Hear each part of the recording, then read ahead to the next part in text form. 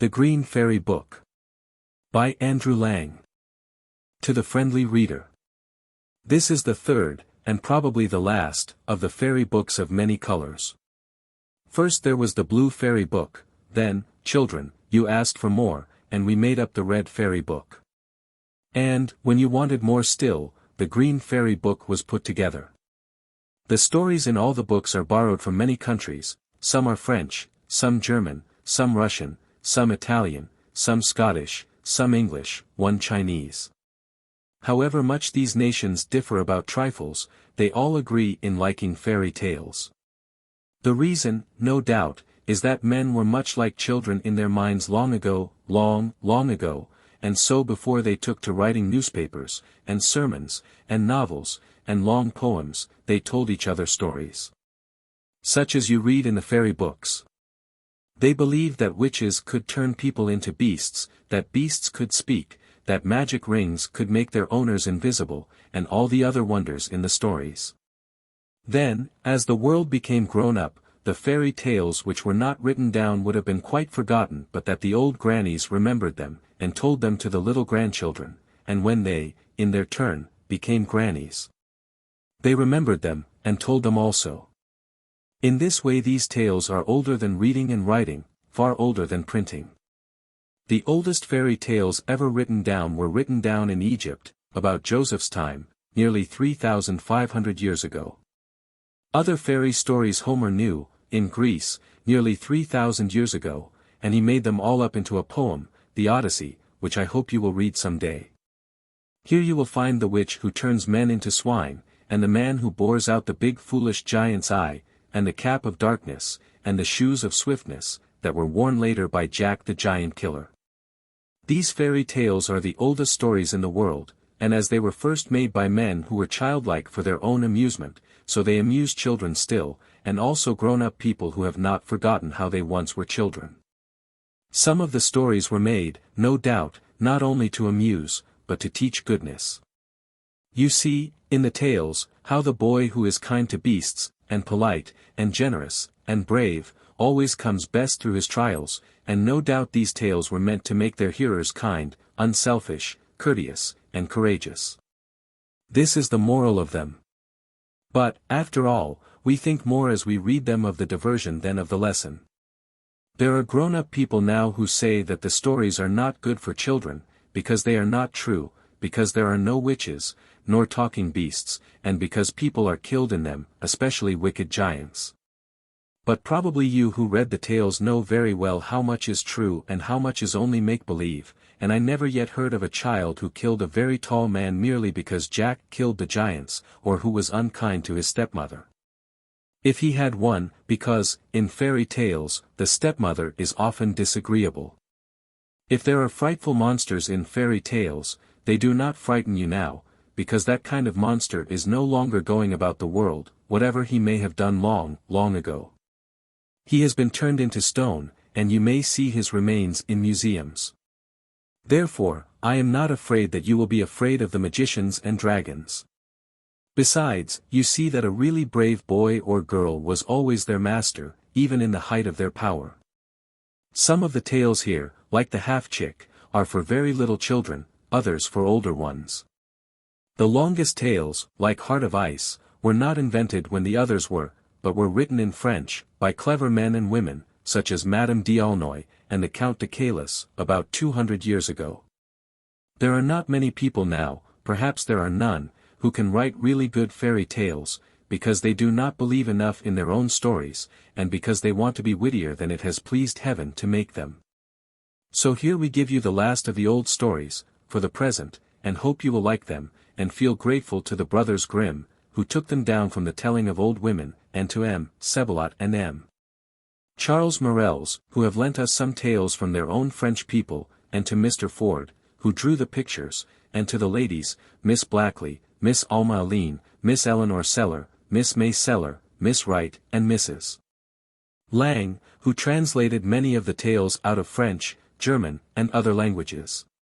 If we have a book for you next year, it shall not be a fairy book. What it is to be is a secret, but we hope that it will not be dull. So goodbye, and when you have read a fairy book, lend it to other children who have none, or tell them the stories in your own way, which is a very pleasant mode of passing the time. How do you find this book? Any thoughts about the book or the author? Any suggestion for improvement?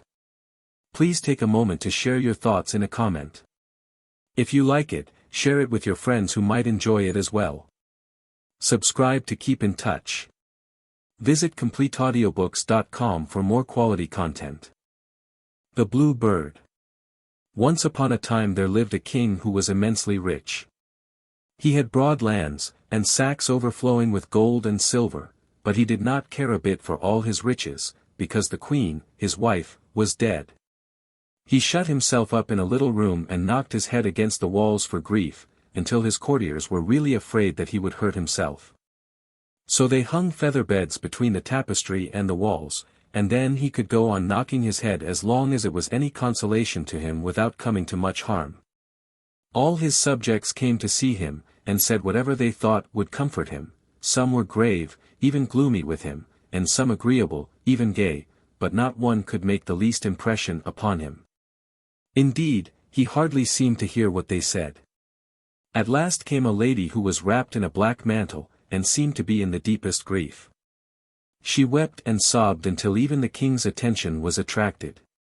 And when she said that, far from coming to try and diminish his grief, she, who had just lost a good husband, was come to add her tears to his, since she knew what he must be feeling, the king redoubled his lamentations.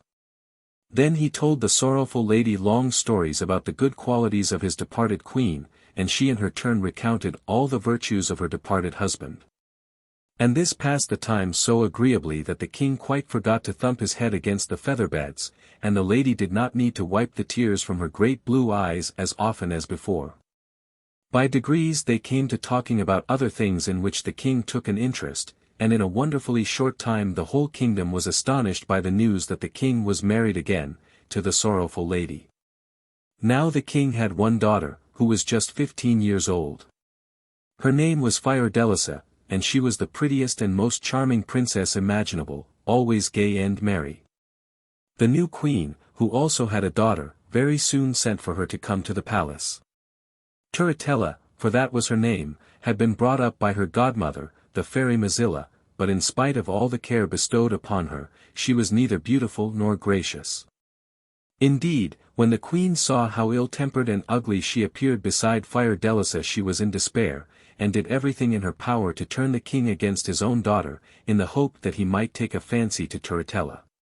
One day the king said that it was time Fiordelisa and Turritella were married, so he would give one of them to the first suitable prince who visited his court.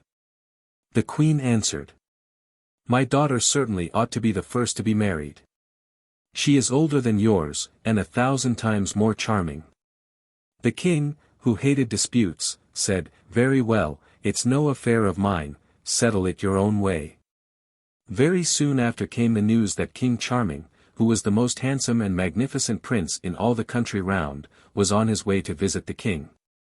As soon as the queen heard this, she set all her jewelers, tailors, weavers, and embroiderers to work upon splendid dresses and ornaments for Turritella, but she told the king that Fiordelisa had no need of anything new. And the night before the king was to arrive, she bribed her waiting woman to steal away all the princess's own dresses and jewels, so that when the day came, and Fiordelisa wished to adorn herself as became her high rank, not even a ribbon could she find. However, as she easily guessed who had played her such a trick, she made no complaint, but sent to the merchants for some rich stuffs. But they said that the queen had expressly forbidden them to supply her with any, and they dared not disobey. So the princess had nothing left to put on but the little white frock she had been wearing the day before, and dressed in that, she went down when the time of the king's arrival came, and sat in a corner hoping to escape notice. The queen received her guest with great ceremony, and presented him to her daughter, who was gorgeously attired, but so much splendor only made her ugliness more noticeable, and the king, after one glance at her, looked the other way. The queen, however, only thought that he was bashful, and took pains to keep Turritella in full view. King Charming then asked if there was not another princess, called Fiordelisa.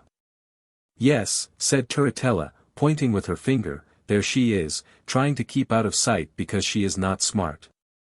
At this Fiordelisa blushed, and looked so shy and so lovely, that the king was fairly astonished. He rose, and bowing low before her, said, "Madam, your incomparable beauty needs no adornment." "Sire," answered the princess, "I assure you that I am not in the habit of wearing dresses as crumpled and untidy as this one, so I should have been better pleased if you had not seen me at all." "Impossible," cried King Charming. "Wherever such a marvelously beautiful princess appears I can look at nothing else." Here the queen broke in, saying sharply, "I assure you, sire, that Fiordelisa is vain enough already. Pray make her no more flattering speeches." The king quite understood that she was not pleased, but that did not matter to him, so he admired Fiordelisa to his heart's content, and talked to her for 3 hours without stopping. The queen was in despair, and so was Turritella, when they saw how much the king preferred Fiordelisa. They complained bitterly to the king, and begged and teased him, until he at last consented to have the princess shut up somewhere out of sight while King Charming's visit lasted. So that night, as she went to her room, she was seized by 4 masked figures, and carried up into the topmost room of a high tower, where they left her in the deepest dejection. She easily guessed that she was to be kept out of sight for fear the king should fall in love with her, but then, how disappointing that was, for she already liked him very much, and would have been quite willing to be chosen for his bride. As King Charming did not know what had happened to the princess, he looked forward impatiently to meeting her again, and he tried to talk about her with the courtiers who were placed in attendance on him. But by the queen's orders they would say nothing good of her, but declared that she was vain, capricious, and bad-tempered. That she tormented her waiting maids, and that, in spite of all the money that the king gave her, she was so mean that she preferred to go about dressed like a poor shepherdess, rather than spend any of it. All these things vexed the king very much, and he was silent. It is true, thought he, that she was very poorly dressed, but then she was so ashamed that it proves that she was not accustomed to be so. I cannot believe that with that lovely face she can be as ill-tempered and contemptible as they say. No, no, the queen must be jealous of her for the sake of that ugly daughter of hers, and so these evil reports are spread.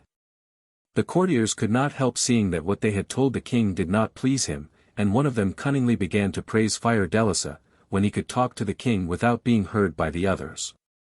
King Charming thereupon became so cheerful, and interested in all he said, that it was easy to guess how much he admired the princess. So when the queen sent for the courtiers and questioned them about all they had found out, their report confirmed her worst fears. As to the poor Princess Fiordelisa, she cried all night without stopping. "It would have been quite bad enough to be shut up in this gloomy tower before I had ever seen King Charming," she said, "but now when he is here, and they are all enjoying themselves with him, it is too unkind." The next day the queen sent King Charming splendid presents of jewels and rich stuffs, and among other things an ornament made expressly in honor of the approaching wedding. It was a heart cut out of one huge ruby, and was surrounded by several diamond arrows, and pierced by one. A golden true lover's knot above the heart bore the motto, "But one can wound me," and the whole jewel was hung upon a chain of immense pearls. Never, since the world has been a world, had such a thing been made, and the king was quite amazed when it was presented to him. The page who brought it begged him to accept it from the princess, who chose him to be her knight. "What?" cried he, "does the lovely Princess Fiordelisa deign to think of me in this amiable and encouraging way?" "You confuse the names, sire," said the page hastily. "I come on behalf of the Princess Turritella." "Oh, it is Turritella who wishes me to be her knight," said the king coldly. "I am sorry that I cannot accept the honor." And he sent the splendid gifts back to the queen and Turritella, who were furiously angry at the contempt with which they were treated.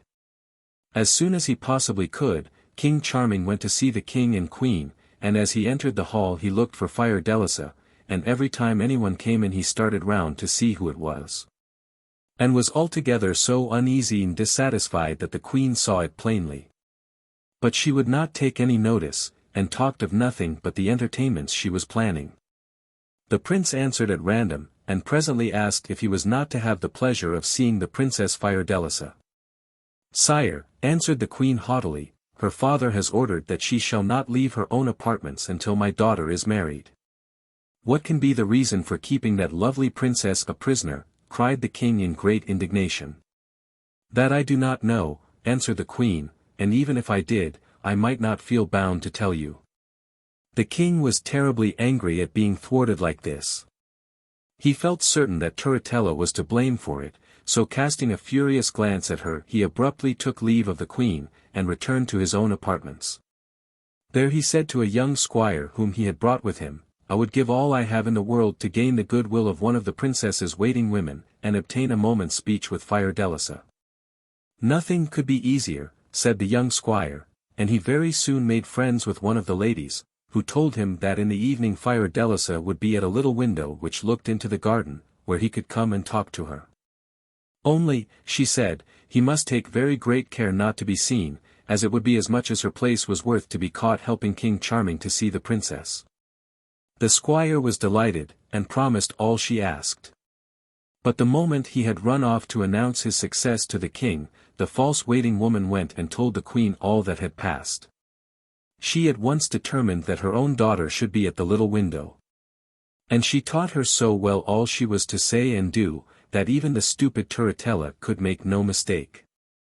The night was so dark that the king had not a chance of finding out the trick that was being played upon him, so he approached the window with the greatest delight, and said everything that he had been longing to say to Fiordelisa to persuade her of his love for her. Turritella answered as she had been taught, that she was very unhappy, and that there was no chance of her being better treated by the queen until her daughter was married. And then the king entreated her to marry him. And thereupon he drew his ring from his finger and put it upon Turritella's, and she answered him as well as she could. The king could not help thinking that she did not say exactly what he would have expected from his darling Fiordelisa, but he persuaded himself that the fear of being surprised by the queen was making her awkward and unnatural.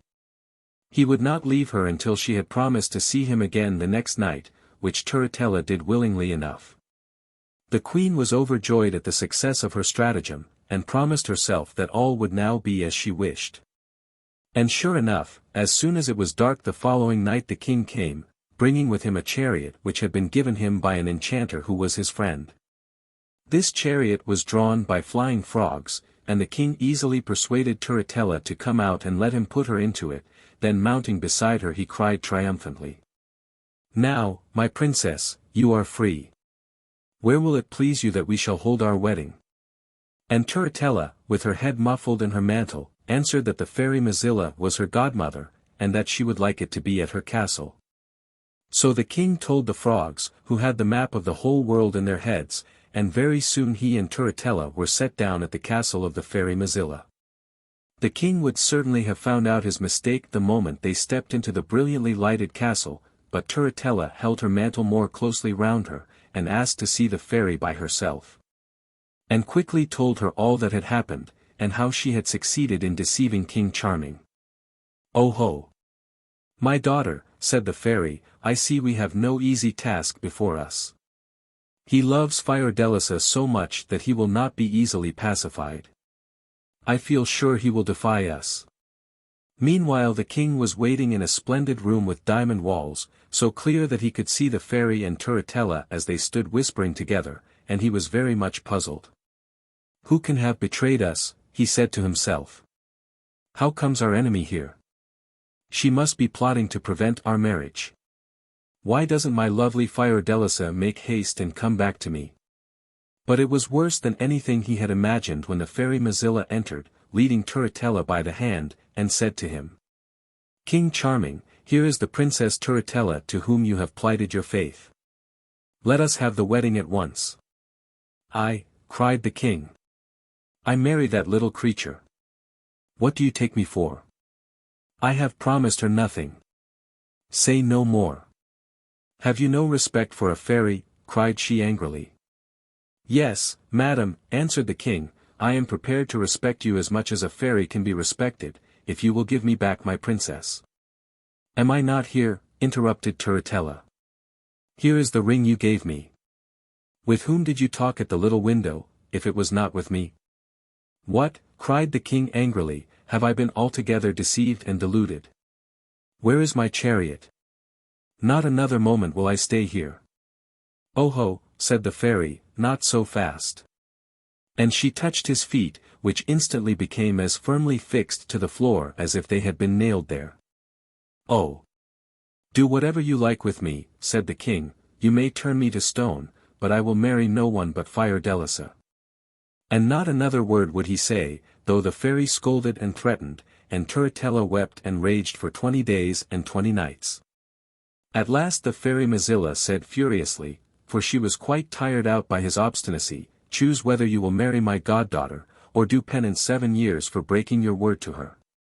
And then the king cried gaily, pray do whatever you like with me, as long as you deliver me from this ugly scold.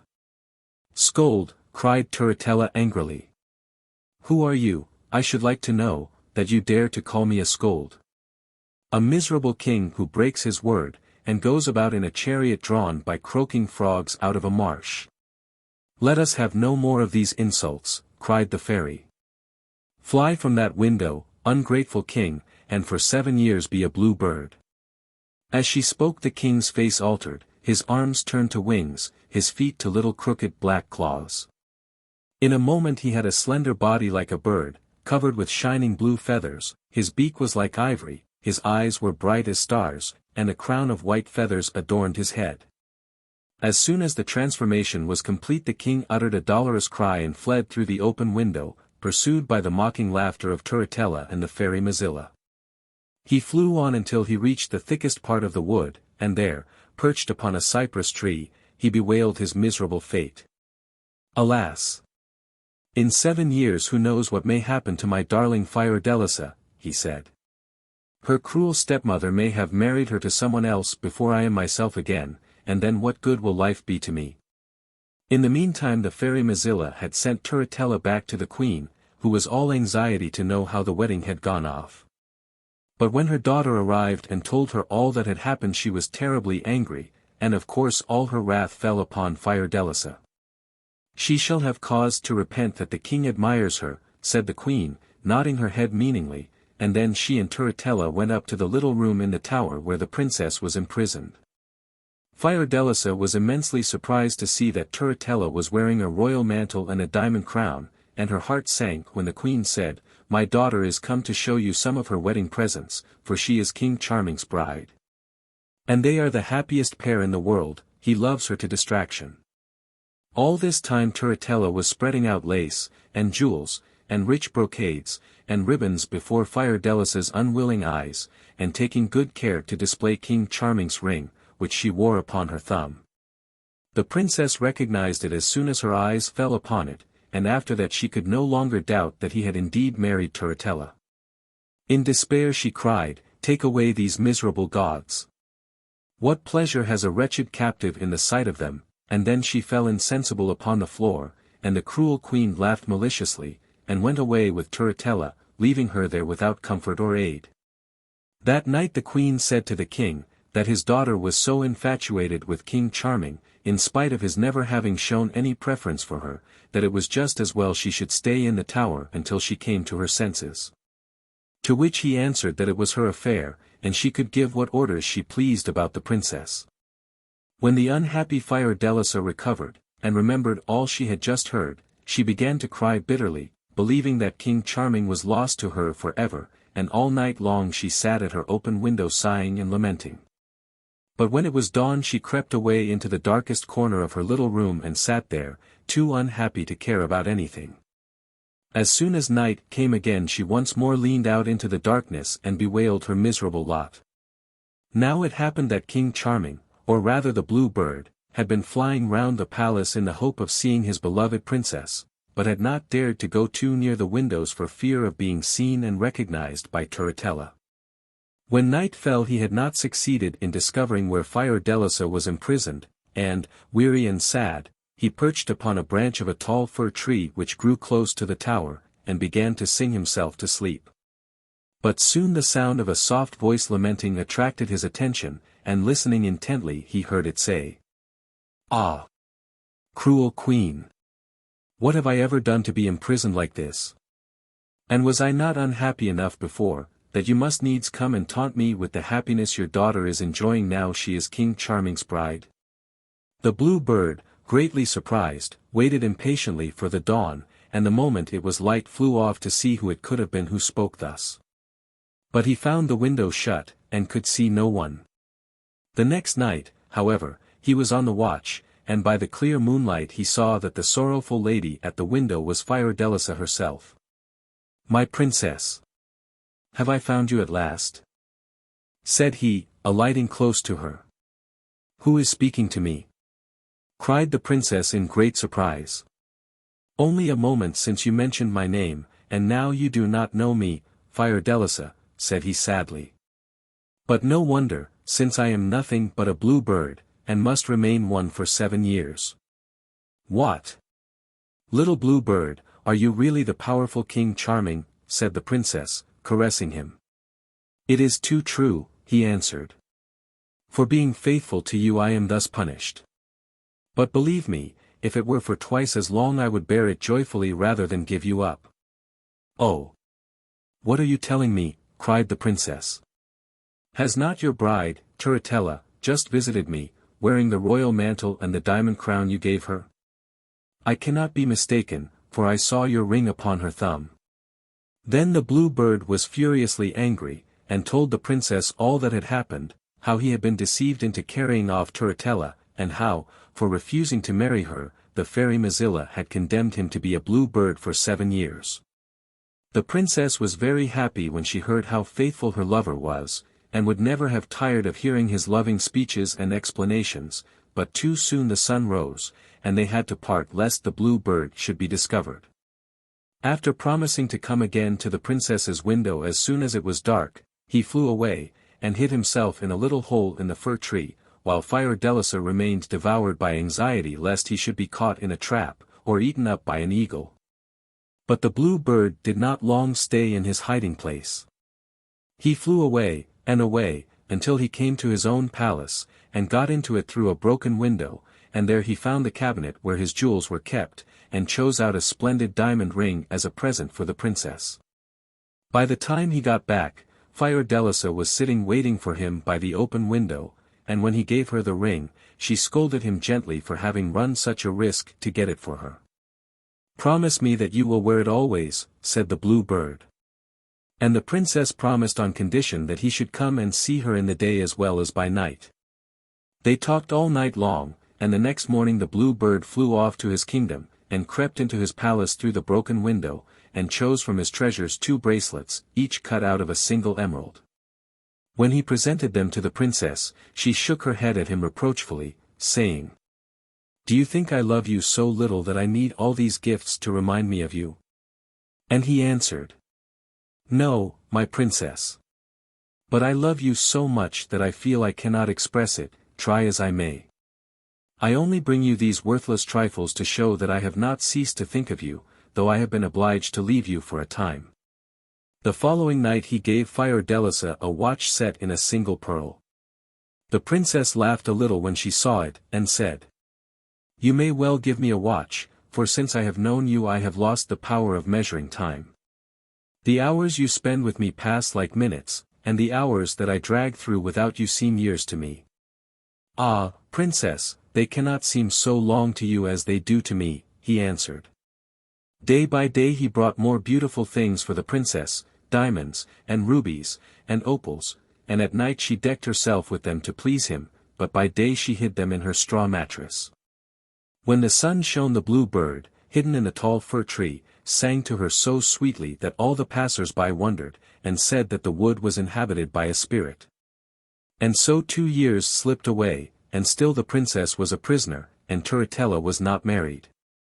The queen had offered her hand to all the neighboring princes, but they always answered that they would marry Fiordelisa with pleasure, but not Turritella on any account. This displeased the queen terribly. "Fiordelisa must be in league with them, to annoy me," she said. "Let us go and accuse her of it." So she and Turritella went up into the tower. Now it happened that it was nearly midnight, and Fiordelisa, all decked with jewels, was sitting at the window with the blue bird. And as the queen paused outside the door to listen, she heard the princess and her lover singing together a little song he had just taught her. These were the words. "Oh! What a luckless pair are we! One in a prison, and one in a tree. All our trouble and anguish came from our faithfulness spoiling our enemies' game. But vainly they practiced their cruel arts, for naught can sever our two fond hearts. They sound melancholy perhaps, but the two voices sang them gaily enough, and the queen burst open the door, crying, 'Ah! My Turritella, there is some treachery going on here.' As soon as she saw her, Fiordelisa, with great presence of mind, hastily shut her little window, that the blue bird might have time to escape, and then turned to meet the queen, who overwhelmed her with a torrent of reproaches. 'Your intrigues are discovered, madam,' she said furiously, 'and you need not hope that your high rank will save you from the punishment you deserve.' 'And with whom do you accuse me of intriguing, madam?' said the princess. 'Have I not been your prisoner these 2 years, and who have I seen except the jailers sent by you?' While she spoke, the queen and Turritella were looking at her in the greatest surprise, perfectly dazzled by her beauty and the splendor of her jewels, and the queen said, 'If one may ask, madam, where did you get all these diamonds? Perhaps you mean to tell me that you have discovered a mine of them in the tower.' 'I certainly did find them here,' answered the princess. 'And pray,' said the queen, her wrath increasing every moment, 'for whose admiration are you decked out like this, since I have often seen you not half as fine on the most important occasions at court?' 'For my own,' answered Fiordelisa. 'You must admit that I have had plenty of time on my hands, so you cannot be surprised at my spending some of it in making myself smart.' 'That's all very fine,' said the queen suspiciously. 'I think I will look about, and see for myself.' So she and Turritella began to search every corner of the little room, and when they came to the straw mattress out fell such a quantity of pearls, diamonds, rubies, opals, emeralds, and sapphires, that they were amazed, and could not tell what to think. But the queen resolved to hide somewhere a packet of false letters to prove that the princess had been conspiring with the king's enemies, and she chose the chimney as a good place. Fortunately for Fiordelisa, this was exactly where the blue bird had perched himself, to keep an eye upon her proceedings, and try to avert danger from his beloved princess, and now he cried, 'Beware, Fiordelisa! Your false enemy is plotting against you.' This strange voice so frightened the queen that she took the letter and went away hastily with Turritella, and they held a council to try and devise some means of finding out what fairy or enchanter was favoring the princess. At last they sent one of the queen's maids to wait upon Fiordelisa, and told her to pretend to be quite stupid, and to see and hear nothing, while she was really to watch the princess day and night, and keep the queen informed of all her doings. Poor Fiordelisa, who guessed she was sent as a spy, was in despair, and cried bitterly that she dared not see her dear blue bird for fear that some evil might happen to him if he were discovered. The days were so long, and the nights so dull, but for a whole month she never went near her little window, lest he should fly to her as he used to do. However, at last the spy, who had never taken her eyes off the princess day or night, was so overcome with weariness that she fell into a deep sleep, and as soon as the princess saw that, she flew to open her window and cried softly, 'Blue bird! Blue as the sky! Fly to me now, there's nobody by.' And the blue bird, who had never ceased to flutter round within sight and hearing of her prison, came in an instant. They had so much to say, and were so overjoyed to meet once more, that it scarcely seemed to them 5 minutes before the sun rose, and the blue bird had to fly away.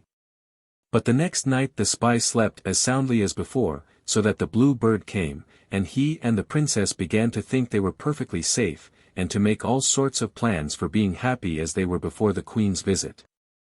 But, alas!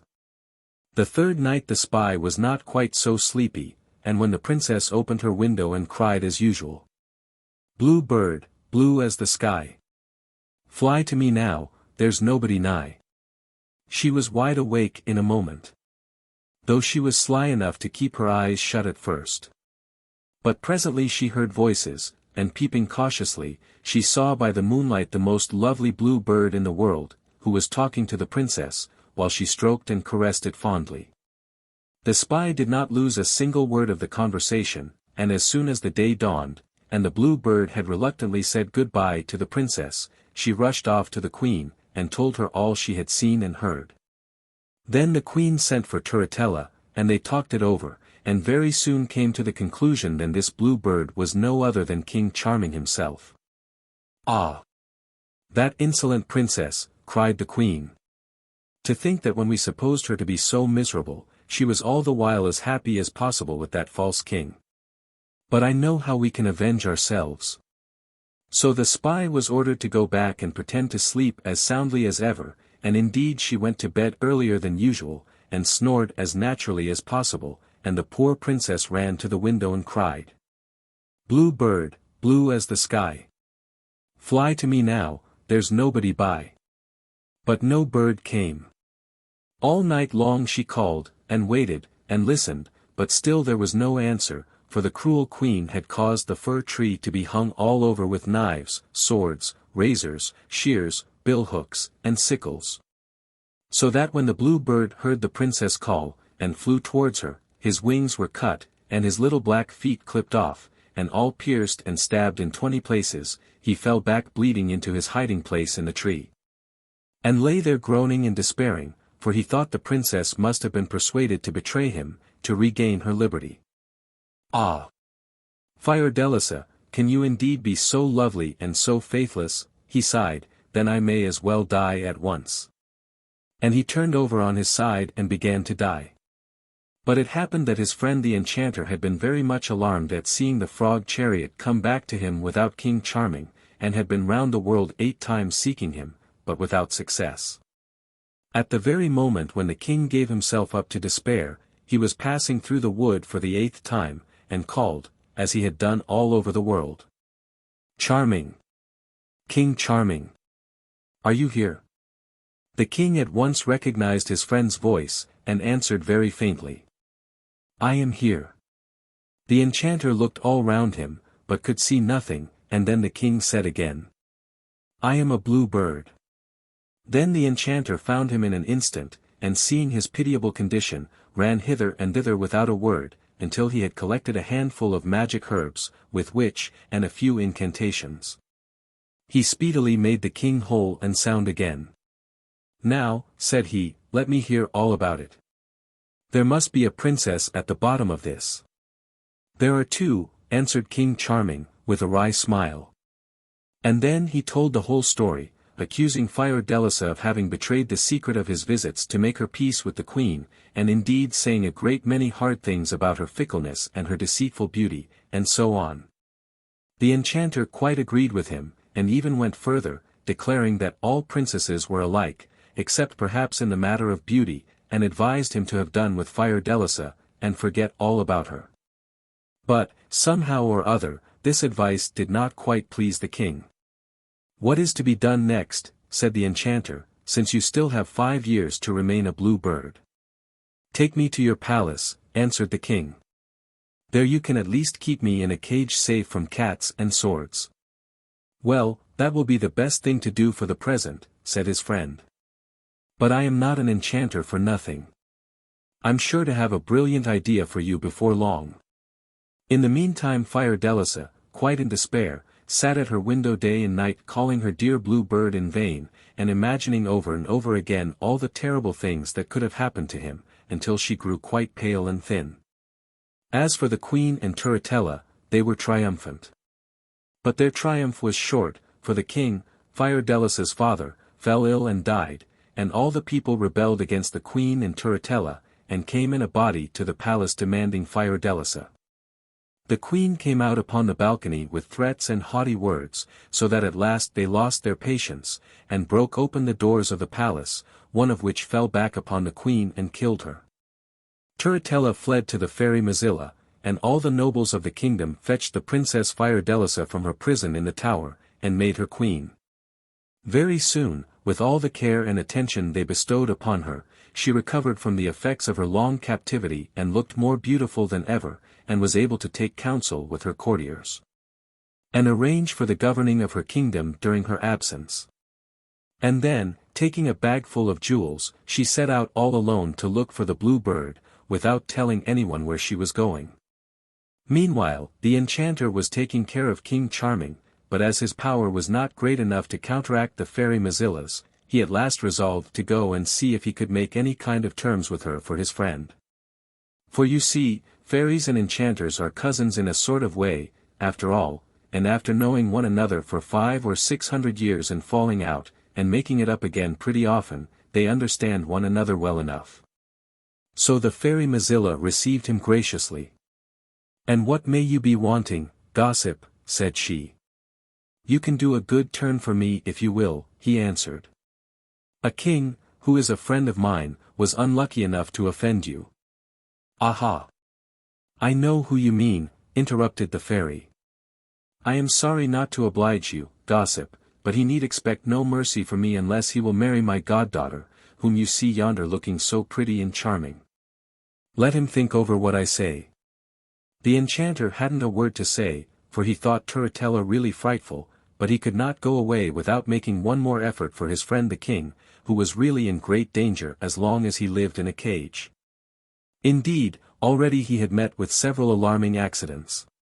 Once the nail on which his cage was hung had given way, and his feathered majesty had suffered much from the fall, while Madame Puss, who happened to be in the room at the time, had given him a scratch in the eye which came very near blinding him. Another time they had forgotten to give him any water to drink, so that he was nearly dead with thirst. And the worst thing of all was that he was in danger of losing his kingdom, for he had been absent so long that all his subjects believed him to be dead. So considering all these things the enchanter agreed with the fairy Mazilla that she should restore the king to his natural form, and should take Turritella to stay in his palace for several months, and if, after the time was over, he still could not make up his mind to marry her, he should once more be changed into a blue bird.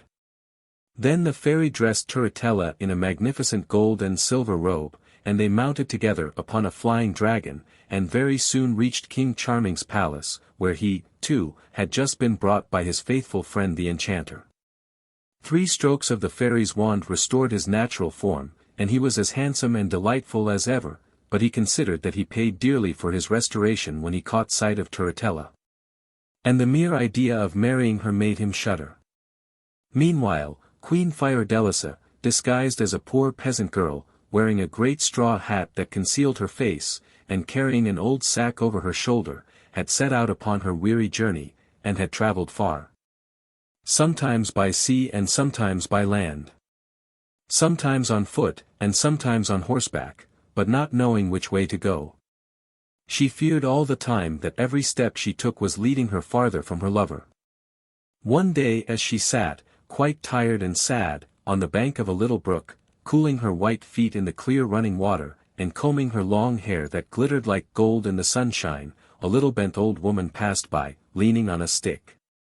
She stopped, and said to Fiordelisa, "What, my pretty child, are you all alone?" "Indeed, good mother, I am too sad to care for company," she answered, and the tears ran down her cheeks. "Don't cry," said the old woman, "but tell me truly what is the matter. Perhaps I can help you." The queen told her willingly all that had happened, and how she was seeking the blue bird. Thereupon the little old woman suddenly stood up straight, and grew tall, and young, and beautiful, and said with a smile to the astonished Fiordelisa, "Lovely queen, the king whom you seek is no longer a bird. My sister Mazilla has given his own form back to him, and he is in his own kingdom. Do not be afraid, you will reach him, and will prosper. Take these 4 eggs, if you break one when you are in any great difficulty, you will find aid." So saying, she disappeared, and Fiordelisa, feeling much encouraged, put the eggs into her bag and turned her steps towards Charming's kingdom. After walking on and on for 8 days and 8 nights, she came at last to a tremendously high hill of polished ivory, so steep that it was impossible to get a foothold upon it. Fiordelisa tried 1,000 times, and scrambled and slipped, but always in the end found herself exactly where she started from. At last she sat down at the foot of it in despair, and then suddenly bethought herself of the eggs. Breaking one quickly, she found in it some little gold hooks, and with these fastened to her feet and hands, she mounted the ivory hill without farther trouble, for the little hooks saved her from slipping. As soon as she reached the top a new difficulty presented itself, for all the other side, and indeed the whole valley, was one polished mirror, in which thousands and thousands of people were admiring their reflections. For this was a magic mirror, in which people saw themselves just as they wished to appear, and pilgrims came to it from the four corners of the world. But nobody had ever been able to reach the top of the hill, and when they saw Fiordelisa standing there, they raised a terrible outcry, declaring that if she set foot upon their glass she would break it to pieces. The queen, not knowing what to do, for she saw it would be dangerous to try to go down, broke the second egg, and out came a chariot, drawn by 2 white doves, and Fiordelisa got into it, and was floated softly away. After a night and a day the doves alighted outside the gate of King Charming's kingdom. Here the queen got out of the chariot, and kissed the doves and thanked them, and then with a beating heart she walked into the town, asking the people she met where she could see the king. But they only laughed at her, crying, "See the king? And pray, why do you want to see the king, my little kitchen maid? You had better go and wash your face first, your eyes are not clear enough to see him." For the queen had disguised herself, and pulled her hair down about her eyes, that no one might know her. As they would not tell her, she went on farther, and presently asked again, and this time the people answered that tomorrow she might see the king driving through the streets with the Princess Turritella. As it was said that at last he had consented to marry her. This was indeed terrible news to Fiordelisa. Had she come all this weary way only to find Turritella had succeeded in making King Charming forget her? She was too tired and miserable to walk another step, so she sat down in a doorway and cried bitterly all night long. As soon as it was light she hastened to the palace, and after being sent away 50 times by the guards, she got in at last, and saw the throne set in the great hall for the king and Turritella, who was already looked upon as queen. Fiordelisa hid herself behind a marble pillar, and very soon saw Turritella make her appearance, richly dressed, but as ugly as ever, and with her came the king, more handsome and splendid even than Fiordelisa had remembered him. When Turritella had seated herself upon the throne, the queen approached her. "Who are you, and how dare you come near my high mightiness, upon my golden throne?" said Turritella, frowning fiercely at her.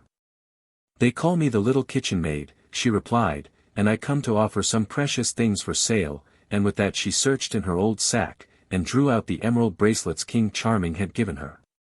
"Ho, ho!" said Turritella, "those are pretty bits of glass. I suppose you would like 5 silver pieces for them." "Show them to someone who understands such things, madam," answered the queen, "after that we can decide upon the price." Turritella, who really loved King Charming as much as she could love anybody, and was always delighted to get a chance of talking to him, now showed him the bracelets, asking how much he considered them worth. As soon as he saw them he remembered those he had given to Fiordelisa, and turned very pale and sighed deeply, and fell into such sad thought that he quite forgot to answer her. Presently she asked him again, and then he said, with a great effort, "I believe these bracelets are worth as much as my kingdom. I thought there was only one such pair in the world, but here, it seems, is another." Then Turritella went back to the queen, and asked her what was the lowest price she would take for them. "More than you would find it easy to pay, madam," answered she. "But if you will manage for me to sleep one night in the Chamber of Echoes, I will give you the emeralds." "By all means, my little kitchen maid," said Turritella, highly delighted. The king did not try to find out where the bracelets had come from, not because he did not want to know, but because the only way would have been to ask Turritella. And he disliked her so much that he never spoke to her if he could possibly avoid it. It was he who had told Fiordelisa about the Chamber of Echoes, when he was a blue bird. It was a little room below the king's own bedchamber, and was so ingeniously built that the softest whisper in it was plainly heard in the king's room. Fiordelisa wanted to reproach him for his faithlessness, and could not imagine a better way than this. So when, by Turritella's orders, she was left there she began to weep and lament, and never ceased until daybreak. The king's pages told Turritella, when she asked them, what a sobbing and sighing they had heard, and she asked Fiordelisa what it was all about. The queen answered that she often dreamed and talked aloud. But by an unlucky chance the king heard nothing of all this, for he took a sleeping draught every night before he lay down, and did not wake up until the sun was high. The queen passed the day in great disquietude. If he did hear me, she said, could he remain so cruelly indifferent?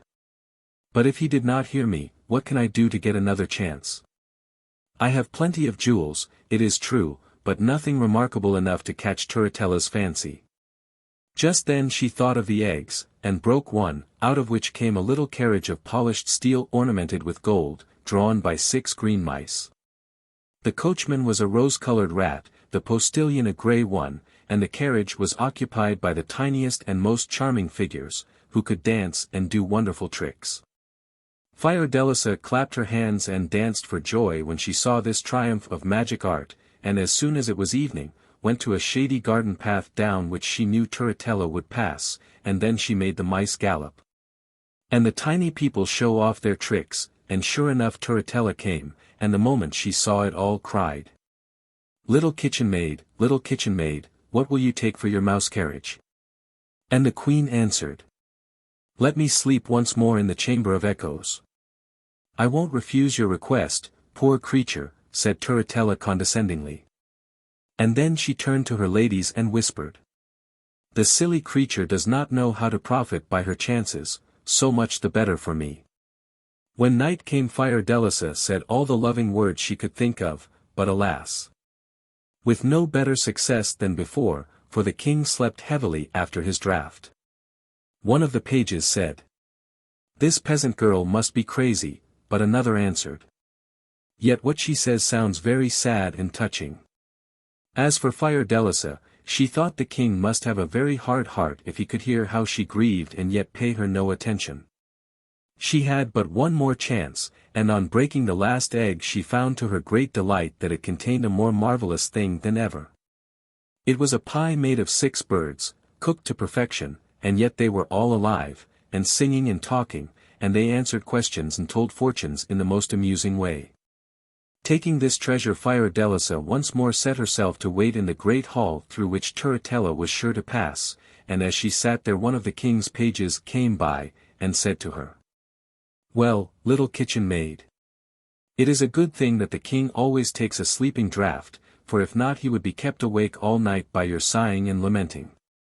Then Fiordelisa knew why the king had not heeded her, and taking a handful of pearls and diamonds out of her sack, she said, "If you can promise me that tonight the king shall not have his sleeping draught, I will give you all these jewels." "Oh! I promise that willingly," said the page. At this moment Turritella appeared, and at the first sight of the savory pie, with the pretty little birds all singing and chattering, she cried, "That is an admirable pie, little kitchen maid. Pray what will you take for it?" "The usual price," she answered. "To sleep once more in the chamber of echoes." "By all means, only give me the pie," said the greedy Turritella. And when night was come, Queen Fiordelisa waited until she thought everybody in the palace would be asleep, and then began to lament as before. "Ah, charming," she said, "what have I ever done that you should forsake me and marry Turritella? If you could only know all I have suffered, and what a weary way I have come to seek you." Now the page had faithfully kept his word, and given King Charming a glass of water instead of his usual sleeping draught, so there he lay wide awake, and heard every word Fiordelisa said, and even recognized her voice, though he could not tell where it came from. "Ah, princess," he said, "how could you betray me to our cruel enemies when I loved you so dearly?" Fiordelisa heard him, and answered quickly, "Find out the little kitchen maid, and she will explain everything."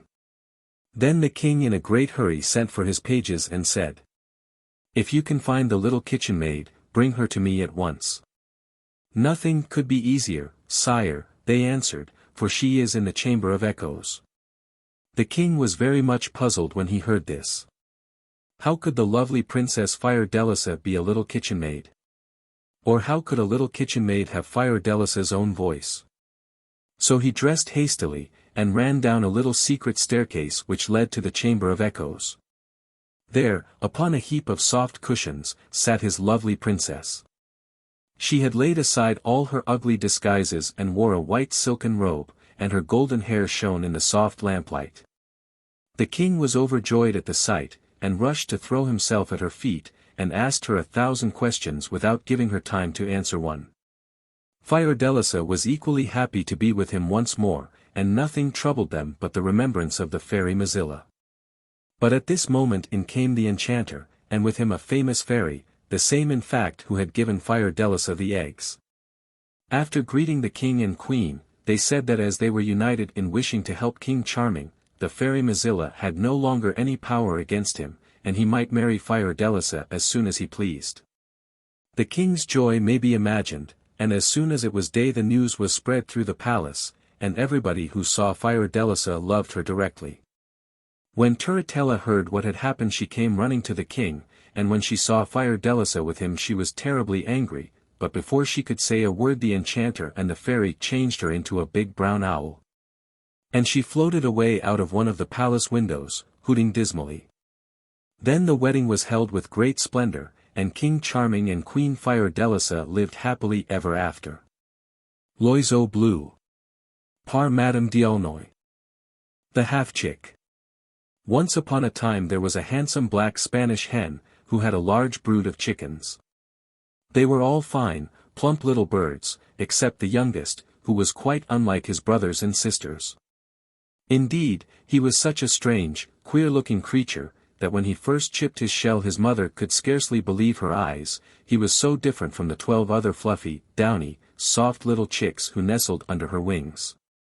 This one looked just as if he had been cut in two. He had only one leg, and one wing, and one eye, and he had half a head and half a beak. His mother shook her head sadly as she looked at him and said, "My youngest born is only a half-chick. He can never grow up a tall handsome cock like his brothers. They will go out into the world and rule over poultry yards of their own, but this poor little fellow will always have to stay at home with his mother." And she called him Medio Polito, which is Spanish for half-chick. Now though Medio Polito was such an odd, helpless-looking little thing, his mother soon found that he was not at all willing to remain under her wing and protection. Indeed, in character he was as unlike his brothers and sisters as he was in appearance. They were good, obedient chickens, and when the old hen chicked after them, they chirped and ran back to her side. But Medio Polito had a roving spirit in spite of his one leg, and when his mother called to him to return to the coop, he pretended that he could not hear, because he had only one ear. When she took the whole family out for a walk in the fields, Medio Polito would hop away by himself, and hide among the Indian corn. Many an anxious minute his brothers and sisters had looking for him, while his mother ran to and fro cackling in fear and dismay. As he grew older he became more self-willed and disobedient, and his manner to his mother was often very rude, and his temper to the other chickens very disagreeable. One day he had been out for a longer expedition than usual in the fields. On his return he strutted up to his mother with the peculiar little hop and kick which was his way of walking, and cocking his one eye at her in a very bold way he said, "Mother, I am tired of this life in a dull farmyard, with nothing but a dreary maize field to look at. I'm off to Madrid to see the king." "To Madrid, Medio Polito," exclaimed his mother, "why, you silly chick, it would be a long journey for a grown-up cock, and a poor little thing like you would be tired out before you had gone half the distance. No, no, stay at home with your mother, and some day, when you are bigger, we will go a little journey together."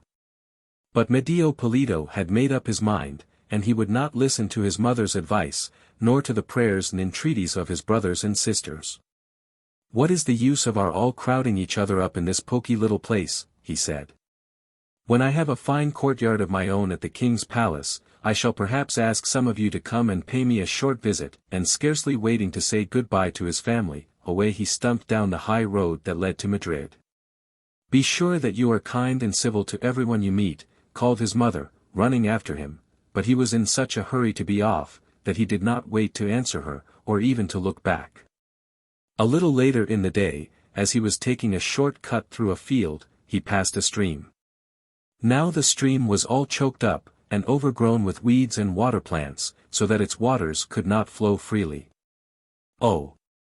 Medio Polito," it cried, as the half-chick hopped along its banks, "do come and help me by clearing away these weeds." "Help you, indeed," exclaimed Medio Polito, tossing his head, and shaking the few feathers in his tail. "Do you think I have nothing to do but to waste my time on such trifles? Help yourself, and don't trouble busy travelers. I am off to Madrid to see the king," and hoppity-kick, away stumped Medio Polito. A little later he came to a fire that had been left by some gypsies in a wood. It was burning very low, and would soon be out. "Oh! Medio Polito," cried the fire, in a weak, wavering voice as the half-chick approached, "in a few minutes I shall go quite out, unless you put some sticks and dry leaves upon me. Do help me, or I shall die." "Help you, indeed," answered Medio Polito. "I have other things to do. Gather sticks for yourself, and don't trouble me. I am off to Madrid to see the king," and hoppity-kick, away stumped Medio Polito. The next morning, as he was getting near Madrid, he passed a large chestnut tree, in whose branches the wind was caught and entangled. "Oh!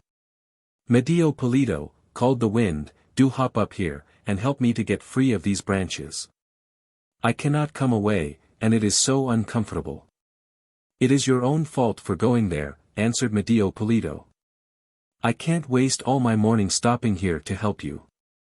Just shake yourself off, and don't hinder me, for I am off to Madrid to see the king," and hoppity-kick, away stumped Medio Polito in great glee, for the towers and roofs of Madrid were now in sight. When he entered the town he saw before him a great splendid house, with soldiers standing before the gates. This he knew must be the king's palace, and he determined to hop up to the front gate and wait there until the king came out. But as he was hopping past one of the back windows the king's cook saw him. "Here is the very thing I want," he exclaimed, "for the king has just sent a message to say that he must have chicken broth for his dinner." And opening the window he stretched out his arm, caught Medio Polito, and popped him into the broth pot that was standing near the fire. Oh! How wet and clammy the water felt as it went over Medio Polito's head, making his feathers cling to his side. "Water, water," he cried in his despair, "do have pity upon me, and do not wet me like this." "Ah! Medio Polito," replied the water, "you would not help me when I was a little stream away on the fields, now you must be punished." Then the fire began to burn and scald Medio Polito, and he danced and hopped from one side of the pot to the other, trying to get away from the heat and crying out in pain. "Fire, fire! Do not scorch me like this, you can't think how it hurts." "Ah! Medio Polito," answered the fire, "you would not help me when I was dying away in the wood. You are being punished." At last, just when the pain was so great that Medio Polito thought he must die, the cook lifted up the lid of the pot to see if the broth was ready for the king's dinner. "Look here," he cried in horror, "this chicken is quite useless. It is burnt to a cinder. I can't send it up to the royal table," and opening the window he threw Medio Polito out into the street. But the wind caught him up, and whirled him through the air so quickly that Medio Polito could scarcely breathe, and his heart beat against his side till he thought it would break. "Oh, wind!" At last he gasped out, "If you hurry me along like this you will kill me. Do let me rest a moment, or—" but he was so breathless that he could not finish his sentence. "Ah! Medio Polito," replied the wind, "when I was caught in the branches of the chestnut tree you would not help me, now you are punished." And he swirled Medio Polito over the roofs of the houses till they reached the highest church in the town, and there he left him fastened to the top of the steeple. And there stands Medio Polito to this day. And if you go to Madrid, and walk through the streets till you come to the highest church, you will see Medio Polito perched on his one leg on the steeple, with his one wing drooping at his side, and gazing sadly out of his one eye over the town. Spanish tradition. The story of Caliph Stork. Caliph Chasid, of Baghdad, was resting comfortably on his divan one fine afternoon. He was smoking a long pipe, and from time to time he sipped a little coffee which a slave handed to him, and after each sip he stroked his long beard with an air of enjoyment. In short, anyone could see that the Caliph was in an excellent humor. This was, in fact, the best time of day in which to approach him, for just now he was pretty sure to be both affable and in good spirits, and for this reason the Grand Vizier Mansur always chose this hour in which to pay his daily visit. He arrived as usual this afternoon, but, contrary to his usual custom, with an anxious face. The Caliph withdrew his pipe for a moment from his lips and asked, "Why do you look so anxious, Grand Vizier?" The Grand Vizier crossed his arms on his breast and bent low before his master as he answered. "Oh, my lord! Whether my countenance be anxious or not I know not, but down below, in the court of the palace, is a peddler with such beautiful things that I cannot help feeling annoyed at having so little money to spare." The Caliph, who had wished for some time past to give his Grand Vizier a present, ordered his black slave to bring the peddler before him at once. The slave soon returned, followed by the peddler, a short stout man with a swarthy face, and dressed in very ragged clothes. He carried a box containing all manner of wares, strings of pearls, rings, richly mounted pistols, goblets, and combs. The Caliph and his vizier inspected everything, and the Caliph chose some handsome pistols for himself and Mansur, and a jeweled comb for the vizier's wife. Just as the peddler was about to close his box, the Caliph noticed a small drawer, and asked if there was anything else in it for sale. The peddler opened the drawer and showed them a box containing a black powder, and a scroll written in strange characters, which neither the Caliph nor the Mansur could read. "I got these 2 articles from a merchant who had picked them up in the street at Mecca," said the peddler. "I do not know what they may contain, but as they are of no use to me, you are welcome to have them for a trifle." The Caliph, who liked to have old manuscripts in his library, even though he could not read them, purchased the scroll and the box, and dismissed the peddler. Then, being anxious to know what might be the contents of the scroll, he asked the vizier if he did not know of anyone who might be able to decipher it. "Most gracious lord and master," replied the vizier, "near the great mosque lives a man called Selim the Learned, who knows every language under the sun. Send for him, it may be that he will be able to interpret these mysterious characters." The learned Selim was summoned immediately. "Selim," said the Caliph, "I hear you are a scholar. Look well at this scroll and see whether you can read it. If you can, I will give you a robe of honor. But if you fail, I will order you to receive 12 strokes on your cheeks, and 25 on the soles of your feet, because you have been falsely called Selim the Learned."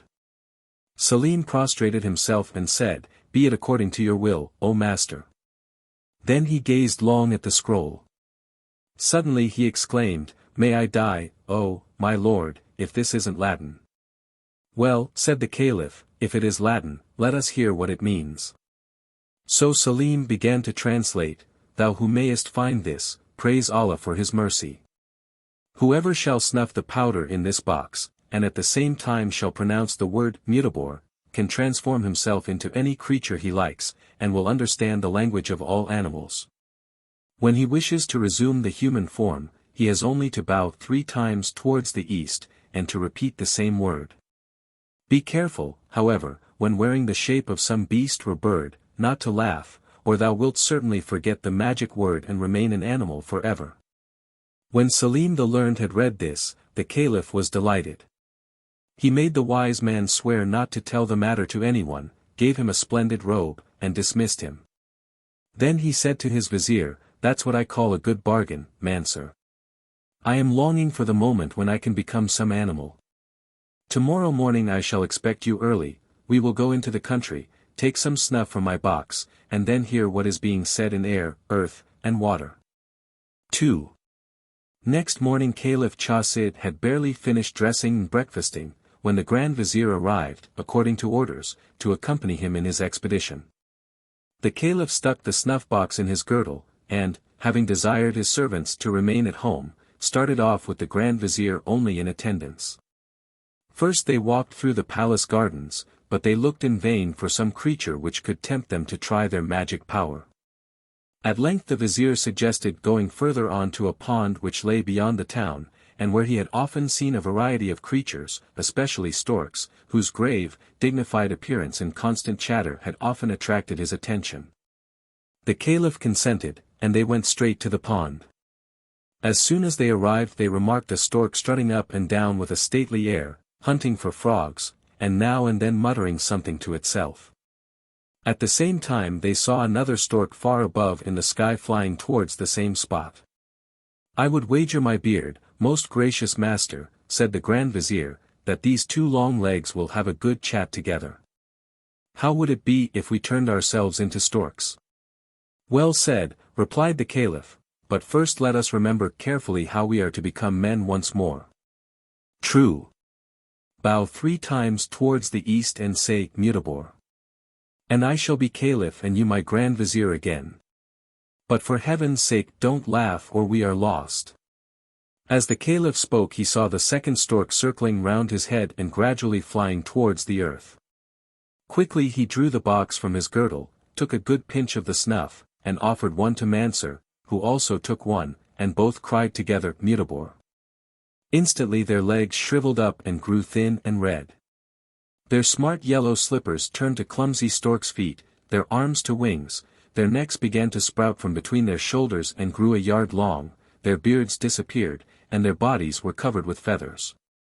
"You've got a fine long bill, Sir Vizier," cried the Caliph, after standing for some time lost in astonishment. "By the beard of the Prophet I never saw such a thing in all my life." "My very humble thanks," replied the Grand Vizier, as he bent his long neck, "but, if I may venture to say so, your Highness is even handsomer as a stork than as a Caliph. But come, if it so pleases you, let us go near our comrades there and find out whether we really do understand the language of storks." Meantime the second stork had reached the ground. It first scraped its bill with its claw, stroked down its feathers, and then advanced towards the first stork. The two newly made storks lost no time in drawing near, and to their amazement overheard the following conversation. "Good morning, Dame Longlegs. You are out early this morning." "Yes, indeed, dear Chatterbill. I am getting myself a morsel of breakfast. May I offer you a joint of lizard or a frog's thigh?" "A thousand thanks, but I have really no appetite this morning. I am here for a very different purpose. I am to dance today before my father's guests, and I have come to the meadow for a little quiet practice." Thereupon the young stork began to move about with the most wonderful steps. The Caliph and Mansur looked on in surprise for some time. But when at last she balanced herself in a picturesque attitude on one leg, and flapped her wings gracefully up and down, they could hold out no longer. A prolonged peal burst from each of their bills, and it was some time before they could recover their composure. The Caliph was the first to collect himself. "That was the best joke," said he, "I've ever seen. It's a pity the stupid creatures were scared away by our laughter, or no doubt they would have sung next." Suddenly, however, the Vizier remembered how strictly they had been warned not to laugh during their transformation. He at once communicated his fears to the Caliph, who exclaimed, "By Mecca and Medina! It would indeed prove but a poor joke if I had to remain a stork for the remainder of my days. Do just try and remember the stupid word, it has slipped my memory. We must bow 3 times eastwards and say, moo moo moo." They turned to the east and fell to bowing till their bills touched the ground, but, oh horror, the magic word was quite forgotten, and however often the Caliph bowed and however touchingly his Vizier cried moo moo, they could not recall it, and the unhappy Chasid and Mansur remained storks as they were. 3. The two enchanted birds wandered sadly on through the meadows. In their misery they could not think what to do next. They could not rid themselves of their new forms, there was no use in returning to the town and saying who they were, for who would believe a stork who announced that he was a Caliph? And even if they did believe him, would the people of Baghdad consent to let a stork rule over them? So they lounged about for several days, supporting themselves on fruits, which, however, they found some difficulty in eating with their long bills. They did not much care to eat frogs or lizards. Their one comfort in their sad plight was the power of flying, and accordingly they often flew over the roofs of Baghdad to see what was going on there. During the first few days they noticed signs of much disturbance and distress in the streets, but about the fourth day, as they sat on the roof of the palace, they perceived a splendid procession passing below them along the street. Drums and trumpets sounded, a man in a scarlet mantle, embroidered in gold, sat on a splendidly caparisoned horse surrounded by richly dressed slaves. Half Baghdad crowded after him, and they all shouted, "Hail, Mirza, the Lord of Baghdad." The two storks on the palace roof looked at each other, and Caliph Chasid said, "Can you guess now, Grand Vizier, why I have been enchanted? This Mirza is the son of my deadly enemy, the mighty magician Kashnur, who in an evil moment vowed vengeance on me. Still I will not despair. Come with me, my faithful friend. We will go to the grave of the Prophet, and perhaps at that sacred spot the spell may be loosed." They rose from the palace roof, and spread their wings toward Medina. But flying was not quite an easy matter, for the two storks had had but little practice as yet. "Oh, my lord," gasped the vizier, after a couple of hours, "I can get on no longer, you really fly too quick for me. Besides, it is nearly evening, and we should do well to find some place in which to spend the night." Chasid listened with favor to his servant's suggestion, and perceiving in the valley beneath them a ruin which seemed to promise shelter they flew towards it. The building in which they proposed to pass the night had apparently been formerly a castle. Some handsome pillars still stood amongst the heaps of ruins, and several rooms, which yet remained in fair preservation, gave evidence of former splendor. Chasid and his companion wandered along the passages seeking a dry spot, when suddenly Mansur stood still. "My lord and master," he whispered, "if it were not absurd for a grand vizier, and still more for a stork, to be afraid of ghosts, I should feel quite nervous, for someone or something close by me has sighed and moaned quite audibly." The Caliph stood still and distinctly heard a low weeping sound which seemed to proceed from a human being rather than from any animal. Full of curiosity he was about to rush towards the spot from whence the sounds of woe came, when the vizier caught him by the wing with his bill, and implored him not to expose himself to fresh and unknown dangers. The Caliph, however, under whose stork's breast a brave heart beat, tore himself away with the loss of a few feathers, and hurried down a dark passage. He saw a door which stood ajar, and through which he distinctly heard sighs, mingled with sobs. He pushed open the door with his bill, but remained on the threshold, astonished at the sight which met his eyes. On the floor of the ruined chamber, which was but scantily lighted by a small barred window, sat a large screech owl. Big tears rolled from its large round eyes, and in a hoarse voice it uttered its complaints through its crooked beak. As soon as it saw the Caliph and his vizier, who had crept up meanwhile, it gave vent to a joyful cry. It gently wiped the tears from its eyes with its spotted brown wings, and to the great amazement of the two visitors, addressed them in good human Arabic. "Welcome, ye storks. You are a good sign of my deliverance, for it was foretold me that a piece of good fortune should befall me through a stork." When the Caliph had recovered from his surprise, he drew up his feet into a graceful position, bent his long neck, and said, "Oh, screech owl. From your words I am led to believe that we see in you a companion in misfortune.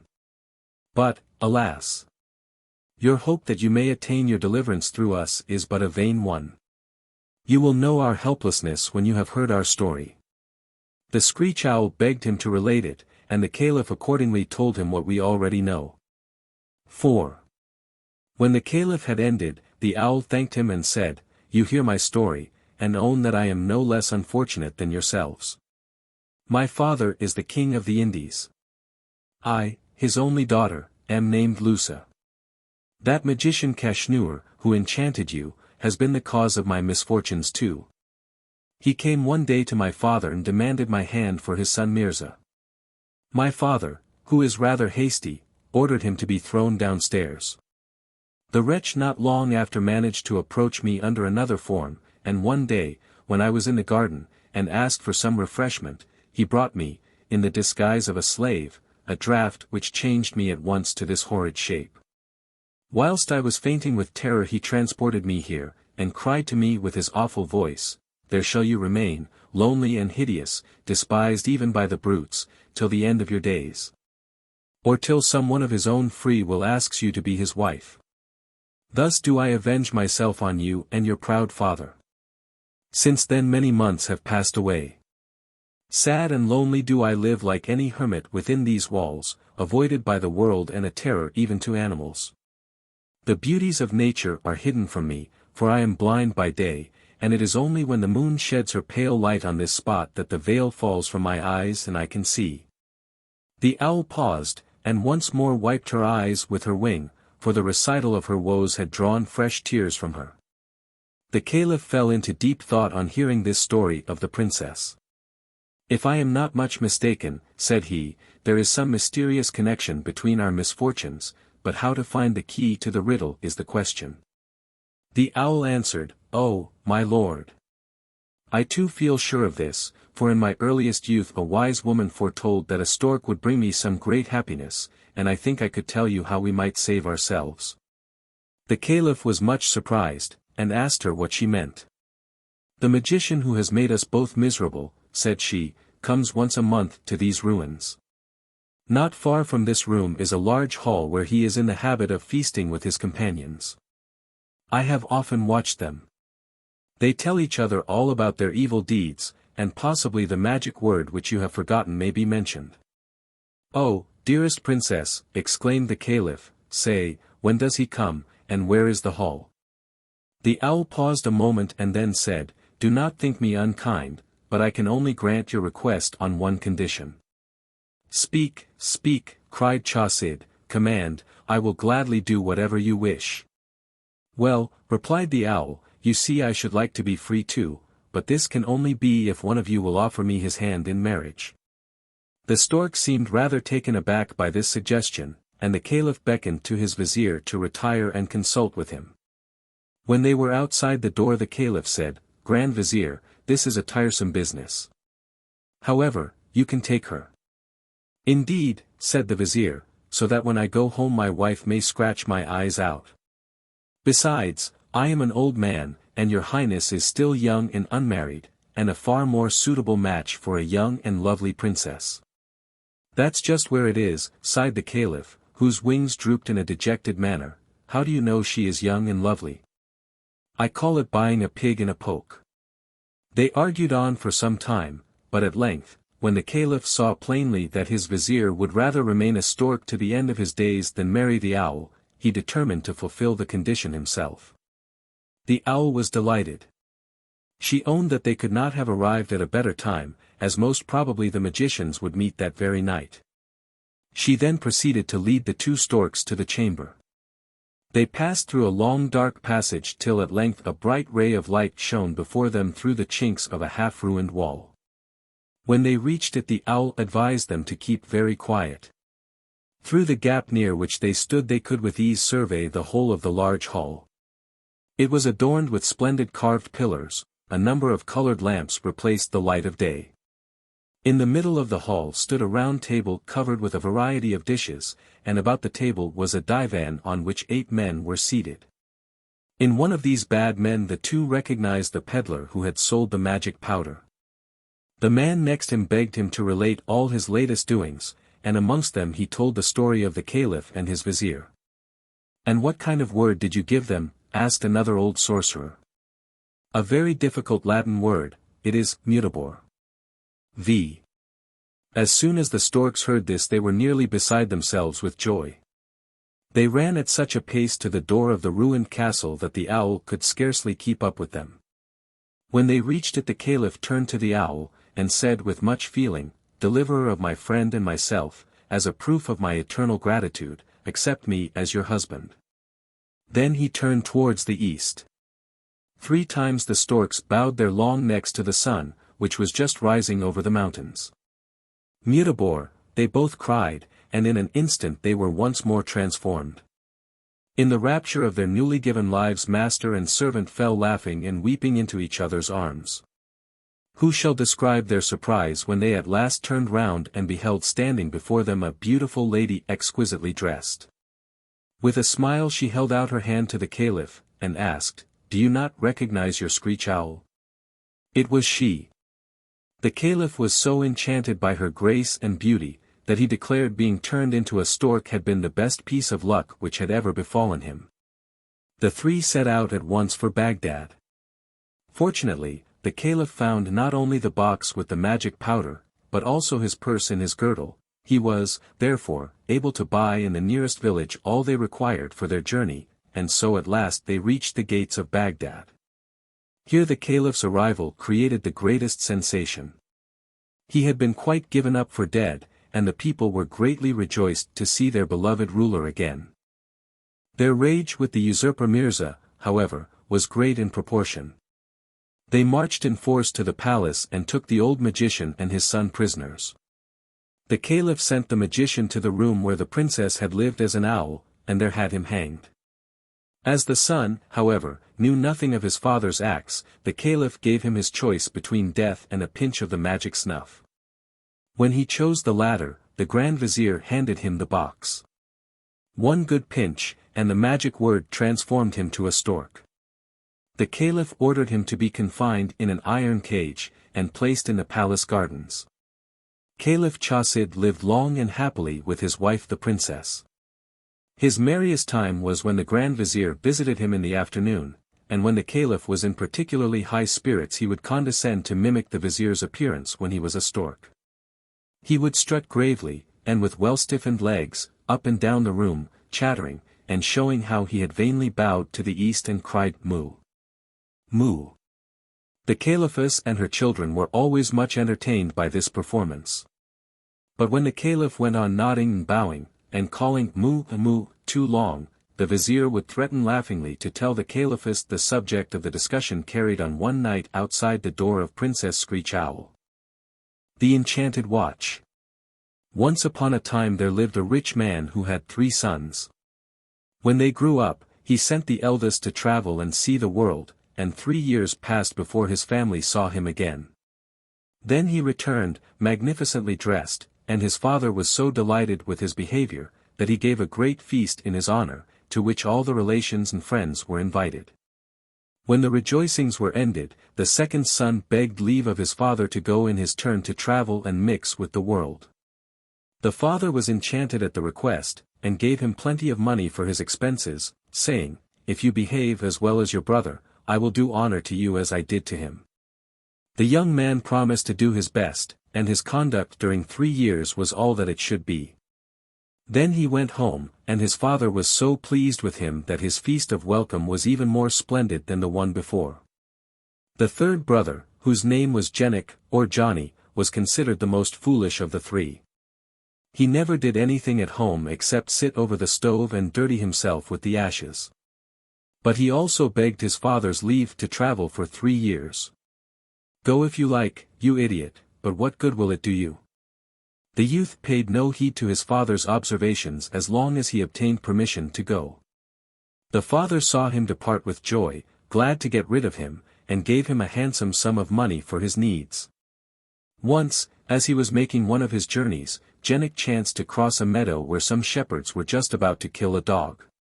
He entreated them to spare it, and to give it to him instead, which they willingly did, and he went on his way, followed by the dog.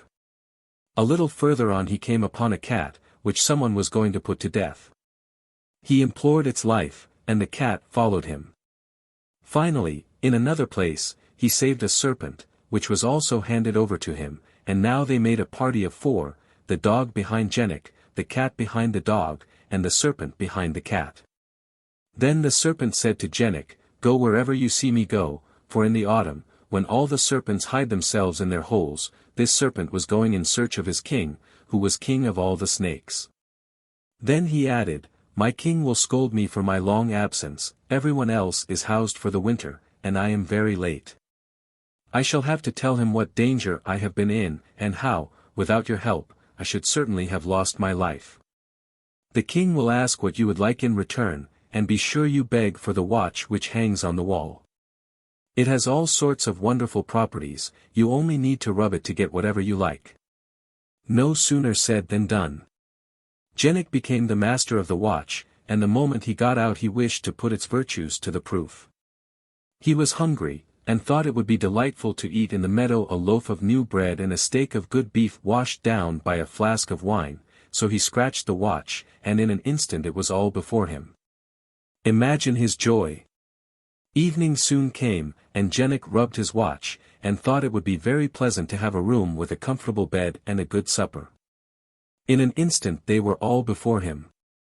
After supper he went to bed and slept till morning, as every honest man ought to do. Then he set forth for his father's house, his mind dwelling on the feast that would be awaiting him. But as he returned in the same old clothes in which he went away, his father flew into a great rage, and refused to do anything for him. Jenik went to his old place near the stove, and dirted himself in the ashes without anybody minding. The third day, feeling rather dull, he thought it would be nice to see a 3-story house filled with beautiful furniture, and with vessels of silver and gold. So he rubbed the watch, and there it all was. Jenik went to look for his father, and said to him, "You offered me no feast of welcome, but permit me to give one to you, and come and let me show you my plate." The father was much astonished, and longed to know where his son had got all this wealth. Jenik did not reply, but begged him to invite all their relations and friends to a grand banquet. So the father invited all the world, and everyone was amazed to see such splendid things, so much plate, and so many fine dishes on the table. After the first course Jenik prayed his father to invite the king, and his daughter the princess. He rubbed his watch and wished for a carriage ornamented with gold and silver, and drawn by 6 horses, with harness glittering with precious stones. The father did not dare to sit in this gorgeous coach, but went to the palace on foot. The king and his daughter were immensely surprised with the beauty of the carriage, and mounted the steps at once to go to Jenik's banquet. Then Jenik rubbed his watch afresh, and wished that for 6 miles the way to the house should be paved with marble. Who ever felt so astonished as the king? Never had he travelled over such a gorgeous road. When Jenik heard the wheels of the carriage, he rubbed his watch and wished for a still more beautiful house, 4 stories high, and hung with gold, silver, and damask. Filled with wonderful tables, covered with dishes such as no king had ever eaten before. The king, the queen, and the princess were speechless with surprise. Never had they seen such a splendid palace, nor such a high feast. At dessert the king asked Jenik's father to give him the young man for a son-in-law. No sooner said than done. The marriage took place at once, and the king returned to his own palace, and left Jenik with his wife in the enchanted house. Now Jenik was not a very clever man, and at the end of a very short time he began to bore his wife. She inquired how he managed to build palaces and to get so many precious things. He told her all about the watch, and she never rested till she had stolen the precious talisman. One night she took the watch, rubbed it, and wished for a carriage drawn by 4 horses. And in this carriage she at once set out for her father's palace. There she called to her own attendants, bade them follow her into the carriage, and drove straight to the seaside. Then she rubbed her watch, and wished that the sea might be crossed by a bridge, and that a magnificent palace might arise in the middle of the sea. No sooner said than done. The princess entered the house, rubbed her watch, and in an instant the bridge was gone. Left alone, Jenik felt very miserable. His father, mother, and brothers, and, indeed, everybody else, all laughed at him. Nothing remained to him but the cat and dog whose lives he had once saved. He took them with him and went far away, for he could no longer live with his family. He reached at last a great desert, and saw some crows flying towards a mountain. One of them was a long way behind, and when he arrived his brothers inquired what had made him so late. "Winter is here," they said, "and it is time to fly to other countries." He told them that he had seen in the middle of the sea the most wonderful house that ever was built. On hearing this, Jenik at once concluded that this must be the hiding place of his wife. So he proceeded directly to the shore with his dog and his cat. When he arrived on the beach, he said to the dog, "You are an excellent swimmer, and you, little one, are very light. Jump on the dog's back and he will take you to the palace. Once there, he will hide himself near the door, and you must steal secretly in and try to get hold of my watch." No sooner said than done. The two animals crossed the sea, the dog hid near the house, and the cat stole into the chamber. The princess recognized him, and guessed why he had come, and she took the watch down to the cellar and locked it in a box.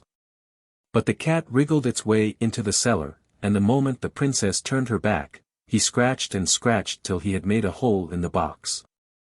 Then he took the watch between his teeth, and waited quietly till the princess came back. Scarcely had she opened the door when the cat was outside, and the watch into the bargain. The cat was no sooner beyond the gates than she said to the dog, "We are going to cross the sea, be very careful not to speak to me." The dog laid this to heart and said nothing, but when they approached the shore he could not help asking, "Have you got the watch?" The cat did not answer, he was afraid that he might let the talisman fall. When they touched the shore the dog repeated his question. "Yes," said the cat. And the watch fell into the sea.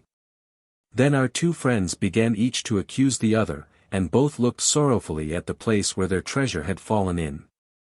Suddenly a fish appeared near the edge of the sea. The cat seized it, and thought it would make them a good supper. "I have 9 little children," cried the fish. "Spare the father of a family."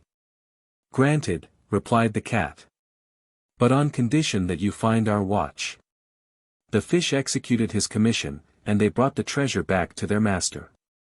Jenik rubbed the watch and wished that the palace, with the princess and all its inhabitants, should be swallowed up in the sea. No sooner said than done. Jenik returned to his parents, and he and his watch, his cat and his dog, lived together happily to the end of their days. Dulin. Rosanella. Everybody knows that though the fairies live hundreds of years they do sometimes die, and especially as they are obliged to pass one day in every week under the form of some animal, when of course they are liable to accident. It was in this way that death once overtook the queen of the fairies, and it became necessary to call a general assembly to elect a new sovereign. After much discussion, it appeared that the choice lay between 2 fairies, one called Celandine and the other Puddocky, and their claims were so equal that it was impossible without injustice to prefer one to the other.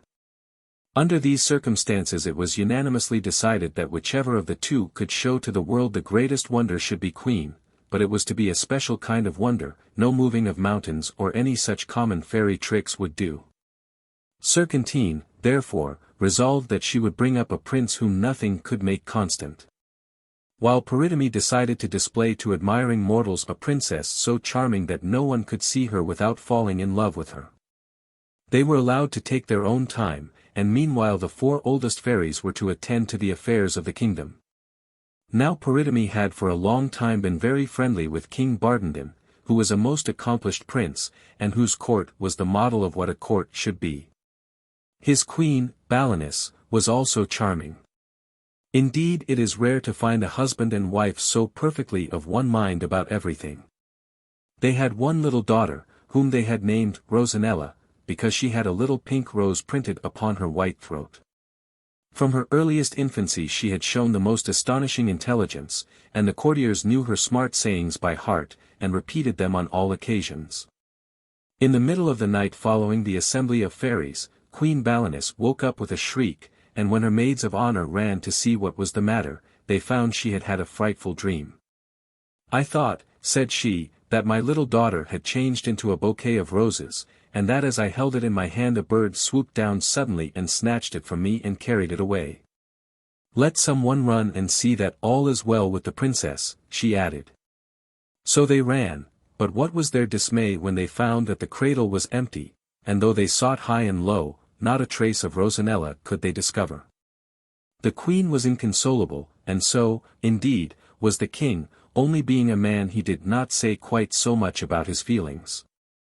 He presently proposed to Balinese that they should spend a few days at one of their palaces in the country. And to this she willingly agreed, since her grief made the gaiety of the capital distasteful to her. One lovely summer evening, as they sat together on a shady lawn shaped like a star, from which radiated 12 splendid avenues of trees, the queen looked round and saw a charming peasant girl approaching by each path. And what was still more singular was that everyone carried something in a basket which appeared to occupy her whole attention. As each drew near she laid her basket at Balinus' feet, saying, "Charming queen, may this be some slight consolation to you in your unhappiness." The queen hastily opened the baskets, and found in each a lovely baby girl, about the same age as the little princess for whom she sorrowed so deeply. At first the sight of them renewed her grief. But presently their charms so gained upon her that she forgot her melancholy in providing them with nursery maids, cradle-rockers, and ladies-in-waiting, and in sending hither and thither for swings and dolls and tops, and bushels of the finest sweetmeats. Oddly enough, every baby had upon its throat a tiny pink rose. The queen found it so difficult to decide on suitable names for all of them, that until she could settle the matter she chose a special color for everyone, by which it was known. So that when they were all together they looked like nothing so much as a nosegay of gay flowers. As they grew older it became evident that though they were all remarkably intelligent, and profited equally by the education they received, yet they differed one from another in disposition. So much so that they gradually ceased to be known as Pearl, or Primrose, or whatever might have been their color, and the queen instead would say, "Where is my sweet?" or "My beautiful," or "My gay." Of course, with all these charms they had lovers by the dozen. Not only in their own court, but princes from afar, who were constantly arriving, attracted by the reports which were spread abroad. But these lovely girls, the first maids of honor, were as discreet as they were beautiful, and favored no one. But let us return to Serpentine. She had fixed upon the son of a king who was cousin to Bardenden, to bring up as her fickle prince. She had before, at his christening, given him all the graces of mind and body that a prince could possibly require, but now she redoubled her efforts, and spared no pains in adding every imaginable charm and fascination. So that whether he happened to be cross or amiable, splendidly or simply attired, serious or frivolous, he was always perfectly irresistible. In truth, he was a charming young fellow, since the fairy had given him the best heart in the world as well as the best head, and had left nothing to be desired but constancy. For it cannot be denied that Prince Mirliflor was a desperate flirt, and as fickle as the wind. So much so, that by the time he arrived at his 18th birthday there was not a heart left for him to conquer in his father's kingdom, they were all his own, and he was tired of everyone. Things were in this state when he was invited to visit the court of his father's cousin, King Bardenden. Imagine his feelings when he arrived and was presented at once to 12 of the loveliest creatures in the world, and his embarrassment was heightened by the fact that they all liked him as much as he liked each one of them. So that things came to such a pass that he was never happy a single instant without them. For could he not whisper soft speeches to Sweet, and laugh with joy, while he looked at Beauty? And in his more serious moments what could be pleasanter than to talk to Grave upon some shady lawn, while he held the hand of Loving in his own, and all the others lingered near in sympathetic silence. For the first time in his life he really loved, though the object of his devotion was not one person, but 12, to whom he was equally attached, and even Serpentine was deceived into thinking that this was indeed the height of inconstancy. But Peridome said not a word. In vain did Prince Mirliflor's father write commanding him to return, and proposing for him one good match after another. Nothing in the world could tear him from his 12 enchantresses. One day the queen gave a large garden party, and just as the guests were all assembled, and Prince Mirliflor was as usual dividing his attentions between the 12 beauties, a humming of bees was heard. The rose maidens, fearing their stings, uttered little shrieks, and fled all together to a distance from the rest of the company. Immediately, to the horror of all who were looking on, the bees pursued them, and, growing suddenly to an enormous size, pounced each upon a maiden and carried her off into the air, and in an instant they were all lost to view. This amazing occurrence plunged the whole court into the deepest affliction, and Prince Mirliflor, after giving way to the most violent grief at first, fell gradually into a state of such deep dejection that it was feared if nothing could rouse him he would certainly die. Serpentine came in all haste to see what she could do for her darling, but he rejected with scorn all the portraits of lovely princesses which she offered him for his collection. In short, it was evident that he was in a bad way, and the fairy was at her wit's end. One day, as he wandered about absorbed in melancholy reflections, he heard sudden shouts and exclamations of amazement, and if he had taken the trouble to look up he could not have helped being as astonished as everyone else. For through the air a chariot of crystal was slowly approaching which glittered in the sunshine. 6 lovely maidens with shining wings drew it by rose-colored ribbons, while a whole flight of others, equally beautiful, were holding long garlands of roses crossed above it, so as to form a complete canopy. In it sat the fairy Peridome, and by her side a princess whose beauty positively dazzled all who saw her. At the foot of the great staircase they descended, and proceeded to the queen's apartments, though everyone had run together to see this marvel, till it was quite difficult to make a way through the crowd. And exclamations of wonder rose on all sides at the loveliness of the strange princess. "Great queen," said Peridome, "permit me to restore to you your daughter Rosanella, whom I stole out of her cradle." After the first transports of joy were over, the queen said to Peridome, "But my 12 lovely ones, are they lost to me forever? Shall I never see them again?" But Peridome only said, "Very soon you will cease to miss them," in a tone that evidently meant, "Don't ask me any more questions." And then mounting again into her chariot she swiftly disappeared. The news of his beautiful cousin's arrival was soon carried to the prince, but he had hardly the heart to go and see her. However, it became absolutely necessary that he should pay his respects. And he had scarcely been 5 minutes in her presence before it seemed to him that she combined in her own charming person all the gifts and graces which had so attracted him in the 12 rose maidens whose loss he had so truly mourned. And after all, it is really more satisfactory to make love to one person at a time. So it came to pass that before he knew where he was entreating his lovely cousin to marry him, and the moment the words had left his lips, Peridome appeared, smiling and triumphant, in the chariot of the Queen of the Fairies. For by that time they had all heard of her success, and declared her to have earned the kingdom. She had to give a full account of how she had stolen Rosanella from her cradle, and divided her character into 12 parts, that each might charm Prince Mirliflor, and when once more united might cure him of his inconstancy once and forever. And as one more proof of the fascination of the whole Rosanella, I may tell you that even the defeated Serpentine sent her a wedding gift, and was present at the ceremony which took place as soon as the guests could arrive. Prince Mirliflor was constant for the rest of his life. And indeed who would not have been in his place? As for Rosanella, she loved him as much as all the 12 beauties put together, so they reigned in peace and happiness to the end of their long lives. By the Comte de Caliph. Sylvain and Jocosa. Once upon a time there lived in the same village 2 children, one called Sylvain and the other Jocosa, who were both remarkable for beauty and intelligence. It happened that their parents were not on terms of friendship with one another, on account of some old quarrel, which had, however, taken place so long ago, that they had quite forgotten what it was all about, and only kept up the feud from force of habit. Sylvain and Jocosa for their parts were far from sharing this enmity, and indeed were never happy when apart. Day after day they fed their flocks of sheep together, and spent the long sunshiny hours in playing, or resting upon some shady bank. It happened one day that the fairy of the meadows passed by and saw them, and was so much attracted by their pretty faces and gentle manners that she took them under her protection, and the older they grew the dearer they became to her. At first she showed her interest by leaving in their favorite haunts many little gifts such as they delighted to offer one to the other, for they loved each other so much that their first thought was always, "What will Jocosa like?" Or, "What will please Sylvain?"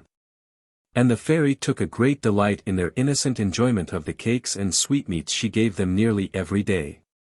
When they were grown up she resolved to make herself known to them, and chose a time when they were sheltering from the noonday sun in the deep shade of a flowery hedgerow. They were startled at first by the sudden apparition of a tall and slender lady, dressed all in green, and crowned with a garland of flowers. But when she spoke to them sweetly, and told them how she had always loved them, and that it was she who had given them all the pretty things which it had so surprised them to find, they thanked her gratefully, and took pleasure in answering the questions she put to them. When she presently bade them farewell, she told them never to tell anyone else that they had seen her. "You will often see me again," added she, "and I shall be with you frequently, even when you do not see me." So saying she vanished, leaving them in a state of great wonder and excitement. After this she came often, and taught them numbers of things, and showed them many of the marvels of her beautiful kingdom, and at last one day she said to them, "You know that I have always been kind to you. Now I think it is time you did something for me in your turn. You both remember the fountain I call my favorite. Promise me that every morning before the sun rises you will go to it and clear away every stone that impedes its course, and every dead leaf or broken twig that sullies its clear waters. I shall take it as a proof of your gratitude to me if you neither forget nor delay this duty, and I promise that so long as the sun's earliest rays find my favorite spring the clearest and sweetest in all my meadows, you two shall not be parted from one another." Sylvain and Jocosa willingly undertook this service, and indeed felt that it was but a very small thing in return for all that the fairy had given and promised to them. So for a long time the fountain was tended with the most scrupulous care, and was the clearest and prettiest in all the country round. But one morning in the spring, long before the sun rose, they were hastening towards it from opposite directions, when, tempted by the beauty of the myriads of gay flowers which grew thickly on all sides, they paused each to gather some for the other. "I will make Sylvain a garland," said Jocosa, and "how pretty Jocosa will look in this crown," thought Sylvain.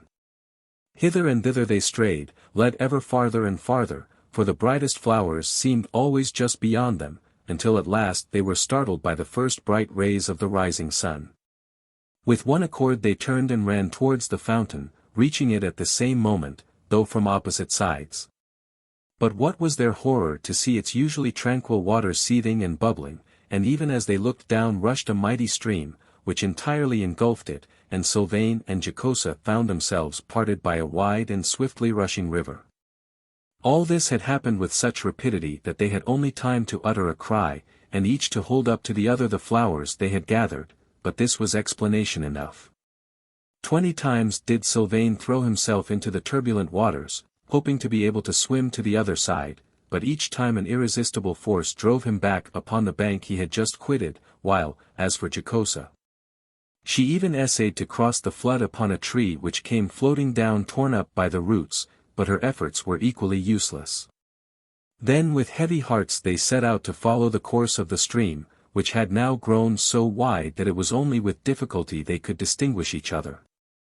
Night and day, over mountains and through valleys, in cold or in heat, they struggled on, enduring fatigue and hunger and every hardship, and consoled only by the hope of meeting once more, until 3 years had passed. And at last they stood upon the cliffs where the river flowed into the mighty sea. And now they seemed farther apart than ever, and in despair they tried once more to throw themselves into the foaming waves. But the fairy of the meadows, who had really never ceased to watch over them, did not intend that they should be drowned at last, so she hastily waved her wand, and immediately they found themselves standing side by side upon the golden sand. You may imagine their joy and delight when they realized that their weary struggle was ended, and their utter contentment as they clasped each other by the hand. They had so much to say that they hardly knew where to begin, but they agreed in blaming themselves bitterly for the negligence which had caused all their trouble, and when she heard this the fairy immediately appeared to them. They threw themselves at her feet and implored her forgiveness, which she granted freely, and promised at the same time that now their punishment was ended she would always befriend them. Then she sent for her chariot of green rushes, ornamented with May dewdrops, which she particularly valued and always collected with great care, and ordered her 6 short-tailed moles to carry them all back to the well-known pastures, which they did in a remarkably short time, and Sylvain and Jocosa were overjoyed to see their dearly loved home once more after all their toilful wanderings. The fairy, who had set her mind upon securing their happiness, had in their absence quite made up the quarrel between their parents, and gained their consent to the marriage of the faithful lovers. And now she conducted them to the most charming little cottage that can be imagined, close to the fountain, which had once more resumed its peaceful aspect, and flowed gently down into the little brook which enclosed the garden and orchard and pasture which belonged to the cottage. Indeed, nothing more could have been thought of either for Sylvain and Jocosa or for their flocks, and their delight satisfied even the fairy who had planned it all to please them. When they had explored and admired until they were tired, they sat down to rest under the rose-covered porch, and the fairy said that to pass the time until the wedding guests whom she had invited could arrive she would tell them a story. This is it. The Yellow Bird. Once upon a time a fairy, who had somehow or other got into mischief, was condemned by the High Court of Fairyland to live for several years under the form of some creature.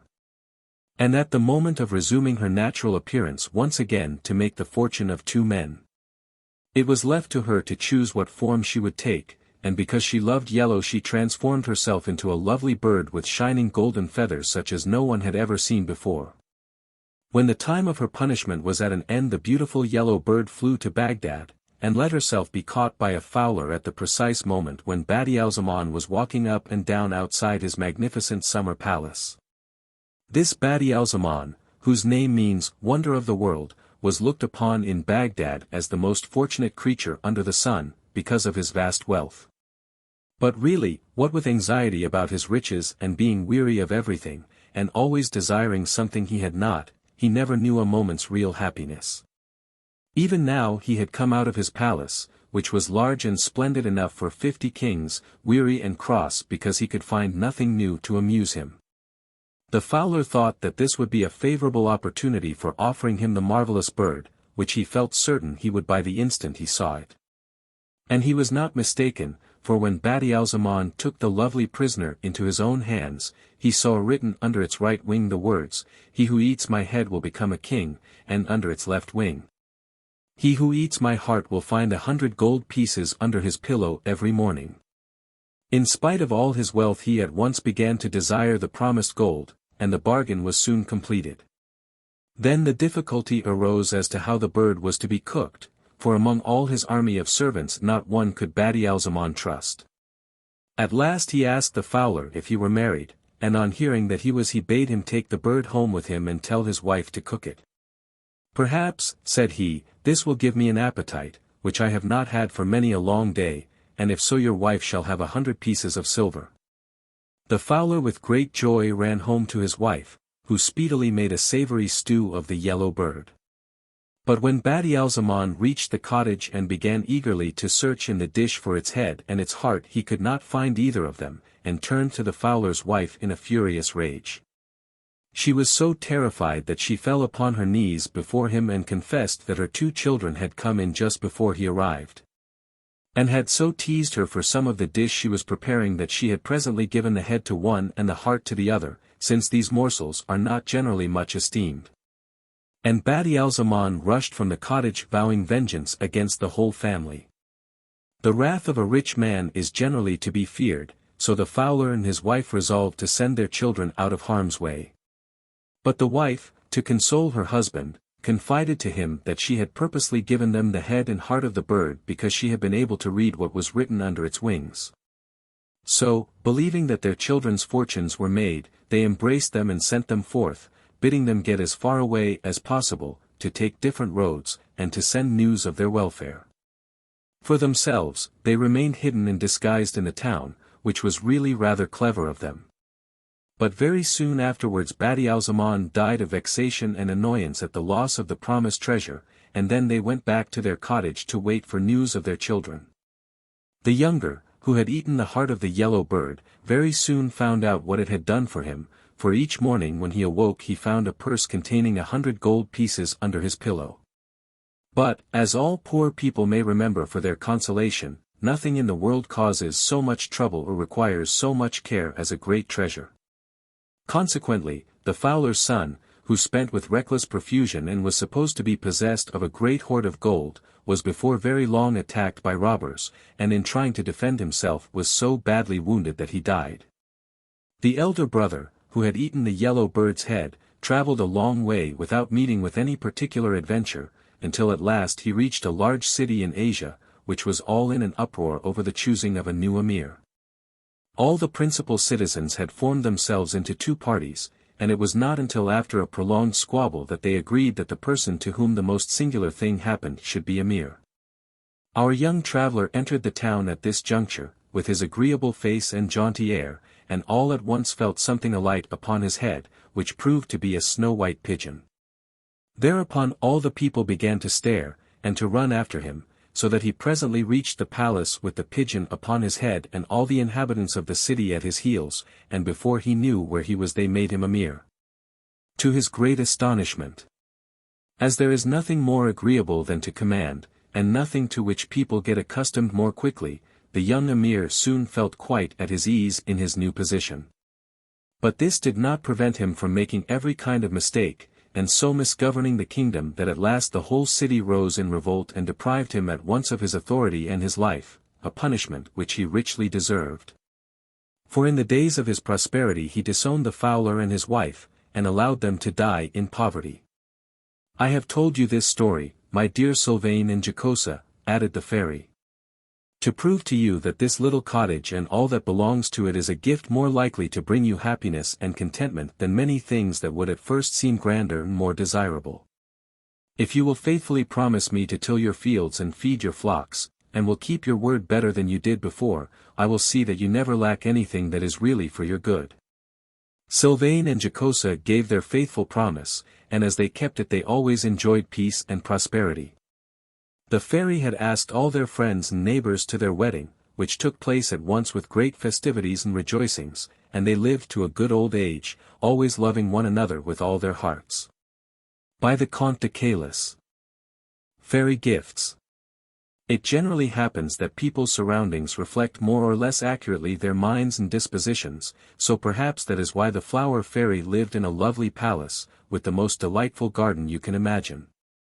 Full of flowers, and trees, and fountains, and fish ponds, and everything nice. For the fairy herself was so kind and charming that everybody loved her, and all the young princes and princesses who formed her court, were as happy as the day was long, simply because they were near her. They came to her when they were quite tiny, and never left her until they were grown up and had to go away into the great world, and when that time came she gave to each whatever gift he asked of her. But it is chiefly of the Princess Sylvia that you are going to hear now. The fairy loved her with all her heart, for she was at once original and gentle, and she had nearly reached the age at which the gifts were generally bestowed. However, the fairy had a great wish to know how the other princesses who had grown up and left her, were prospering, and before the time came for Sylvia to go herself, she resolved to send her to some of them. So one day her chariot, drawn by butterflies, was made ready, and the fairy said, "Sylvia, I am going to send you to the court of Iris, she will receive you with pleasure for my sake as well as for your own. In 2 months you may come back to me again, and I shall expect you to tell me what you think of her." Sylvia was very unwilling to go away, but as the fairy wished it she said nothing, only when the 2 months were over she stepped joyfully into the butterfly chariot, and could not get back quickly enough to the flower fairy, who, for her part, was equally delighted to see her again. "Now, child," said she, "tell me what impression you have received." "You sent me, madam," answered Sylvia, "to the court of Iris, on whom you had bestowed the gift of beauty. She never tells anyone, however, that it was your gift, though she often speaks of your kindness in general. It seemed to me that her loveliness, which fairly dazzled me at first, had absolutely deprived her of the use of any of her other gifts or graces. In allowing herself to be seen, she appeared to think that she was doing all that could possibly be required of her. But, unfortunately, while I was still with her she became seriously ill, and though she presently recovered, her beauty is entirely gone, so that she hates the very sight of herself, and is in despair. She entreated me to tell you what had happened, and to beg you, in pity, to give her beauty back to her. And, indeed, she does need it terribly, for all the things in her that were tolerable, and even agreeable, when she was so pretty, seem quite different now she is ugly, and it is so long since she thought of using her mind or her natural cleverness, that I really don't think she has any left now. She is quite aware of all this herself, so you may imagine how unhappy she is, and how earnestly she begs for your aid." "You have told me what I wanted to know," cried the fairy, "but alas! I cannot help her, my gifts can be given but once." Some time passed in all the usual delights of the flower fairy's palace, and then she sent for Sylvia again, and told her she was to stay for a little while with the Princess Daphne, and accordingly the butterflies whisked her off and set her down in quite a strange kingdom. But she had only been there a very little time before a wandering butterfly brought a message from her to the fairy, begging that she might be sent for as soon as possible, and before very long she was allowed to return. "Ah! Madam," cried she, "what a place you sent me to that time." "Why, what was the matter?" asked the fairy. "Daphne was one of the princesses who asked for the gift of eloquence, if I remember rightly." "And very ill the gift of eloquence becomes a woman," replied Sylvia, with an air of conviction. "It is true that she speaks well, and her expressions are well chosen. But then she never leaves off talking, and though at first one may be amused, one ends by being wearied to death. Above all things she loves any assembly for settling the affairs of her kingdom, for on those occasions she can talk and talk without fear of interruption. But, even then, the moment it is over she is ready to begin again about anything or nothing, as the case may be. Oh! How glad I was to come away I cannot tell you." The fairy smiled at Sylvia's unfeigned disgust at her late experience. But after allowing her a little time to recover she sent her to the court of the Princess Cynthia, where she left her for 3 months. At the end of that time Sylvia came back to her with all the joy and contentment that one feels at being once more beside a dear friend. The fairy, as usual, was anxious to hear what she thought of Cynthia, who had always been amiable, and to whom she had given the gift of pleasing. "I thought at first," said Sylvia, "that she must be the happiest princess in the world. She had 1,000 lovers who vied with one another in their efforts to please and gratify her. Indeed, I had nearly decided that I would ask a similar gift." "Have you altered your mind, then?" interrupted the fairy. "Yes, indeed, madam," replied Sylvia, "and I will tell you why. The longer I stayed the more I saw that Cynthia was not really happy.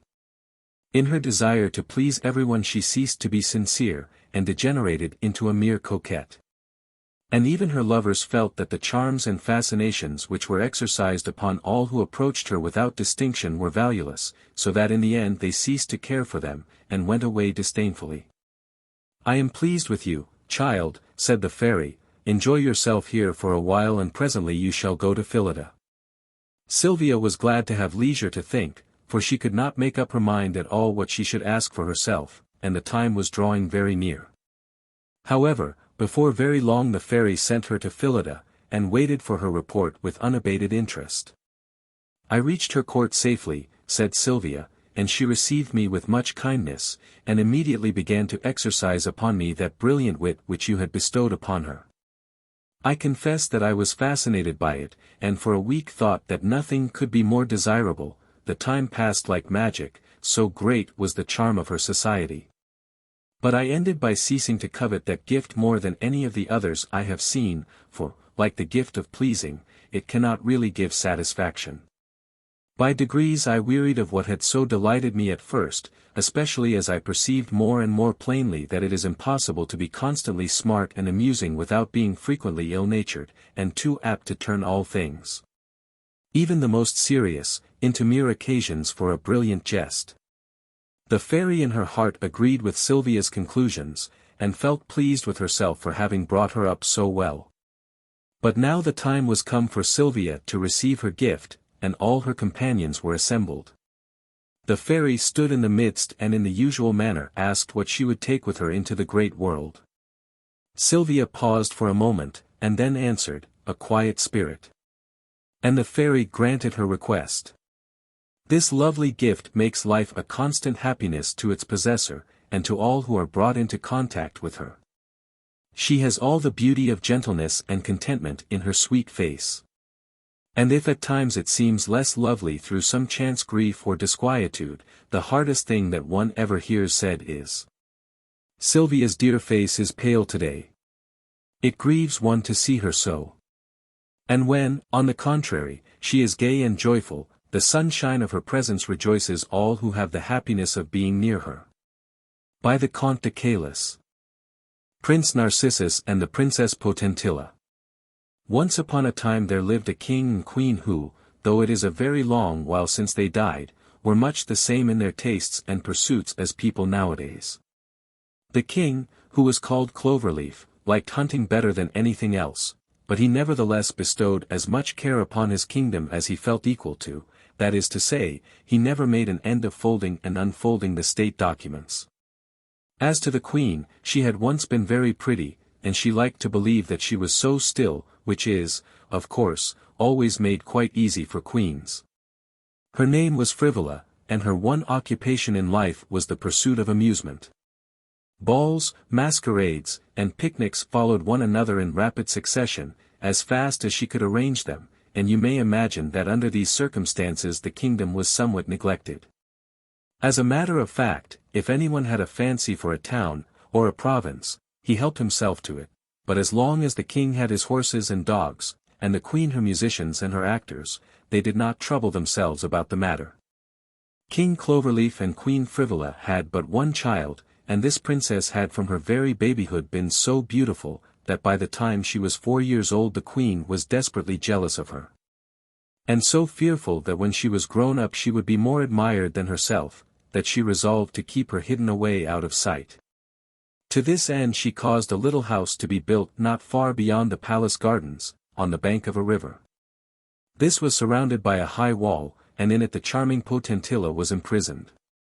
Her nurse, who was dumb, took care of her, and the necessaries of life were conveyed to her through a little window in the wall, while guards were always pacing to and fro outside, with orders to cut off the head of anyone who tried to approach.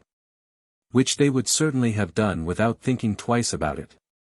The queen told everyone, with much pretended sorrow, that the princess was so ugly, and so troublesome, and altogether so impossible to love, that to keep her out of sight was the only thing that could be done for her. And this tale she repeated so often, that at last the whole court believed it. Things were in this state, and the princess was about 15 years old when Prince Narcissus, attracted by the report of Queen Frivola's gay doings, presented himself at the court. He was not much older than the princess, and was as handsome a prince as you would see in a day's journey, and really, for his age, not so very scatterbrained. His parents were a king and queen, whose story you will perhaps read some day. They died almost at the same time, leaving their kingdom to the eldest of their children, and commending their youngest son, Prince Narcissus, to the care of the fairy Melinette. In this they did very well for him, for the fairy was as kind as she was powerful, and she spared no pains in teaching the little prince everything it was good for him to know, and even imparted to him some of her own fairy lore. But as soon as he was grown up she sent him out to see the world for himself, though all the time she was secretly keeping watch over him, ready to help in any time of need. Before he started she gave him a ring which would render him invisible when he put it on his finger. These rings seem to be quite common, you must often have heard of them, even if you have never seen one. It was in the course of the prince's wanderings, in search of experience of men and things, that he came to the court of Queen Frivola, where he was extremely well received. The queen was delighted with him, so were all her ladies. And the king was very polite to him, though he did not quite see why the whole court was making such a fuss over him. Prince Narcissus enjoyed all that went on, and found the time pass very pleasantly. Before long, of course, he heard the story about the Princess Potentilla, and, as it had by that time been repeated many times, and had been added to here and there, she was represented as such a monster of ugliness that he was really quite curious to see her, and resolved to avail himself of the magic power of his ring to accomplish his design. So he made himself invisible, and passed the guard without their so much as suspecting that anyone was near. Climbing the wall was rather a difficulty, but when he at length found himself inside it he was charmed with the peaceful beauty of the little domain it enclosed, and still more delighted when he perceived a slender, lovely maiden wandering among the flowers. It was not until he had sought vainly for the imaginary monster that he realized that this was the princess herself, and by that time he was deeply in love with her, for indeed it would have been hard to find anyone prettier than Potentilla. As she sat by the brook, weaving a garland of blue forget-me-nots to crown her waving golden locks, or to imagine anything more gentle than the way she tended all the birds and beasts who inhabited her small kingdom, and who all loved and followed her. Prince Narcissus watched her every movement, and hovered near her in a dream of delight, not daring as yet to appear to her, so humble had he suddenly become in her presence. And when evening came, and the nurse fetched the princess into her little house, he felt obliged to go back to Frivola's palace, for fear his absence should be noticed and someone should discover his new treasure. But he forgot that to go back absent, and dreamy, and indifferent, when he had before been gay and ardent about everything, was the surest way of awakening suspicion. And when, in response to the jesting questions which were put to him upon the subject, he only blushed and returned evasive answers, all the ladies were certain that he had lost his heart, and did their utmost to discover who was the happy possessor of it. As to the prince, he was becoming day by day more attached to Potentilla, and his one thought was to attend her, always invisible, and help her in everything she did, and provide her with everything that could possibly amuse or please her. And the princess, who had learnt to find diversion in very small things in her quiet life, was in a continual state of delight over the treasures which the prince constantly laid where she must find them. Then Narcissus implored his faithful friend Melinette to send the princess such dreams of him as should make her recognize him as a friend when he actually appeared before her eyes. And this device was so successful that the princess quite dreaded the cessation of these amusing dreams, in which a certain Prince Narcissus was such a delightful lover and companion. After that he went a step further and began to have long talks with the princess, still, however, keeping himself invisible, until she begged him so earnestly to appear to her that he could no longer resist, and after making her promise that, no matter what he was like, she would still love him, he drew the ring from his finger, and the princess saw with delight that he was as handsome as he was agreeable. Now, indeed, they were perfectly happy, and they passed the whole long summer day in Potentilla's favorite place by the brook. And when at last Prince Narcissus had to leave her, it seemed to them both that the hours had gone by with the most amazing swiftness. The princess stayed where she was, dreaming of her delightful prince, and nothing could have been further from her thoughts than any trouble or misfortune, when suddenly, in a cloud of dust and shavings, by came the enchanter Jorinde. And unluckily he chanced to catch sight of Potentilla. Down he came straightway and alighted at her feet, and one look at her charming blue eyes and smiling lips quite decided him that he must appear to her at once, though he was rather annoyed to remember that he had on only his second-best cloak. The princess sprang to her feet with a cry of terror at this sudden apparition, for really the enchanter was no beauty. To begin with, he was very big and clumsy, then he had but one eye, and his teeth were long, and he stammered badly. Nevertheless, he had an excellent opinion of himself, and mistook the princess's cry of terror for an exclamation of delighted surprise. After pausing a moment to give her time to admire him, the enchanter made her the most complimentary speech he could invent, which, however, did not please her at all, though he was extremely delighted with it himself. Poor Potentilla only shuddered and cried, "Oh! Where is my Narcissus?" To which he replied with a self-satisfied chuckle, "You want a Narcissus, madam? Well, they are not rare, you shall have as many as you like." Whereupon he waved his wand, and the princess found herself surrounded and half buried in the fragrant flowers. She would certainly have betrayed that this was not the kind of Narcissus she wanted, but for the fairy Melinette, who had been anxiously watching the interview, and now thought it quite time to interfere. Assuming the prince's voice, she whispered in Potentilla's ear, "We are menaced by a great danger, but my only fear is for you, my princess. Therefore I beg you to hide what you really feel, and we will hope that some way out of the difficulty may present itself." The princess was much agitated by this speech, and feared lest the enchanter should have overheard it. But he had been loudly calling her attention to the flowers, and chuckling over his own smartness in getting them for her. And it was rather a blow to him when she said very coldly that they were not the sort she preferred, and she would be glad if he would send them all away. This he did, but afterwards wished to kiss the princess's hand as a reward for having been so obliging, but the fairy Melinette was not going to allow anything of that kind. She appeared suddenly, in all her splendor, and cried, "Stay, Jorinde. This princess is under my protection, and the smallest impertinence will cost you 1,000 years of captivity.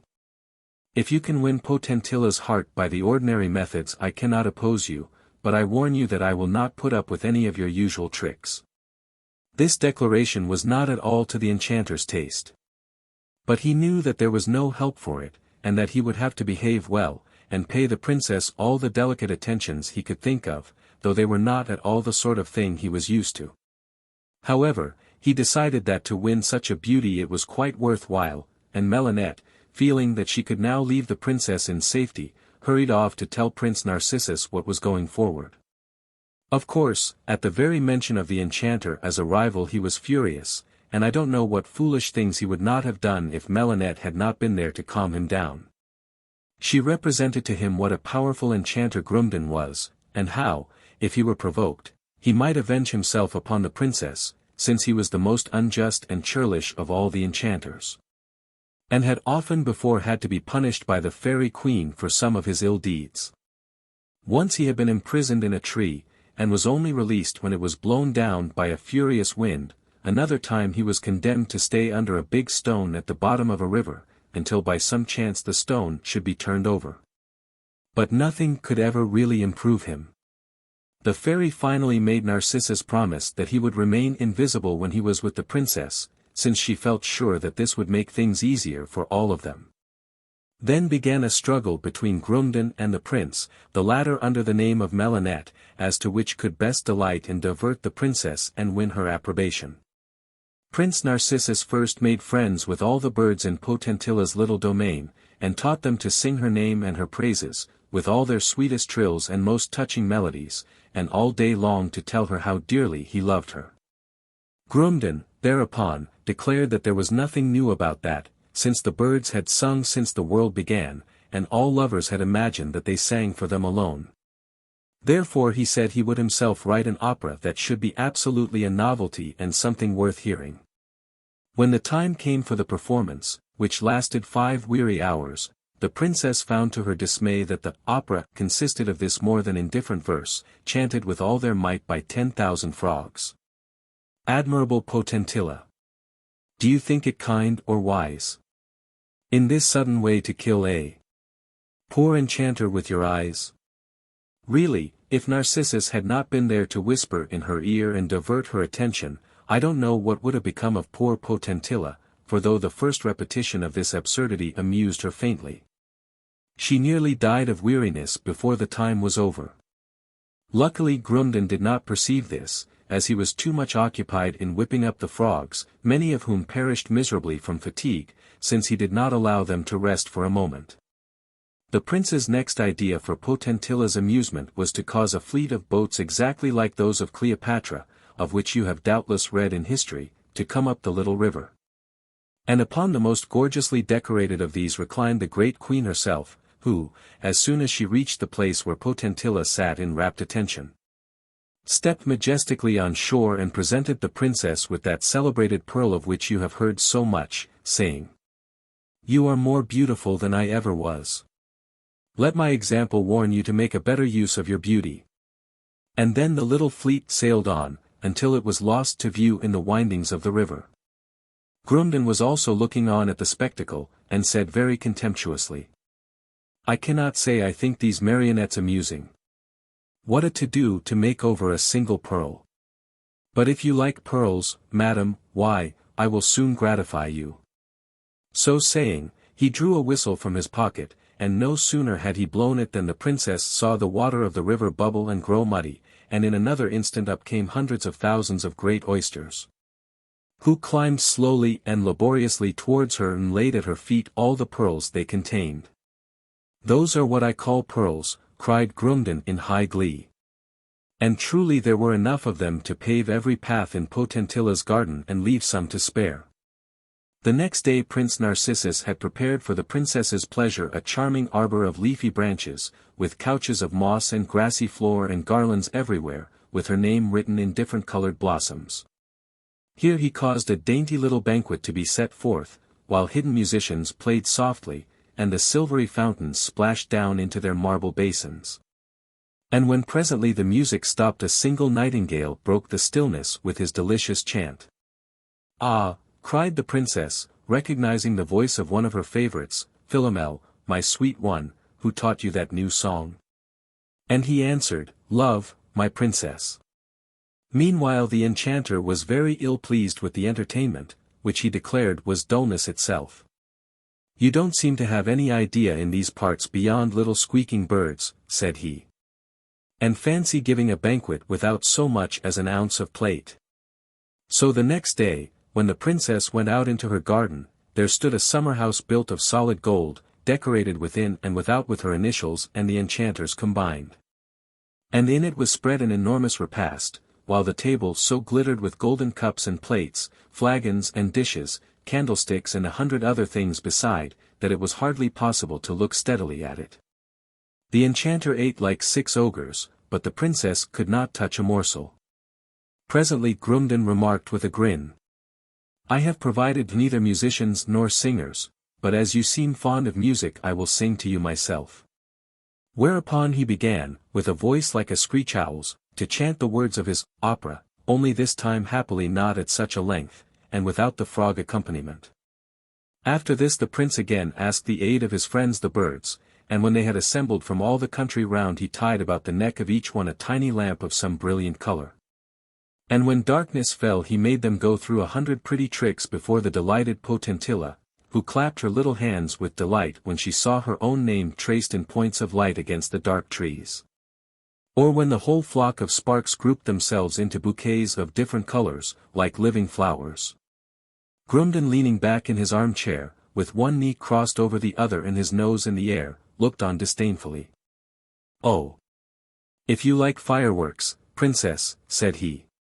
And the next night all the will-o'-the-wisps in the country came and danced on the plain, which could be seen from the princess's windows, and as she was looking out, and rather enjoying the sight, up sprang a frightful volcano, pouring out smoke and flames which terrified her greatly, to the intense amusement of the enchanter, who laughed like a pack of wolves quarreling.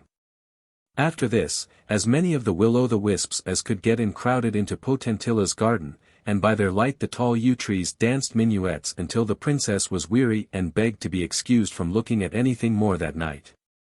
But, in spite of Potentilla's efforts to behave politely to the tiresome old enchanter, whom she detested, he could not help seeing that he failed to please her, and then he began to suspect very strongly that she must love someone else. And that somebody besides Melinette was responsible for all the festivities he had witnessed. So after much consideration he devised a plan for finding out the truth. He went to the princess suddenly, and announced that he was most unwillingly forced to leave her, and had come to bid her farewell. Potentilla could scarcely hide her delight when she heard this, and his back was hardly turned before she was entreating Prince Narcissus to make himself visible once more. The poor prince had been getting quite thin with anxiety and annoyance, and was only too delighted to comply with her request. They greeted one another rapturously, and were just sitting down to talk over everything cosily, and enjoy the enchanter's discomfiture together, when out he burst in a fury from behind a bush. With his huge club he aimed a terrific blow at Narcissus, which must certainly have killed him but for the adroitness of the fairy Melinette, who arrived upon the scene just in time to snatch him up and carry him off at lightning speed to her castle in the air. Poor Potentilla, however, had not the comfort of knowing this, for at the sight of the enchanter threatening her beloved prince she had given one shriek and fallen back insensible. When she recovered her senses she was more than ever convinced that he was dead, since even Melinette was no longer near her, and no one was left to defend her from the odious old enchanter. To make matters worse, he seemed to be in a very bad temper, and came blustering and raging at the poor princess. "I tell you what it is, madam," said he, "whether you love this whipper-snapper prince or not doesn't matter in the least. You are going to marry me, so you may as well make up your mind to it, and I am going away this very minute to make all the arrangements. But in case you should get into mischief in my absence, I think I had better put you to sleep." So saying, he waved his wand over her, and in spite of her utmost efforts to keep awake she sank into a profound and dreamless slumber. As he wished to make what he considered a suitable entry into the king's palace, he stepped outside the princess's little domain, and mounted upon an immense chariot with great solid wheels, and shafts like the trunk of an oak tree, but all of solid gold. This was drawn with great difficulty by 48 strong oxen, and the enchanter reclined at his ease, leaning upon his huge club, and holding carelessly upon his knee a tawny African lion, as if it had been a little lapdog. It was about 7 o'clock in the morning when this extraordinary chariot reached the palace gates. The king was already astir, and about to set off on a hunting expedition. As for the queen, she had only just gone off into her first sleep, and it would have been a bold person indeed who ventured to wake her. The king was greatly annoyed at having to stay and see a visitor at such a time, and pulled off his hunting boots again with many grimaces. Meantime the enchanter was stumping about in the hall, crying, "Where is this king? Let him be told that I must see him and his wife also." The king, who was listening at the top of the staircase, thought this was not very polite. However, he took counsel with his favorite huntsman, and, following his advice, presently went down to see what was wanted of him. He was struck with astonishment at the sight of the chariot, and was gazing at it, when the enchanter strode up to him, exclaiming, "Shake hands, Cloverleaf, old fellow. Don't you know me?" "No, I can't say I do," replied the king, somewhat embarrassed. "Why, I am Jorinde, the enchanter," said he, "and I am come to make your fortune. Let us come in and talk things over a bit." Thereupon he ordered the oxen to go about their business, and they bounded off like stags, and were out of sight in a moment. Then, with one blow of his club, he changed the massive chariot into a perfect mountain of gold pieces. "Those are for your lackeys," said he to the king, "that they may drink my health." Naturally a great scramble ensued, and at last the laughter and shouting awoke the queen, who rang for her maids to ask the reason of such an unwonted hurly-burly. When they said that a visitor was asking for her, and then proceeded each one to tell breathlessly a different tale of wonder, in which she could only distinguish the words, oxen, gold, club, giant, lion. She thought they were all out of their minds. Meanwhile the king was asking the enchanter to what he was indebted for the honor of this visit, and on his replying that he would not say until the queen was also present. Messenger after messenger was dispatched to her to beg her immediate attendance. But Frivola was in a very bad humor at having been so unceremoniously awakened, and declared that she had a pain in her little finger, and that nothing should induce her to come. When the enchanter heard this he insisted that she must come.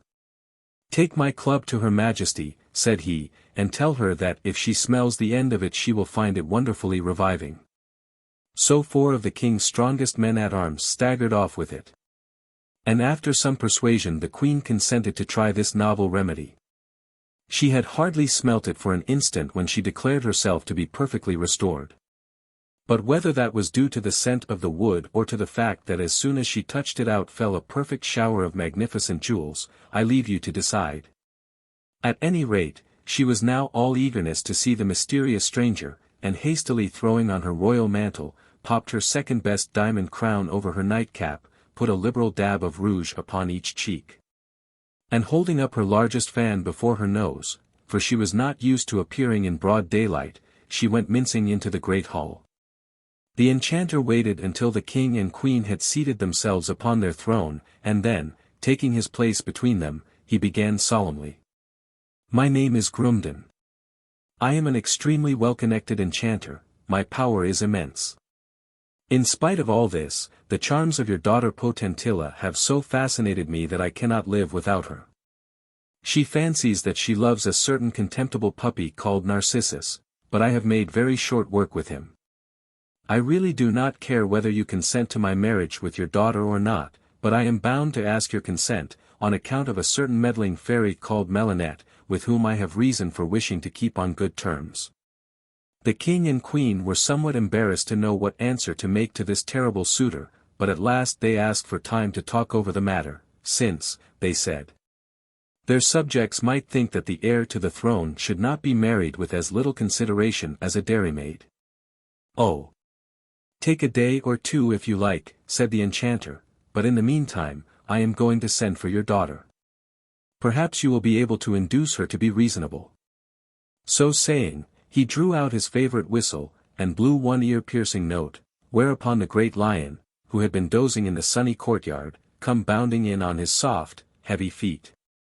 "Orion," said the enchanter, Go and fetch me the princess, and bring her here at once. Be gentle now." At these words Orion went off at a great pace, and was soon at the other end of the king's gardens. Scattering the guards right and left, he cleared the wall at a bound, and seizing the sleeping princess, he threw her on to his back, where he kept her by holding her robe in his teeth. Then he trotted gently back, and in less than 5 minutes stood in the great hall before the astonished king and queen. The enchanter held his club close to the princess's charming little nose, whereupon she woke up and shrieked with terror at finding herself in a strange place with the detested Grumbden.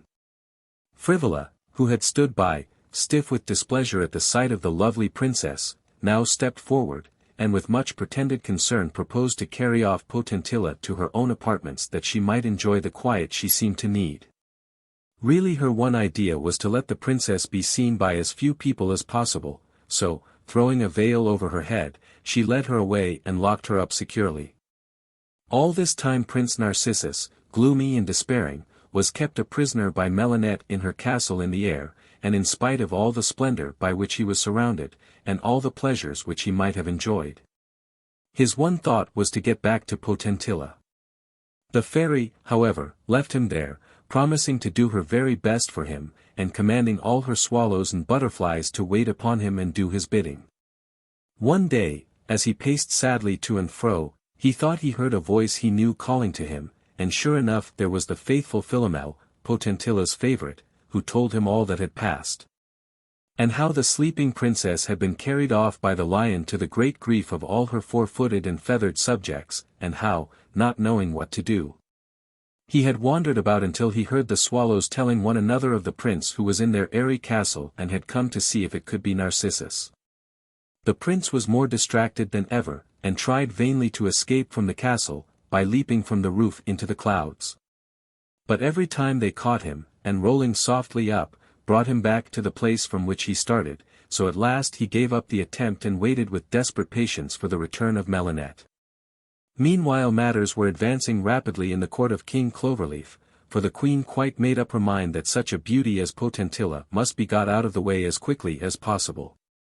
So she sent for the enchanter secretly, and after making him promise that he would never turn herself and King Cloverleaf out of their kingdom, and that he would take Potentilla far away, so that never again might she set eyes upon her, she arranged the wedding for the next day but one.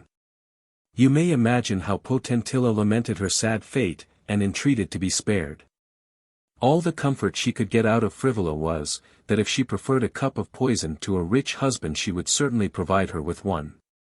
When, then, the fatal day came the unhappy Potentilla was led into the great hall between the king and queen, the latter wild with envy at the murmurs of admiration which rose on all sides at the loveliness of the princess.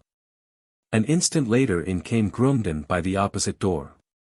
His hair stood on end, and he wore a huge bag purse and a cravat tied in a bow. His mantle was made of a shower of silver coins with a lining of rose color, and his delight in his own appearance knew no bounds.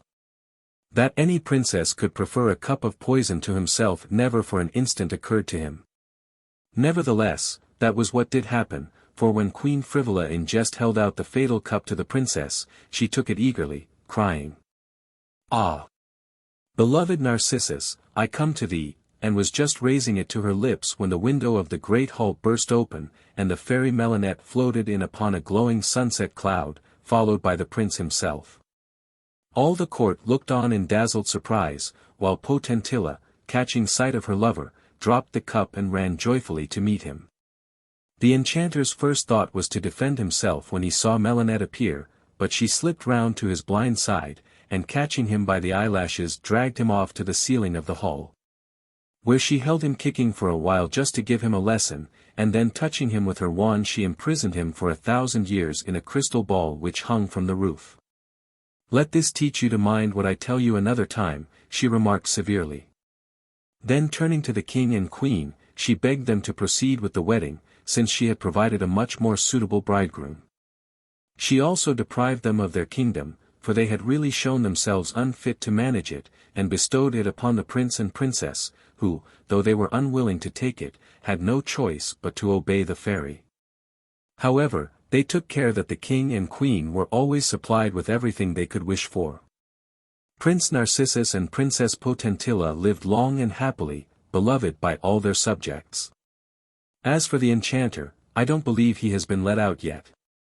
La Princesse Pimpernella et le Prince Romarin. Prince Featherhead and the Princess Celandine. Once upon a time there lived a king and queen, who were the best creatures in the world, and so kind-hearted that they could not bear to see their subjects want for anything. The consequence was they gradually gave away all their treasures, till they positively had nothing left to live upon, and this coming to the ears of their neighbor, King Bruin, he promptly raised a large army and marched into their country.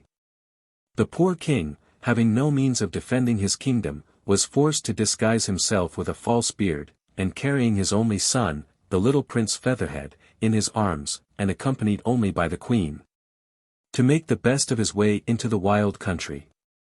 They were lucky enough to escape the soldiers of King Bruin, and at last, after unheard of fatigues and adventures, they found themselves in a charming green valley, through which flowed a stream clear as crystal and overshadowed by beautiful trees. As they looked round them with delight, a voice said suddenly, "Fish, and see what you will catch." Now the king had always loved fishing, and never went anywhere without a fish-hook or two in his pocket, so he drew one out hastily, and the queen lent him her girdle to fasten it to, and it had hardly touched the water before it caught a big fish, which made them an excellent meal, and not before they needed it, for they had found nothing until then but a few wild berries and roots. They thought that for the present they could not do better than stay in this delightful place, and the king set to work, and soon built a bower of branches to shelter them. And when it was finished the queen was so charmed with it that she declared nothing was lacking to complete her happiness but a flock of sheep, which she and the little prince might tend while the king fished. They soon found that the fish were not only abundant and easily caught, but also very beautiful, with glittering scales of every imaginable hue, and before long the king discovered that he could teach them to talk and whistle better than any parrot. Then he determined to carry some to the nearest town and try to sell them. And as no one had ever before seen any like them, the people flocked about him eagerly and bought all he had caught, so that presently not a house in the city was considered complete without a crystal bowl full of fish. And the king's customers were very particular about having them to match the rest of the furniture, and gave him a vast amount of trouble in choosing them. However, the money he obtained in this way enabled him to buy the queen her flock of sheep, as well as many of the other things which go to make life pleasant, so that they never once regretted their lost kingdom.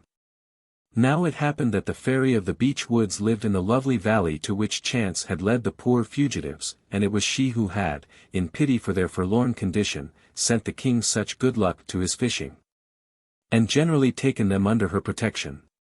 This she was all the more inclined to do as she loved children, and little Prince Featherhead, who never cried and grew prettier day by day, quite won her heart.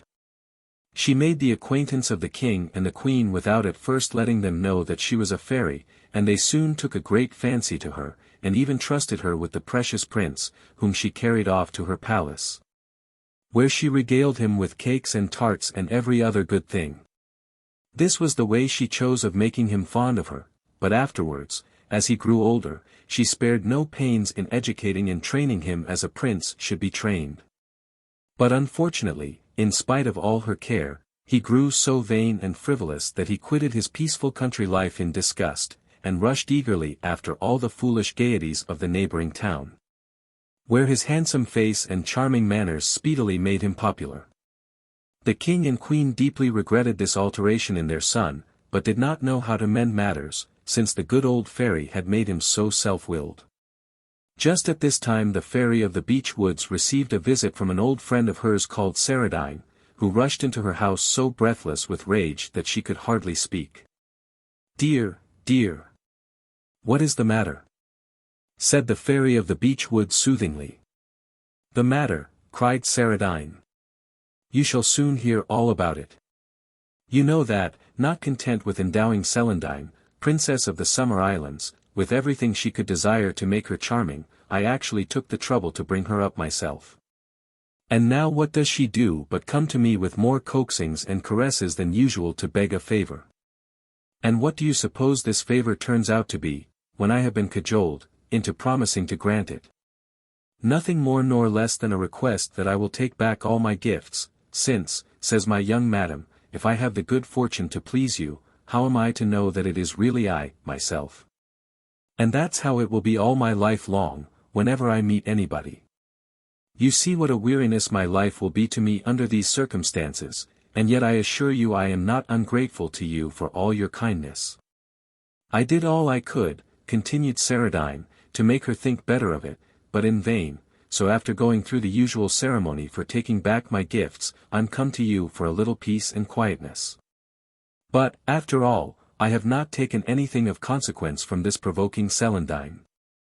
Nature had already made her so pretty, and given her such a ready wit of her own, that she will do perfectly well without me. However, I thought she deserved a little lesson, so to begin with I have whisked her off into the desert and there left her. What? All alone, and without any means of existence, cried the kind-hearted old fairy. You had better hand her over to me. I don't think so very badly of her after all.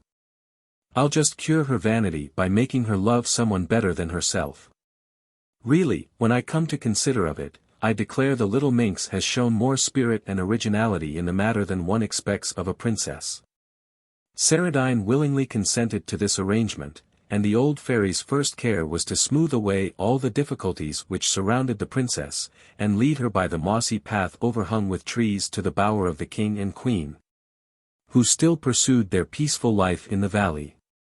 They were immensely surprised at her appearance, but her charming face, and the deplorably ragged condition to which the thorns and briars had reduced her once elegant attire, speedily won their compassion.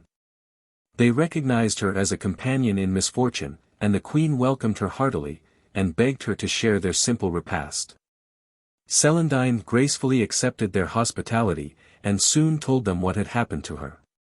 The king was charmed with her spirit, while the queen thought she had indeed been daring thus to go against the fairy's wishes. Since it has ended in my meeting you, said the princess, I cannot regret the step I have taken, and if you will let me stay with you, I shall be perfectly happy. The king and queen were only too delighted to have this charming princess to supply the place of Prince Featherhead, whom they saw but seldom, since the fairy had provided him with a palace in the neighboring town, where he lived in the greatest luxury, and did nothing but amuse himself from morning to night. So Celandine stayed, and helped the queen to keep house, and very soon they loved her dearly. When the fairy of the beech woods came to them, they presented the princess to her, and told her story, little thinking that the fairy knew more about Celandine than they did. The old fairy was equally delighted with her, and often invited her to visit her leafy palace, which was the most enchanting place that could be imagined, and full of treasures. Often she would say to the princess, when showing her some wonderful thing, "This will do for a wedding gift some day." And Celandine could not help thinking that it was to her that the fairy meant to give the 2 blue wax torches which burned without ever getting smaller, or the diamond from which more diamonds were continually growing, or the boat that sailed under water, or whatever beautiful or wonderful thing they might happen to be looking at. It is true that she never said so positively, but she certainly allowed the princess to believe it, because she thought a little disappointment would be good for her. But the person she really relied upon for curing Celandine of her vanity was Prince Featherhead. The old fairy was not at all pleased with the way he had been going on for some time, but her heart was so soft towards him that she was unwilling to take him away from the pleasures he loved, except by offering him something better. Which is not the most effectual mode of correction, though it is without doubt the most agreeable. However, she did not even hint to the princess that Featherhead was anything but absolutely perfect, and talked of him so much that when at last she announced that he was coming to visit her, Celandine made up her mind that this delightful prince would be certain to fall in love with her at once, and was quite pleased at the idea. The old fairy thought so too, but as this was not at all what she wished, she took care to throw such an enchantment over the princess that she appeared to Featherhead quite ugly and awkward, though to every one else she looked just as usual. So when he arrived at the leafy palace, more handsome and fascinating even than ever she had been led to expect, he hardly so much as glanced at the princess, but bestowed all his attention upon the old fairy, to whom he seemed to have 100 things to say. The princess was immensely astonished at his indifference, and put on a cold and offended air, which, however, he did not seem to observe. Then as a last resource she exerted all her wit and gaiety to amuse him, but with no better success, for he was of an age to be more attracted by beauty than by anything else, and though he responded politely enough, it was evident that his thoughts were elsewhere. Celandine was deeply mortified, since for her part the prince pleased her very well, and for the first time she bitterly regretted the fairy gifts she had been anxious to get rid of. Prince Featherhead was almost equally puzzled, for he had heard nothing from the king and queen but the praises of this charming princess. And the fact that they had spoken of her as so very beautiful only confirmed his opinion that people who live in the country have no taste. He talked to them of his charming acquaintances in the town, the beauties he had admired, did admire, or thought he was going to admire, until Celandine, who heard it all, was ready to cry with vexation. The fairy too was quite shocked at his conceit, and hit upon a plan for curing him of it. She sent to him by an unknown messenger a portrait of Princess Celandine as she really was, with this inscription: "All this beauty and sweetness, with a loving heart in a great kingdom, might have been yours but for your well-known fickleness." This message made a great impression upon the prince, but not so much as the portrait. He positively could not tear his eyes away from it, and exclaimed aloud that never, never had he seen anything so lovely and so graceful. Then he began to think that it was too absurd that he, the fascinating Featherhead, should fall in love with a portrait, and, to drive away the recollections of its haunting eyes, he rushed back to the town, but somehow everything seemed changed. The beauties no longer pleased him, their witty speeches had ceased to amuse. And indeed, for their parts, they found the prince far less amiable than of yore, and were not sorry when he declared that, after all, a country life suited him best, and went back to the leafy palace.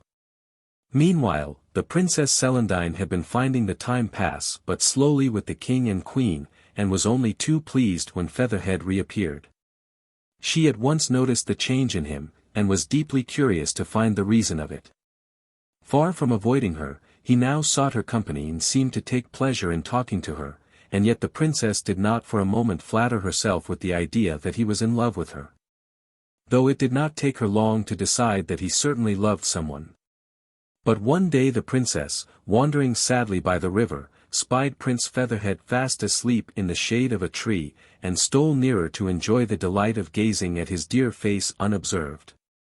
Judge of her astonishment when she saw that he was holding in his hand a portrait of herself. In vain did she puzzle over the apparent contradictoriness of his behavior. Why did he cherish her portrait while he was so fatally indifferent to herself? At last she found an opportunity of asking him the name of the princess whose picture he carried about with him always. "Alas! How can I tell you?" replied he. "Why should you not?" said the princess timidly. "Surely there is nothing to prevent you." "Nothing to prevent me," repeated he, "when my utmost efforts have failed to discover the lovely original. Should I be so sad if I could but find her? But I do not even know her name." More surprised than ever, the princess asked to be allowed to see the portrait, and after examining it for a few minutes returned it, remarking shyly that at least the original had every cause to be satisfied with it. "That means that you consider it flattered," said the prince severely. "Really, Celandine, I thought better of you, and should have expected you to be above such contemptible jealousy. But all women are alike." "Indeed, I meant only that it was a good likeness," said the princess meekly. "Then you know the original," cried the prince, throwing himself on his knees beside her. "Pray tell me at once who it is, and don't keep me in suspense." "Oh! Don't you see that it is meant for me?" cried Celandine. The prince sprang to his feet, hardly able to refrain from telling her that she must be blinded by vanity to suppose she resembled the lovely portrait even in the slightest degree. And after gazing at her for an instant with icy surprise, turned and left her without another word, and in a few hours quitted the leafy palace altogether. Now the princess was indeed unhappy, and could no longer bear to stay in a place where she had been so cruelly disdained. So, without even bidding farewell to the king and queen, she left the valley behind her, and wandered sadly away, not caring whither. After walking until she was weary, she saw before her a tiny house, and turned her slow steps towards it. The nearer she approached the more miserable it appeared, and at length she saw a little old woman sitting upon the doorstep, who said grimly, "Here comes one of these fine beggars who are too idle to do anything but run about the country." "Alas! Madam," said Celandine, with tears in her pretty eyes, "a sad fate forces me to ask you for shelter." "Didn't I tell you what it would be?" growled the old hag. "From shelter we shall proceed to demand supper, and from supper money to take us on our way. Upon my word, if I could be sure of finding someone every day whose head was as soft as his heart, I wouldn't wish for a more agreeable life myself. But I have worked hard to build my house and secure a morsel to eat, and I suppose you think that I am to give away everything to the first passerby who chooses to ask for it. Not at all. I wager that a fine lady like you has more money than I have. I must search her, and see if it is not so," she added, hobbling towards Celandine with the aid of her stick. "Alas! Madam," replied the princess, "I only wish I had. I would give it to you with all the pleasure in life. But you are very smartly dressed for the kind of life you lead," continued the old woman. "What?" cried the princess, "do you think I am come to beg of you?" "I don't know about that," answered she, "but at any rate you don't seem to have come to bring me anything. But what is it that you do want?" "Shelter. Well, that does not cost much, but after that comes supper, and that I can't hear of." "Oh dear no. Why, at your age one is always ready to eat, and now you have been walking, and I suppose you are ravenous." "Indeed no, madam," answered the poor princess, "I am too sad to be hungry." "Oh, well. If you will promise to go on being sad, you may stay for the night," said the old woman mockingly. Thereupon she made the princess sit down beside her, and began fingering her silken robe, while she muttered, "Lace on top, lace underneath. This must have cost you a pretty penny. It would have been better to save enough to feed yourself, and not come begging to those who want all they have for themselves. Pray, what may you have paid for these fine clothes?" "Alas! Madam," answered the princess, "I did not buy them, and I know nothing about money." "What do you know, if I may ask?" said the old dame. "Not much. But indeed I am very unhappy," cried Celandine, bursting into tears, "and if my services are any good to you—" "Services," interrupted the hag crossly. "One has to pay for services, and I am not above doing my own work." "Madam, I will serve you for nothing," said the poor princess, whose spirits were sinking lower and lower. "I will do anything you please, all I wish is to live quietly in this lonely spot." "Oh! I know you are only trying to take me in," answered she, "and if I do let you serve me, is it fitting that you should be so much better dressed than I am? If I keep you, will you give me your clothes and wear some that I will provide you with? It is true that I am getting old and may want someone to take care of me some day. Oh! For pity's sake, do what you please with my clothes," cried poor Celandine miserably. And the old woman hobbled off with great alacrity, and fetched a little bundle containing a wretched dress, such as the princess had never even seen before, and nimbly skipped round, helping her to put it on instead of her own rich robe. With many exclamations of "Saints! What a magnificent lining! And the width of it! It will make me 4 dresses at least.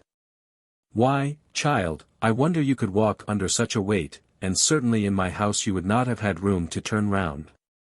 So saying, she folded up the robe, and put it by with great care, while she remarked to Celandine, "That dress of mine certainly suits you to a marvel, be sure you take great care of it." When supper time came she went into the house, declining all the princess's offers of assistance, and shortly afterwards brought out a very small dish, saying, "Now let us sup." Whereupon she handed Celandine a small piece of black bread and uncovered the dish, which contained 2 dried plums. "We will have one between us," continued the old dame. "And as you are the visitor, you shall have the half which contains the stone, but be very careful that you don't swallow it, for I keep them against the winter, and you have no idea what a good fire they make. Now, you take my advice which won't cost you anything, and remember that it is always more economical to buy fruit with stones on this account." Celandine, absorbed in her own sad thoughts, did not even hear this prudent counsel, and quite forgot to eat her share of the plum, which delighted the old woman, who put it by carefully for her breakfast, saying, "I am very much pleased with you. And if you go on as you have begun, we shall do very well, and I can teach you many useful things which people don't generally know. For instance, look at my house. It is built entirely of the seeds of all the pears I have eaten in my life.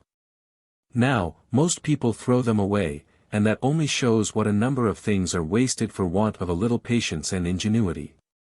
But Celandine did not find it possible to be interested in this and similar pieces of advice. And the old woman soon sent her to bed, for fear the night air might give her an appetite. She passed a sleepless night. But in the morning the old dame remarked, "I heard how well you slept.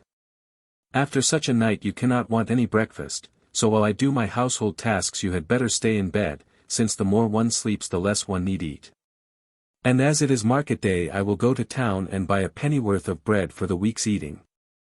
And so she chattered on, but poor Celandine did not hear or heed her. She wandered out into the desolate country to think over her sad fate.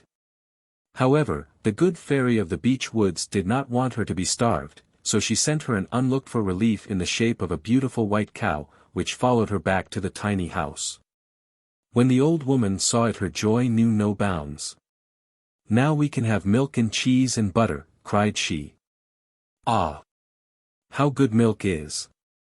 What a pity it is so ruinously expensive." So they made a little shelter of branches for the beautiful creature, which was quite gentle, and followed Celandine about like a dog when she took it out every day to graze. One morning as she sat by a little brook, thinking sadly, she suddenly saw a young stranger approaching, and got up quickly, intending to avoid him. But Prince Featherhead, for it was he, perceiving her at the same moment, rushed towards her with every demonstration of joy, for he had recognized her, not as the Celandine whom he had slighted, but as the lovely princess whom he had sought vainly for so long. The fact was that the fairy of the beech woods, thinking she had been punished enough, had withdrawn the enchantment from her, and transferred it to Featherhead, thereby in an instant depriving him of the good looks which had done so much towards making him the fickle creature he was.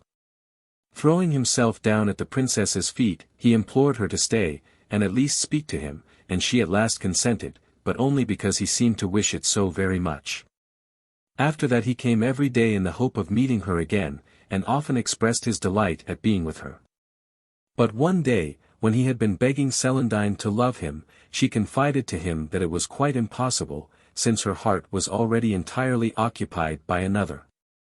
"I have," said she, "the unhappiness of loving a prince who is fickle, frivolous, proud, incapable of caring for anyone but himself, who has been spoilt by flattery, and, to crown all, who does not love me."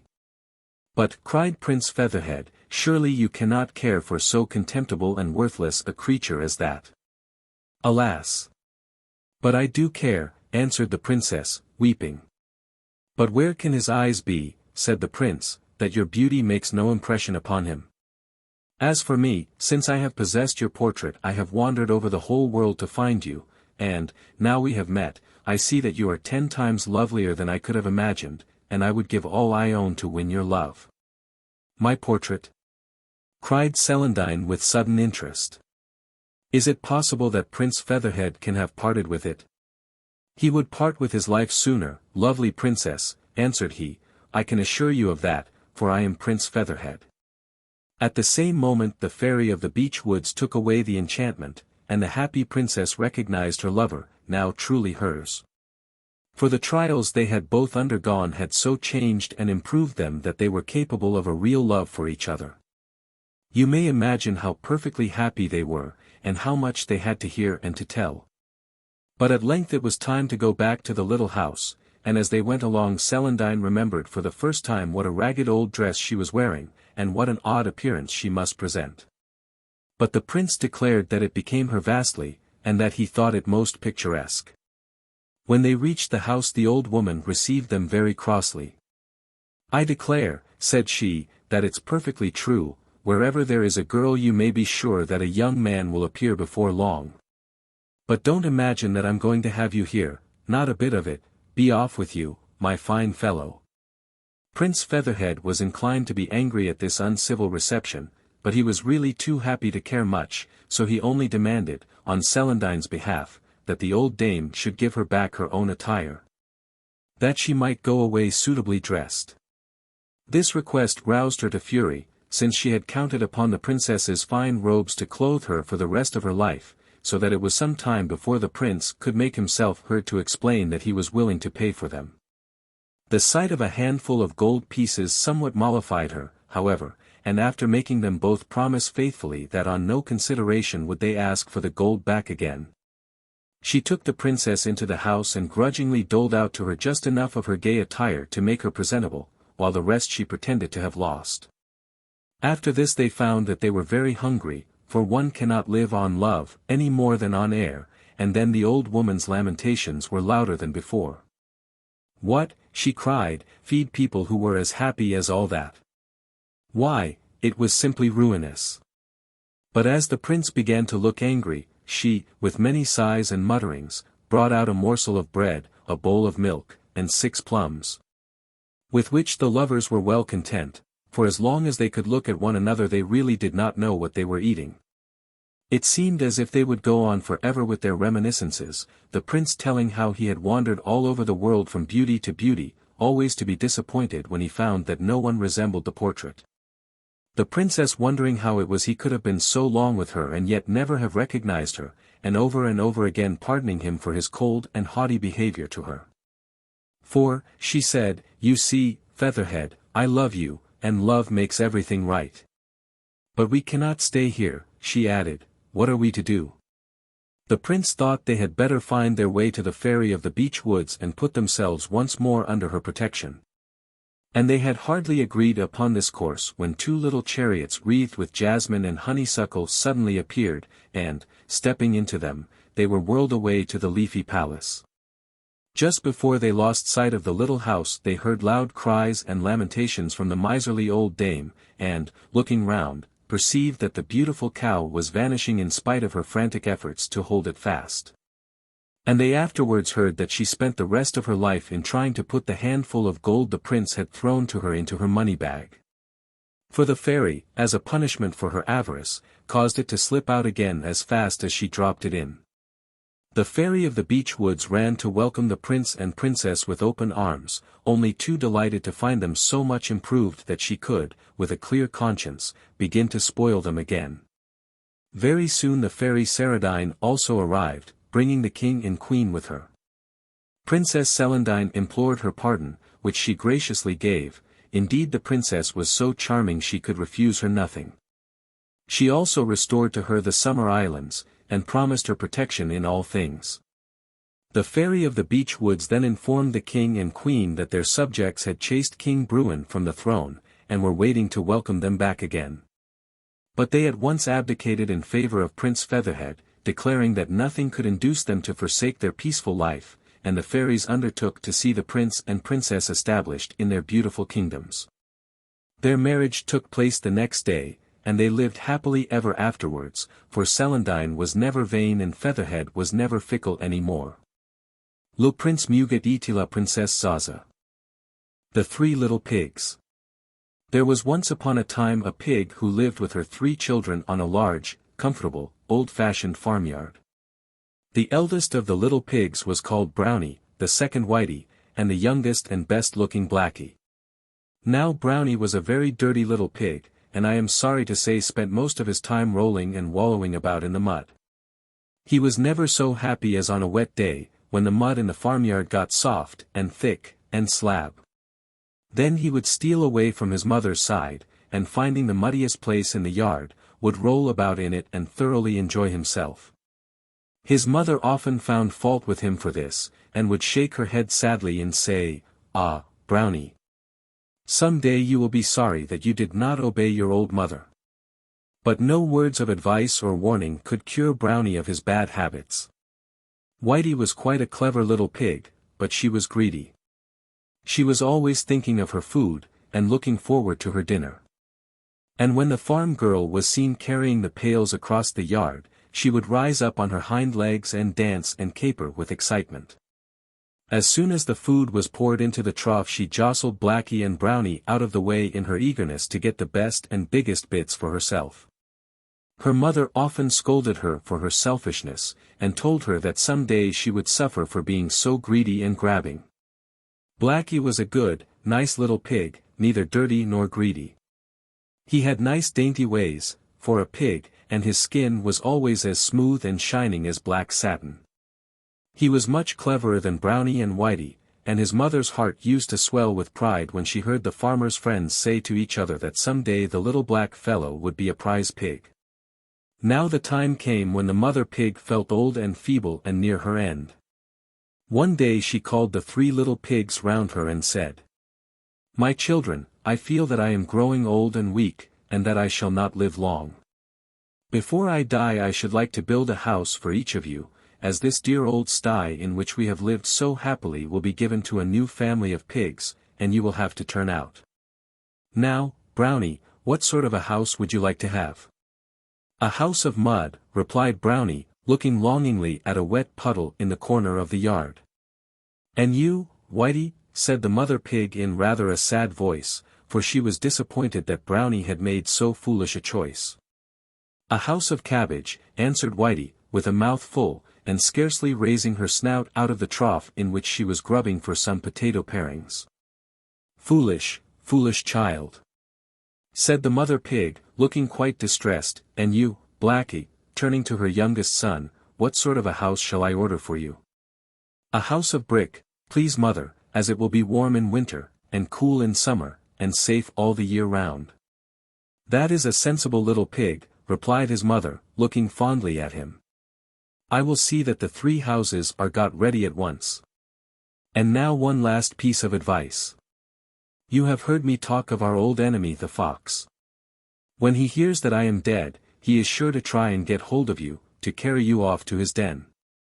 He is very sly and will no doubt disguise himself, and pretend to be a friend, but you must promise me not to let him enter your houses on any pretext whatever." And the little pigs readily promised, for they had always had a great fear of the fox, of whom they had heard many terrible tales. A short time afterwards the old pig died, and the little pigs went to live in their own houses. Brownie was quite delighted with his soft mud walls and with the clay floor, which soon looked like nothing but a big mud pie. But that was what Brownie enjoyed, and he was as happy as possible, rolling about all day and making himself in such a mess. One day, as he was lying half asleep in the mud, he heard a soft knock at his door, and a gentle voice said, "May I come in, Master Brownie? I want to see your beautiful new house." "Who are you?" said Brownie, starting up in great fright, for though the voice sounded gentle, he felt sure it was a feigned voice, and he feared it was the fox. "I am a friend come to call on you," answered the voice. "No, no," replied Brownie, "I don't believe you are a friend. You are the wicked fox, against whom our mother warned us. I won't let you in." "Oh ho! Is that the way you answer me?" said the fox, speaking very roughly in his natural voice. "We shall soon see who is master here," and with his paws he set to work and scraped a large hole in the soft mud walls. A moment later he had jumped through it, and catching Brownie by the neck, flung him on his shoulders and trotted off with him to his den. The next day, as Whitey was munching a few leaves of cabbage out of the corner of her house, the fox stole up to her door, determined to carry her off to join her brother in his den. He began speaking to her in the same feigned gentle voice in which he had spoken to Brownie, but it frightened her very much when he said, "I am a friend come to visit you, and to have some of your good cabbage for my dinner."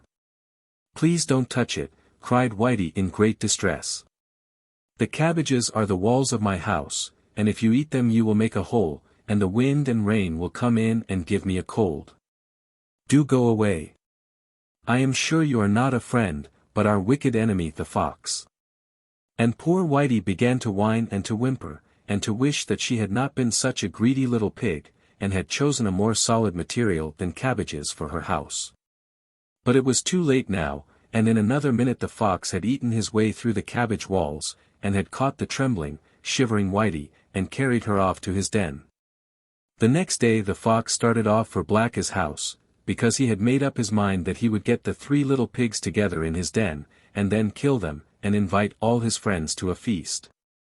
But when he reached the brick house, he found that the door was bolted and barred, so in his sly manner he began, "Do let me in, dear Blackie. I have brought you a present of some eggs that I picked up in a farmyard on my way here." "No, no, Mr. Fox," replied Blackie, "I am not going to open my door to you. I know your cunning ways. You have carried off poor Brownie and Whitey, but you are not going to get me." At this the fox was so angry that he dashed with all his force against the wall, and tried to knock it down. But it was too strong and well built. And though the fox scraped and tore at the bricks with his paws, he only hurt himself, and at last he had to give it up, and limp away with his forepaws all bleeding and sore. "Never mind," he cried angrily as he went off, "I'll catch you another day, see if I don't, and won't I grind your bones to powder when I have got you in my den," and he snarled fiercely and showed his teeth. Next day Blackie had to go into the neighboring town to do some marketing and to buy a big kettle. As he was walking home with it slung over his shoulder, he heard a sound of steps stealthily creeping after him. For a moment his heart stood still with fear, and then a happy thought came to him. He had just reached the top of a hill, and could see his own little house nestling at the foot of it among the trees. In a moment he had snatched the lid off the kettle and had jumped in himself. Coiling himself round, he lay quite snug in the bottom of the kettle, while with his foreleg he managed to put the lid on, so that he was entirely hidden. With a little kick from the inside he started the kettle off, and down the hill it rolled full tilt, and when the fox came up, all that he saw was a large black kettle spinning over the ground at a great pace. Very much disappointed, he was just going to turn away, when he saw the kettle stop close to the little brick house, and in a moment later Blackie jumped out of it and escaped with the kettle into the house, when he barred and bolted the door. And put the shutter up over the window. "Oh ho," exclaimed the fox to himself, "you think you will escape me that way, do you? We shall soon see about that, my friend," and very quietly and stealthily he prowled round the house looking for some way to climb onto the roof. In the meantime Blackie had filled the kettle with water, and having put it on the fire, sat down quietly waiting for it to boil. Just as the kettle was beginning to sing, and steam to come out of the spout, he heard a sound like a soft, muffled step, patter, patter, patter overhead, and the next moment the fox's head and forepaws were seen coming down the chimney. But Blackie very wisely had not put the lid on the kettle, and, with a yelp of pain, the fox fell into the boiling water, and before he could escape, Blackie had popped the lid on, and the fox was scalded to death. As soon as he was sure that their wicked enemy was really dead, and could do them no further harm, Blackie started off to rescue Brownie and Whitey. As he approached the den he heard piteous grunts and squeals from his poor little brother and sister who lived in constant terror of the fox killing and eating them. But when they saw Blackie appear at the entrance to the den their joy knew no bounds. He quickly found a sharp stone and cut the cords by which they were tied to a stake in the ground, and then all 3 started off together for Blackie's house, where they lived happily ever after. And Brownie quite gave up rolling in the mud, and Whitey ceased to be greedy, for they never forgot how nearly these faults had brought them to an untimely end. Heart of Ice.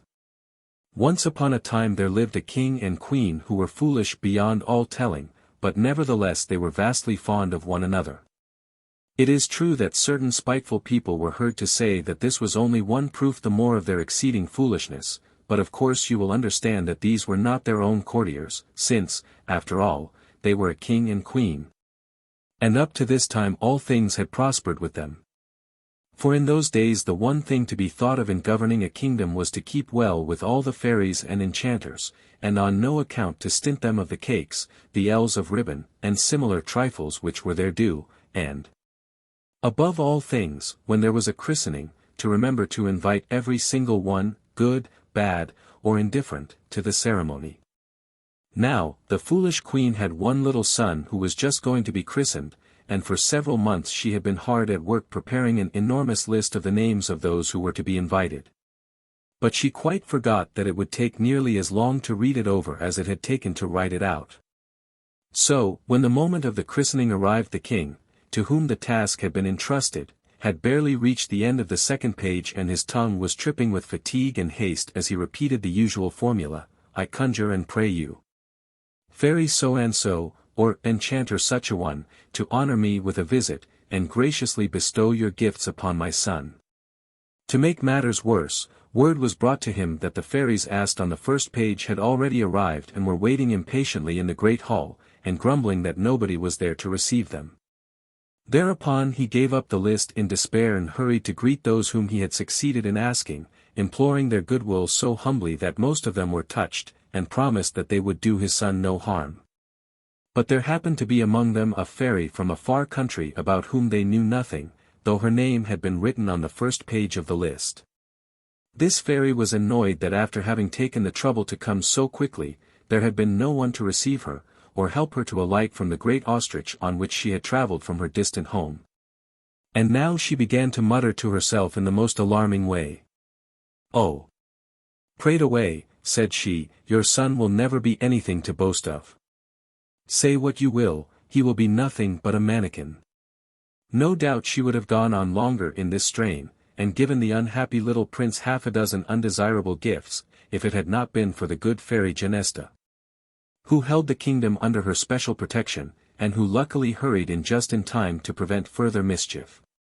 When she had by compliments and entreaties pacified the unknown fairy, and persuaded her to say no more, she gave the king a hint that now was the time to distribute the presents, after which ceremony they all took their departure. Excepting the fairy Genesta, who then went to see the queen, and said to her, a nice mess you seem to have made of this business, madam. Why did you not condescend to consult me? But foolish people like you always think they can do without help or advice, and I observe that, in spite of all my goodness to you, you had not even the civility to invite me. Ah! Dear madam, cried the king, throwing himself at her feet, did I ever have time to get as far as your name? See where I put in this mark when I abandoned the hopeless undertaking which I had but just begun. There. There. Said the fairy, I am not offended. I don't allow myself to be put out by trifles like that with people I really am fond of. But now about your son, I have saved him from a great many disagreeable things, but you must let me take him away and take care of him, and you will not see him again until he is all covered with fur.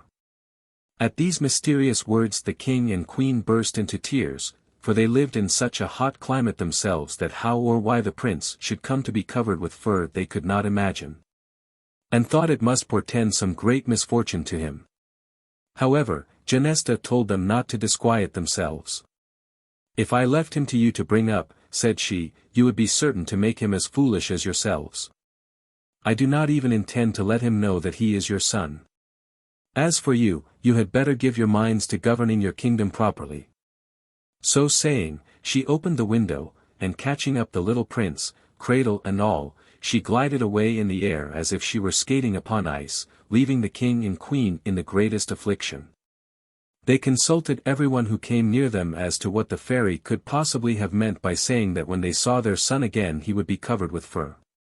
But nobody could offer any solution of the mystery, only they all seemed to agree that it must be something frightful, and the king and queen made themselves more miserable than ever, and wandered about their palace in a way to make anyone pity them.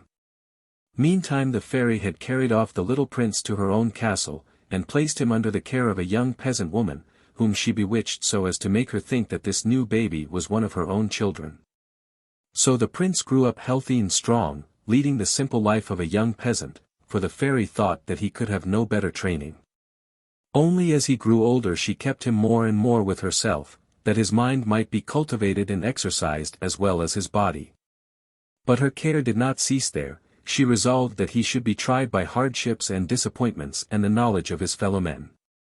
For indeed she knew the prince would need every advantage that she could give him, since, though he increased in years, he did not increase in height, but remained the tiniest of princes.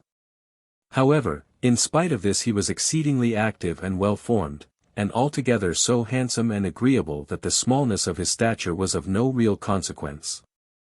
The prince was perfectly aware that he was called by the ridiculous name of mannikin, but he consoled himself by vowing that, happen what might, he would make it illustrious. In order to carry out her plans for his welfare, the fairy now began to send Prince Mannikin the most wonderful dreams of adventure by sea and land, and of these adventures he himself was always the hero. Sometimes he rescued a lovely princess from some terrible danger, again he earned a kingdom by some brave deed.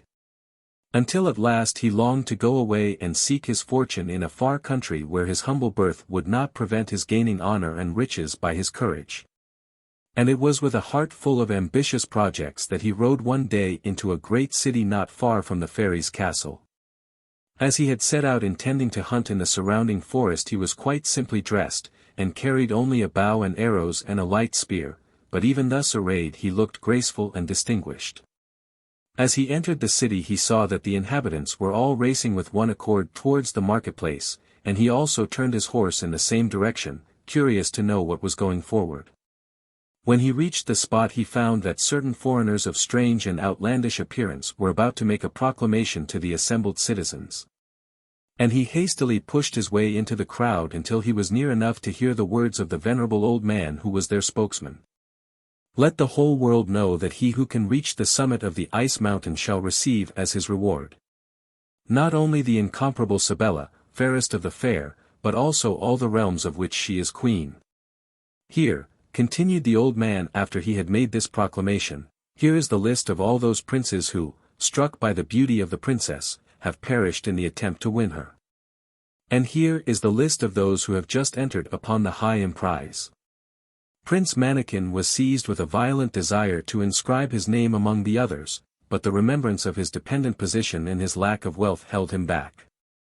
But while he hesitated the old man, with many respectful ceremonies, unveiled a portrait of the lovely Sybilla, which was carried by some of the attendants, and after one glance at it the prince delayed no longer, but, rushing forward, demanded permission to add his name to the list.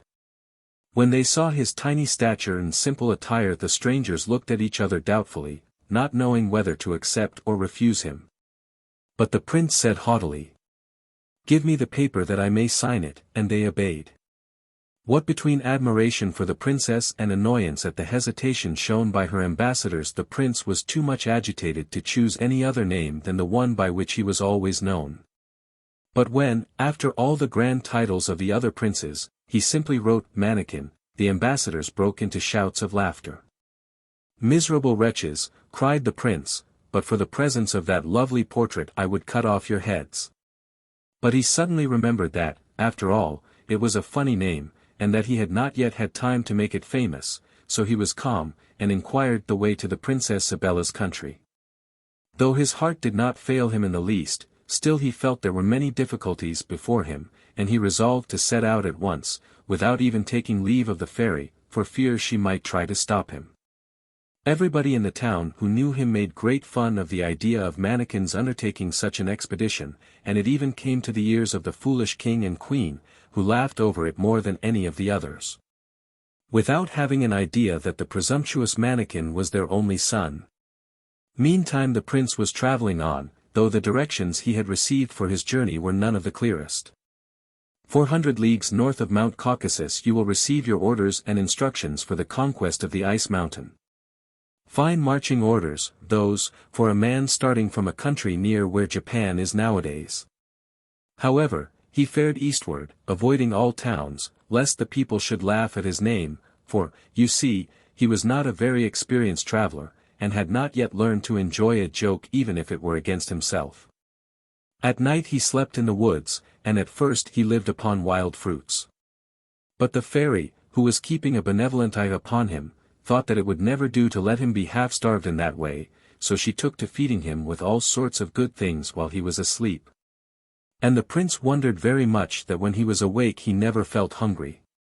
True to her plan the fairy sent him various adventures to prove his courage, and he came successfully through them all, only in his last fight with a furious monster rather like a tiger he had the ill luck to lose his horse. However, nothing daunted, he struggled on foot, and at last reached a seaport. Here he found a boat sailing for the coast which he desired to reach, and, having just enough money to pay his passage, he went on board and they started. But after some days a fearful storm came on, which completely wrecked the little ship, and the prince only saved his life by swimming a long, long way to the only land that was in sight, and which proved to be a desert island. Here he lived by fishing and hunting, always hoping that the good fairy would presently rescue him. One day, as he was looking sadly out to sea, he became aware of a curious-looking boat which was drifting slowly towards the shore, and which presently ran into a little creek and there stuck fast in the sand. Prince Mannikin rushed down eagerly to examine it, and saw with amazement that the masts and spars were all branched, and covered thickly with leaves until it looked like a little wood. Thinking from the stillness that there could be no one on board, the prince pushed aside the branches and sprang over the side, and found himself surrounded by the crew, who lay motionless as dead men and in a most deplorable condition. They, too, had become almost like trees, and were growing to the deck, or to the masts, or to the sides of the vessel, or to whatever they had happened to be touching when the enchantment fell upon them. Mannikin was struck with pity for their miserable plight, and set to work with might and main to release them. With the sharp point of one of his arrows he gently detached their hands and feet from the wood which held them fast, and carried them on shore, one after another, where he rubbed their rigid limbs, and bathed them with infusions of various herbs with such success, that, after a few days, they recovered perfectly and were as fit to manage a boat as ever. You may be sure that the good fairy Genesta had something to do with this marvelous cure, and she also put it into the prince's head to rub the boat itself with the same magic herbs, which cleared it entirely, and not before it was time, for at the rate at which it was growing before, it would very soon have become a forest. The gratitude of the sailors was extreme, and they willingly promised to land the prince upon any coast he pleased.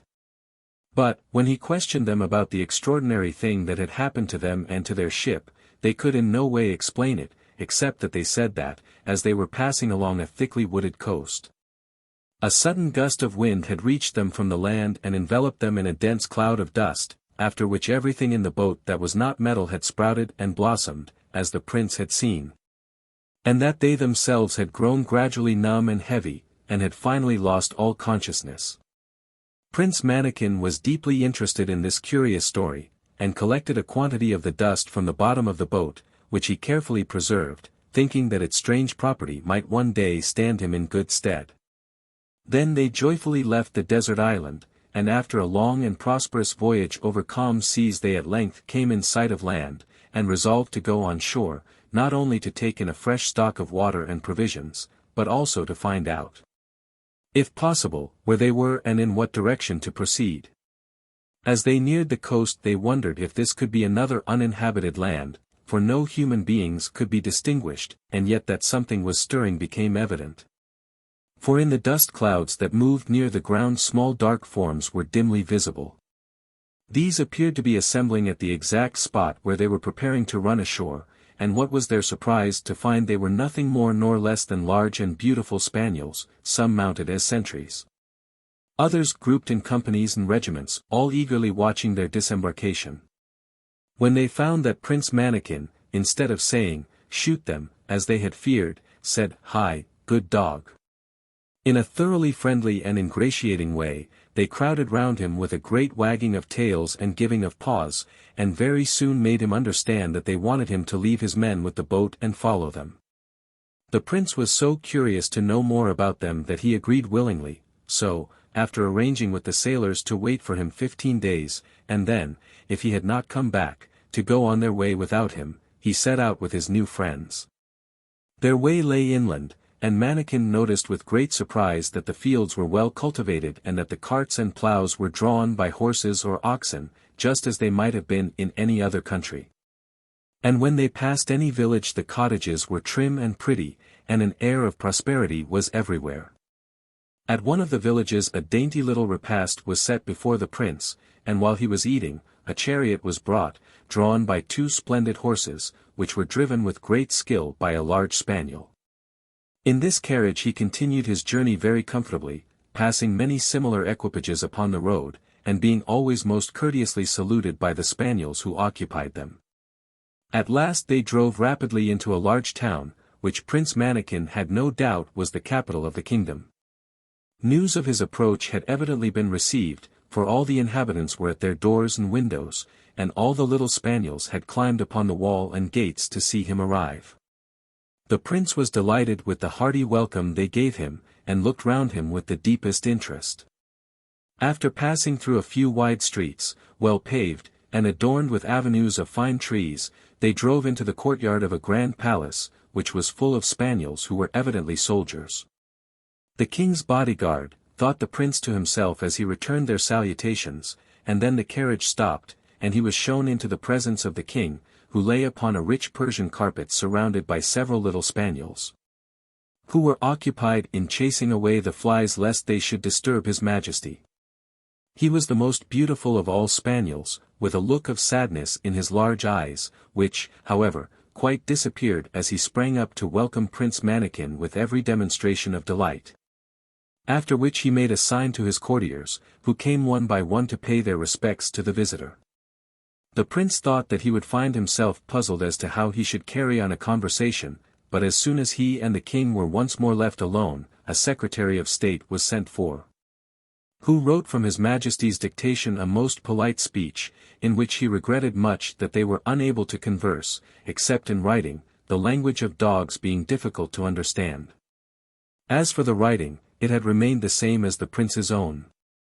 Manikin thereupon wrote a suitable reply, and then begged the king to satisfy his curiosity about all the strange things he had seen and heard since his landing.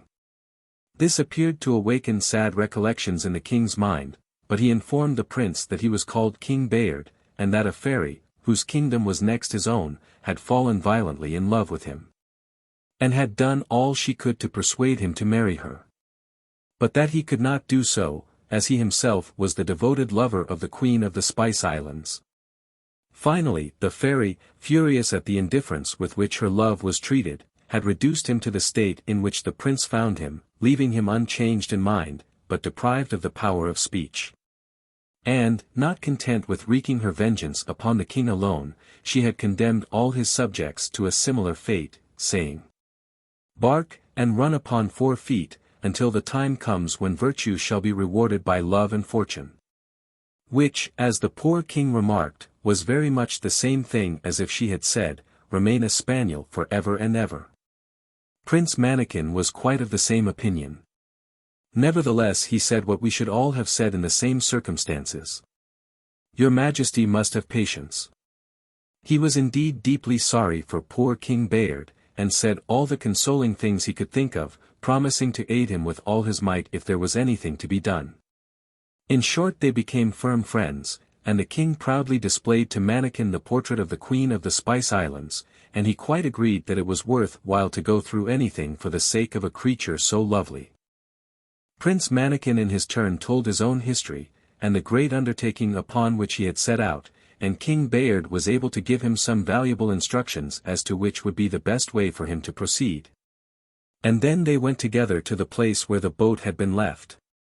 The sailors were delighted to see the prince again, though they had known that he was safe, and when they had taken on board all the supplies which the king had sent for them, they started once more.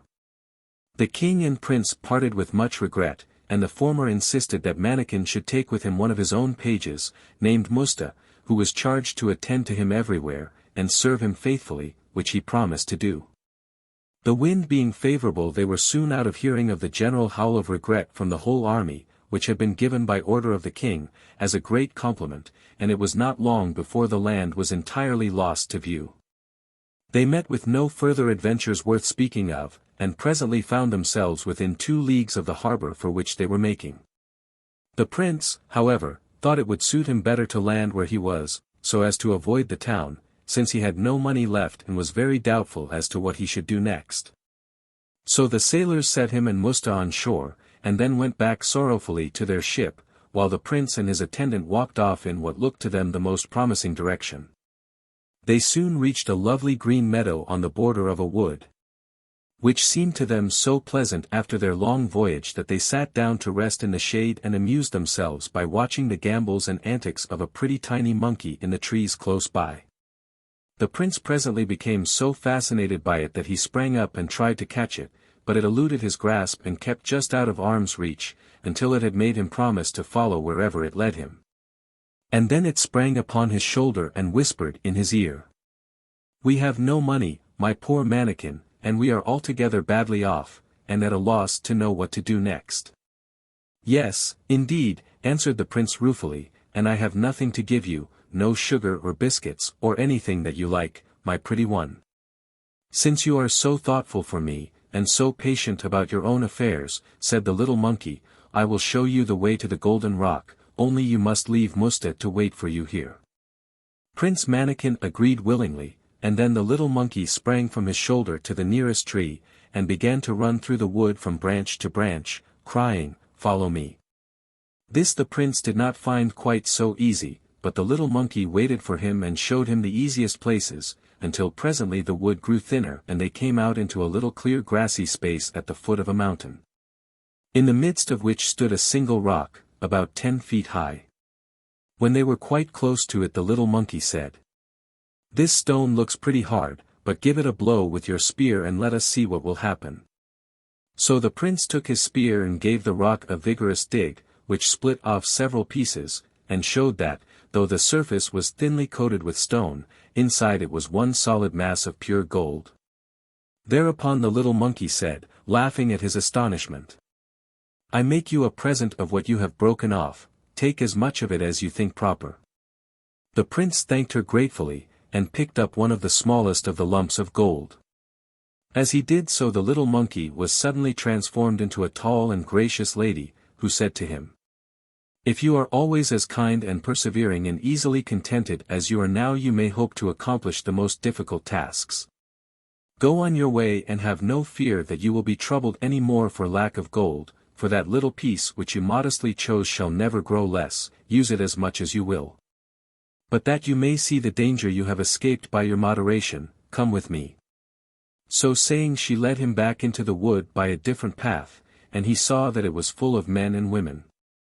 Their faces were pale and haggard, and they ran hither and thither seeking madly upon the ground, or in the air, starting at every sound, pushing and trampling upon one another in their frantic eagerness to find the way to the golden rock. You see how they toil, said the fairy, but it is all of no avail, they will end by dying of despair, as hundreds have done before them. As soon as they had got back to the place where they had left Musta the fairy disappeared, and the prince and his faithful squire, who had greeted him with every demonstration of joy, took the nearest way to the city. Here they stayed several days, while the prince provided himself with horses and attendants, and made many inquiries about the Princess Sibella, and the way to her kingdom, which was still so far away that he could hear but little. And that of the vaguest description, but when he presently reached Mount Caucasus it was quite a different matter. Here they seemed to talk of nothing but the Princess Sibella, and strangers from all parts of the world were traveling towards her father's court. The prince heard plenty of assurances as to her beauty and her riches, but he also heard of the immense number of his rivals and their power. One brought an army at his back, another had vast treasures, a third was as handsome and accomplished as it was possible to be.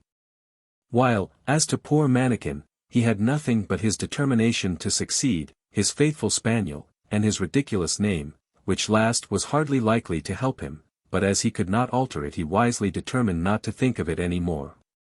After journeying for 2 whole months they came at last to Trelinton, the capital of the Princess Sibella's kingdom, and here he heard dismal stories about the ice mountain, and how none of those who had attempted to climb it had ever come back.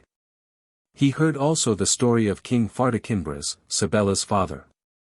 It appeared that he, being a rich and powerful monarch, had married a lovely princess named Bourbantine. And they were as happy as the day was long, so happy that as they were out sledging one day they were foolish enough to defy fate to spoil their happiness. We shall see about that, grumbled an old hag who sat by the wayside blowing her fingers to keep them warm. The king thereupon was very angry, and wanted to punish the woman, but the queen prevented him, saying, Alas! Sire, do not let us make bad worse, no doubt this is a fairy. You are right there, said the old woman, and immediately she stood up, and as they gazed at her in horror she grew gigantic and terrible, her staff turned to a fiery dragon with outstretched wings, her ragged cloak to a golden mantle, and her wooden shoes to 2 bundles of rockets. You are right there, and you will see what will come of your fine goings-on, and remember the fairy Gorgonzola. So saying she mounted the dragon and flew off, the rockets shooting in all directions and leaving long trails of sparks. In vain did Fardakinbras and Bourbantine beg her to return, and endeavor by their humble apologies to pacify her. She never so much as looked at them, and was very soon out of sight, leaving them a prey to all kinds of dismal forebodings. Very soon after this the queen had a little daughter, who was the most beautiful creature ever seen. All the fairies of the north were invited to her christening, and warned against the malicious Gorgonzola. She also was invited, but she neither came to the banquet nor received her present. But as soon as all the others were seated at table, after bestowing their gifts upon the little princess, she stole into the palace, disguised as a black cat, and hid herself under the cradle until the nurses and the cradle rockers had all turned their backs, and then she sprang out, and in an instant had stolen the little princess's heart and made her escape, only being chased by a few dogs and scullions on her way across the courtyard. Once outside she mounted her chariot and flew straight away to the North Pole, where she shut up her stolen treasure on the summit of the ice mountain, and surrounded it with so many difficulties that she felt quite easy about its remaining there as long as the princess lived, and then she went home, chuckling at her success. As to the other fairies, they went home after the banquet without discovering that anything was amiss, and so the king and queen were quite happy. Sybella grew prettier day by day. She learnt everything a princess ought to know without the slightest trouble, and yet something always seemed lacking to make her perfectly charming. She had an exquisite voice, but whether her songs were grave or gay it did not matter. She did not seem to know what they meant, and everyone who heard her said, "She certainly sings perfectly, but there is no tenderness, no heart in her voice. Poor Sybella! How could there be when her heart was far away on the ice mountains?" And it was just the same with all the other things that she did. As time went on, in spite of the admiration of the whole court and the blind fondness of the king and queen, it became more and more evident that something was fatally wrong, for those who love no one cannot long be loved. And at last the king called a general assembly, and invited the fairies to attend, that they might, if possible, find out what was the matter. After explaining their grief as well as he could, he ended by begging them to see the princess for themselves. "It is certain," said he, "that something is wrong. What it is I don't know how to tell you, but in some way your work is imperfect." They all assured him that, so far as they knew, everything had been done for the princess, and they had forgotten nothing that they could bestow on so good a neighbor as the king had been to them. After this they went to see Sybella. But they had no sooner entered her presence than they cried out with one accord, "Oh! Horror, she has no heart!" On hearing this frightful announcement, the king and queen gave a cry of despair, and entreated the fairies to find some remedy for such an unheard-of misfortune. Thereupon the eldest fairy consulted her book of magic, which she always carried about with her, hung to her girdle by a thick silver chain, and there she found out at once that it was Gorgonzola who had stolen the princess's heart, and also discovered what the wicked old fairy had done with it. "What shall we do? What shall we do?" cried the king and queen in one breath. "You must certainly suffer much annoyance from seeing and loving Sybella, who is nothing but a beautiful image," replied the fairy, "and this must go on for a long time. But I think I see that, in the end, she will once more regain her heart.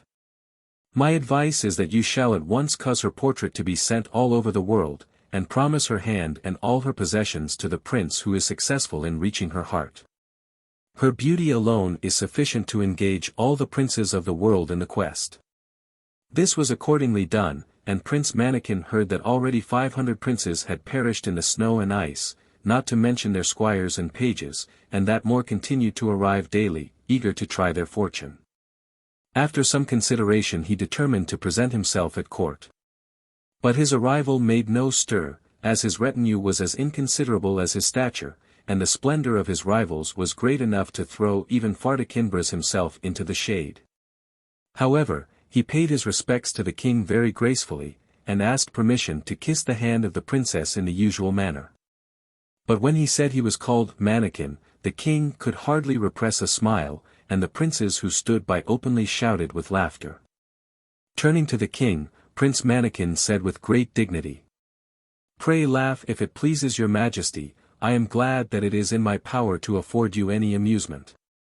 But I am not a plaything for these gentlemen, and I must beg them to dismiss any ideas of that kind from their minds at once, and with that he turned upon the one who had laughed the loudest and proudly challenged him to a single combat. This prince, who was called Fedas, accepted the challenge very scornfully, mocking at Mannikin, whom he felt sure had no chance against himself, but the meeting was arranged for the next day. When Prince Mannikin quitted the king's presence he was conducted to the audience hall of the Princess Sybella. The sight of so much beauty and magnificence almost took his breath away for an instant, but, recovering himself with an effort, he said, "Lovely princess, irresistibly drawn by the beauty of your portrait. I come from the other end of the world to offer my services to you. My devotion knows no bounds, but my absurd name has already involved me in a quarrel with one of your courtiers. Tomorrow I am to fight this ugly, overgrown prince, and I beg you to honor the combat with your presence, and prove to the world that there is nothing in a name, and that you deign to accept Mannikin as your knight." When it came to this the princess could not help being amused, for, though she had no heart, she was not without humor. However, she answered graciously that she accepted with pleasure, which encouraged the prince to entreat further that she would not show any favor to his adversary. "Alas!" said she, "I favor none of these foolish people, who weary me with their sentiment and their folly. I do very well as I am, and yet from one year's end to another they talk of nothing but delivering me from some imaginary affliction. Not a word do I understand of all their pratings about love, and who knows what dull things besides, which, I declare to you, I cannot even remember." Mannikin was quick enough to gather from this speech that to amuse and interest the princess would be a far surer way of gaining her favor than to add himself to the list of those who continually teased her about that mysterious thing called love, which she was so incapable of comprehending. So he began to talk of his rivals, and found in each of them something to make merry over, in which diversion the princess joined him heartily. And so well did he succeed in his attempt to amuse her that before very long she declared that of all the people at court he was the one to whom she preferred to talk. The following day, at the time appointed for the combat, when the king, the queen, and the princess had taken their places, and the whole court and the whole town were assembled to see the show, Prince Fedas rode into the lists magnificently armed and accoutred, followed by 24 squires and 100 men-at-arms, each one leading a splendid horse. While Prince Mannikin entered from the other side armed only with his spear and followed by the faithful Musta. The contrast between the two champions was so great that there was a shout of laughter from the whole assembly. But when at the sounding of a trumpet the combatants rushed upon each other, and Mannikin, eluding the blow aimed at him, succeeded in thrusting Prince Fedas from his horse and pinning him to the sand with his spear, it changed to a murmur of admiration. So soon as he had him at his mercy, however, Mannikin, turning to the princess, assured her that he had no desire to kill anyone who called himself her courtier. And then he bade the furious and humiliated Fedas rise and thank the princess to whom he owed his life. Then, amid the sounding of the trumpets and the shoutings of the people, he and Musta retired gravely from the lists.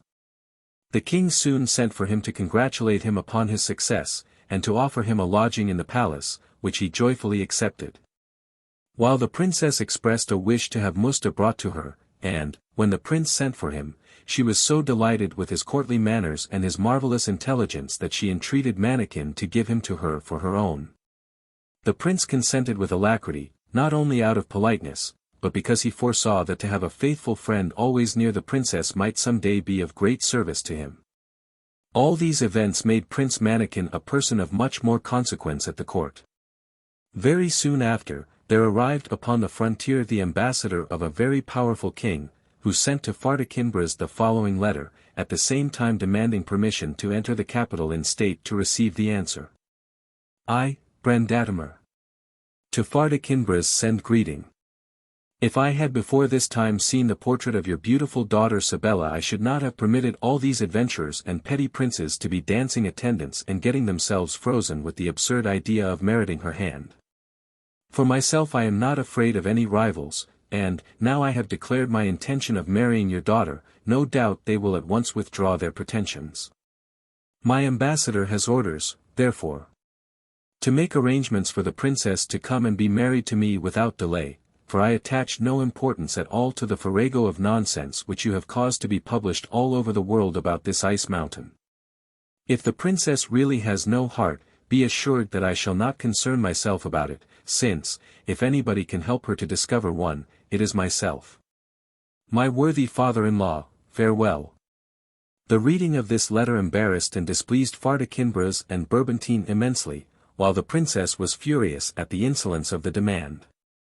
They all three resolved that its contents must be kept a profound secret until they could decide what reply should be sent, but Musta contrived to send word of all that had passed to Prince Manikin. He was naturally alarmed and indignant, and, after thinking it over a little, he begged an audience of the princess, and led the conversation so cunningly up to the subject that was uppermost in her thoughts, as well as his own, that she presently told him all about the matter and asked his advice as to what it would be best to do. This was exactly what he had not been able to decide for himself. However, he replied that he should advise her to gain a little time by promising her answer after the grand entry of the ambassador, and this was accordingly done. The ambassador did not at all like being put off after that fashion, but he was obliged to be content, and only said very arrogantly that so soon as his equipages arrived, as he expected they would do very shortly, he would give all the people of the city, and the stranger princes with whom it was inundated, an idea of the power and the magnificence of his master. Manikin, in despair, resolved that he would for once beg the assistance of the kind fairy Genesta. He often thought of her and always with gratitude, but from the moment of his setting out he had determined to seek her aid only on the greatest occasions. That very night, when he had fallen asleep quite worn out with thinking over all the difficulties of the situation, he dreamed that the fairy stood beside him, and said, "Manikin, you have done very well so far. Continue to please me and you shall always find good friends when you need them most. As for this affair with the ambassador, you can assure Sibella that she may look forward tranquilly to his triumphal entry, since it will all turn out well for her in the end." The prince tried to throw himself at her feet to thank her, but woke to find it was all a dream. Nevertheless he took fresh courage, and went next day to see the princess, to whom he gave many mysterious assurances that all would yet be well.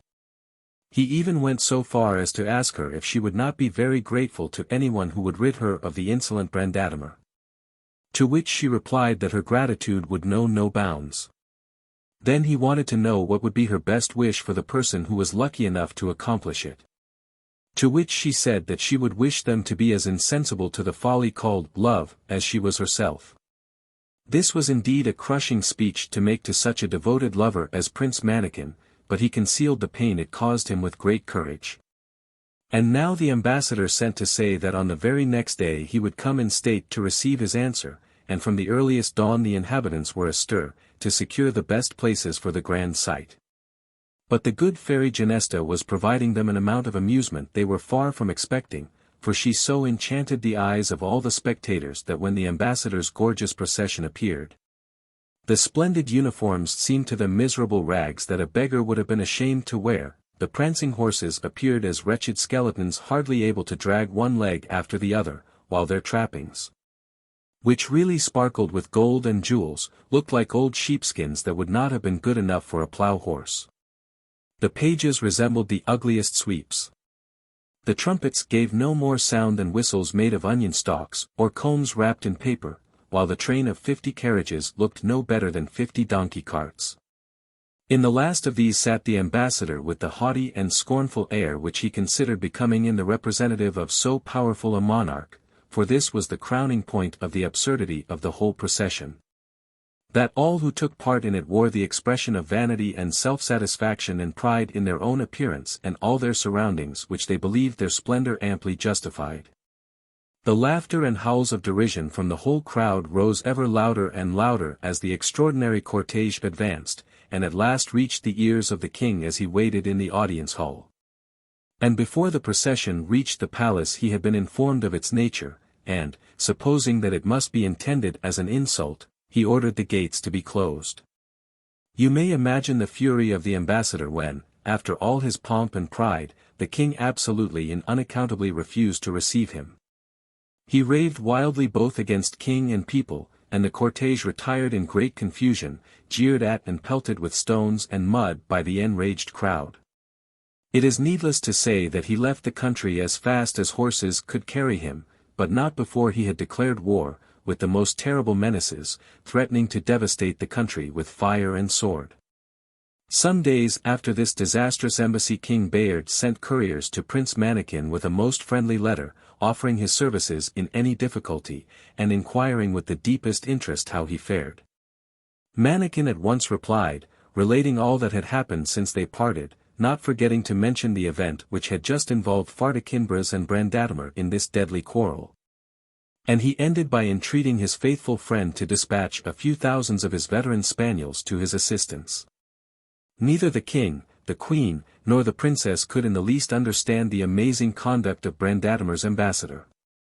Nevertheless, the preparations for the war went forward briskly, and all the princes who had not gone on towards the ice mountain offered their services, at the same time demanding all the best appointments in the king's army.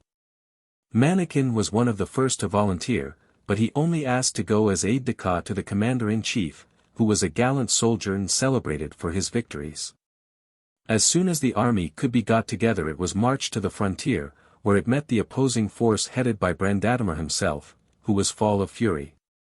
Determined to avenge the insult to his ambassador and to possess himself of the Princess Sibella. All the army of Fardakinbras could do, being so heavily outnumbered, was to act upon the defensive, and before long Mannikin won the esteem of the officers for his ability, and of the soldiers for his courage, and care for their welfare. And in all the skirmishes which he conducted he had the good fortune to vanquish the enemy. At last Brandatimir engaged the whole army in a terrific conflict, and though the troops of Fardakinbras fought with desperate courage, their general was killed, and they were defeated and forced to retreat with immense loss. Mannikin did wonders, and half a dozen times turned the retreating forces and beat back the enemy, and he afterwards collected troops enough to keep them in check until, the severe winter setting in, put an end to hostilities for a while. He then returned to the court, where consternation reigned. The king was in despair at the death of his trusty general, and ended by imploring Mannikin to take the command of the army, and his counsel was followed in all the affairs of the court. He followed up his former plan of amusing the princess, and on no account reminding her of that tedious thing called love, so that she was always glad to see him, and the winter slipped by gaily for both of them. The prince was all the while secretly making plans for the next campaign. He received private intelligence of the arrival of a strong reinforcement of spaniels, to whom he sent orders to post themselves along the frontier without attracting attention. And as soon as he possibly could he held a consultation with their commander, who was an old and experienced warrior. Following his advice, he decided to have a pitched battle as soon as the enemy advanced, and this Brandatimir lost not a moment in doing. As he was perfectly persuaded that he was now going to make an end of the war and utterly vanquish Fardakinbras. But no sooner had he given the order to charge than the spaniels, who had mingled with his troops unperceived, leaped each upon the horse nearest to him, and not only threw the whole squadron into confusion by the terror they caused, but, springing at the throats of the riders, unhorsed many of them by the suddenness of their attack. Then turning the horses to the rear, they spread consternation everywhere, and made it easy for Prince Mannikin to gain a complete victory. He met Brandatimir in single combat, and succeeded in taking him prisoner. But he did not live to reach the court, to which Mannikin had sent him. His pride killed him at the thought of appearing before Sibella under these altered circumstances. In the meantime Prince Fedas and all the others who had remained behind were setting out with all speed for the conquest of the ice mountain. Being afraid that Prince Mannikin might prove as successful in that as he seemed to be in everything else, and when Mannikin returned he heard of it with great annoyance. True, he had been serving the princess, but she only admired and praised him for his gallant deeds, and seemed no whit nearer bestowing on him the love he so ardently desired. And all the comfort Musta could give him on the subject was that at least she loved no one else, and with that he had to content himself. But he determined that, come what might, he would delay no longer, but attempt the great undertaking for which he had come so far. When he went to take leave of the king and queen they entreated him not to go, as they had just heard that Prince Fedas, and all who accompanied him, had perished in the snow, but he persisted in his resolve. As for Sybella, she gave him her hand to kiss with precisely the same gracious indifference as she had given it to him the first time they met. It happened that this farewell took place before the whole court, and so great a favorite had Prince Mannikin become that they were all indignant at the coldness with which the princess treated him. Finally the king said to him, "Prince, you have constantly refused all the gifts which, in my gratitude for your invaluable services, I have offered to you, but I wish the princess to present you with her cloak of marten's fur. And that I hope you will not reject." Now this was a splendid fur mantle which the princess was very fond of wearing, not so much because she felt cold, as that its richness set off to perfection the delicate tints of her complexion and the brilliant gold of her hair. However, she took it off, and with graceful politeness begged Prince Mannikin to accept it, which you may be sure he was charmed to do, and, taking only this and a little bundle of all kinds of wood, and accompanied only by 2 spaniels out of the 50 who had stayed with him when the war was ended, he set forth, receiving many tokens of love and favor from the people in every town he passed through. At the last little village he left his horse behind him, to begin his toilful march through the snow, which extended, blank and terrible, in every direction as far as the eye could see. Here he had appointed to meet the other 48 spaniels, who received him joyfully, and assured him that, happen what might, they would follow and serve him faithfully. And so they started, full of heart and hope. At first there was a slight track, difficult, but not impossible to follow, but this was soon lost, and the pole star was their only guide. When the time came to call a halt, the prince, who had after much consideration decided on his plan of action, caused a few twigs from the faggot he had brought with him to be planted in the snow. And then he sprinkled over them a pinch of the magic powder he had collected from the enchanted boat. To his great joy they instantly began to sprout and grow, and in a marvelously short time the camp was surrounded by a perfect grove of trees of all sorts, which blossomed and bore ripe fruit, so that all their wants were easily supplied. And they were able to make huge fires to warm themselves. The prince then sent out several spaniels to reconnoiter, and they had the good luck to discover a horse laden with provisions stuck fast in the snow. They at once fetched their comrades, and brought the spoil triumphantly into the camp, and, as it consisted principally of biscuits, not a spaniel among them went supperless to sleep. In this way they journeyed by day and encamped safely at night, always remembering to take on a few branches to provide them with food and shelter. They passed by the way armies of those who had set out upon the perilous enterprise, who stood frozen stiffly, without sense or motion, but Prince Mannikin strictly forbade that any attempt should be made to thaw them. So they went on and on for more than 3 months, and day by day the ice mountain, which they had seen for a long time, grew clearer, until at last they stood close to it, and shuddered at its height and steepness. But by patience and perseverance they crept up foot by foot, aided by their fires of magic wood, without which they must have perished in the intense cold. Until presently they stood at the gates of the magnificent ice palace which crowned the mountain, where, in deadly silence and icy sleep, lay the heart of Sybella. Now the difficulty became immense, for if they maintained enough heat to keep themselves alive they were in danger every moment of melting the blocks of solid ice of which the palace was entirely built, and bringing the whole structure down upon their heads. But cautiously and quickly they traversed courtyards and halls, until they found themselves at the foot of a vast throne, where, upon a cushion of snow, lay an enormous and brilliantly sparkling diamond, which contained the heart of the lovely Princess Sybella.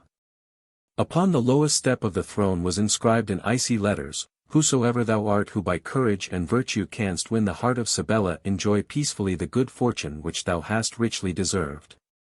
Prince Mannikin bounded forward, and had just strength left to grasp the precious diamond which contained all he coveted in the world before he fell insensible upon the snowy cushion. But his good spaniels lost no time in rushing to the rescue, and between them they bore him hastily from the hall, and not a moment too soon. For all around them they heard the clang of the falling blocks of ice as the fairy palace slowly collapsed under the unwonted heat. Not until they reached the foot of the mountain did they pause to restore the prince to consciousness, and then his joy to find himself the possessor of Sybella's heart knew no bounds. With all speed they began to retrace their steps, but this time the happy prince could not bear the sight of his defeated and disappointed rivals, whose frozen forms lined his triumphant way. He gave orders to his spaniels to spare no pains to restore them to life, and so successful were they that day by day his train increased.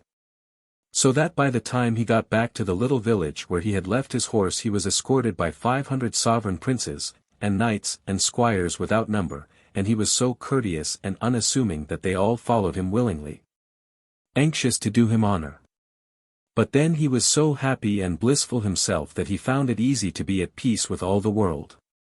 It was not long before he met the faithful Musta, who was coming at the top of his speed hoping to meet the prince, that he might tell him of the sudden and wonderful change that had come over the princess, who had become gentle and thoughtful and had talked to him of nothing but Prince Mannikin, of the hardships she feared he might be suffering, and of her anxiety for him.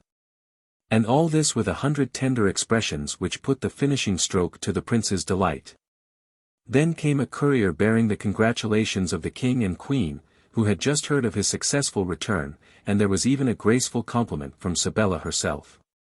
The prince sent Musta back to her, and he was welcomed with joy, for was he not her lover's present? At last the travellers reached the capital, and were received with regal magnificence. Fardakinbras and Bourbantine embraced Prince Mannikin, declaring that they regarded him as their heir and the future husband of the princess, to which he replied that they did him too much honor. And then he was admitted into the presence of the princess, who for the first time in her life blushed as he kissed her hand, and could not find a word to say. But the prince, throwing himself on his knees beside her, held out the splendid diamond, saying, "Madam, this treasure is yours, since none of the dangers and difficulties I have gone through have been sufficient to make me deserve it." "Ah! Prince," said she, "if I take it, it is only that I may give it back to you, since truly it belongs to you already." At this moment in came the king and queen, and interrupted them by asking all the questions imaginable, and not infrequently the same over and over again. It seems that there is always one thing that is sure to be said about an event by everybody.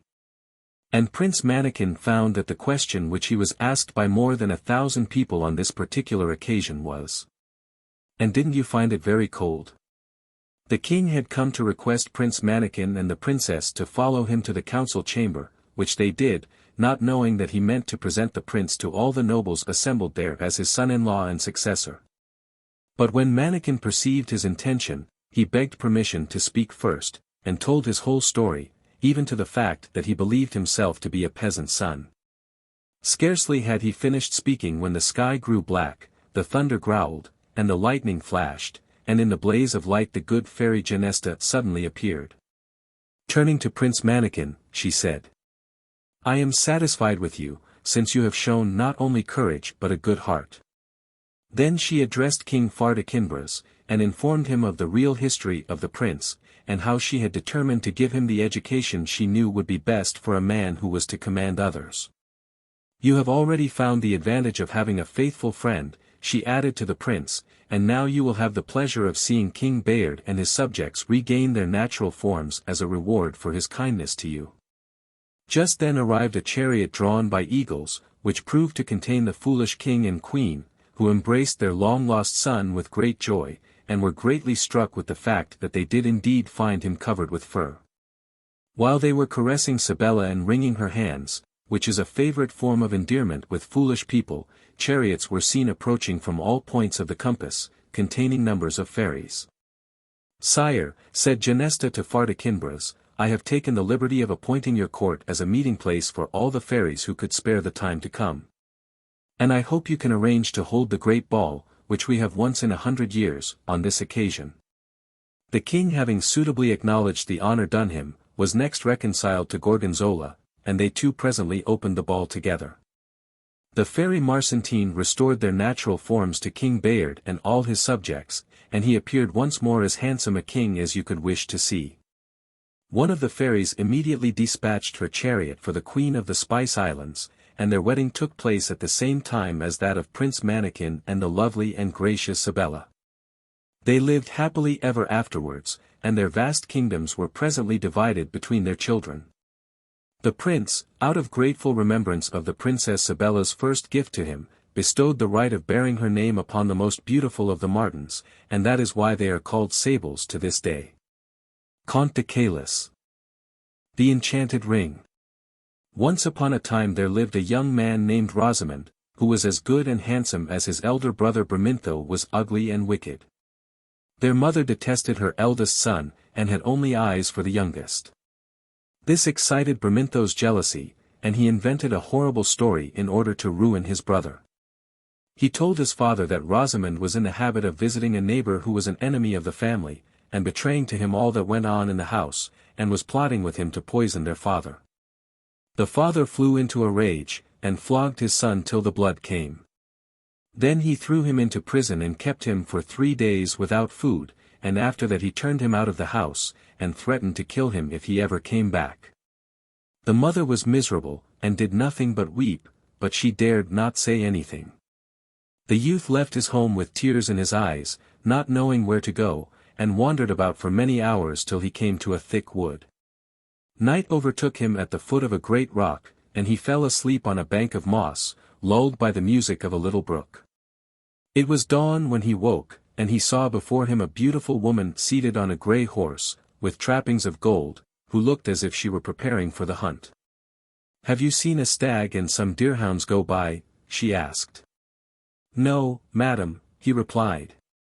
Then she added, "You look unhappy, is there anything the matter? Take this ring, which will make you the happiest and most powerful of men, provided you never make a bad use of it. If you turn the diamond inside, you will become invisible. If you turn it outside, you will become visible again. If you place it on your little finger, you will take the shape of the king's son, followed by a splendid court. If you put it on your 4th finger, you will take your own shape." Then the young man understood that it was a fairy who was speaking to him, and when she had finished she plunged into the woods. The youth was very impatient to try the ring, and returned home immediately. He found that the fairy had spoken the truth, and that he could see and hear everything, while he himself was unseen. It lay with him to revenge himself, if he chose, on his brother, without the slightest danger to himself, and he told no one but his mother of all the strange things that had befallen him.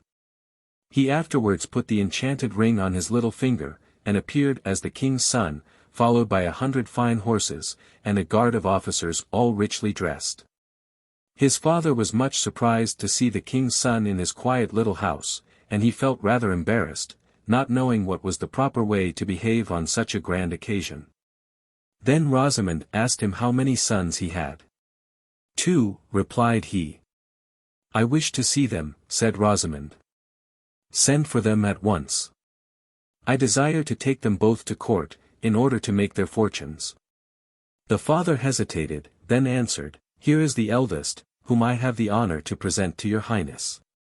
"But where is the youngest?" "I wish to see him too," persisted Rosamond. "He is not here," said the father. "I had to punish him for a fault, and he has run away." Then Rosamond replied, "You should have shown him what was right, but not have punished him. However, let the elder come with me, and as for you, follow these 2 guards, who will escort you to a place that I will point out to them." Then the 2 guards led off the father, and the fairy of whom you have heard found him in the forest, and beat him with a golden birch rod, and cast him into a cave that was very deep and dark, where he lay enchanted. "Lie there," she said, "till your son comes to take you out again." Meanwhile the son went to the king's palace, and arrived just when the real prince was absent. He had sailed away to make war on a distant island, but the winds had been contrary, and he had been shipwrecked on unknown shores, and taken captive by a savage people.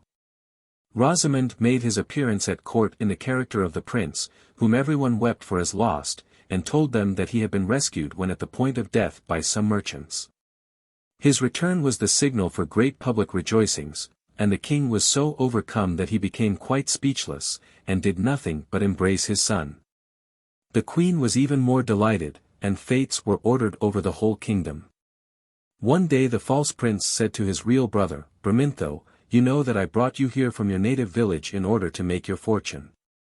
But I have found out that you are a liar, and that by your deceit you have been the cause of all the troubles of your brother Rosamond. He is in hiding here, and I desire that you shall speak to him, and listen to his reproaches." Bramintho trembled at these words, and, flinging himself at the prince's feet, confessed his crime. "That is not enough," said Rosamond. "It is to your brother that you must confess, and I desire that you shall ask his forgiveness. He will be very generous if he grants it, and it will be more than you deserve. He is in my anteroom, where you shall see him at once. I myself will retire into another apartment, so as to leave you alone with him." Bramintho entered, as he was told, into the anteroom. Then Rosamond changed the ring, and passed into the room by another door. Bramintho was filled with shame as soon as he saw his brother's face. He implored his pardon, and promised to atone for all his faults. Rosamond embraced him with tears, and at once forgave him, adding, "I am in great favor with the king. It rests with me to have your head cut off, or to condemn you to pass the remainder of your life in prison, but I desire to be as good to you as you have been wicked to me." Bramintho, confused and ashamed, listened to his words without daring to lift his eyes or to remind Rosamond that he was his brother. After this, Rosamond gave out that he was going to make a secret voyage, to marry a princess who lived in a neighboring kingdom. But in reality he only went to see his mother, whom he told all that had happened at the court, giving her at the same time some money that she needed, for the king allowed him to take exactly what he liked. Though he was always careful not to abuse this permission. Just then a furious war broke out between the king his master and the sovereign of the adjoining country, who was a bad man and one that never kept his word. Rosamond went straight to the palace of the wicked king, and by means of his ring was able to be present at all the councils, and learnt all their schemes, so that he was able to forestall them and bring them to naught. He took the command of the army which was brought against the wicked king, and defeated him in a glorious battle, so that peace was at once concluded on conditions that were just to everyone. Henceforth the king's one idea was to marry the young man to a princess who was the heiress to a neighboring kingdom, and, besides that, was as lovely as the day. But one morning, while Rosamond was hunting in the forest where for the first time he had seen the fairy, his benefactress suddenly appeared before him. "Take heed," she said to him in severe tones, "that you do not marry anybody who believes you to be a prince. You must never deceive anyone. The real prince, whom the whole nation thinks you are, will have to succeed his father, for that is just and right. Go and seek him in some distant island, and I will send winds that will swell your sails and bring you to him. Hasten to render this service to your master, although it is against your own ambition, and prepare, like an honest man, to return to your natural state. If you do not do this, you will become wicked and unhappy, and I will abandon you to all your former troubles." Rosamond took these wise counsels to heart. He gave out that he had undertaken a secret mission to a neighboring state, and embarked on board a vessel, the winds carrying him straight to the island where the fairy had told him he would find the real prince. This unfortunate youth had been taken captive by a savage people, who had kept him to guard their sheep. Rosamond, becoming invisible, went to seek him amongst the pastures, where he kept his flock, and, covering him with his mantle, he delivered him out of the hands of his cruel masters, and bore him back to the ship. Other winds sent by the fairy swelled the sails, and together the two young men entered the king's presence.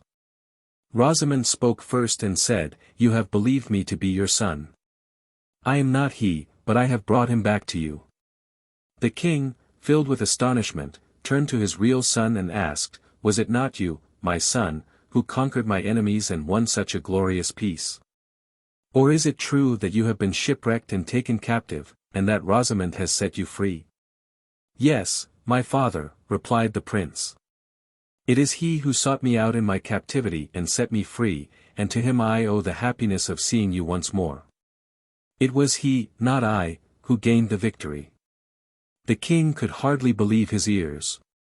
But Rosamond, turning the ring, appeared before him in the likeness of the prince, and the king gazed distractedly at the two youths who seemed both to be his son.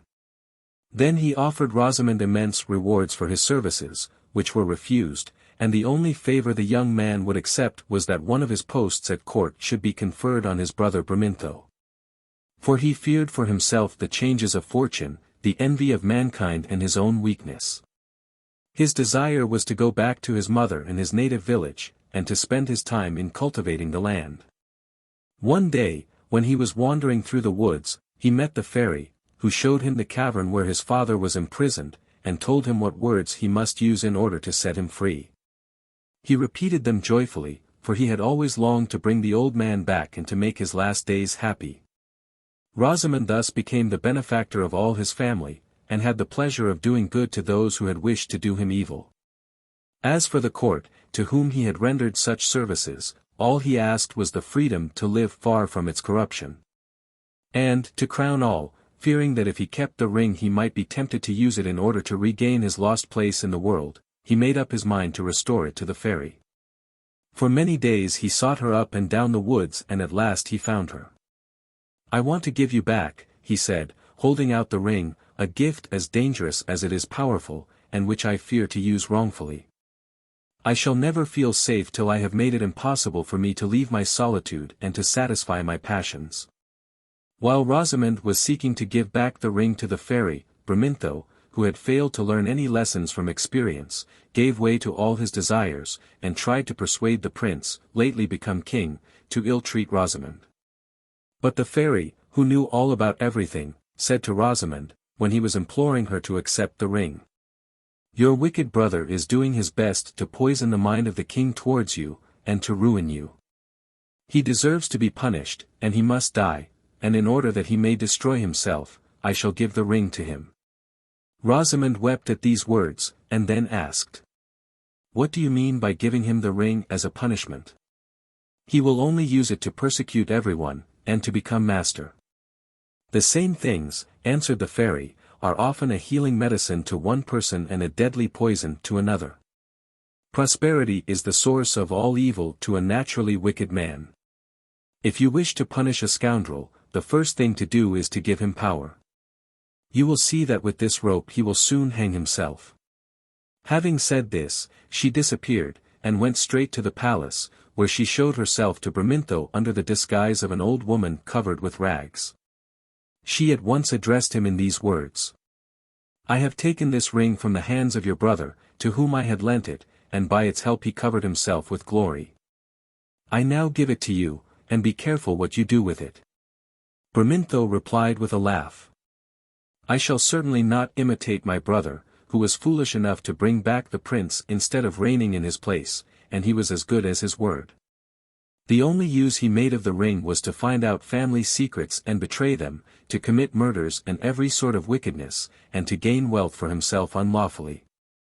All these crimes, which could be traced to nobody, filled the people with astonishment.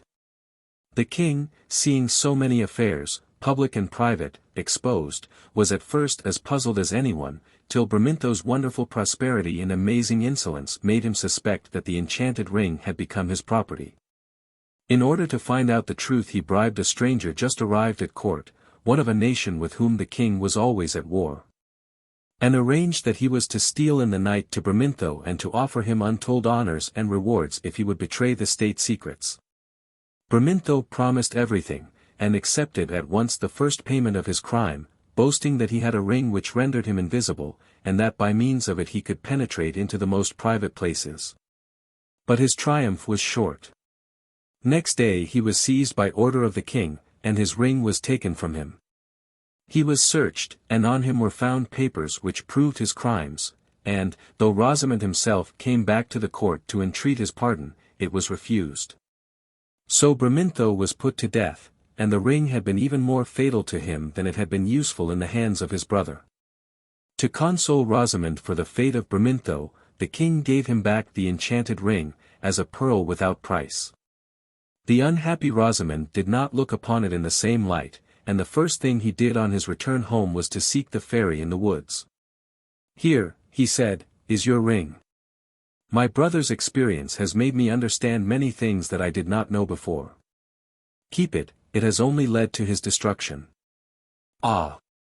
Without it he would be alive now, and my father and mother would not in their old age be bowed to the earth with shame and grief. Perhaps he might have been wise and happy if he had never had the chance of gratifying his wishes.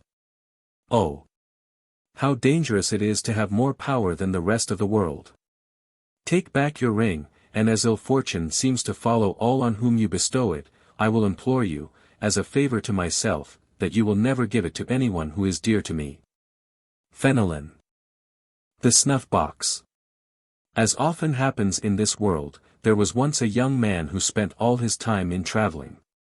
One day, as he was walking along, he picked up a snuff-box. He opened it, and the snuff-box said to him in the Spanish language, "What do you want?" He was very much frightened, but, luckily, instead of throwing the box away, he only shut it tight, and put it in his pocket. Then he went on, away, away, away, and as he went he said to himself, "If it says to me again, 'What do you want?' I shall know better what to say this time." So he took out the snuff-box and opened it, and again it asked, "What do you want?" "My hat full of gold," answered the youth, and immediately it was full. Our young man was enchanted. Henceforth he should never be in need of anything. So on he travelled, away, away, away, through thick forests, till at last he came to a beautiful castle. In the castle there lived a king. The young man walked round and round the castle, not caring who saw him, till the king noticed him, and asked what he was doing there. "I was just looking at your castle. You would like to have one like it, wouldn't you?" The young man did not reply, but when it grew dark he took his snuff-box and opened the lid. "What do you want?" "Build me a castle with laths of gold and tiles of diamond, and the furniture all of silver and gold." He had scarcely finished speaking when there stood in front of him, exactly opposite the king's palace, a castle built precisely as he had ordered. When the king awoke he was struck dumb at the sight of the magnificent house shining in the rays of the sun. The servants could not do their work for stopping to stare at it. Then the king dressed himself, and went to see the young man. And he told him plainly that he was a very powerful prince, and that he hoped that they might all live together in one house or the other, and that the king would give him his daughter to wife.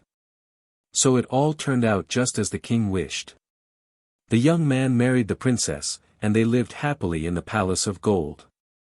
But the king's wife was jealous both of the young man and of her own daughter. The princess had told her mother about the snuff-box, which gave them everything they wanted, and the queen bribed a servant to steal the snuff-box. They noticed carefully where it was put away every night, and one evening, when the whole world was asleep, the woman stole it and brought it to her old mistress. Oh, how happy the queen was! She opened the lid, and the snuff-box said to her, "What do you want?" And she answered at once, "I want you to take me and my husband and my servants and this beautiful house and set us down on the other side of the Red Sea, but my daughter and her husband are to stay behind." When the young couple woke up, they found themselves back in the old castle, without their snuff-box. They hunted for it high and low, but quite vainly. The young man felt that no time was to be lost, and he mounted his horse and filled his pockets with as much gold as he could carry. On he went, away, away, away, but he sought the snuff-box in vain all up and down the neighboring countries, and very soon he came to the end of all his money. But still he went on, as fast as the strength of his horse would let him, begging his way. Someone told him that he ought to consult the moon, for the moon travelled far, and might be able to tell him something. So he went away, away, away, and ended, somehow or other, by reaching the land of the moon. There he found a little old woman who said to him, "What are you doing here?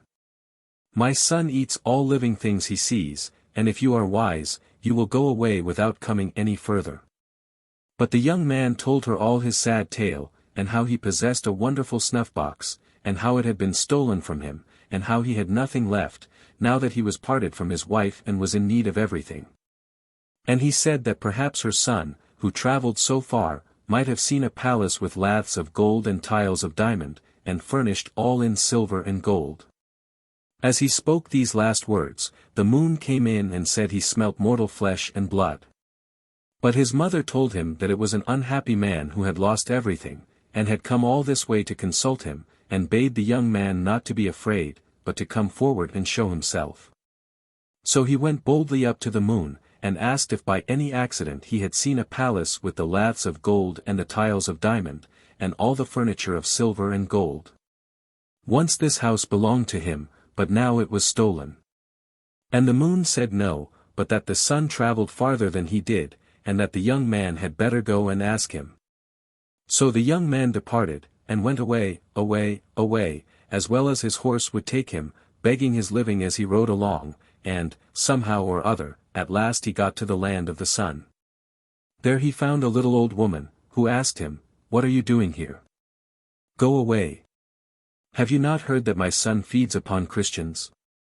But he said no, and that he would not go, for he was so miserable that it was all one to him whether he died or not. That he had lost everything, and especially a splendid palace like none other in the whole world, for it had laths of gold and tiles of diamond, and all the furniture was of silver and gold. And that he had sought it far and long, and in all the earth there was no man more unhappy. So the old woman's heart melted, and she agreed to hide him.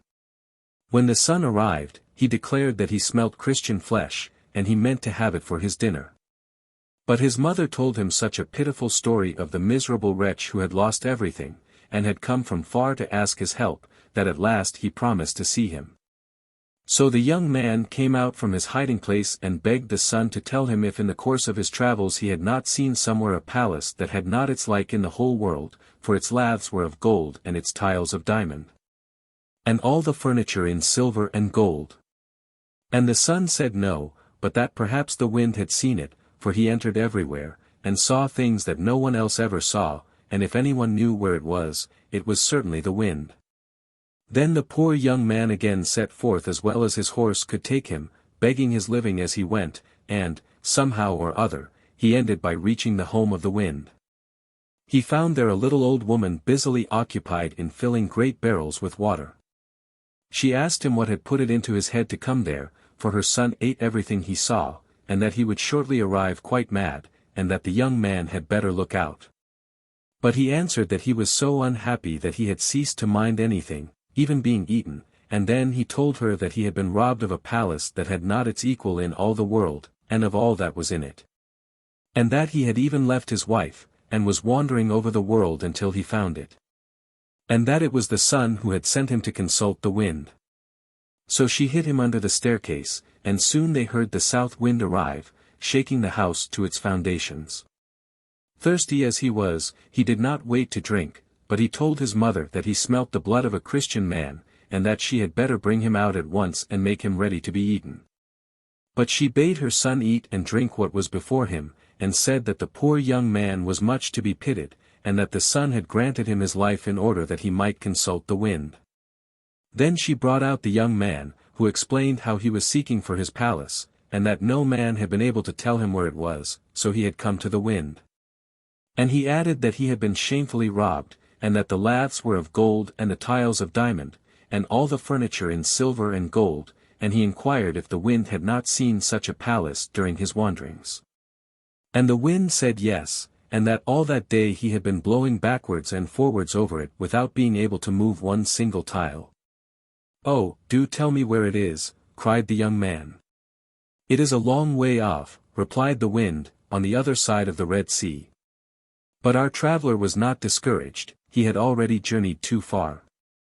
So he set forth at once, and, somehow or other, he managed to reach that distant land. And he inquired if anyone wanted a gardener. He was told that the head gardener at the castle had just left, and perhaps he might have a chance of getting the place. The young man lost no time, but walked up to the castle and asked if they were in want of a gardener, and how happy he was when they agreed to take him. Now he passed most of his day in gossiping with the servants about the wealth of their masters and the wonderful things in the house. He made friends with one of the maids, who told him the history of the snuff-box, and he coaxed her to let him see it. One evening she managed to get hold of it, and the young man watched carefully where she hid it away, in a secret place in the bedchamber of her mistress. The following night, when everyone was fast asleep, he crept in and took the snuff-box. Think of his joy as he opened the lid. When it asked him, "As of yore, what do you want?" he replied, "What do I want? What do I want? Why, I want to go with my palace to the old place, and for the king and the queen and all their servants to be drowned in the Red Sea." He hardly finished speaking when he found himself back again with his wife, while all the other inhabitants of the palace were lying at the bottom of the Red Sea. Sebelot. The Golden Blackbird. Once upon a time there was a great lord who had 3 sons. He fell very ill, sent for doctors of every kind, even bone-setters, but they, none of them, could find out what was the matter with him, or even give him any relief. At last there came a foreign doctor, who declared that the Golden Blackbird alone could cure the sick man. So the old lord dispatched his eldest son to look for the wonderful bird, and promised him great riches if he managed to find it and bring it back. The young man began his journey, and soon arrived at a place where 4 roads met. He did not know which to choose, and tossed his cap in the air, determining that the direction of its fall should decide him. After traveling for 2 or 3 days, he grew tired of walking without knowing where or for how long, and he stopped at an inn which was filled with merrymakers and ordered something to eat and drink. "My faith," said he, "it is sheer folly to waste more time hunting for this bird. My father is old, and if he dies I shall inherit his goods." The old man, after waiting patiently for some time, sent his second son to seek the Golden Blackbird. The youth took the same direction as his brother, and when he came to the crossroads, he too tossed up which road he should take. The cap fell in the same place as before, and he walked on till he came to the spot where his brother had halted. The latter, who was leaning out of the window of the inn, called to him to stay where he was and amuse himself. "You are right," replied the youth. "Who knows if I should ever find the Golden Blackbird, even if I sought the whole world through for it. At the worst, if the old man dies, we shall have his property." He entered the inn and the 2 brothers made merry and feasted, till very soon their money was all spent. They even owed something to their landlord, who kept them as hostages till they could pay their debts. The youngest son set forth in his turn, and he arrived at the place where his brothers were still prisoners. They called to him to stop, and did all they could to prevent his going further. "No," he replied, "my father trusted me, and I will go all over the world till I find the Golden Blackbird." "Bah," said his brothers, "you will never succeed any better than we did. Let him die if he wants to, we will divide the property." As he went his way he met a little hare, who stopped to look at him, and asked, "Where are you going, my friend?" "I really don't quite know," answered he. "My father is ill, and he cannot be cured unless I bring him back the Golden Blackbird. It is a long time since I set out, but no one can tell me where to find it." "Ah," said the hare, "you have a long way to go yet. You will have to walk at least 700 miles before you get to it. And how am I to travel such a distance?" "Mount on my back," said the little hare, "and I will conduct you." The young man obeyed. At each bound the little hare went 7 miles, and it was not long before they reached a castle that was as large and beautiful as a castle could be. "The Golden Blackbird is in a little cabin nearby," said the little hare, "and you will easily find it. It lives in a little cage, with another cage beside it made all of gold. But whatever you do, be sure not to put it in the beautiful cage, or everybody in the castle will know that you have stolen it." The youth found the Golden Blackbird standing on a wooden perch, but as stiff and rigid as if he was dead. And beside the beautiful cage was the cage of gold. "Perhaps he would revive if I were to put him in that lovely cage," thought the youth. The moment that Golden Bird had touched the bars of the splendid cage he awoke, and began to whistle, so that all the servants of the castle ran to see what was the matter, saying that he was a thief and must be put in prison. "No," he answered, "I am not a thief. If I have taken the Golden Blackbird, it is only that it may cure my father, who is ill, and I have traveled more than 700 miles in order to find it." "Well," they replied, "we will let you go, and will even give you the Golden Bird, if you are able to bring us the porcelain maiden." The youth departed, weeping, and met the little hare, who was munching wild thyme. "What are you crying for, my friend?" asked the hare. "It is because," he answered, "the castle people will not allow me to carry off the Golden Blackbird without giving them the porcelain maiden in exchange." "You have not followed my advice," said the little hare. "And you have put the Golden Bird into the fine cage." "Alas! Yes. Don't despair. The porcelain maiden is a young girl, beautiful as Venus, who dwells 200 miles from here. Jump on my back and I will take you there. The little hare, who took 7 miles in a stride, was there in no time at all, and he stopped on the borders of a lake. The porcelain maiden, said the hare to the youth, will come here to bathe with her friends, while I just eat a mouthful of thyme to refresh me.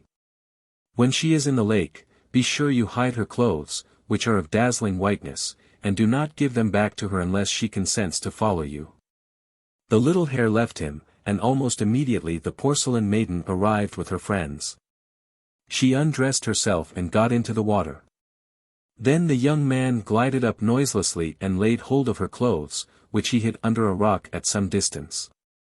When the porcelain maiden was tired of playing in the water she came out to dress herself, but, though she hunted for her clothes high and low, she could find them nowhere. Her friends helped her in the search, but, seeing at last that it was of no use, they left her, alone on the bank, weeping bitterly. "Why do you cry?" said the young man, approaching her. "Alas!" answered she, "while I was bathing someone stole my clothes, and my friends have abandoned me. I will find your clothes if you will only come with me." And the porcelain maiden agreed to follow him, and after having given up her clothes, the young man bought a small horse for her, which went like the wind. The little hare brought them both back to seek for the Golden Blackbird, and when they drew near to the castle where it lived the little hare said to the young man, "Now, do be a little sharper than you were before. And you will manage to carry off both the Golden Blackbird and the porcelain maiden. Take the golden cage in one hand, and leave the bird in the old cage where he is, and bring that away too." The little hare then vanished, the youth did as he was bid, and the castle servants never noticed that he was carrying off the golden bird. When he reached the inn where his brothers were detained, he delivered them by paying their debt. They set out all together, but as the 2 elder brothers were jealous of the success of the youngest, they took the opportunity as they were passing by the shores of a lake to throw themselves upon him, seize the golden bird, and fling him in the water. Then they continued their journey, taking with them the porcelain maiden, in the firm belief that their brother was drowned. But, happily, he had snatched in falling at a tuft of rushes and called loudly for help. The little hare came running to him, and said, "Take hold of my leg and pull yourself out of the water." When he was safe on shore the little hare said to him, "Now this is what you have to do, dress yourself like a Breton seeking a place as stable boy, and go and offer your services to your father. Once there, you will easily be able to make him understand the truth." The young man did as the little hare bade him, and he went to his father's castle and inquired if they were not in want of a stable boy. "Yes," replied his father, "very much indeed. But it is not an easy place. There is a little horse in the stable which will not let anyone go near it, and it has already kicked to death several people who have tried to groom it." "I will undertake to groom it," said the youth. "I never saw the horse I was afraid of yet." The little horse allowed itself to be rubbed down without a toss of its head and without a kick. "Good gracious," exclaimed the master. "How is it that he lets you touch him, when no one else can go near him?" "Perhaps he knows me," answered the stable boy. 2 or 3 days later the master said to him, "The porcelain maiden is here, but, though she is as lovely as the dawn, she is so wicked that she scratches everyone that approaches her. Try if she will accept your services." When the youth entered the room where she was, the golden blackbird broke forth into a joyful song, and the porcelain maiden sang too, and jumped for joy. "Good gracious," cried the master. "The porcelain maiden and the golden blackbird know you too?" "Yes," replied the youth, "and the porcelain maiden can tell you the whole truth, if she only will." Then she told all that had happened, and how she had consented to follow the young man who had captured the golden blackbird. "Yes," added the youth, "I delivered my brothers, who were kept prisoners in an inn, and, as a reward, they threw me into a lake. So I disguised myself and came here, in order to prove the truth to you."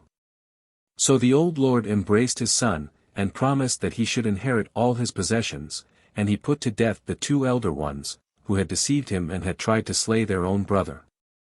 The young man married the porcelain maiden, and had a splendid wedding feast. Sebelot. The little soldier. Once upon a time there was a little soldier who had just come back from the war. He was a brave little fellow, but he had lost neither arms nor legs in battle. Still, the fighting was ended and the army disbanded, so he had to return to the village where he was born. Now the soldier's name was really John, but for some reason or other his friends always called him the Kinglet. Why, no one ever knew, but so it was. As he had no father or mother to welcome him home, he did not hurry himself, but went quietly along, his knapsack on his back and his sword by his side, when suddenly one evening he was seized with a wish to light his pipe. He felt for his matchbox to strike a light, but to his great disgust he found he had lost it. He had only gone about a stone's throw after making this discovery when he noticed a light shining through the trees. He went towards it, and perceived before him an old castle, with the door standing open. The little soldier entered the courtyard, and, peeping through a window, saw a large fire blazing at the end of a low hall. He put his pipe in his pocket and knocked gently, saying politely, "Would you give me a light?" But he got no answer. After waiting for a moment John knocked again, this time more loudly. There was still no reply. He raised the latch and entered. The hall was empty. The little soldier made straight for the fireplace, seized the tongs, and was stooping down to look for a nice red-hot coal with which to light his pipe, when click. Something went, like a spring giving way, and in the very midst of the flames an enormous serpent reared itself up close to his face. And what was more strange still, this serpent had the head of a woman. At such an unexpected sight many men would have turned and run for their lives, but the little soldier, though he was so small, had a true soldier's heart. He only made one step backwards, and grasped the hilt of his sword. "Don't unsheath it," said the serpent. "I have been waiting for you, as it is you who must deliver me." "Who are you?" "My name is Ludivine, and I am the daughter of the king of the Low Countries. Deliver me, and I will marry you and make you happy forever after." Now, some people might not have liked the notion of being made happy by a serpent with the head of a woman, but the kinglet had no such fears. And, besides, he felt the fascination of Ludivine's eyes, which looked at him as a snake looks at a little bird. They were beautiful green eyes, not round like those of a cat, but long and almond-shaped, and they shone with a strange light, and the golden hair which floated round them seemed all the brighter for their luster. The face had the beauty of an angel, though the body was only that of a serpent. "What must I do?" asked the kinglet. "Open that door. You will find yourself in a gallery with a room at the end just like this. Cross that, and you will see a closet, out of which you must take a tunic, and bring it back to me." The little soldier boldly prepared to do as he was told. He crossed the gallery in safety, but when he reached the room he saw by the light of the stars 8 hands on a level with his face, which threatened to strike him. And, turn his eyes which way he would, he could discover no bodies belonging to them. He lowered his head and rushed forward amidst a storm of blows, which he returned with his fists. When he got to the closet, he opened it, took down the tunic, and brought it to the first room. "Here it is," he panted, rather out of breath. Click, once more the flames parted. Ludivine was a woman down to her waist. She took the tunic and put it on. It was a magnificent tunic of orange velvet, embroidered in pearls, but the pearls were not so white as her own neck. "That is not all," she said. "Go to the gallery, take the staircase which is on the left, and in the second room on the first story you will find another closet with my skirt. Bring this to me."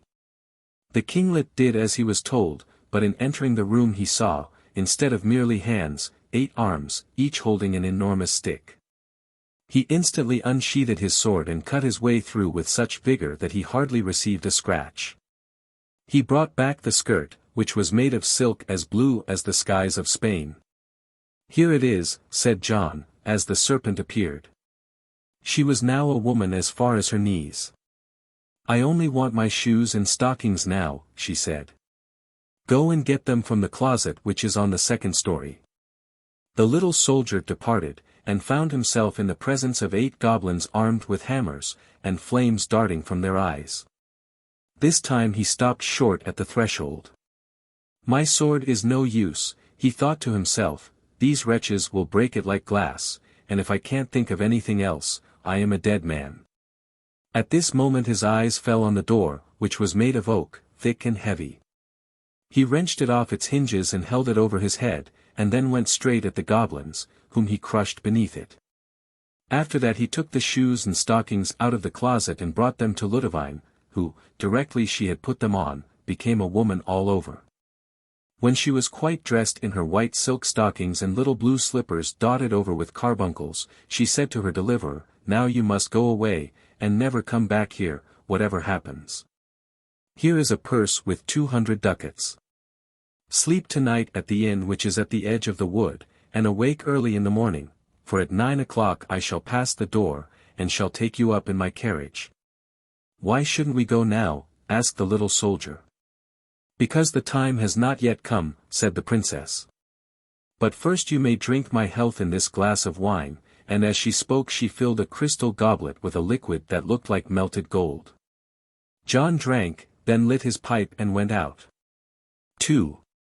When he arrived at the inn he ordered supper, but no sooner had he sat down to eat it than he felt that he was going sound asleep.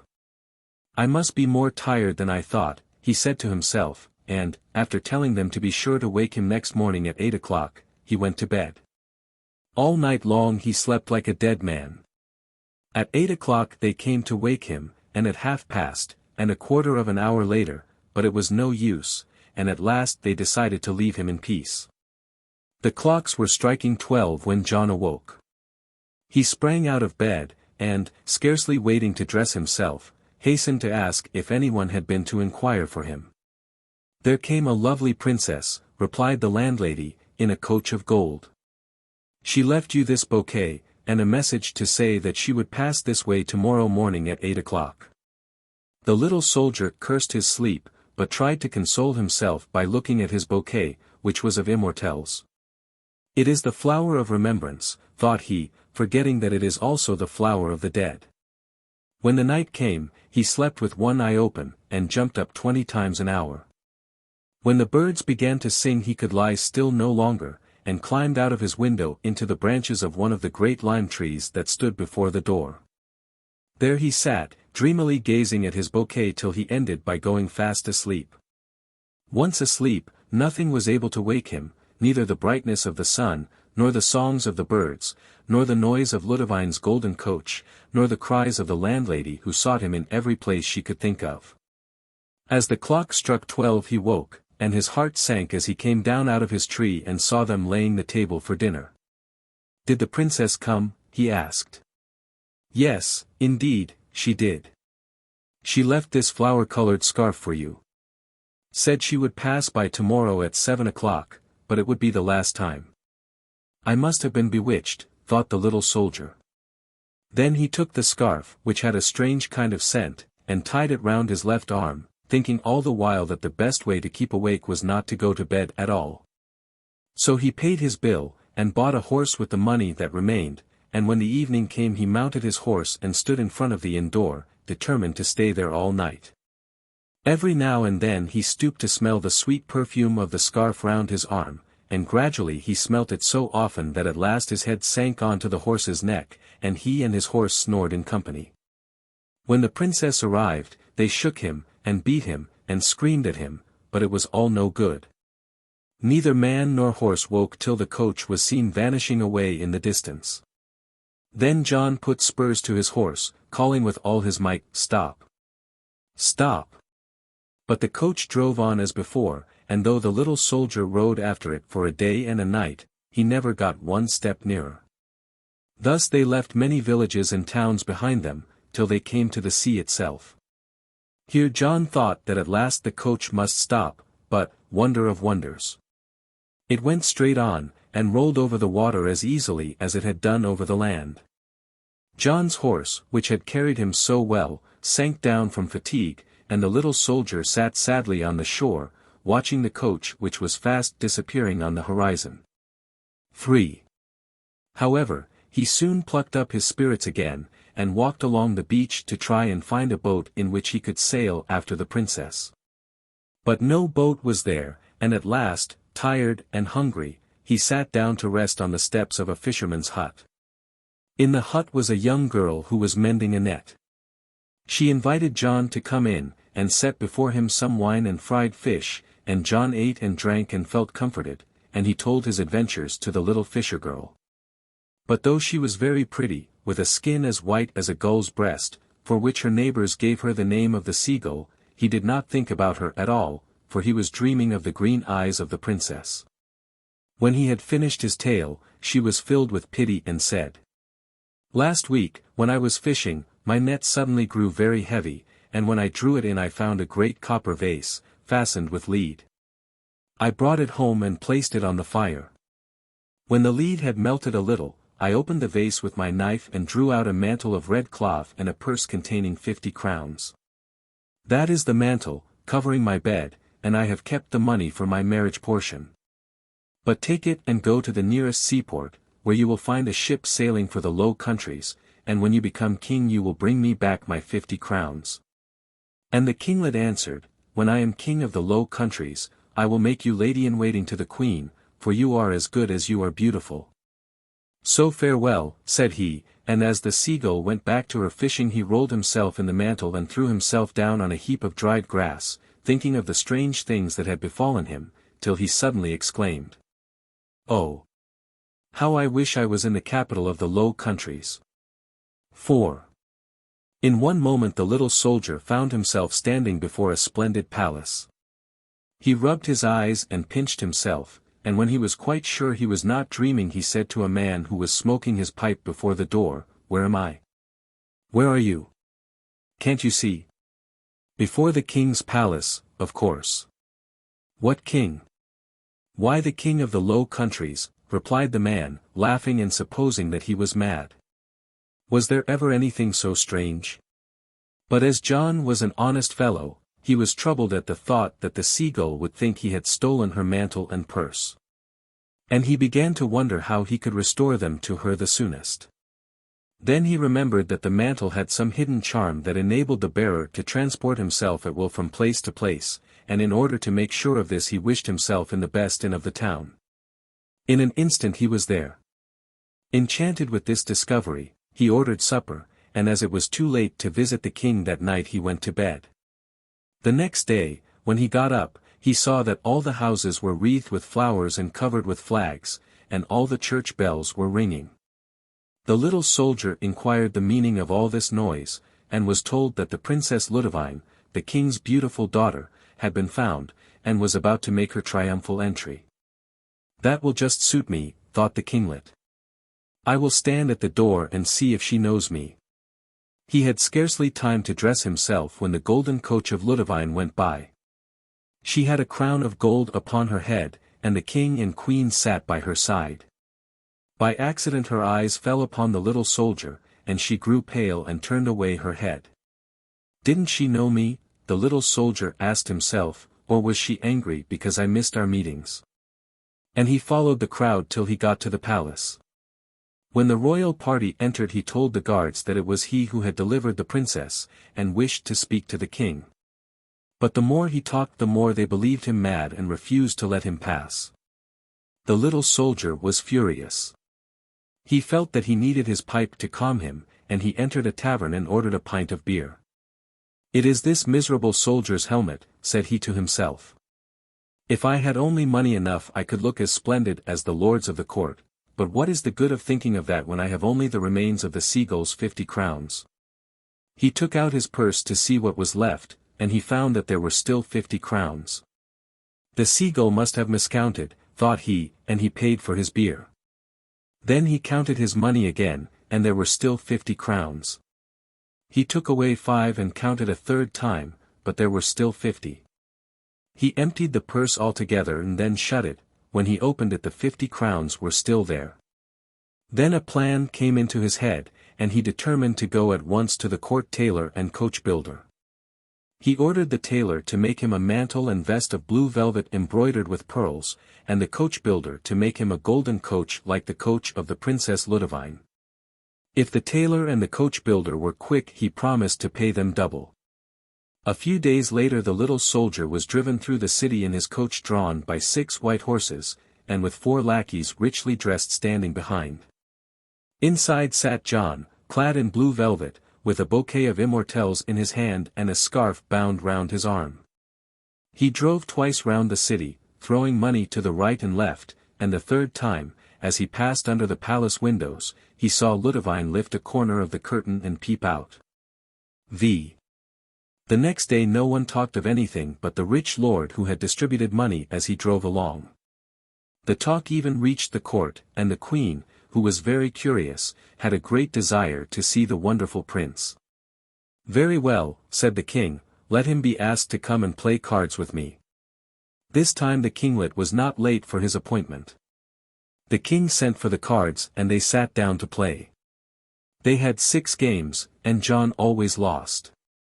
The stake was 50 crowns, and each time he emptied his purse, which was full the next instant. The 6th time the king exclaimed, "It is amazing." The queen cried, "It is astonishing." The princess said, "It is bewildering." "Not so bewildering," replied the little soldier, "as your change into a serpent." "Hush," interrupted the king, who did not like the subject. "I only spoke of it," said John, "because you see in me the man who delivered the princess from the goblins and whom she promised to marry." "Is that true?" asked the king of the princess. "Quite true," answered Ludovine. "But I told my deliverer to be ready to go with me when I passed by with my coach. I passed 3 times, but he slept so soundly that no one could wake him." "What is your name?" said the king, "and who are you?" "My name is John. I am a soldier, and my father is a boatman. You are not a fit husband for my daughter. Still, if you will give us your purse, you shall have her for your wife." "My purse does not belong to me, and I cannot give it away." "But you can lend it to me till our wedding day," said the princess with one of those glances the little soldier never could resist. "And when will that be?" "At Easter," said the monarch. "Or in a blue moon," murmured the princess. But the kinglet did not hear her and let her take his purse. Next evening he presented himself at the palace to play piquet with the king and to make his court to the princess.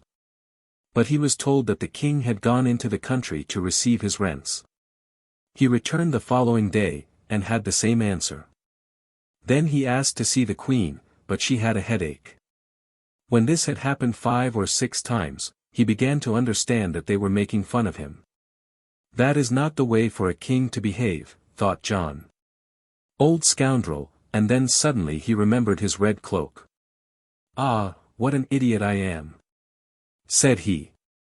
"Of course I can get in whenever I like with the help of this." That evening he was in front of the palace, wrapped in his red cloak. On the first story one window was lighted, and John saw on the curtains the shadow of the princess.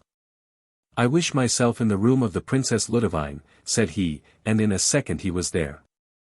The king's daughter was sitting before a table counting the money that she emptied from the inexhaustible purse. 850, 900, 950. 1,000, finished John. "Good evening everybody." The princess jumped and gave a little cry. "You here? What business have you to do it?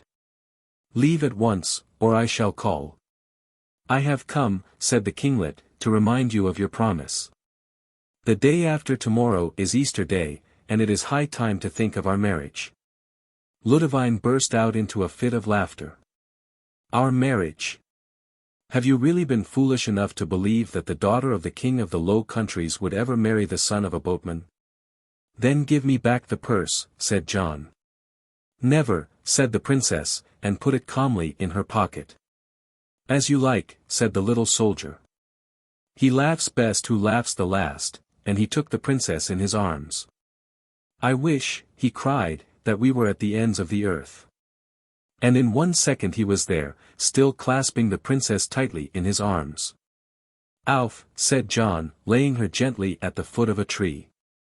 "I never took such a long journey before. What do you say, madam?" The princess understood that it was no time for jesting, and did not answer. Besides, she was still feeling giddy from her rapid flight, and had not yet collected her senses. 6. The king of the Low Countries was not a very scrupulous person, and his daughter took after him. This was why she had been changed into a serpent. It had been prophesied that she should be delivered by a little soldier, and that she must marry him, unless he failed to appear at the meeting place 3 times running. The cunning princess then laid her plans accordingly. The wine that she had given to John in the castle of the goblins, the bouquet of immortelles, and the scarf, all had the power of producing sleep like death. And we know how they had acted on John. However, even in this critical moment, Ludivine did not lose her head. "I thought you were simply a street vagabond," said she, in her most coaxing voice, "and I find you are more powerful than any king. Here is your purse. Have you got my scarf and my bouquet?" "Here they are," said the kinglet, delighted with this change of tone, and he drew them from his bosom. Ludivine fastened one in his buttonhole and the other round his arm. "Now," she said, "you are my lord and master, and I will marry you at your good pleasure."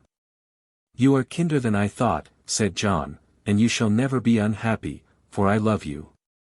Then, my little husband, tell me how you managed to carry me so quickly to the ends of the world." The little soldier scratched his head. "Does she really mean to marry me," he thought to himself, "or is she only trying to deceive me again?" But Ludivine repeated, "Won't you tell me?" in such a tender voice he did not know how to resist her. After all, he said to himself, what does it matter telling her the secret, as long as I don't give her the cloak? And he told her the virtue of the red mantle. "Oh dear, how tired I am," sighed Ludivine. "Don't you think we had better take a nap?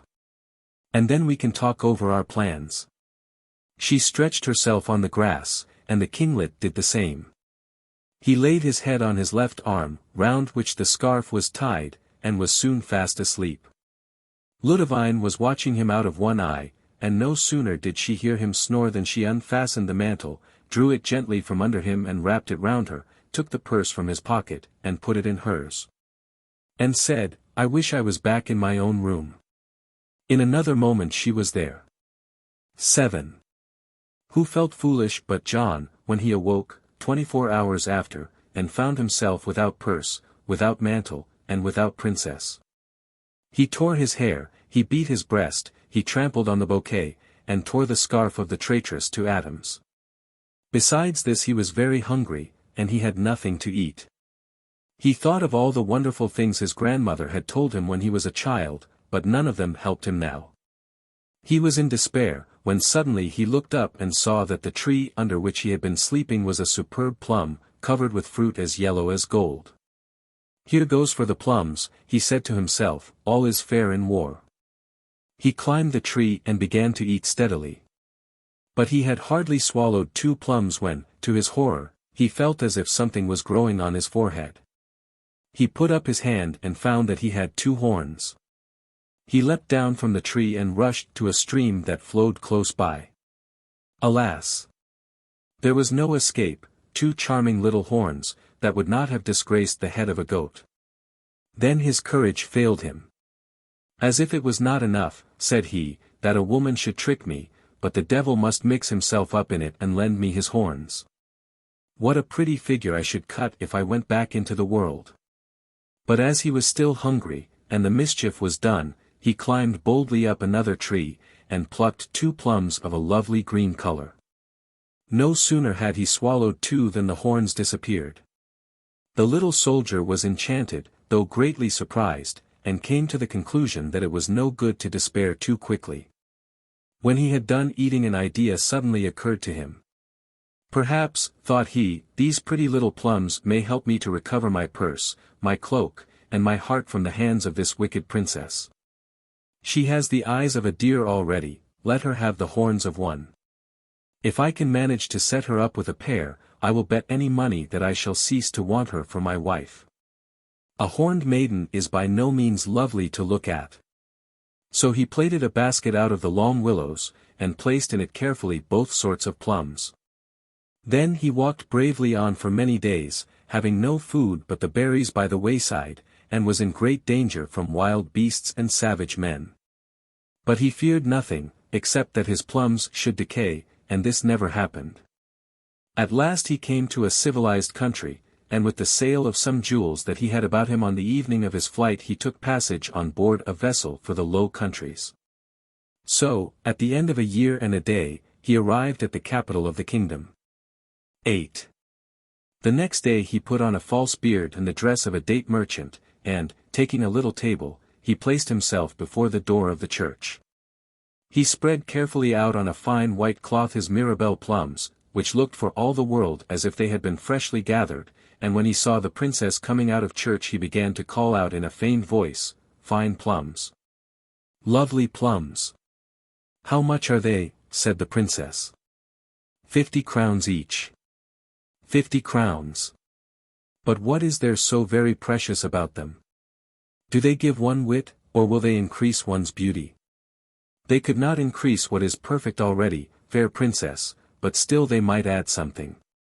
Rolling stones gather no moss, but they sometimes gain polish. And the months which John had spent in roaming about the world had not been wasted. Such a neatly turned compliment flattered Ludovine. "What will they add?" she smilingly asked. "You will see, fair princess, when you taste them. It will be a surprise for you." Ludovine's curiosity was roused. She drew out the purse and shook out as many little heaps of 50 crowns as there were plums in the basket. The little soldier was seized with a wild desire to snatch the purse from her and proclaim her a thief, but he managed to control himself. His plums all sold, he shut up shop, took off his disguise, changed his inn, and kept quiet, waiting to see what would happen. No sooner had she reached her room than the princess exclaimed, "Now let us see what these fine plums can add to my beauty," and throwing off her hood, she picked up a couple and ate them. Imagine with what surprise and horror she felt all of a sudden that something was growing out of her forehead. She flew to her mirror and uttered a piercing cry. Horns! So that was what he promised me. Let someone find the plum seller at once and bring him to me. Let his nose and ears be cut off.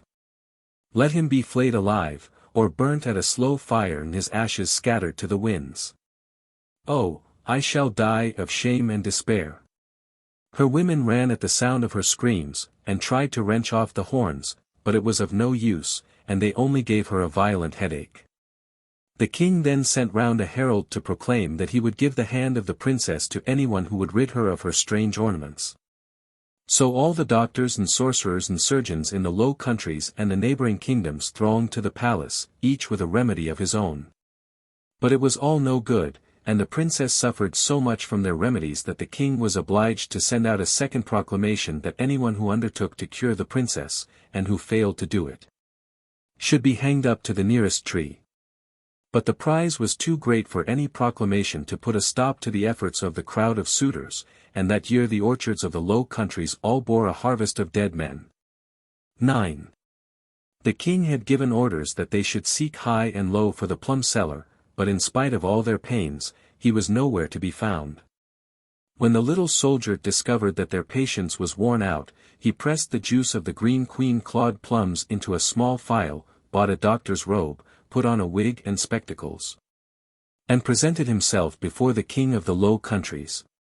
He gave himself out as a famous physician who had come from distant lands, and he promised that he would cure the princess if only he might be left alone with her. "Another madman determined to be hanged," said the king. "Very well, do as he asks. One should refuse nothing to a man with a rope round his neck." As soon as the little soldier was in the presence of the princess he poured some drops of the liquid into a glass. The princess had scarcely tasted it, when the tip of the horns disappeared. "They would have disappeared completely," said the pretended doctor, "if there did not exist something to counteract the effect. It is only possible to cure people whose souls are as clean as the palm of my hand. Are you sure you have not committed some little sin? Examine yourself well."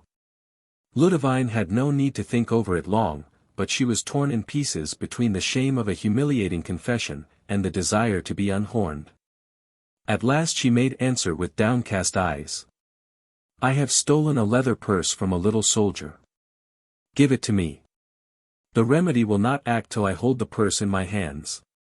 It cost Ludivine a great pang to give up the purse, but she remembered that riches would not benefit her if she was still to keep the horns. With a sigh, she handed the purse to the doctor, who poured more of the liquid into the glass, and when the princess had drunk it, she found that the horns had diminished by 1/2. You must really have another little sin on your conscience. Did you steal nothing from this soldier but his purse? I also stole from him his cloak. Give it me. Here it is.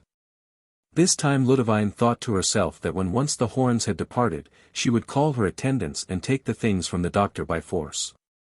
She was greatly pleased with this idea, when suddenly the pretended physician wrapped himself in the cloak, flung away the wig and spectacles, and showed to the traitress the face of the little soldier. She stood before him dumb with fright. I might, said John, have left you horned to the end of your days, but I am a good fellow and I once loved you, and besides, you are too like the devil to have any need of his horns. X. John had wished himself in the house of the seagull. Now the seagull was seated at the window, mending her net, and from time to time her eyes wandered to the sea as if she was expecting someone. At the noise made by the little soldier, she looked up and blushed. So it is you, she said. How did you get here? And then she added in a low voice, and have you married your princess? Then John told her all his adventures, and when he had finished, he restored to her the purse and the mantle. What can I do with them, said she. You have proved to me that happiness does not lie in the possession of treasures. It lies in work and in the love of an honest woman, replied the little soldier, who noticed for the first time what pretty eyes she had.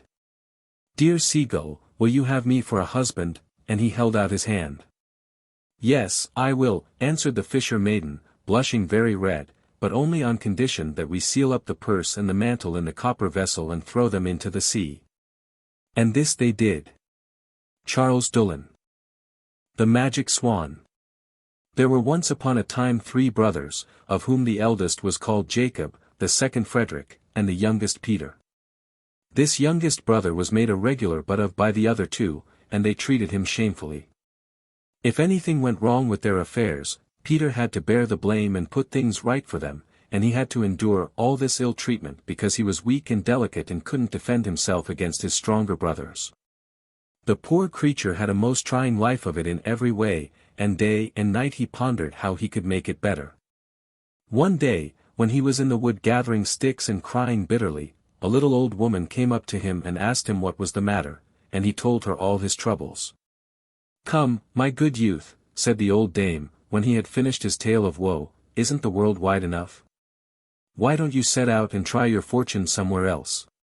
Peter took her words to heart, and left his father's house early one morning to try his fortune in the wide world, as the old woman had advised him. But he felt very bitterly parting from the home where he had been born, and where he had at least passed a short but happy childhood, and sitting down on a hill he gazed once more fondly on his native place.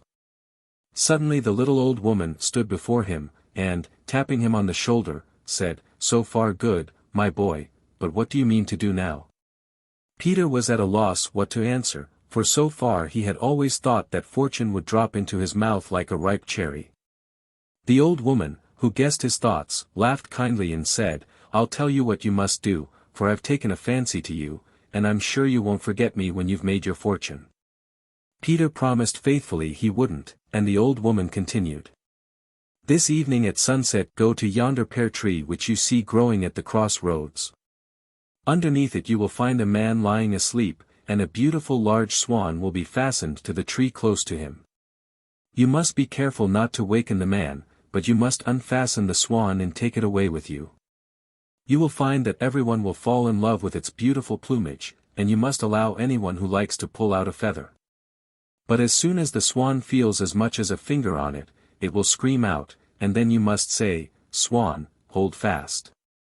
Then the hand of the person who has touched the bird will be held as in a vice, and nothing will set it free, unless you touch it with this little stick which I will make you a present of.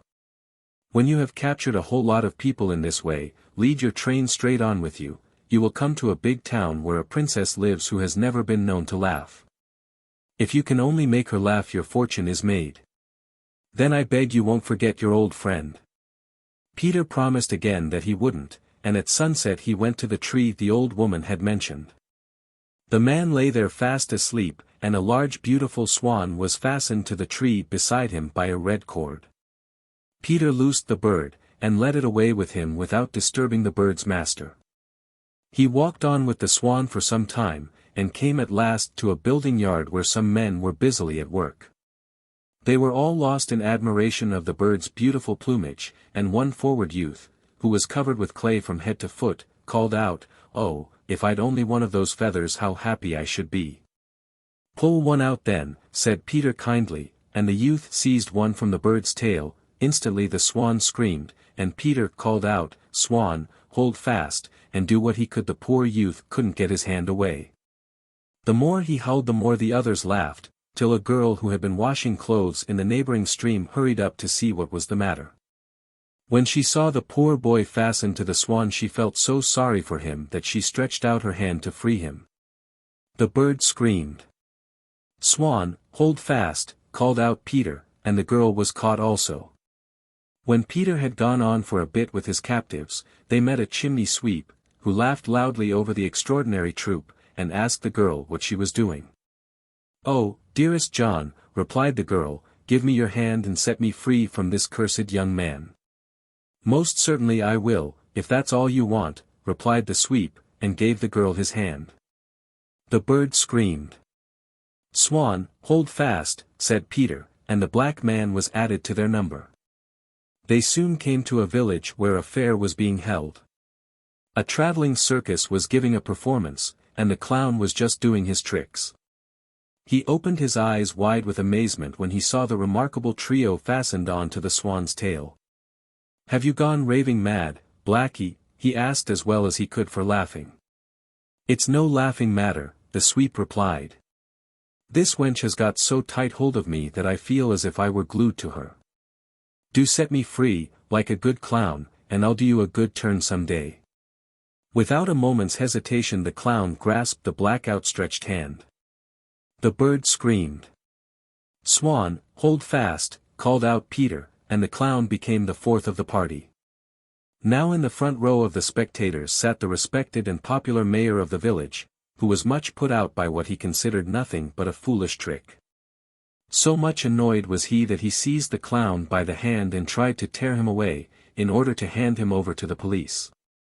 Then the bird screamed, and Peter called out, "Swan, hold fast," and the dignified mayor shared the fate of his predecessors. The mayoress, a long thin stick of a woman, enraged at the insult done to her husband, seized his free arm and tore at it with all her might, with the only result that she too was forced to swell the procession. After this no one else had any wish to join them. Soon Peter saw the towers of the capital in front of him. Just before entering it, a glittering carriage came out to meet him, in which was seated a young lady as beautiful as the day, but with a very solemn and serious expression. But no sooner had she perceived the motley crowd fastened to the swan's tail than she burst into a loud fit of laughter, in which she was joined by all her servants and ladies in waiting. "The princess has laughed at last," they all cried with joy. She stepped out of her carriage to look more closely at the wonderful sight, and laughed again over the capers the poor captives cut. She ordered her carriage to be turned round and drove slowly back into the town, never taking her eyes off Peter and his procession. When the king heard the news that his daughter had actually laughed, he was more than delighted, and had Peter and his marvelous train brought before him. He laughed himself when he saw them till the tears rolled down his cheeks. "My good friend," he said to Peter, "do you know what I promised the person who succeeded in making the princess laugh?" "No, I don't," said Peter. "Then I'll tell you," answered the king, 1,000 gold crowns or a piece of land. Which will you choose?" Peter decided in favor of the land. Then he touched the youth, the girl, the sweep, the clown, the mayor, and the mayoress with his little stick, and they were all free again, and ran away home as if a fire were burning behind them. And their flight, as you may imagine, gave rise to renewed merriment. Then the princess felt moved to stroke the swan, at the same time admiring its plumage. The bird screamed. "Swan, hold fast," called out Peter, and so he won the princess for his bride. But the swan flew up into the air, and vanished in the blue horizon. Peter now received the duchy as a present, and became a very great man indeed. But he did not forget the little old woman who had been the cause of all his good fortune, and appointed her as head housekeeper to him and his royal bride in their magnificent castle. Kletka. The Dirty Shepherdess. Once upon a time there lived a king who had 2 daughters, and he loved them with all his heart. When they grew up, he was suddenly seized with a wish to know if they, on their part, truly loved him, and he made up his mind that he would give his kingdom to whichever best proved her devotion. So he called the elder princess and said to her, "How much do you love me?" "As the apple of my eye," answered she. "Ah," exclaimed the king, kissing her tenderly as he spoke, "you are indeed a good daughter." Then he sent for the younger, and asked her how much she loved him. "I look upon you, my father," she answered, "as I look upon salt in my food." But the king did not like her words, and ordered her to quit the court, and never again to appear before him. The poor princess went sadly up to her room and began to cry, but when she was reminded of her father's commands, she dried her eyes, and made a bundle of her jewels and her best dresses and hurriedly left the castle where she was born. She walked straight along the road in front of her, without knowing very well where she was going or what was to become of her, for she had never been shown how to work, and all she had learnt consisted of a few household rules and receipts of dishes which her mother had taught her long ago. And as she was afraid that no housewife would want to engage a girl with such a pretty face, she determined to make herself as ugly as she could. She therefore took off the dress that she was wearing and put on some horrible old rags belonging to a beggar, all torn and covered with mud. After that she smeared mud all over her hands and face, and shook her hair into a great tangle. Having thus changed her appearance, she went about offering herself as a goose-girl or shepherdess. But the farmers' wives would have nothing to say to such a dirty maiden, and sent her away with a morsel of bread for charity's sake. After walking for a great many days without being able to find any work, she came to a large farm where they were in want of a shepherdess, and engaged her gladly. One day when she was keeping her sheep in a lonely tract of land, she suddenly felt a wish to dress herself in her robes of splendor. She washed herself carefully in the stream, and as she always carried her bundle with her, it was easy to shake off her rags, and transform herself in a few moments into a great lady. The king's son, who had lost his way out hunting, perceived this lovely damsel a long way off, and wished to look at her closer. But as soon as the girl saw what he was at, she fled into the wood as swiftly as a bird. The prince ran after her, but as he was running he caught his foot in the root of a tree and fell, and when he got up again, she was nowhere to be seen. When she was quite safe, she put on her rags again, and smeared over her face and hands. However, the young prince, who was both hot and thirsty, found his way to the farm, to ask for a drink of cider, and he inquired the name of the beautiful lady that kept the sheep. At this everyone began to laugh, for they said that the shepherdess was one of the ugliest and dirtiest creatures under the sun. The prince thought some witchcraft must be at work, and he hastened away before the return of the shepherdess, who became that evening the butt of everybody's jests. But the king's son thought often of the lovely maiden whom he had only seen for a moment, though she seemed to him much more fascinating than any lady of the court. At last he dreamed of nothing else, and grew thinner day by day till his parents inquired what was the matter, promising to do all they could to make him as happy as he once was. He dared not tell them the truth, lest they should laugh at him, so he only said that he should like some bread baked by the kitchen girl in the distant farm. Although the wish appeared rather odd, they hastened to fulfill it, and the farmer was told the request of the king's son. The maiden showed no surprise at receiving such an order, but merely asked for some flour, salt, and water, and also that she might be left alone in a little room adjoining the oven, where the kneading trough stood. Before beginning her work she washed herself carefully, and even put on her rings, but, while she was baking, one of her rings slid into the dough. When she had finished she dirted herself again, and let lumps of the dough stick to her fingers, so that she became as ugly as before. The loaf, which was a very little one, was brought to the king's son, who ate it with pleasure. But in cutting it he found the ring of the princess, and declared to his parents that he would marry the girl whom that ring fitted. So the king made a proclamation through his whole kingdom, and ladies came from afar to lay claim to the honor. But the ring was so tiny that even those who had the smallest hands could only get it on their little fingers. In a short time all the maidens of the kingdom, including the peasant girls, had tried on the ring, and the king was just about to announce that their efforts had been in vain, when the prince observed that he had not yet seen the shepherdess. They sent to fetch her, and she arrived covered with rags, but with her hands cleaner than usual, so that she could easily slip on the ring. The king's son declared that he would fulfill his promise, and when his parents mildly remarked that the girl was only a keeper of sheep, and a very ugly one too, the maiden boldly said that she was born a princess, and that if they would only give her some water and leave her alone in a room for a few minutes, she would show that she could look as well as anyone in fine clothes. They did what she asked, and when she entered in a magnificent dress, she looked so beautiful that all saw she must be a princess in disguise. The king's son recognized the charming damsel of whom he had once caught a glimpse, and, flinging himself at her feet, asked if she would marry him. The princess then told her story, and said that it would be necessary to send an ambassador to her father to ask his consent and to invite him to the wedding. The princess's father, who had never ceased to repent his harshness towards his daughter, had sought her through the land, but as no one could tell him anything of her, he supposed her dead. Therefore it was with great joy he heard that she was living and that a king's son asked her in marriage, and he quitted his kingdom with his elder daughter so as to be present at the ceremony. By the orders of the bride, they only served her father at the wedding breakfast bread without salt, and meat without seasoning. Seeing him make faces, and eat very little, his daughter, who sat beside him, inquired if his dinner was not to his taste. No, he replied, the dishes are carefully cooked and sent up, but they are all so dreadfully tasteless. Did not I tell you, my father, that salt was the best thing in life?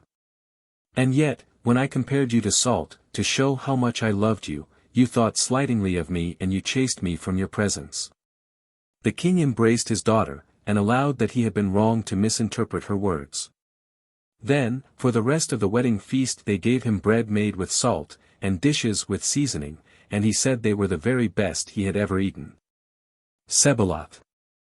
The Enchanted Snake. There was once upon a time a poor woman who would have given all she possessed for a child, but she hadn't one. Now it happened one day that her husband went to the wood to collect brushwood, and when he had brought it home, he discovered a pretty little snake among the twigs. When Sabatella, for that was the name of the peasant's wife, saw the little beast, she sighed deeply and said, even the snakes have their brood, I alone am unfortunate and have no children. No sooner had she said these words than, to her intense surprise, the little snake looked up into her face and spoke, since you have no children, be a mother to me instead, and I promise you will never repent it. For I will love you as if I were your own son. At first Sabatella was frightened to death at hearing a snake speak, but plucking up her courage, she replied, if it weren't for any other reason than your kindly thought, I would agree to what you say. And I will love you and look after you like a mother. So she gave the snake a little hole in the house for its bed, fed it with all the nicest food she could think of, and seemed as if she never could show it enough kindness. Day by day it grew bigger and fatter, and at last one morning it said to Colomathio, the peasant, whom it always regarded as its father, dear papa, I am now of a suitable age and wish to marry. I'm quite agreeable, answered Matteo, and I'll do my best to find another snake like yourself and arrange a match between you. Why, if you do that, replied the snake, we shall be no better than the vipers and reptiles, and that's not what I want at all. No, I'd much prefer to marry the king's daughter. Therefore I pray you go without further delay, and demand an audience of the king, and tell him a snake wishes to marry his daughter. Colomathio, who was rather a simpleton, went as he was desired to the king, and having obtained an audience, he said, Your Majesty, I have often heard that people lose nothing by asking. So I have come to inform you that a snake wants to marry your daughter, and I'd be glad to know if you are willing to mate a dove with a serpent. The king, who saw at once that the man was a fool, said, in order to get quit of him, go home and tell your friend the snake that if he can turn this palace into ivory, inlaid with gold and silver, before tomorrow at noon, I will let him marry my daughter." And with a hearty laugh he dismissed the peasant. When Colomathio brought this answer back to the snake, the little creature didn't seem the least put out, but said, "Tomorrow morning, before sunrise, you must go to the wood and gather a bunch of green herbs. And then rub the threshold of the palace with them, and you'll see what will happen."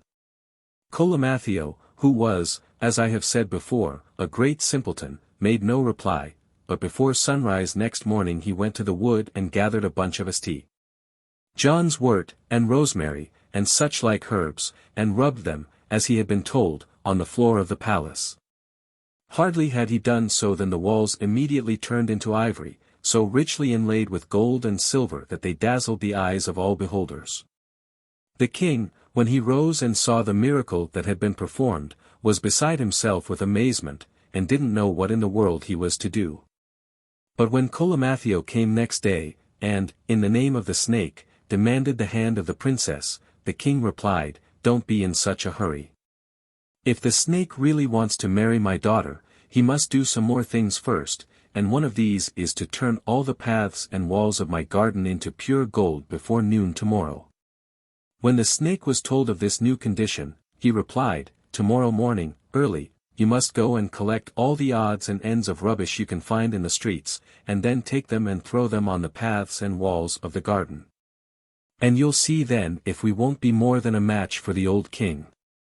So Colomathio rose at cock-crow, took a large basket under his arm, and carefully collected all the broken fragments of pots and pans, and jugs and lamps, and other trash of that sort. No sooner had he scattered them over the paths and walls of the king's garden than they became one blaze of glittering gold, so that everyone's eyes were dazzled with the brilliancy, and everyone's soul was filled with wonder. The king, too, was amazed at the sight, but still he couldn't make up his mind to part with his daughter, so when Colomathio came to remind him of his promise he replied, "I have still a third demand to make. If the snake can turn all the trees and fruit of my garden into precious stones, then I promise him my daughter in marriage." When the peasant informed the snake what the king had said, he replied, "Tomorrow morning, early, you must go to the market and buy all the fruit you see there, and then sow all the stones and seeds in the palace garden, and, if I'm not mistaken, the king will be satisfied with the result." Colomathio rose at dawn, and taking a basket on his arm, he went to the market, and bought all the pomegranates, apricots, cherries, and other fruit he could find there, and sowed the seeds and stones in the palace garden. In one moment, the trees were all ablaze with rubies, emeralds, diamonds, and every other precious stone you can think of. This time the king felt obliged to keep his promise, and calling his daughter to him, he said, "My dear Granonia," for that was the princess's name, more as a joke than anything else, "I demanded what seemed to me impossibilities from your bridegroom, but now that he has done all I required, I am bound to stick to my part of the bargain. Be a good child, and as you love me, do not force me to break my word, but give yourself up with as good grace as you can to a most unhappy fate. Do with me what you like, my lord and father, for your will is my law," answered Granonia. When the king heard this, he told Colomathio to bring the snake to the palace, and said that he was prepared to receive the creature as his son-in-law. The snake arrived at court in a carriage made of gold and drawn by 6 white elephants. But wherever it appeared on the way, the people fled in terror at the sight of the fearful reptile. When the snake reached the palace, all the courtiers shook and trembled with fear down to the very scullion, and the king and queen were in such a state of nervous collapse that they hid themselves in a faraway turret. Granonia alone kept her presence of mind, and although both her father and mother implored her to fly for her life, she wouldn't move a step, saying, "I'm certainly not going to fly from the man you have chosen for my husband." As soon as the snake saw Granonia, it wound its tail round her and kissed her. Then, leading her into a room, it shut the door, and throwing off its skin, it changed into a beautiful young man with golden locks, and flashing eyes, who embraced Granonia tenderly, and said all sorts of pretty things to her. When the king saw the snake shut itself into a room with his daughter, he said to his wife, "Heaven be merciful to our child, for I fear it is all over with her now. This cursed snake has most likely swallowed her up." Then they put their eyes to the keyhole to see what had happened. Their amazement knew no bounds when they saw a beautiful youth standing before their daughter with the snake's skin lying on the floor beside him. In their excitement they burst open the door, and seizing the skin they threw it into the fire. But no sooner had they done this than the young man called out, "Oh, wretched people! What have you done?" And before they had time to look round he had changed himself into a dove, and dashing against the window he broke a pane of glass, and flew away from their sight.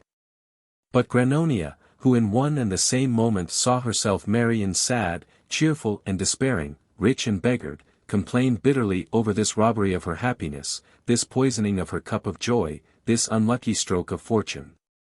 And laid all the blame on her parents, though they assured her that they had meant no harm.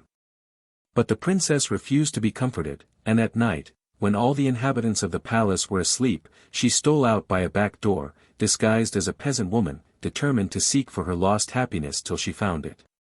When she got to the outskirts of the town, led by the light of the moon, she met a fox, who offered to accompany her, an offer which Granonia gladly accepted, saying, "You are most heartily welcome. For I don't know my way at all about the neighborhood."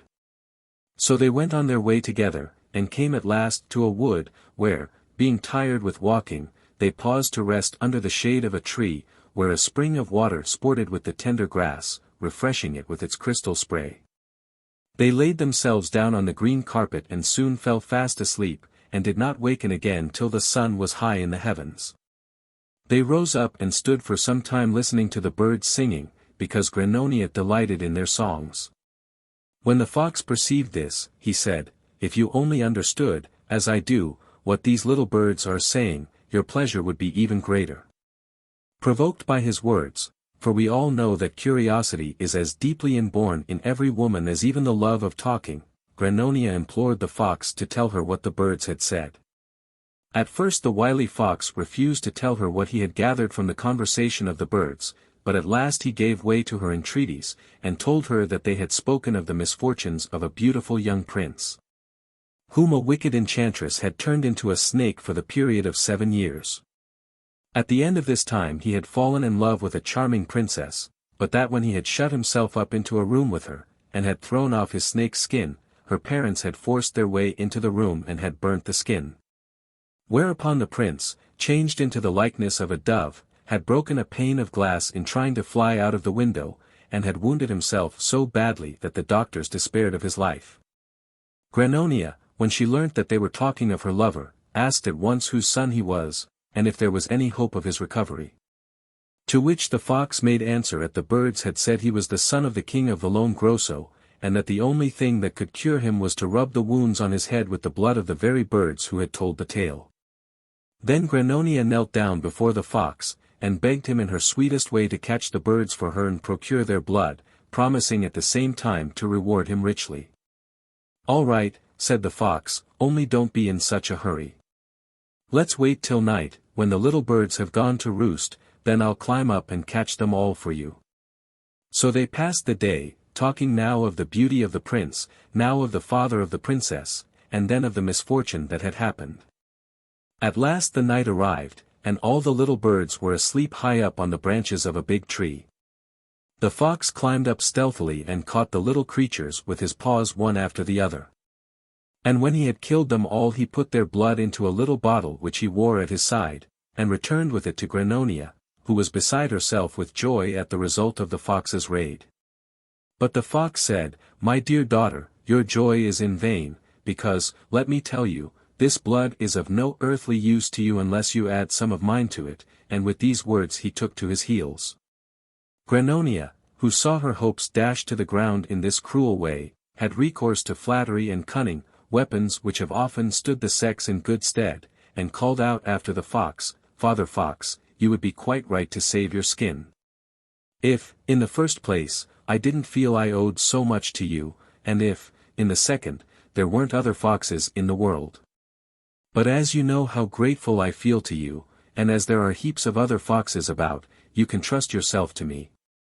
Don't behave like the cow that kicks the pail over after it has filled it with milk, but continue your journey with me, and when we get to the capital you can sell me to the king as a servant girl." It never entered the fox's head that even foxes can be outwitted, so after a bit he consented to go with her.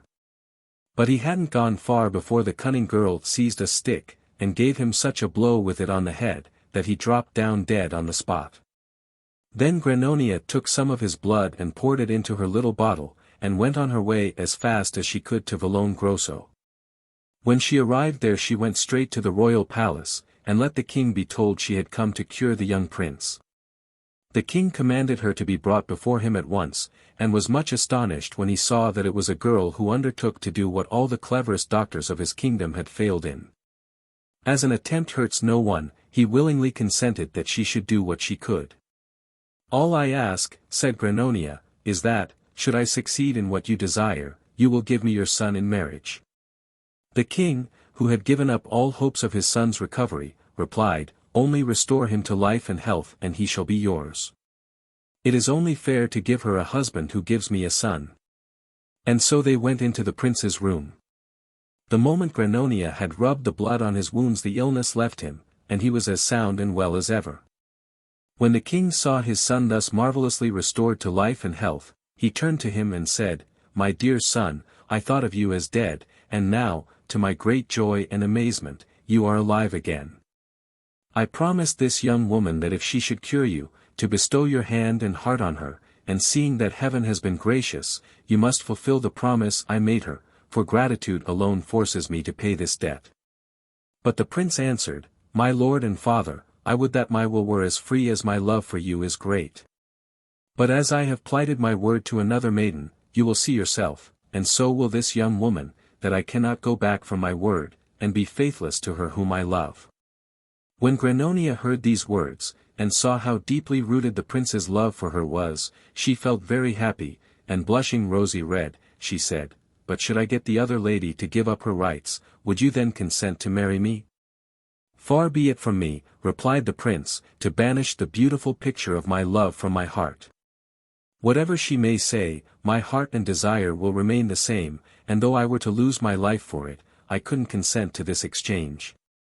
Grannonia could keep silence no longer, and throwing off her peasant's disguise, she discovered herself to the prince, who was nearly beside himself with joy when he recognized his fair lady love. He then told his father at once who she was, and what she had done and suffered for his sake. Then they invited the king and queen of Starzalonga to their court, and had a great wedding feast, and proved once more that there is no better seasoning for the joys of true love than a few pangs of grief. Kletka. The Biter Bit. Once upon a time there lived a man called Simon, who was very rich, but at the same time as stingy and miserly as he could be. He had a housekeeper called Nina, a clever capable woman, and as she did her work carefully and conscientiously, her master had the greatest respect for her. In his young days Simon had been one of the gayest and most active youths of the neighborhood, but as he grew old and stiff he found it very difficult to walk, and his faithful servant urged him to get a horse so as to save his poor old bones. At last Simon gave way to the request and persuasive eloquence of his housekeeper, and betook himself one day to the market where he had seen a mule, which he thought would just suit him, and which he bought for 7 gold pieces. Now it happened that there were 3 merry rascals hanging about the marketplace, who much preferred living on other people's goods to working for their own living. As soon as they saw that Simon had bought a mule, one of them said to his 2 boon companions, "My friends, this mule must be ours before we are many hours older." "But how shall we manage it?" asked one of them. "We must all 3 station ourselves at different intervals along the old man's homeward way, and must each in his turn declare that the mule he has bought is a donkey. If we only stick to it you'll see the mule will soon be ours." This proposal quite satisfied the others, and they all separated as they had agreed. Now when Simon came by, the first rogue said to him, "God bless you, my fine gentleman." "Thanks for your courtesy," replied Simon. "Where have you been?"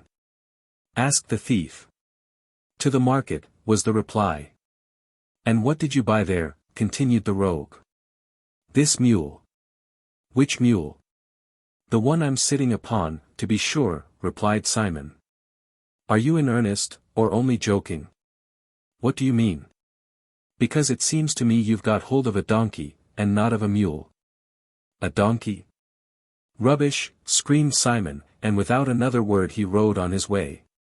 After a few hundred yards he met the second confederate, who addressed him, "Good day, dear sir, where are you coming from?" "From the market," answered Simon. "Did things go pretty cheap?" asked the other. "I should just think so," said Simon. "And did you make any good bargain yourself?" "I bought this mule on which you see me." "Is it possible that you really bought that beast for a mule?" "Why certainly. But, good heavens, it's nothing but a donkey." "A donkey?" repeated Simon. "You don't mean to say so. If a single other person tells me that, I'll make him a present of the wretched animal." With these words he continued his way, and very soon met the third knave, who said to him, "God bless you, sir. Are you by any chance coming from the market?" "Yes, I am," replied Simon. "And what bargain did you drive there?" asked the cunning fellow. "I bought this mule on which I am riding." "A mule? Are you speaking seriously, or do you wish to make a fool of me?" "I'm speaking in sober earnest," said Simon. "It wouldn't occur to me to make a joke of it." "Oh, my poor friend," cried the rascal, "don't you see that is a donkey and not a mule? You have been taken in by some wretched cheats."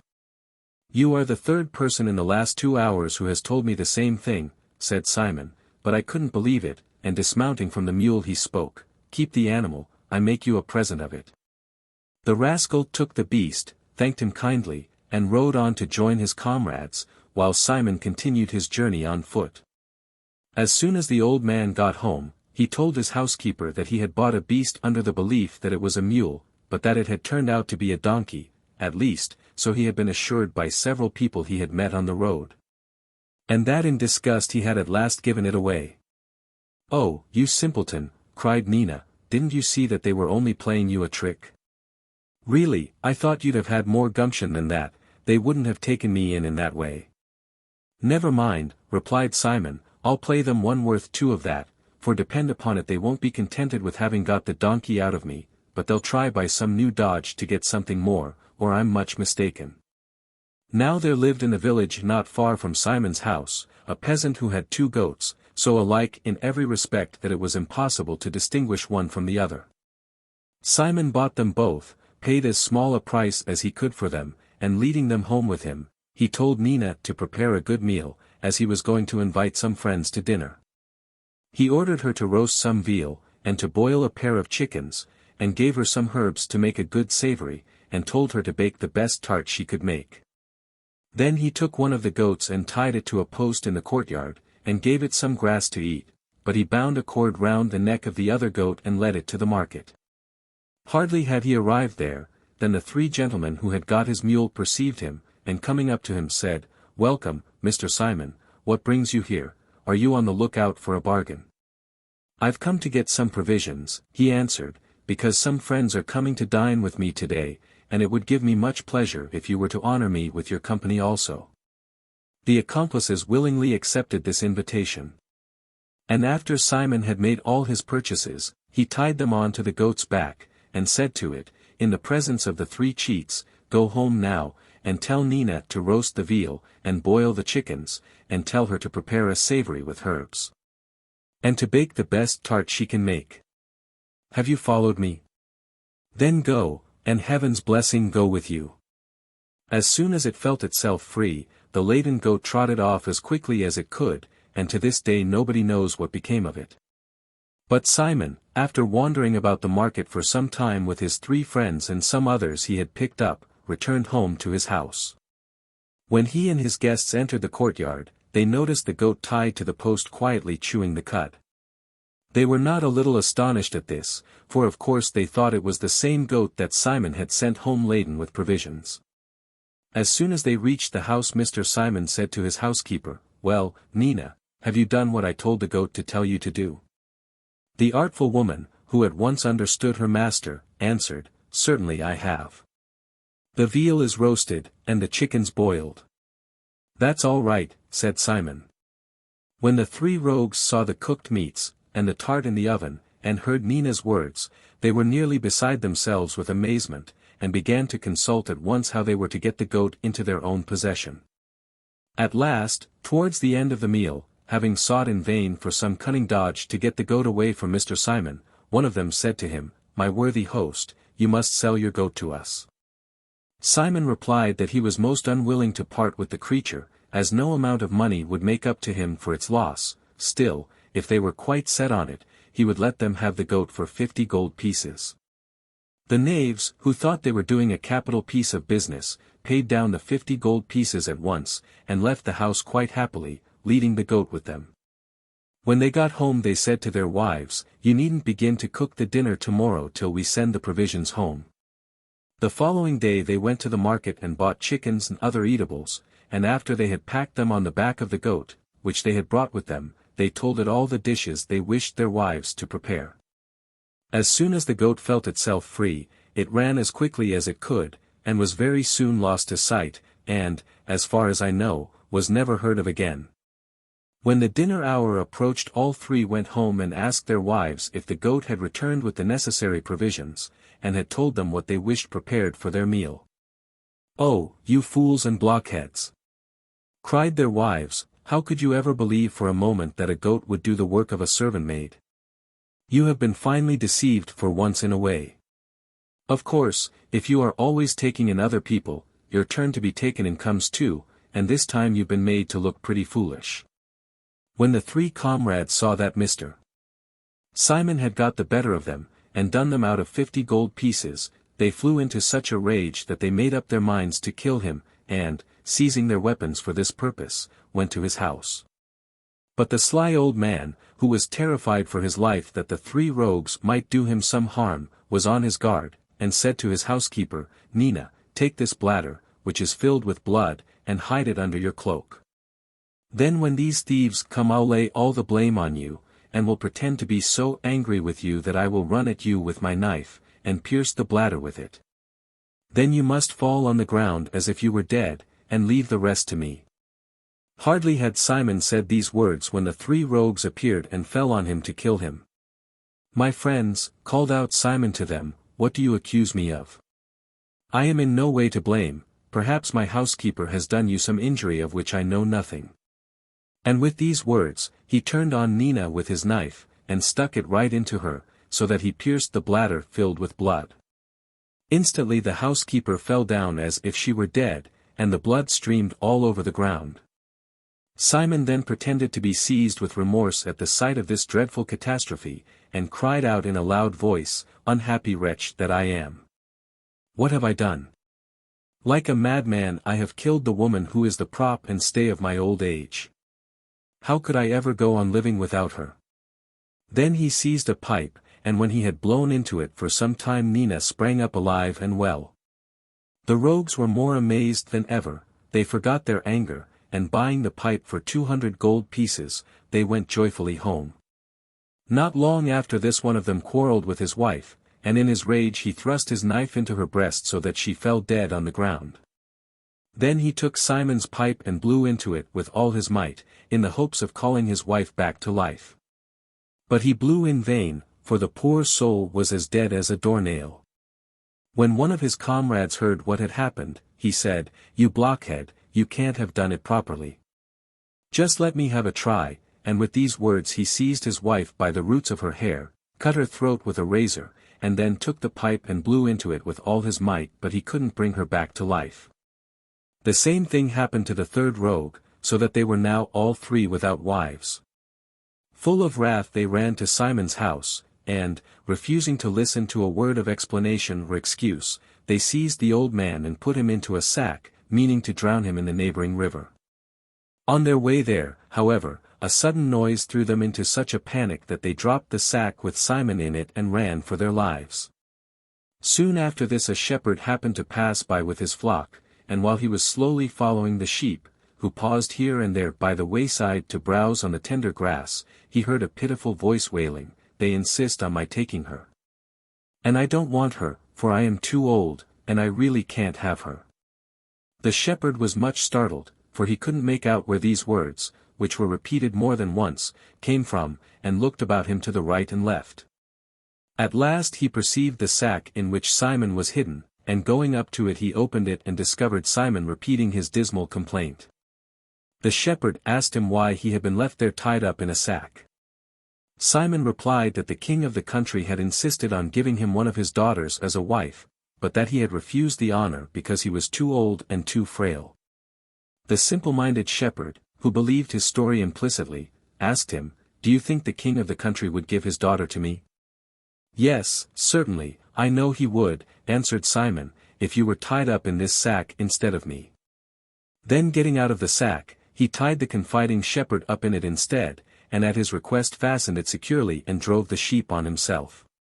An hour had scarcely passed when the three rogues returned to the place where they had left Simon in the sack, and without opening it, one of them seized it and threw it into the river. And so the poor shepherd was drowned instead of Mr. Simon. The three rogues, having wreaked their vengeance, set out for home. On their way they noticed a flock of sheep grazing not far from the road.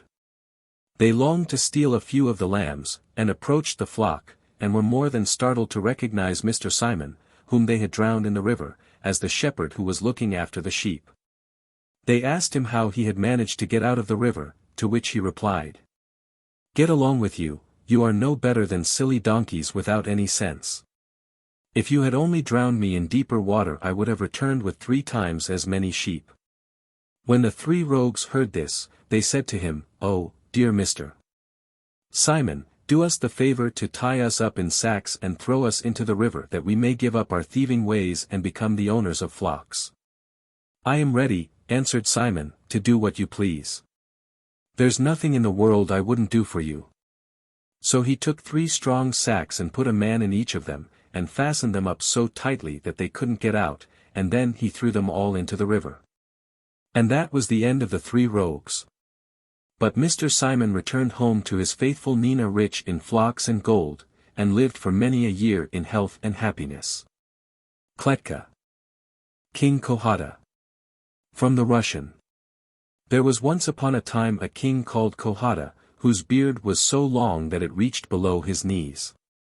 3 years had passed since his marriage, and he lived very happily with his wife, but heaven granted him no heir, which grieved the king greatly. One day he set forth from his capital, in order to make a journey through his kingdom. He traveled for nearly a year through the different parts of his territory, and then, having seen all there was to be seen, he set forth on his homeward way. As the day was very hot and sultry he commanded his servants to pitch tents in the open field, and there await the cool of the evening.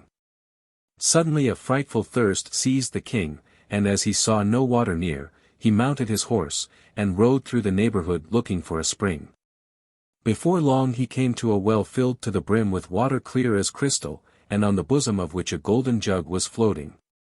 King Kojata at once tried to seize the vessel, but though he endeavored to grasp it with his right hand, and then with his left, the wretched thing always eluded his efforts and refused to let itself be caught.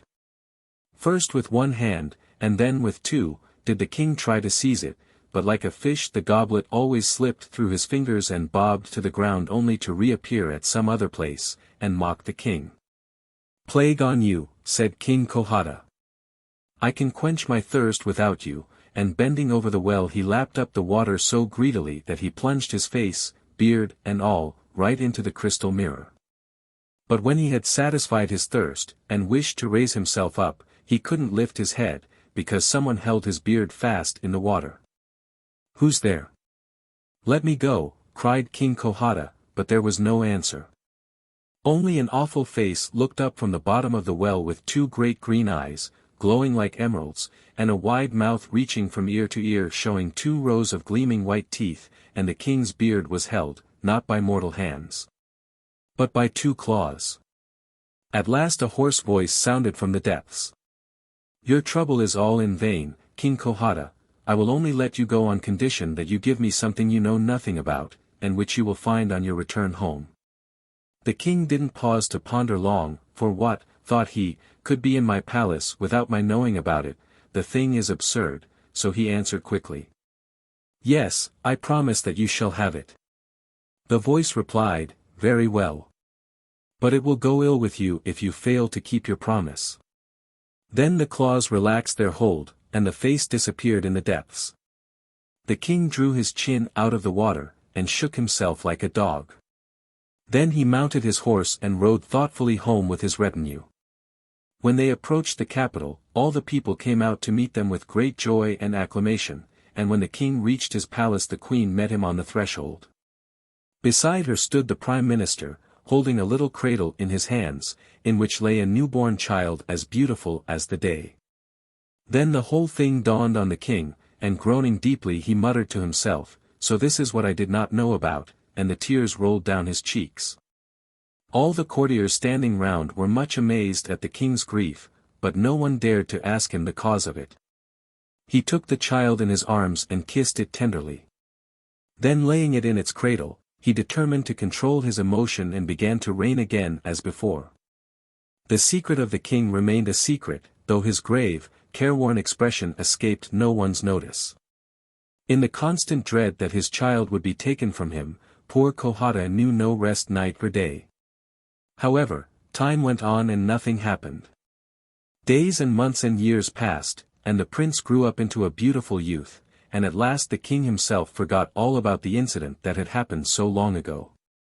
One day the prince went out hunting, and going in pursuit of a wild boar he soon lost the other huntsman, and found himself quite alone in the middle of a dark wood.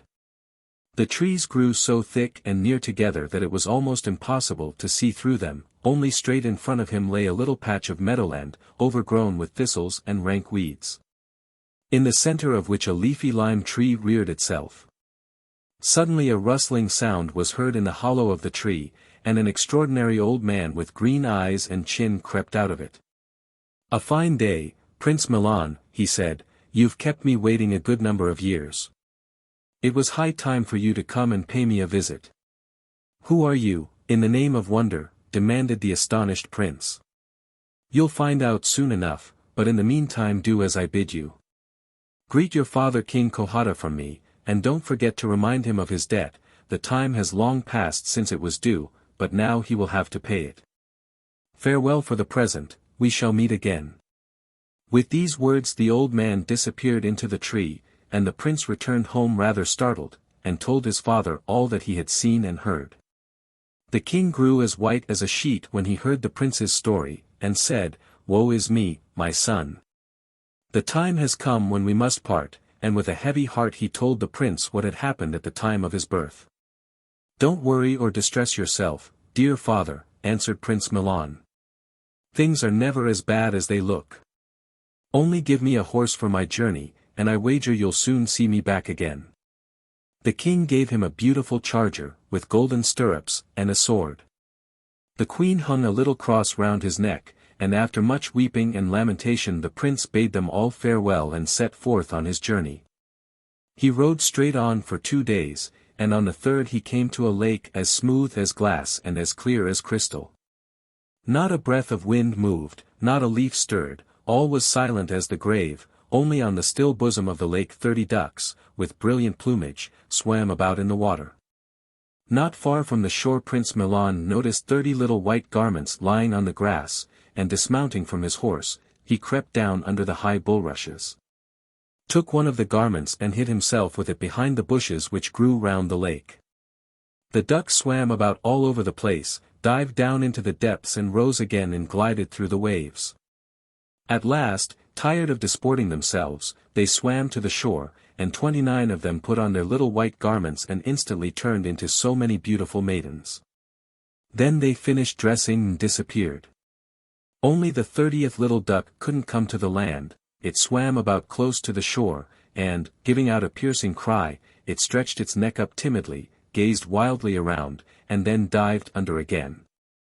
Prince Milan's heart was so moved with pity for the poor little creature that he came out from behind the bulrushes, to see if he could be of any help.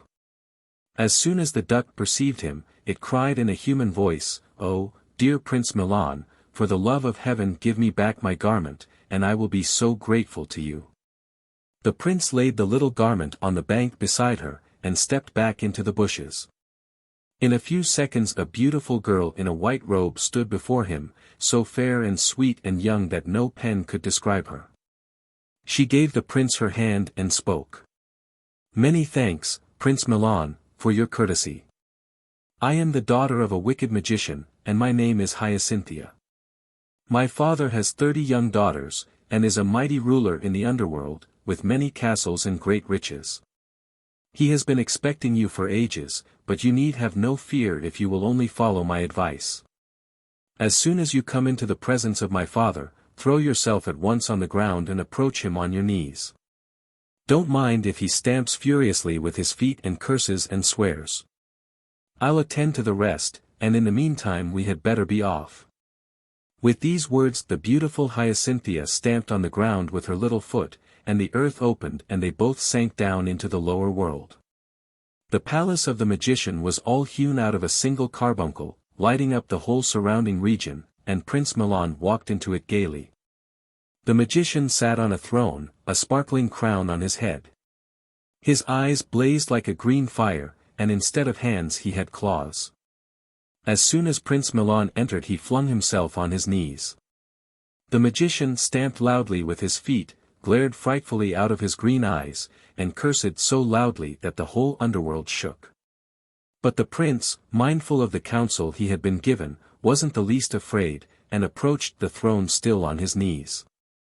At last the magician laughed aloud and said, "You rogue, you have been well advised to make me laugh. I won't be your enemy any more. Welcome to the underworld. All the same, for your delay in coming here, we must demand 3 services from you. For today you may go, but tomorrow I shall have something more to say to you." Then 2 servants led Prince Milan to a beautiful apartment, and he lay down fearlessly on the soft bed that had been prepared for him, and was soon fast asleep. Early the next morning the magician sent for him, and said, "Let's see now what you've learnt. In the first place you must build me a palace tonight, the roof of purest gold, the walls of marble, and the windows of crystal. All round you must lay out a beautiful garden, with fish ponds and artistic waterfalls. If you do all this, I will reward you richly, but if you don't, you shall lose your head."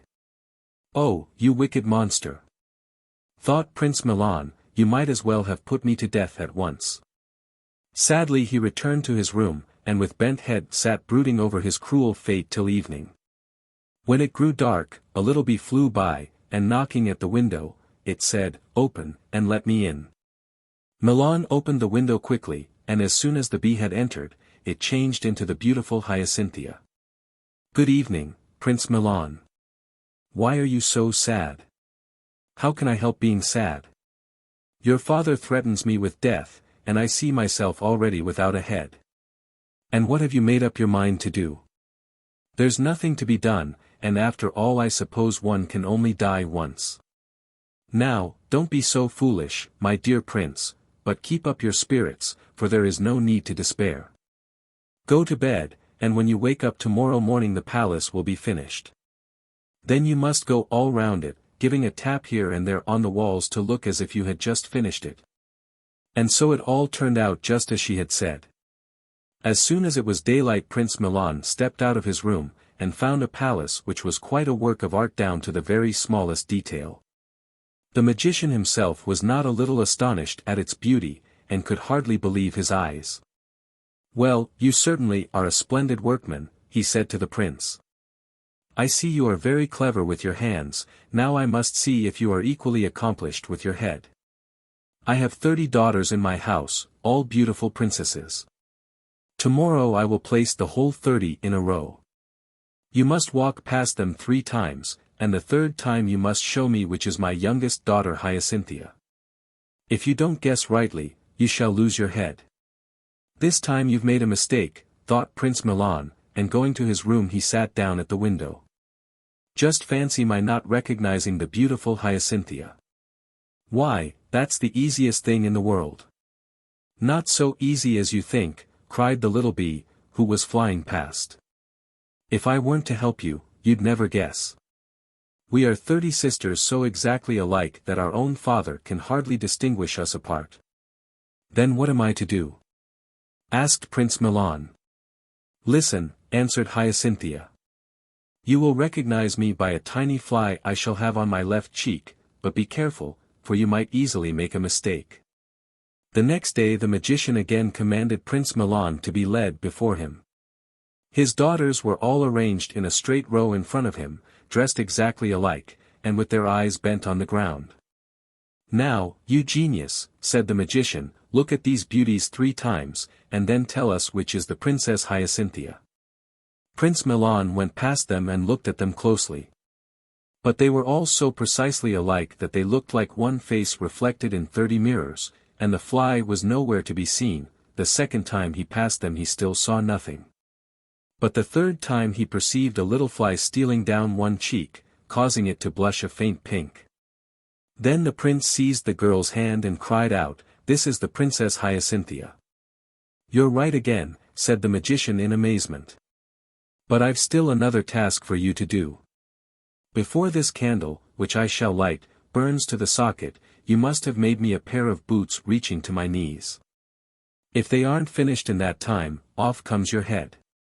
The prince returned to his room in despair. Then the Princess Hyacinthia came to him once more changed into the likeness of a bee, and asked him, "Why so sad, Prince Milan? How can I help being sad? Your father has set me this time an impossible task. Before a candle which he has lit burns to the socket, I am to make a pair of boots. But what does a prince know of shoemaking? If I can't do it, I lose my head." "And what do you mean to do?" asked Hyacinthia. "Well, what is there to be done? What he demands I can't and won't do, so he must just make an end of me." "Not so, dearest. I love you dearly, and you shall marry me, and I'll either save your life or die with you. We must fly now as quickly as we can, for there is no other way of escape." With these words she breathed on the window, and her breath froze on the pane. Then she led Milan out of the room with her, shut the door, and threw the key away. Hand in hand, they hurried to the spot where they had descended into the lower world, and at last reached the banks of the lake. Prince Milan's charger was still grazing on the grass which grew near the water. The horse no sooner recognized his master, than it neighed loudly with joy, and springing towards him, it stood as if rooted to the ground, while Prince Milan and Hyacinthia jumped on its back. Then it sped onwards like an arrow from a bow. In the meantime the magician was waiting impatiently for the prince. Enraged by the delay, he sent his servants to fetch him, for the appointed time was past. The servants came to the door, and finding it locked, they knocked. But the frozen breath on the window replied in Prince Milan's voice, "I am coming directly." With this answer they returned to the magician. But when the prince still did not appear, after a time he sent his servants a second time to bring him. The frozen breath always gave the same answer, but the prince never came. At last the magician lost all patience, and commanded the door to be burst open. But when his servants did so, they found the room empty, and the frozen breath laughed aloud. Out of his mind with rage, the magician ordered the prince to be pursued. Then a wild chase began. "I hear horses' hoofs behind us," said Hyacinthia to the prince. Milan sprang from the saddle, put his ear to the ground and listened. "Yes," he answered, "they are pursuing us, and are quite close."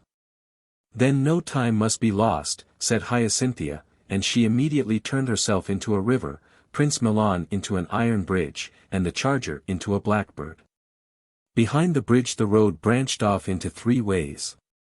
The magician's servants hurried after the fresh tracks, but when they came to the bridge, they stood, not knowing which road to take, as the footprints stopped suddenly, and there were 3 paths for them to choose from. In fear and trembling they returned to tell the magician what had happened. He flew into a dreadful rage when he saw them, and screamed out, "Oh, you fools! The river and bridge were they. Go back and bring them to me at once, or it will be the worse for you." Then the pursuit began afresh. "I hear horses' hoofs," sighed Hyacinthia. The prince dismounted and put his ear to the ground. "They are hurrying after us, and are already quite near." In a moment the Princess Hyacinthia had changed herself, the prince, and his charger into a thick wood where 1,000 paths and roads crossed each other. Their pursuers entered the forest, but searched in vain for Prince Milan and his bride. At last they found themselves back at the same spot they had started from, and in despair they returned once more with empty hands to the magician. "Then I'll go after the wretches myself," he shouted. "Bring a horse at once, they shan't escape me." Once more the beautiful Hyacinthia murmured, "I hear horses' hoofs quite near." And the prince answered, "They are pursuing us hotly and are quite close. We are lost now, for that is my father himself. But at the first church we come to his power ceases, he may chase us no further. Hand me your cross." Prince Milan loosened from his neck the little gold cross his mother had given him, and as soon as Hyacinthia grasped it, she had changed herself into a church, Milan into a monk, and the horse into a belfry. They had hardly done this when the magician and his servants rode up. "Did you see no one pass by on horseback, Reverend Father?" he asked the monk. "Prince Milan and Princess Hyacinthia have just gone on this minute. They stopped for a few minutes in the church to say their prayers, and bade me light this wax candle for you, and give you their love. I'd like to wring their necks," said the magician, and made all haste home, where he had every one of his servants beaten to within an inch of their lives. Prince Milan rode on slowly with his bride without fearing any further pursuit. The sun was just setting, and its last rays lit up a large city they were approaching. Prince Milan was suddenly seized with an ardent desire to enter the town. "Oh my beloved," implored Hyacinthia, "please don't go. For I am frightened and fear some evil." "What are you afraid of?" asked the prince. "We'll only go and look at what's to be seen in the town for about an hour, and then we'll continue our journey to my father's kingdom." "The town is easy to get into, but more difficult to get out of," sighed Hyacinthia. "But let it be as you wish. Go, and I will await you here, but I will first change myself into a white milestone, only I pray you be very careful. The king and queen of the town will come out to meet you, leading a little child with them. Whatever you do, don't kiss the child, or you will forget me and all that has happened to us. I will wait for you here for 3 days." The prince hurried to the town, but Hyacinthia remained behind disguised as a white milestone on the road. The first day passed, and then the second, and at last the third also, but Prince Milan did not return, for he had not taken Hyacinthia's advice. The king and queen came out to meet him as she had said, leading with them a lovely fair-haired little girl, whose eyes shone like 2 clear stars. The child at once caressed the prince, who, carried away by its beauty, bent down and kissed it on the cheek. From that moment his memory became a blank, and he forgot all about the beautiful Hyacinthia.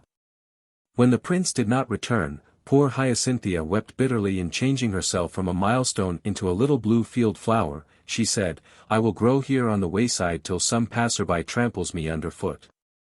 And one of her tears remained as a dewdrop and sparkled on the little blue flower.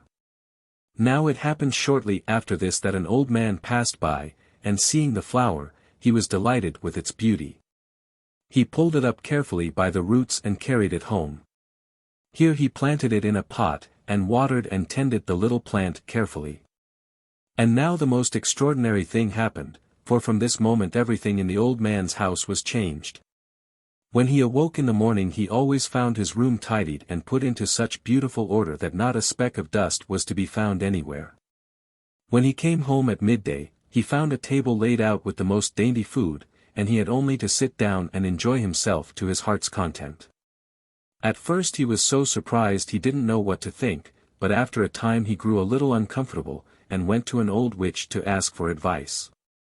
The witch said, "Get up before the cock crows, and watch carefully till you see something move, and then throw this cloth quickly over it, and you'll see what will happen." All night the old man never closed an eye.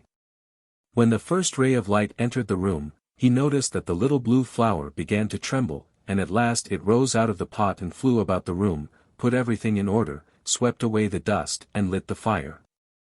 In great haste the old man sprang from his bed, and covered the flower with the cloth the old witch had given him, and in a moment the beautiful Princess Hyacinthia stood before him. "What have you done?" she cried. "Why have you called me back to life? For I have no desire to live since my bridegroom, the beautiful Prince Milan, has deserted me." "Prince Milan is just going to be married," replied the old man. "Everything is being got ready for the feast, and all the invited guests are flocking to the palace from all sides." The beautiful Hyacinthia cried bitterly when she heard this. Then she dried her tears, and went into the town dressed as a peasant woman. She went straight to the king's kitchen, where the white-aproned cooks were running about in great confusion. The princess went up to the head cook, and said, "Dear cook, please listen to my request, and let me make a wedding cake for Prince Milan." The busy cook was just going to refuse her demand and order her out of the kitchen, but the words died on his lips when he turned and beheld the beautiful Hyacinthia, and he answered politely, "You have just come in the nick of time, fair maiden. Bake your cake, and I myself will lay it before Prince Milan." The cake was soon made. The invited guests were already thronging round the table, when the head cook entered the room, bearing a beautiful wedding cake on a silver dish, and laid it before Prince Milan. The guests were all lost in admiration, for the cake was quite a work of art. Prince Milan at once proceeded to cut it open, when to his surprise 2 white doves sprang out of it, and one of them said to the other, "My dear mate, do not fly away and leave me, and forget me as Prince Milan forgot his beloved Hyacinthia." Milan sighed deeply when he heard what the little dove said. Then he jumped up suddenly from the table and ran to the door, where he found the beautiful Hyacinthia waiting for him. Outside stood his faithful charger, pawing the ground. Without pausing for a moment, Milan and Hyacinthia mounted him and galloped as fast as they could into the country of King Kojata. The king and queen received them with such joy and gladness as had never been heard of before, and they all lived happily for the rest of their lives. Kletka. Prince Fickle and Fair Helena. From the German. There was once upon a time a beautiful girl called Helena. Her own mother had died when she was quite a child, and her stepmother was as cruel and unkind to her as she could be. Helena did all she could to gain her love, and performed the heavy work given her to do cheerfully and well, but her stepmother's heart wasn't in the least touched, and the more the poor girl did the more she asked her to do. One day she gave Helena 12 pounds of mixed feathers and bade her separate them all before evening, threatening her with a heavy punishment if she failed to do so.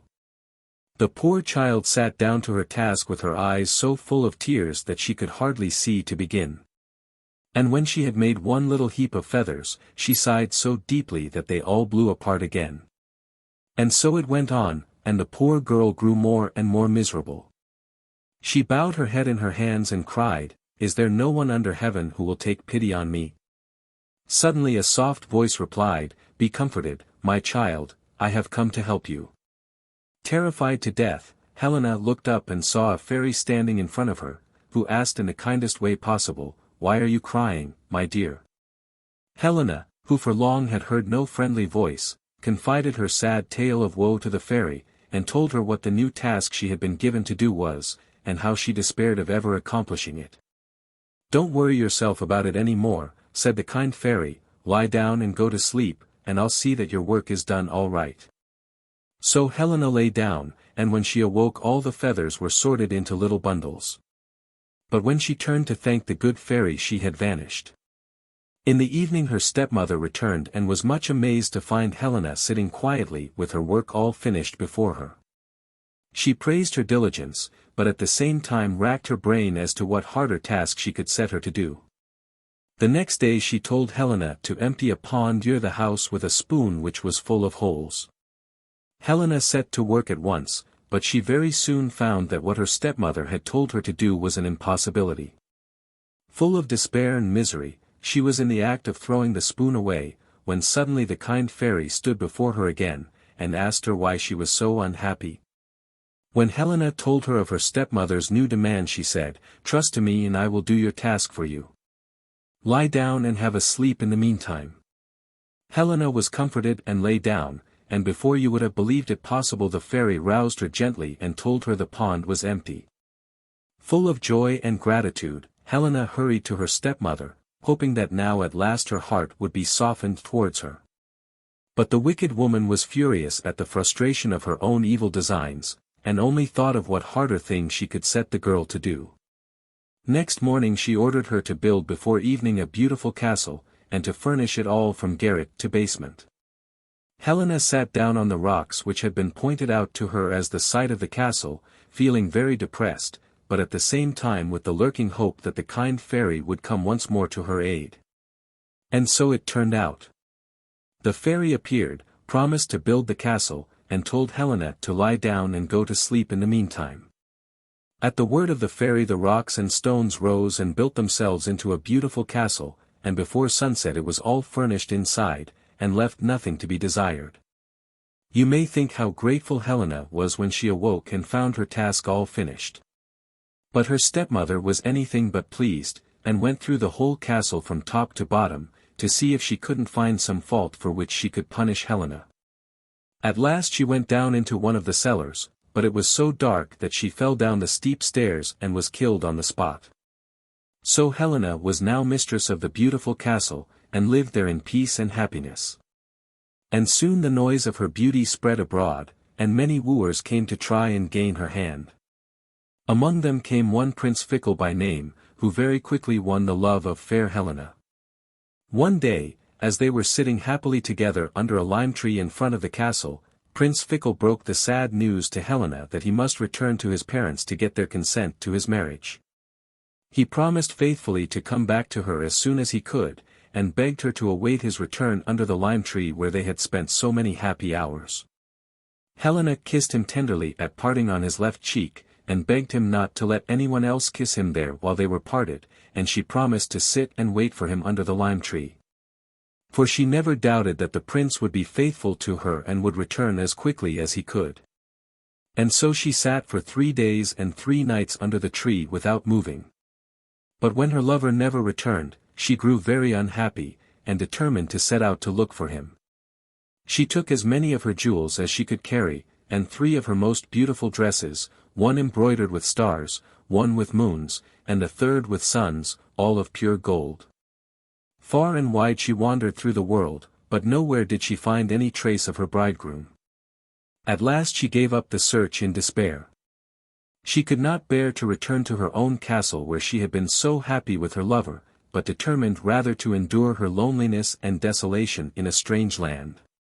She took a place as herd girl with a peasant, and buried her jewels and beautiful dresses in a safe and hidden spot.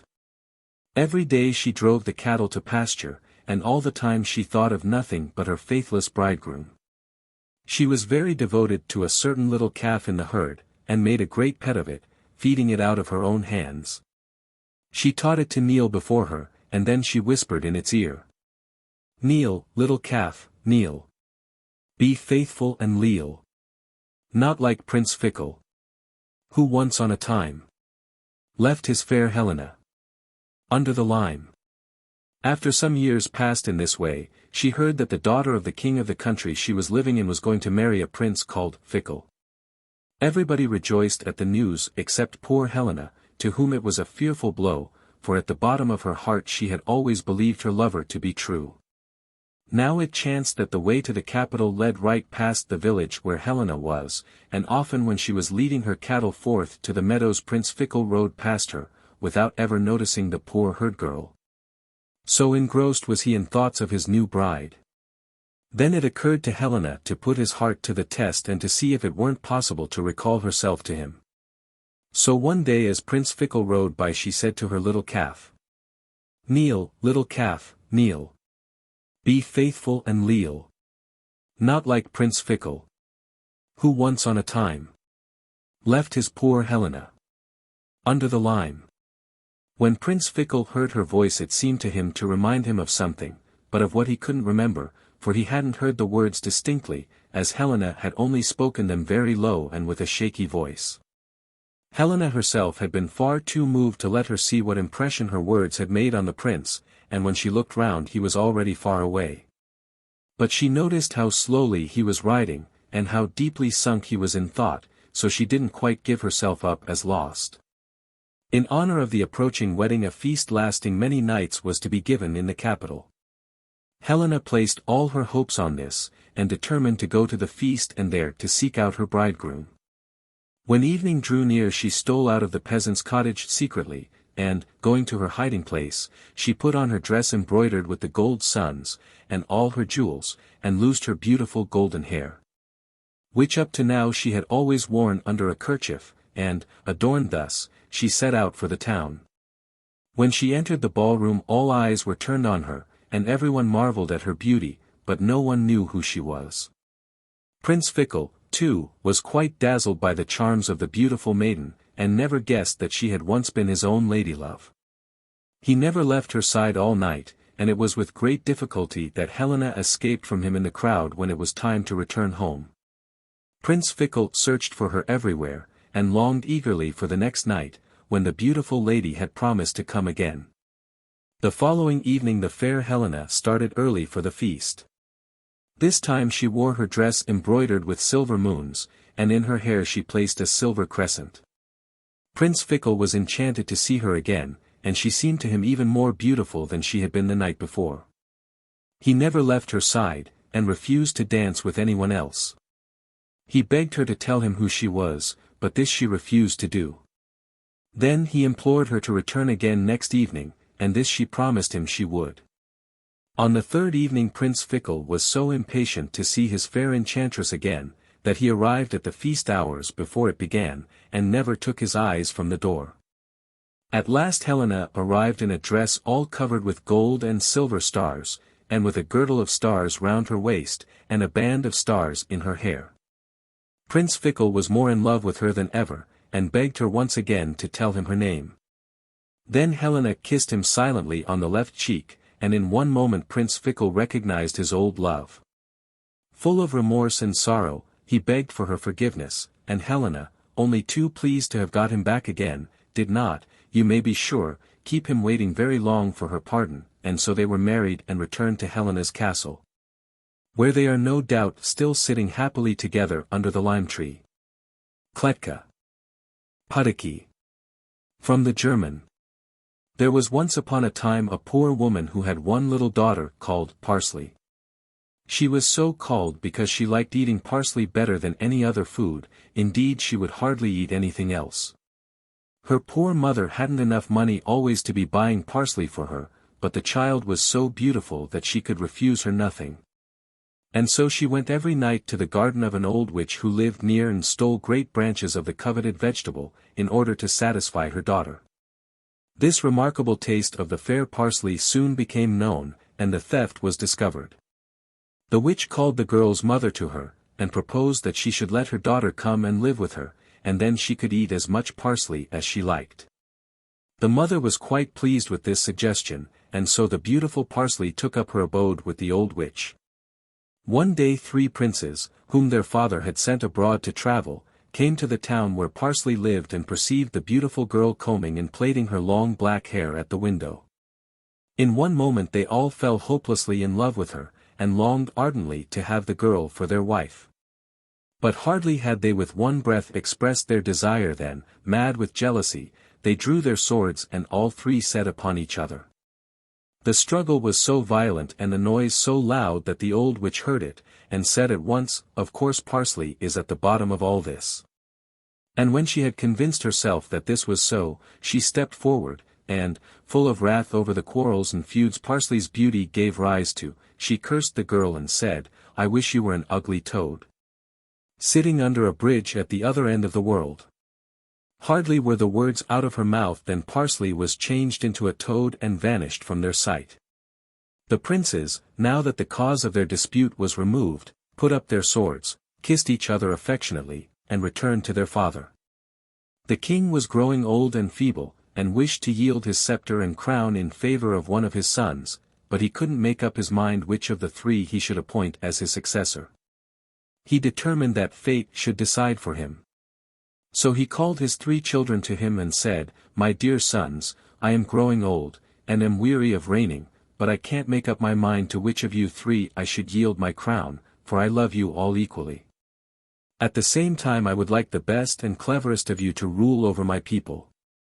I have, therefore, determined to set you 3 tasks to do, and the one that performs them best shall be my heir. The first thing I shall ask you to do is to bring me a piece of linen 100 yards long, so fine that it will go through a gold ring. The sons bowed low, and, promising to do their best, they started on their journey without further delay. The two elder brothers took many servants and carriages with them, but the youngest set out quite alone. In a short time they came to 3 crossroads. 2 of them were gay and crowded, but the third was dark and lonely. The 2 elder brothers chose the more frequented ways, but the youngest, bidding them farewell, set out on the dreary road. Wherever fine linen was to be bought, there the 2 elder brothers hastened. They loaded their carriages with bales of the finest linen they could find and then returned home. The youngest brother, on the other hand, went on his weary way for many days, and nowhere did he come across any linen that would have done. So he journeyed on, and his spirits sank with every step. At last he came to a bridge which stretched over a deep river flowing through a flat and marshy land. Before crossing the bridge he sat down on the banks of the stream and sighed dismally over his sad fate. Suddenly a misshapen toad crawled out of the swamp, and, sitting down opposite him, asked, "What's the matter with you, my dear prince?" The prince answered impatiently, "There's not much good my telling you, Puddocky, for you couldn't help me if I did." "Don't be too sure of that," replied the toad, "tell me your trouble and we'll see." Then the prince became most confidential and told the little creature why he had been sent out of his father's kingdom.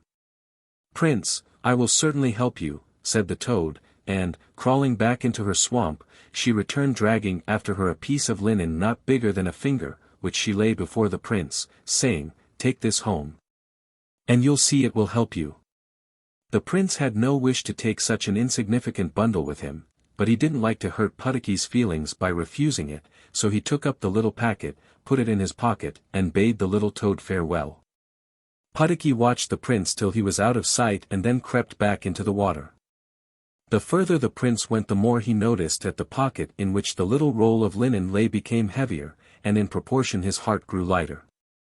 And so, greatly comforted, he returned to the court of his father, and arrived home just at the same time as his brothers with their caravans. The king was delighted to see them all again, and at once drew the ring from his finger and the trial began. In all the wagon loads there was not one piece of linen the 10th part of which would go through the ring, and the 2 elder brothers, who had at first sneered at their youngest brother for returning with no baggage, began to feel rather small. But what were their feelings when he drew a bale of linen out of his pocket which in fineness, softness, and purity of color was unsurpassable. The threads were hardly visible, and it went through the ring without the smallest difficulty, at the same time measuring 100 yards quite correctly. The father embraced his fortunate son, and commanded the rest of the linen to be thrown into the water. Then, turning to his children he said, "Now, dear princes, prepare yourselves for the second task. You must bring me back a little dog that will go comfortably into a walnut shell."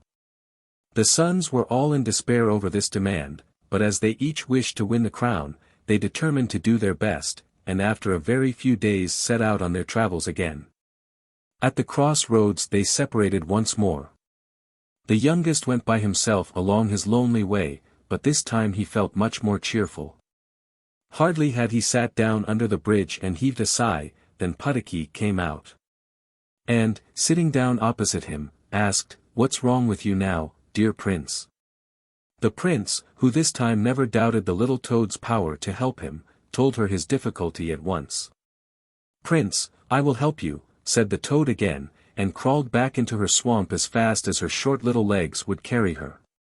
She returned, dragging a hazelnut behind her, which she laid at the prince's feet and said, "Take this nut home with you and tell your father to crack it very carefully, and you'll see then what will happen."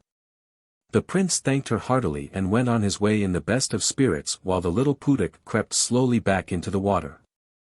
When the prince got home he found his brothers had just arrived with great wagon loads of little dogs of all sorts.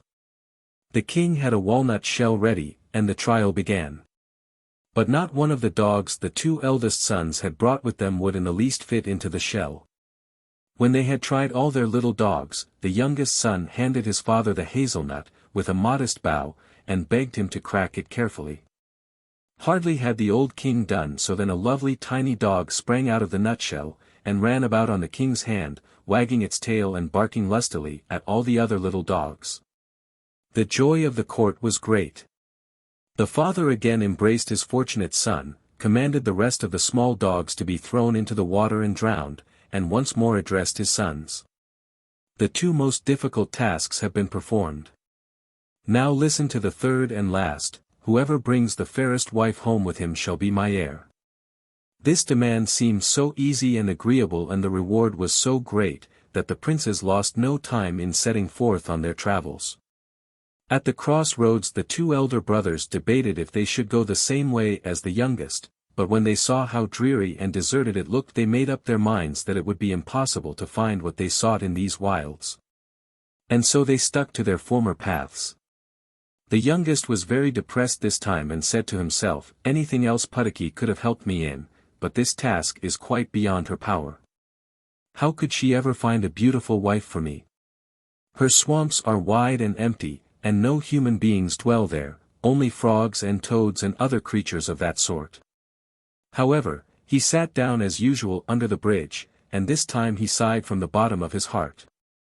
In a few minutes the toad stood in front of him and asked, "What's the matter with you now, my dear prince?" "Oh, Puddocky, this time you can't help me, for the task is beyond even your power," replied the prince. "Still," answered the toad, "you may as well tell me your difficulty, for who knows but I mayn't be able to help you this time also."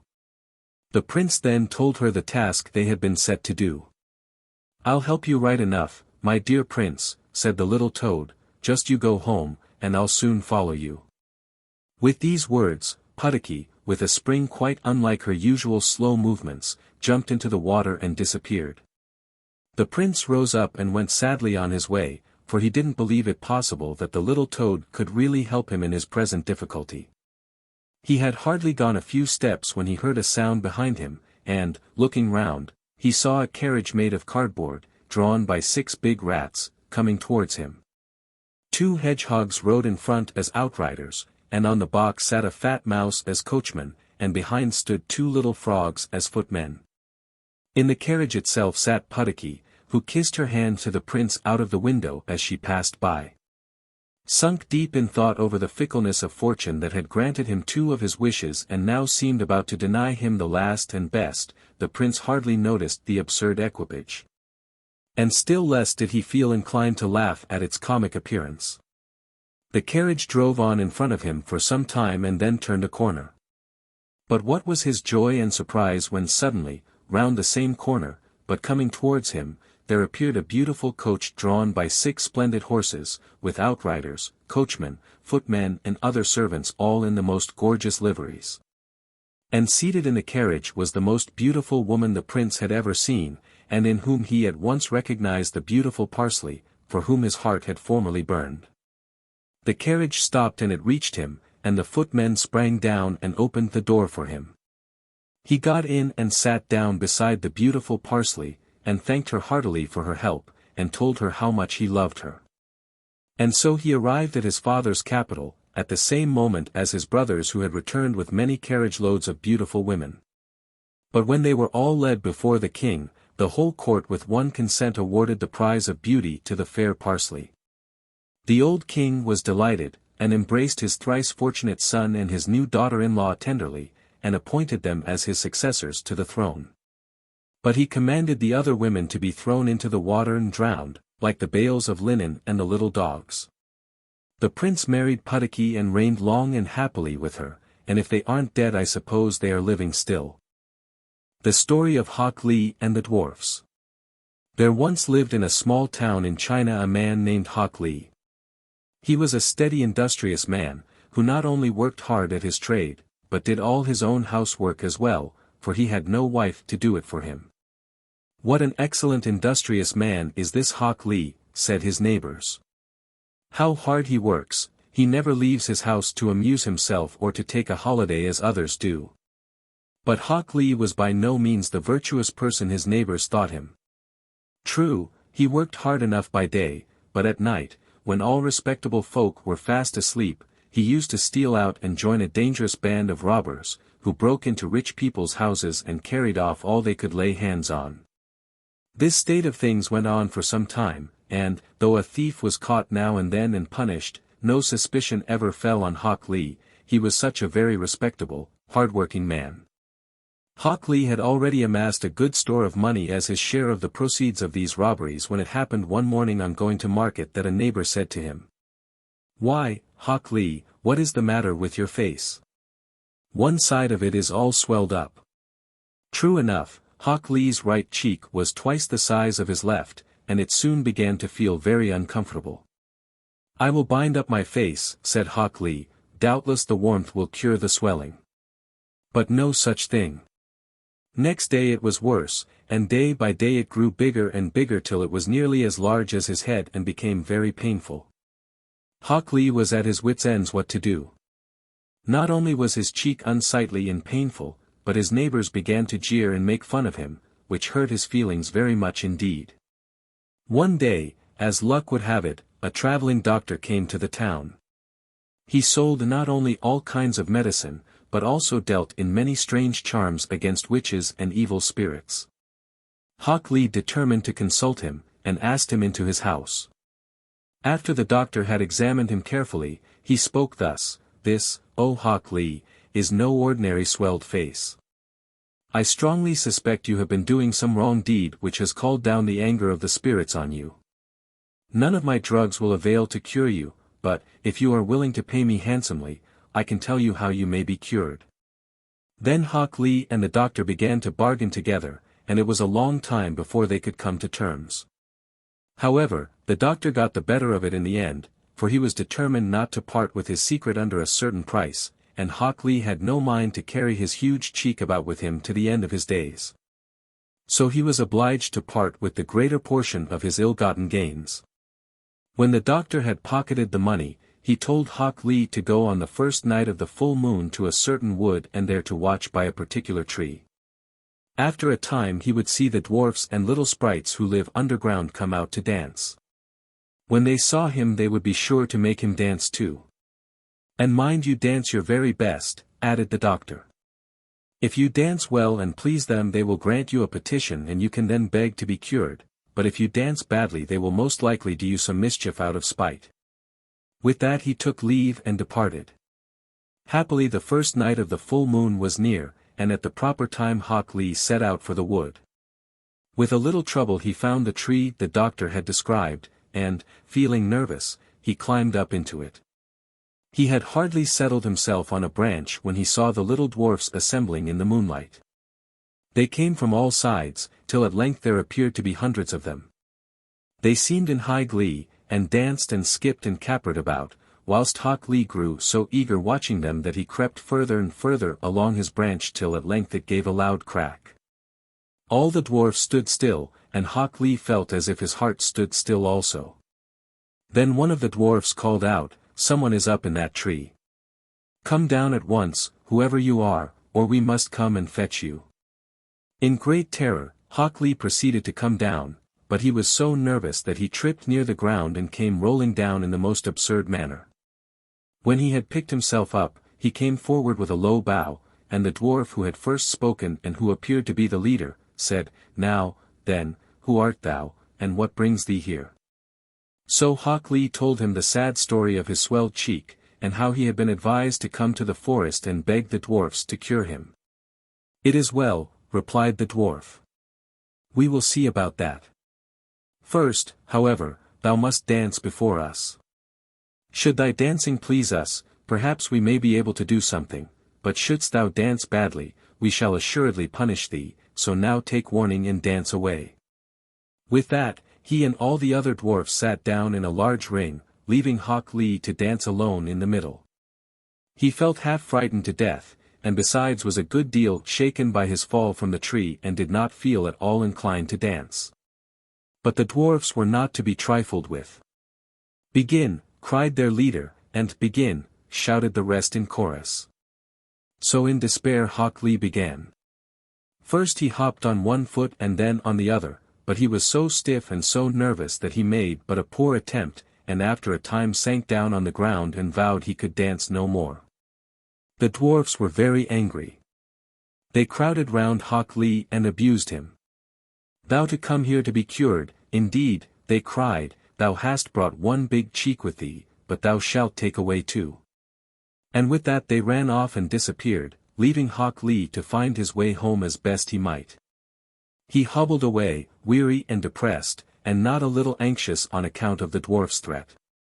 Nor were his fears unfounded, for when he rose next morning his left cheek was swelled up as big as his right, and he could hardly see out of his eyes. Hok Lee felt in despair, and his neighbors jeered at him more than ever. The doctor, too, had disappeared, so there was nothing for it but to try the dwarfs once more. He waited a month till the first night of the full moon came round again, and then he trudged back to the forest, and sat down under the tree from which he had fallen. He had not long to wait. Ere long the dwarfs came trooping out till all were assembled. "I don't feel quite easy," said one, "I feel as if some horrid human being were near us." When Hok Lee heard this he came forward and bent down to the ground before the dwarfs, who came crowding round, and laughed heartily at his comical appearance with his two big cheeks. "What dost thou want?" they asked. And Hok Lee proceeded to tell them of his fresh misfortunes, and begged so hard to be allowed one more trial at dancing that the dwarfs consented, for there is nothing they love so much as being amused. Now, Hok Lee knew how much depended on his dancing well, so he plucked up a good spirit and began, first quite slowly, and faster by degrees, and he danced so well and gracefully, and made such new and wonderful steps, that the dwarfs were quite delighted with him. They clapped their tiny hands, and shouted, "Well done, Hok Lee, well done, go on, dance more, for we are pleased." And Hok Lee danced on, till he really could dance no more, and was obliged to stop. Then the leader of the dwarfs said, "We are well pleased, Hok Lee, and as a recompense for thy dancing thy face shall be cured. Farewell." With these words he and the other dwarfs vanished, and Hok Lee, putting his hands to his face, found to his great joy that his cheeks were reduced to their natural size. The way home seemed short and easy to him, and he went to bed happy, and resolved never to go out robbing again. Next day the whole town was full of the news of Hok's sudden cure. His neighbors questioned him, but could get nothing from him, except the fact that he had discovered a wonderful cure for all kinds of diseases. After a time a rich neighbor, who had been ill for some years, came, and offered to give Hok Lee a large sum of money if he would tell him how he might get cured. Hok Lee consented on condition that he swore to keep the secret. He did so, and Hok Lee told him of the dwarfs and their dances. The neighbor went off, carefully obeyed Hok Lee's directions, and was duly cured by the dwarfs. Then another and another came to Hok Lee to beg his secret, and from each he extracted a vow of secrecy and a large sum of money. This went on for some years, so that at length Hok Lee became a very wealthy man, and ended his days in peace and prosperity. From the Chinese. The Story of the Three Bears. Once upon a time there were 3 bears, who lived together in a house of their own in a wood. One of them was a little, small, wee bear, and one was a middle-sized bear, and the other was a great, huge bear. They had each a pot for their porridge, a little pot for the little, small, wee bear, and a middle-sized pot for the middle bear, and a great pot for the great, huge bear. And they had each a chair to sit in. A little chair for the little, small, wee bear, and a middle-sized chair for the middle bear, and a great chair for the great, huge bear. And they had each a bed to sleep in, a little bed for the little, small, wee bear, and a middle-sized bed for the middle bear, and a great bed for the great, huge bear. One day, after they had made the porridge for their breakfast, and poured it into their porridge pots, they walked out into the wood while the porridge was cooling, that they might not burn their mouths by beginning too soon to eat it. And while they were walking, a little old woman came to the house. She could not have been a good, honest old woman, for, first, she looked in at the window, and then she peeped in at the keyhole. And, seeing nobody in the house, she lifted the latch. The door was not fastened, because the bears were good bears, who did nobody any harm, and never suspected that anybody would harm them. So the little old woman opened the door and went in. And well pleased she was when she saw the porridge on the table. If she had been a good little old woman she would have waited till the bears came home, and then, perhaps, they would have asked her to breakfast. For they were good bears, a little rough or so, as the manner of bears is, but for all that very good-natured and hospitable. But she was an impudent, bad old woman, and set about helping herself. So first she tasted the porridge of the great, huge bear, and that was too hot for her, and she said a bad word about that. And then she tasted the porridge of the middle bear, and that was too cold for her, and she said a bad word about that too.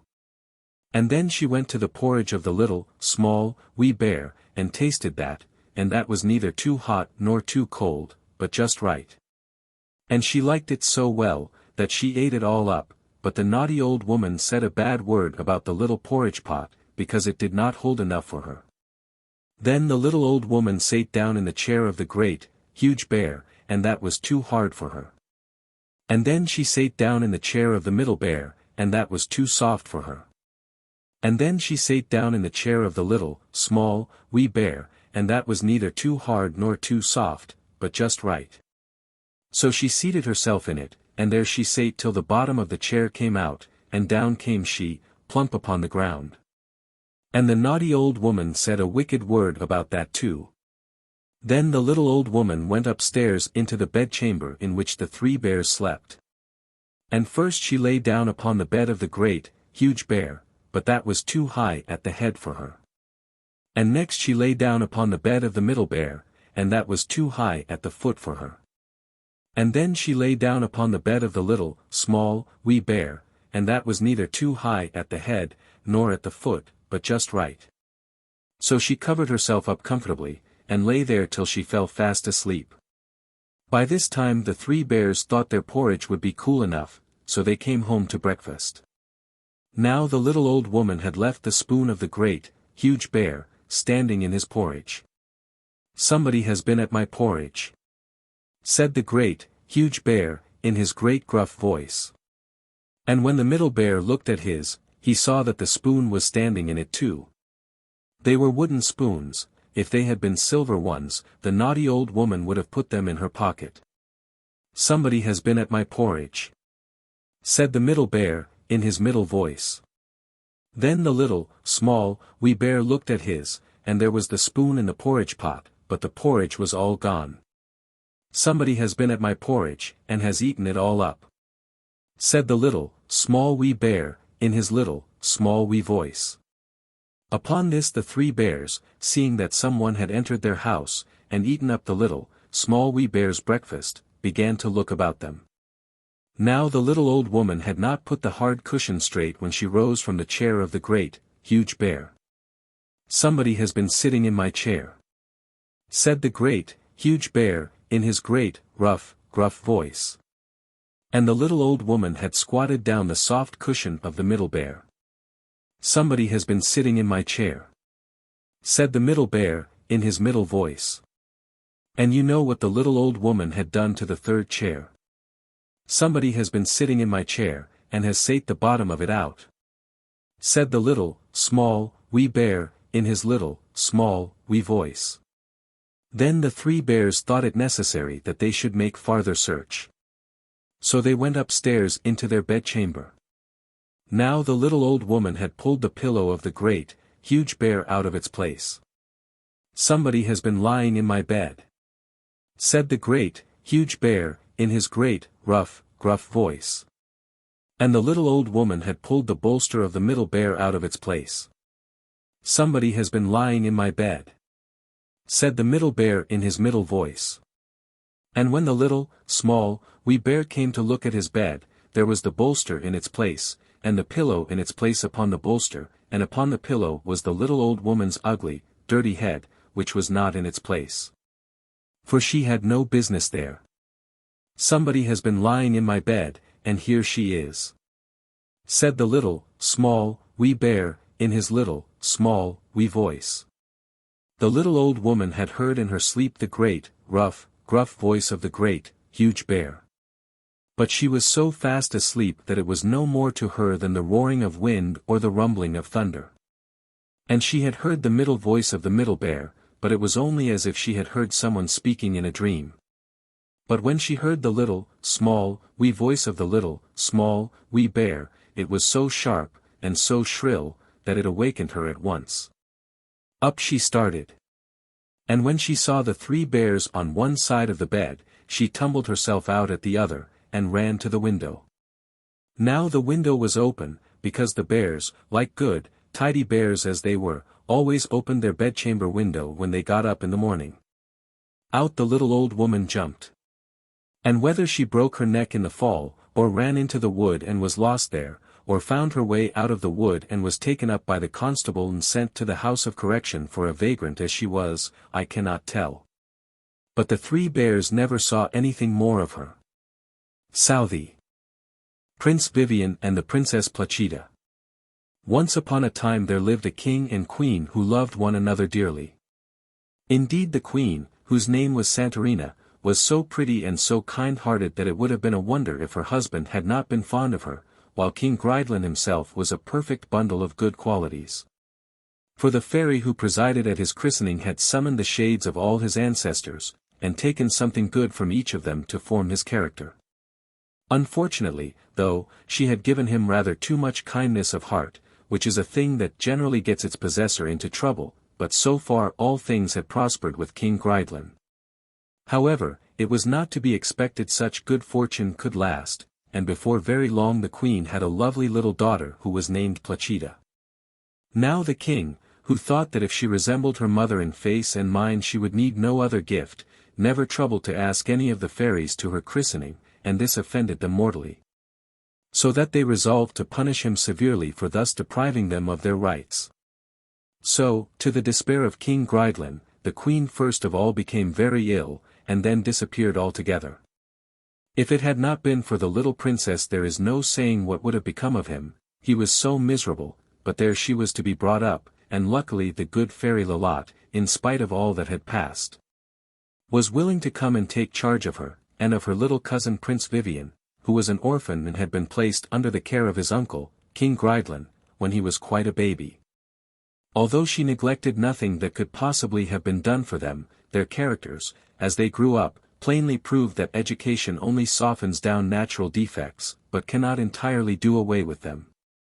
For Placida, who was perfectly lovely, and with a capacity and intelligence which enabled her to learn and understand anything that presented itself, was at the same time as lazy and indifferent as it is possible for anyone to be. While Vivien on the contrary was only too lively, and was forever taking up some new thing and as promptly tiring of it, and flying off to something else which held his fickle fancy an equally short time. As these 2 children would possibly inherit the kingdom, it was natural that their people should take a great interest in them, and it fell out that all the tranquil and peace-loving citizens desired that Placida should one day be their queen, while the rash and quarrelsome hoped great things for Vivien. Such a division of ideas seemed to promise civil wars and all kinds of troubles to the state, and even in the palace the 2 parties frequently came into collision.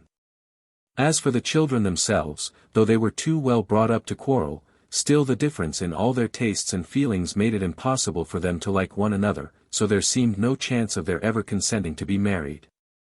Which was a pity, since that was the only thing that would have satisfied both parties. Prince Vivien was fully aware of the feeling in his favor, but being too honorable to wish to injure his pretty cousin, and perhaps too impatient and volatile to care to think seriously about anything, he suddenly took it into his head that he would go off by himself in search of adventure. Luckily this idea occurred to him when he was on horseback, for he would certainly have set out on foot rather than lose an instant. As it was, he simply turned his horse's head, without another thought than that of getting out of the kingdom as soon as possible. This abrupt departure was a great blow to the state, especially as no one had any idea what had become of the prince. Even King Grydlin, who had never cared for anything since the disappearance of Queen Santorina, was roused by this new loss, and though he could not so much as look at the Princess Placida without shedding floods of tears, he resolved to see for himself what talents and capabilities she showed. He very soon found out that in addition to her natural indolence, she was being as much indulged and spoilt day by day as if the fairy had been her grandmother, and was obliged to remonstrate very seriously upon the subject. Lolotte took his reproaches meekly, and promised faithfully that she would not encourage the princess in her idleness and indifference any more. From this moment poor Placida's troubles began. She was actually expected to choose her own dresses, to take care of her jewels, and to find her own amusements. But rather than take so much trouble, she wore the same old frock from morning till night, and never appeared in public if she could possibly avoid it. However, this was not all. King Gridelin insisted that the affairs of the kingdom should be explained to her, and that she should attend all the councils and give her opinion upon the matter in hand whenever it was asked of her. And this made her life such a burden to her that she implored Lolotte to take her away from a country where too much was required of an unhappy princess. The fairy refused at first with a great show of firmness, but who could resist the tears and entreaties of anyone so pretty as Placida? It came to this in the end, that she transported the princess just as she was, cozily tucked up upon her favorite couch, to her own grotto, and this new disappearance left all the people in despair. And Gridelin went about looking more distracted than ever. But now let us return to Prince Vivien, and see what his restless spirit has brought him to. Though Placida's kingdom was a large one, his horse had carried him gallantly to the limit of it, but it could go no further, and the prince was obliged to dismount and continue his journey on foot. Though this slow mode of progress tired his patience severely. After what seemed to him a very long time, he found himself all alone in a vast forest, so dark and gloomy that he secretly shuddered. However, he chose the most promising-looking path he could find, and marched along it courageously at his best speed, but in spite of all his efforts, night fell before he reached the edge of the wood. For some time he stumbled along, keeping to the path as well as he could in the darkness, and just as he was almost wearied out he saw before him a gleam of light. This sight revived his drooping spirits, and he made sure that he was now close to the shelter and supper he needed so much, but the more he walked towards the light the further away it seemed. Sometimes he even lost sight of it altogether, and you may imagine how provoked and impatient he was by the time he finally arrived at the miserable cottage from which the light proceeded. He gave a loud knock at the door, and an old woman's voice answered from within, but as she did not seem to be hurrying herself to open it he redoubled his blows, and demanded to be let in imperiously, quite forgetting that he was no longer in his own kingdom. But all this had no effect upon the old woman, who only noticed all the uproar he was making by saying gently, "You must have patience." He could hear that she really was coming to open the door to him, only she was so very long about it. First she chased away her cat, lest it should run away when the door was opened, then he heard her talking to herself and made out that her lamp wanted trimming, that she might see better who it was that knocked, and then that it lacked fresh oil, and she must refill it. So what with one thing and another she was an immense time trotting to and fro, and all the while she now and again bade the prince have patience. When at last he stood within the little hut he saw with despair that it was a picture of poverty, and that not a crumb of anything eatable was to be seen.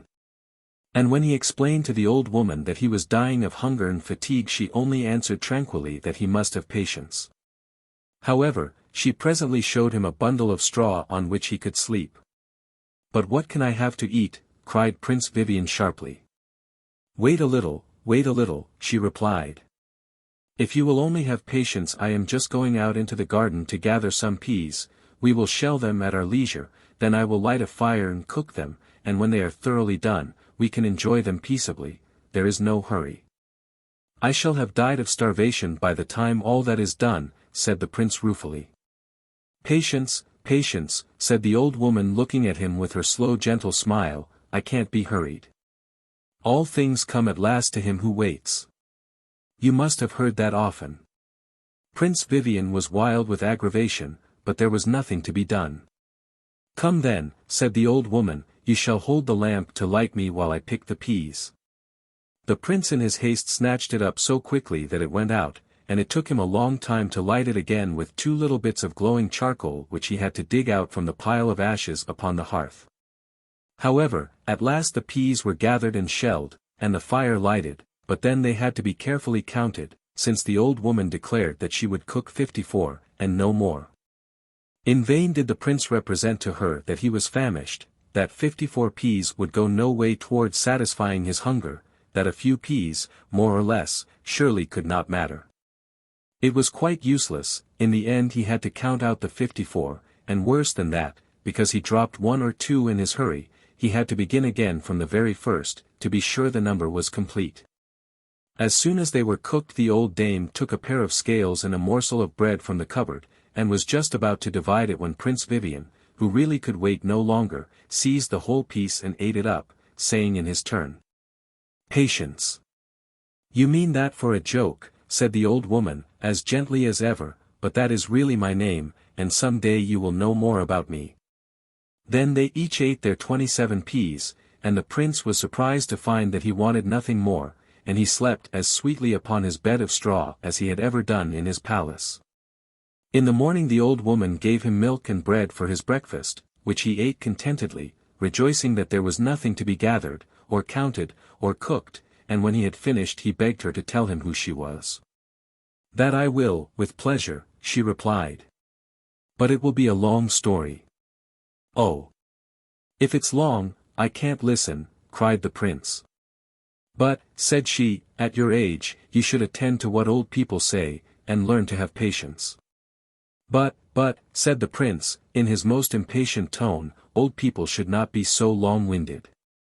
Tell me what country I have got into, and nothing else." "With all my heart," said she. "You are in the forest of the Blackbird. It is here that he utters his oracles." "An oracle," cried the prince. "Oh. I must go and consult him." Thereupon he drew a handful of gold from his pocket, and offered it to the old woman, and when she would not take it, he threw it down upon the table and was off like a flash of lightning, without even staying to ask the way. He took the first path that presented itself and followed it at the top of his speed, often losing his way, or stumbling over some stone, or running up against a tree, and leaving behind him without regret the cottage which had been as little to his taste as the character of its possessor. After some time he saw in the distance a huge black castle which commanded a view of the whole forest. The prince felt certain that this must be the abode of the oracle, and just as the sun was setting he reached its outermost gates. The whole castle was surrounded by a deep moat, and the drawbridge and the gates, and even the water in the moat, were all of the same sombre hue as the walls and towers. Upon the gate hung a huge bell, upon which was written in red letters, "Mortal, if thou art curious to know thy fate, strike this bell, and submit to what shall befall thee." The prince, without the smallest hesitation, snatched up a great stone, and hammered vigorously upon the bell, which gave forth a deep and terrible sound. The gate flew open, and closed again with a thundering clang the moment the prince had passed through it, while from every tower and battlement rose a wheeling, screaming crowd of bats which darkened the whole sky with their multitudes. Anyone but Prince Vivien would have been terrified by such an uncanny sight, but he strode stoutly forward till he reached the second gate, which was opened to him by 60 black slaves covered from head to foot in long mantles. He wished to speak to them, but soon discovered that they spoke an utterly unknown language, and did not seem to understand a word he said. This was a great aggravation to the prince, who was not accustomed to keep his ideas to himself, and he positively found himself wishing for his old friend Patience. However, he had to follow his guides in silence, and they led him into a magnificent hall. The floor was of ebony, the walls of jet, and all the hangings were of black velvet, but the prince looked round it in vain for something to eat, and then made signs that he was hungry. In the same manner he was respectfully given to understand that he must wait, and after several hours the 60 hooded and shrouded figures reappeared, and conducted him with great ceremony, and also very very slowly, to a banqueting hall, where they all placed themselves at a long table.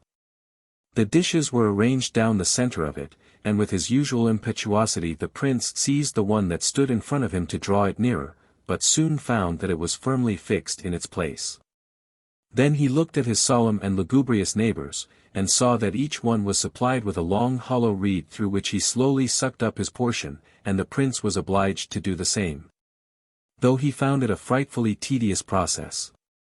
After supper, they returned as they had come to the ebony room, where he was compelled to look on while his companions played interminable games of chess, and not until he was nearly dying of weariness did they, slowly and ceremoniously as before, conduct him to his sleeping apartment. The hope of consulting the oracle woke him very early the next morning, and his first demand was to be allowed to present himself before it, but, without replying, his attendants conducted him to a huge marble bath, very shallow at one end, and quite deep at the other, and gave him to understand that he was to go into it. The prince, nothing loath, was for springing at once into deep water, but he was gently but forcibly held back and only allowed to stand where it was about an inch deep. And he was nearly wild with impatience when he found that this process was to be repeated every day in spite of all he could say or do, the water rising higher and higher by inches, so that for 60 days he had to live in perpetual silence. Ceremoniously conducted to and fro, supping all his meals through the long reed, and looking on at innumerable games of chess, the game of all others which he detested most. But at last the water rose as high as his chin, and his bath was complete. And that day the slaves in their black robes, and each having a large bat perched upon his head, marched in slow procession with the prince in their midst, chanting a melancholy song, to the iron gate that led into a kind of temple. At the sound of their chanting, another band of slaves appeared, and took possession of the unhappy Vivien. They looked to him exactly like the ones he had left, except that they moved more slowly still, and each one held a raven upon his wrist, and their harsh croakings re-echoed through the dismal place.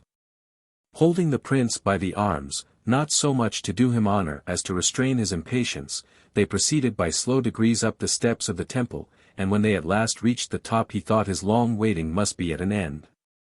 But on the contrary, after slowly enshrouding him in a long black robe like their own, they led him into the temple itself, where he was forced to witness numbers of lengthy rites and ceremonies. By this time Vivien's active impatience had subsided into passive weariness, his yawns were continual and scandalous, but nobody heeded him, he stared hopelessly at the thick black curtain which hung down straight in front of him, and could hardly believe his eyes when it presently began to slide back, and he saw before him the black bird. It was of enormous size, and was perched upon a thick bar of iron which ran across from one side of the temple to the other. At the sight of it all the slaves fell upon their knees and hid their faces, and when it had 3 times flapped its mighty wings it uttered distinctly in Prince Vivien's own language the words, "Prince, your only chance of happiness depends upon that which is most opposed to your own nature." Then the curtain fell before it once more, and the prince, after many ceremonies, was presented with a raven which perched upon his wrist, and was conducted slowly back to the iron gate. Here the raven left him and he was handed over once more to the care of the first band of slaves, while a large bat flickered down and settled upon his head of its own accord, and so he was taken back to the marble bath, and had to go through the whole process again, only this time he began in deep water which receded daily inch by inch.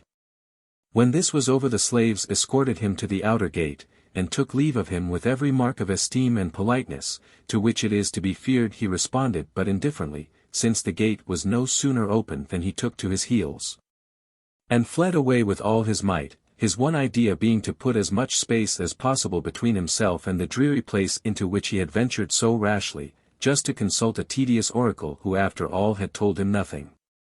He actually reflected for about 5 seconds on his folly, and came to the conclusion that it might sometimes be advisable to think before one acted.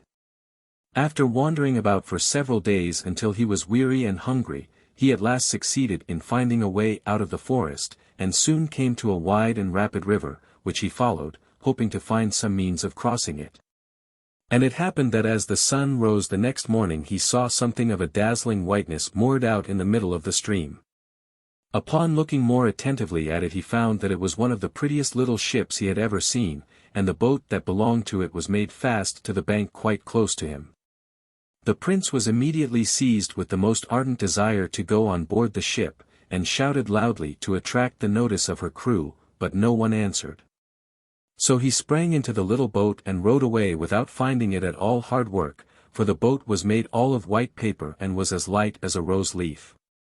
The ship was made of white paper too, as the prince presently discovered when he reached it. He found not a soul on board, but there was a very cozy little bed in the cabin, and an ample supply of all sorts of good things to eat and drink, which he made up his mind to enjoy until something new happened. Having been thoroughly well brought up at the court of King Gridelin, of course he understood the art of navigation, but when once he had started, The current carried the vessel down at such a pace that before he knew where he was the prince found himself out at sea, and a wind springing up behind him just at this moment soon drove him out of sight of land. By this time he was somewhat alarmed, and did his best to put the ship about and get back to the river, but wind and tide were too strong for him, and he began to think of the number of times, from his childhood up, that he had been warned not to meddle with water. But it was too late now to do anything but wish vainly that he had stayed on shore, and to grow heartily weary of the boat and the sea and everything connected with it. These two things, however, he did most thoroughly. To put the finishing touch to his misfortunes, he presently found himself becalmed in mid-ocean, a state of affairs which would be considered trying by the most patient of men, so you may imagine how it affected Prince Vivien. He even came to wishing himself back at the castle of the Blackbird, for there at least he saw some living beings, whereas on board the white paper ship he was absolutely alone, and could not imagine how he was ever to get away from his wearisome prison. However, after a very long time, he did see land, and his impatience to be on shore was so great that he at once flung himself over the ship's side that he might reach it sooner by swimming. But this was quite useless, for spring as far as he might from the vessel, it was always under his feet again before he reached the water, and he had to resign himself to his fate, and wait with what patience he could muster until the winds and waves carried the ship into a kind of natural harbor which ran far into the land. After his long imprisonment at sea, the prince was delighted with the sight of the great trees which grew down to the very edge of the water, and leaping lightly on shore he speedily lost himself in the thick forest. When he had wandered a long way he stopped to rest beside a clear spring of water, but scarcely had he thrown himself down upon the mossy bank when there was a great rustling in the bushes close by. And out sprang a pretty little gazelle panting and exhausted, which fell at his feet gasping out, "Oh! Vivien, save me!" The prince in great astonishment leapt to his feet, and had just time to draw his sword before he found himself face to face with a large green lion which had been hotly pursuing the poor little gazelle. Prince Vivien attacked it gallantly, and a fierce combat ensued, which, however, ended before long in the prince's dealing his adversary a terrific blow which felled him to the earth. As he fell, the lion whistled loudly 3 times with such force that the forest rang again, and the sound must have been heard for more than 2 leagues round. After which, having apparently nothing more to do in the world, he rolled over on his side and died. The prince, without paying any further heed to him or to his whistling, returned to the pretty gazelle, saying, "Well, are you satisfied now? Since you can talk, pray tell me instantly what all this is about, and how you happen to know my name." "Oh, I must rest for a long time before I can talk," she replied, "and beside, I very much doubt if you will have leisure to listen, for the affair is by no means finished. In fact," she continued in the same languid tone, "you had better look behind you now." The prince turned sharply round and to his horror saw a huge giant approaching with mighty strides, crying fiercely, "Who has made my lion whistle, I should like to know?" "I have," replied Prince Vivien boldly, "but I can answer for it that he will not do it again." At these words the giant began to howl and lament. "Alas, my poor Tiny, my sweet little pet," he cried, "but at least I can avenge thy death."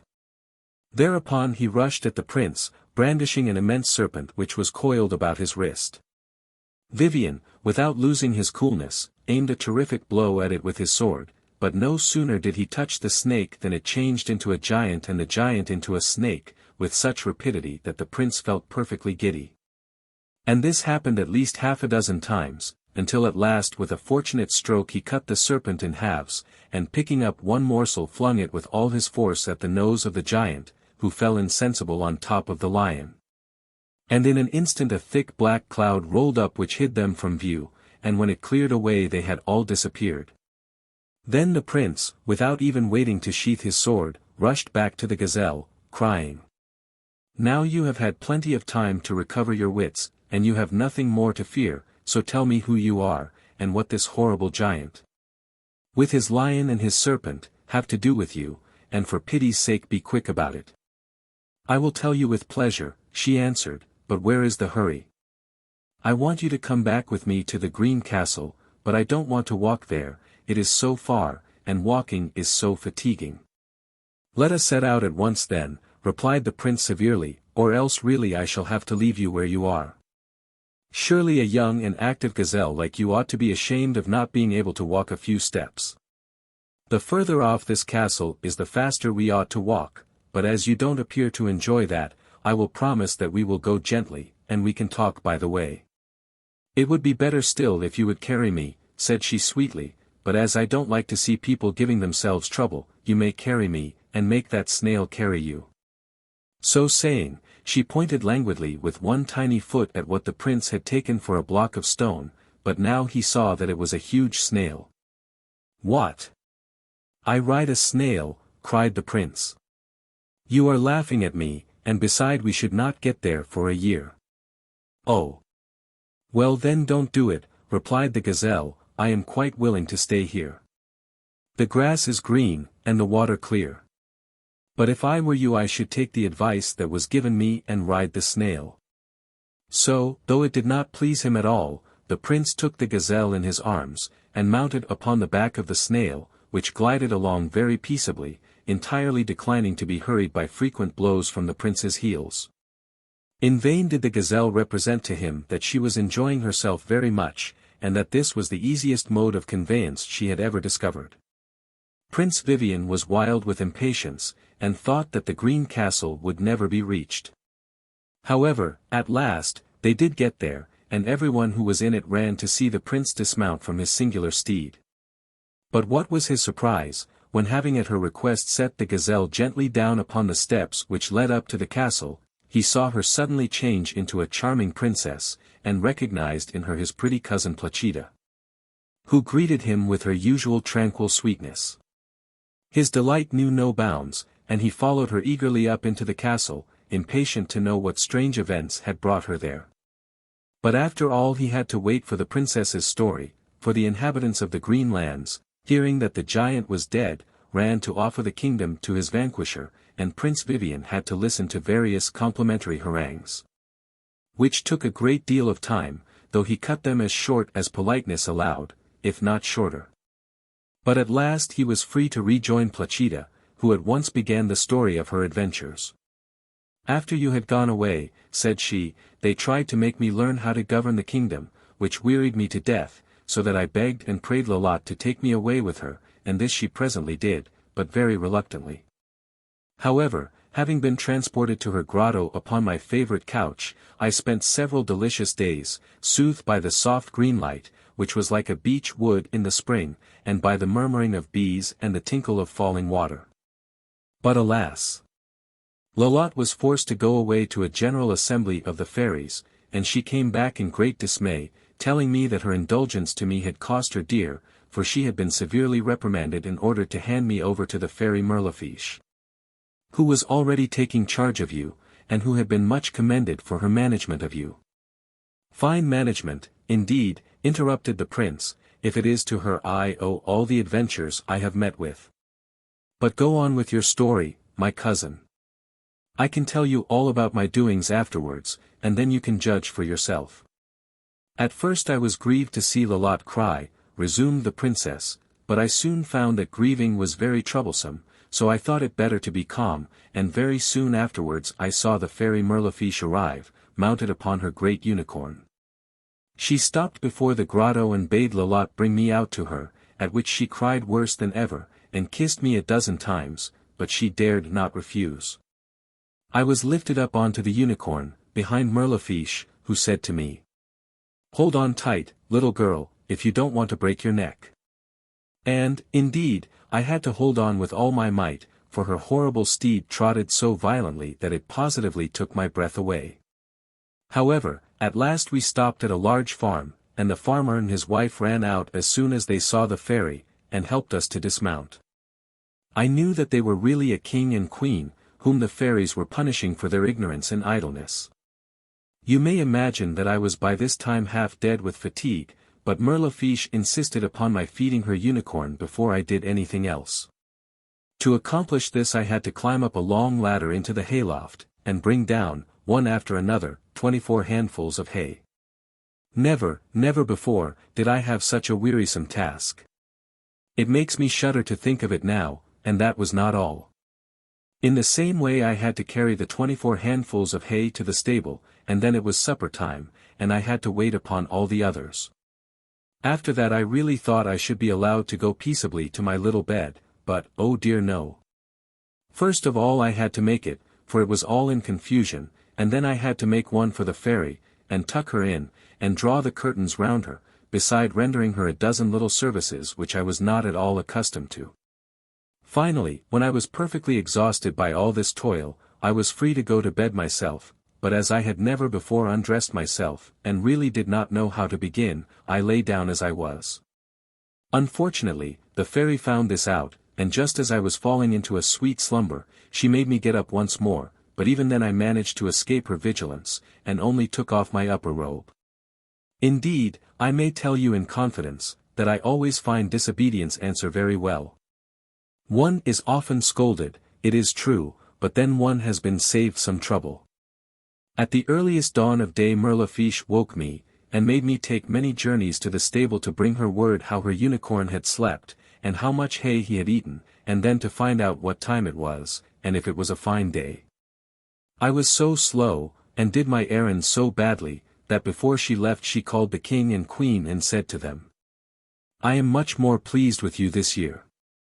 Continue to make the best of your farm, if you wish to get back to your kingdom, and also take care of this little princess for me, and teach her to be useful, that when I come I may find her cured of her faults.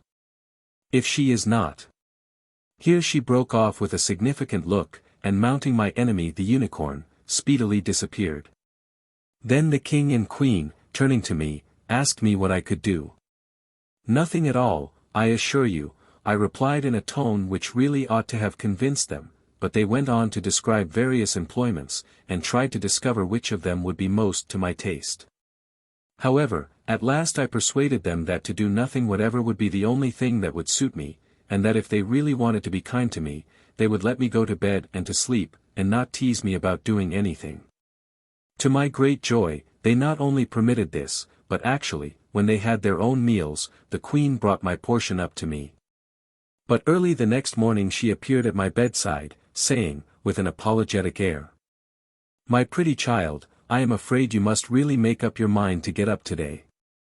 I know quite well how delightful it is to be thoroughly idle, for when my husband and I were king and queen we did nothing at all from morning to night, and I sincerely hope that it will not be long before those happy days will come again for us. But at present we have not reached them, nor have you, and you know from what the fairy said that perhaps worse things may happen to us if she is not obeyed.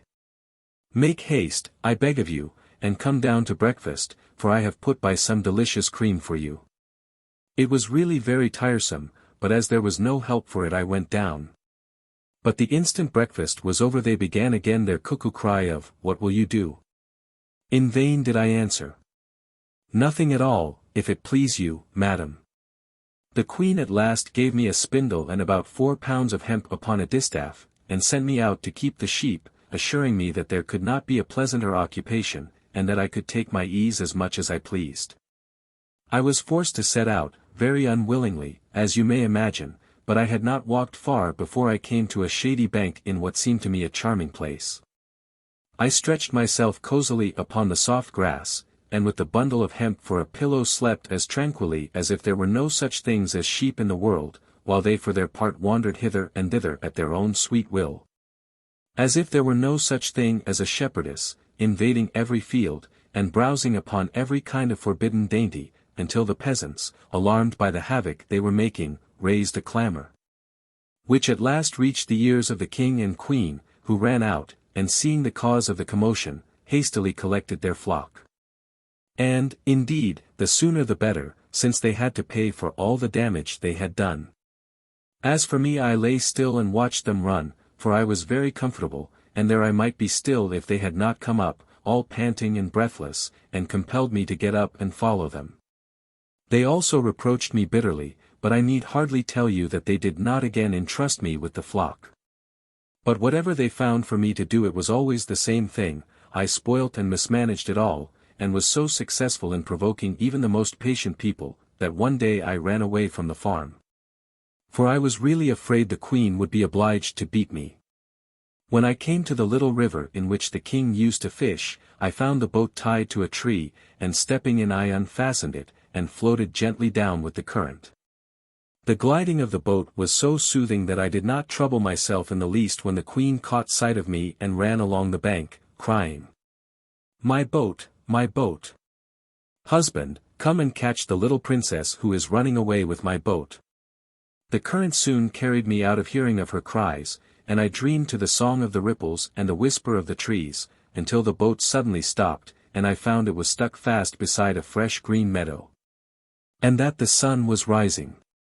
In the distance I saw some little houses which seemed to be built in a most singular fashion, but as I was by this time very hungry I set out towards them, but before I had walked many steps, I saw that the air was full of shining objects which seemed to be fixed, and yet I could not see what they hung from. I went nearer, and saw a silken cord hanging down to the ground, and pulled it just because it was so close to my hand. Instantly the whole meadow resounded to the melodious chiming of a peal of silver bells, and they sounded so pretty that I sat down to listen, and to watch them as they swung shining in the sunbeams. Before they ceased to sound, came a great flight of birds, and each one perching upon a bell added its charming song to the concert. As they ended, I looked up and saw a tall and stately dame advancing towards me, surrounded and followed by a vast flock of every kind of bird. "Who are you, little girl," said she, "who dares to come where I allow no mortal to live, lest my birds should be disturbed? Still, if you are clever at anything," she added, "I might be able to put up with your presence." "Madam," I answered, rising, "you may be very sure that I shall not do anything to alarm your birds. I only beg you, for pity's sake, to give me something to eat." "I will do that," she replied, "before I send you where you deserve to go." And thereupon she dispatched 6 jays, who were her pages, to fetch me all sorts of biscuits, while some of the other birds brought ripe fruits. In fact, I had a delicious breakfast, though I do not like to be waited upon so quickly. It is so disagreeable to be hurried. I began to think I should like very well to stay in this pleasant country, and I said so to the stately lady, but she answered with the greatest disdain. "Do you think I would keep you here? You! Why, what do you suppose would be the good of you in this country, where everybody is wide awake and busy? No, no, I have shown you all the hospitality you will get from me." With these words she turned and gave a vigorous pull to the silken rope which I mentioned before, but instead of a melodious chime, there arose a hideous clanging which quite terrified me, and in an instant a huge black bird appeared, which alighted at the fairy's feet, saying in a frightful voice, "What do you want of me, my sister?" "I wish you to take this little princess to my cousin, the giant of the green castle, at once," she replied, "and beg him for me to make her work day and night upon his beautiful tapestry." At these words the great bird snatched me up, regardless of my cries, and flew off at a terrific pace. "Oh! You are joking, cousin," interrupted Prince Vivien, "you mean as slowly as possible. I know that horrible black bird, and the lengthiness of all his proceedings and surroundings." "Have it your own way," replied Placida, tranquilly. "I cannot bear arguing. Perhaps, this was not even the same bird. At any rate, he carried me off at a prodigious speed, and set me gently down in this very castle of which you are now the master." We entered by one of the windows, and when the bird had handed me over to the giant from whom you have been good enough to deliver me, and given the fairy's message, it departed. Then the giant turned to me, saying, "So you are an idler? Ah! Well, we must teach you to work. You won't be the first we have cured of laziness. See how busy all my guests are." I looked up as he spoke, and saw that an immense gallery ran all round the hall, in which were tapestry frames, spindles, skeins of wool, patterns, and all necessary things. Before each frame about a dozen people were sitting, hard at work, at which terrible sight I fainted away, and as soon as I recovered they began to ask me what I could do. It was in vain that I replied as before, and with the strongest desire to be taken at my word, nothing at all. The giant only said, "Then you must learn to do something, in this world there is enough work for everybody." It appeared that they were working into the tapestry all the stories the fairies liked best, and they began to try and teach me to help them, but from the first class, where they tried me to begin with, I sank lower and lower. And not even the most simple stitches could I learn. In vain they punished me by all the usual methods. In vain the giant showed me his menagerie, which was entirely composed of children who would not work. Nothing did me any good, and at last I was reduced to drawing water for the dyeing of the wools, and even over that I was so slow that this morning the giant flew into a rage and changed me into a gazelle. He was just putting me into the menagerie when I happened to catch sight of a dog, and was seized with such terror that I fled away at my utmost speed, and escaped through the outer court of the castle. The giant, fearing that I should be lost altogether, sent his green lion after me, with orders to bring me back, cost what it might, and I should certainly have let myself be caught, or eaten up, or anything, rather than run any further. If I had not luckily met you by the fountain. And oh, concluded the princess, how delightful it is once more to be able to sit still in peace. I was so tired of trying to learn things. Prince Vivien said that, for his part, he had been kept a great deal too still, and had not found it at all amusing, and then he recounted all his adventures with breathless rapidity. How he had taken shelter with Dame Patience, and consulted the oracle, and voyaged in the paper ship. Then they went hand in hand to release all the prisoners in the castle, and all the princes and princesses who were in cages in the menagerie, for the instant the green giant was dead they had resumed their natural forms. As you may imagine, they were all very grateful, and Princess Placida entreated them never to do another stitch of work so long as they lived, and they promptly made a great bonfire in the courtyard. And solemnly burnt all the embroidery frames and spinning wheels. Then the princess gave them splendid presents, or rather sat by while Prince Vivien gave them, and there were great rejoicings in the green castle, and everyone did his best to please the prince and princess. But with all their good intentions, they often made mistakes, for Vivien and Placida were never of one mind about their plans, so it was very confusing, and they frequently found themselves obeying the prince's orders, very, very slowly, and rushing off with lightning speed to do something that the princess did not wish to have done at all, until, by and by, the two cousins took to consulting with, and consoling one another in all these little vexations.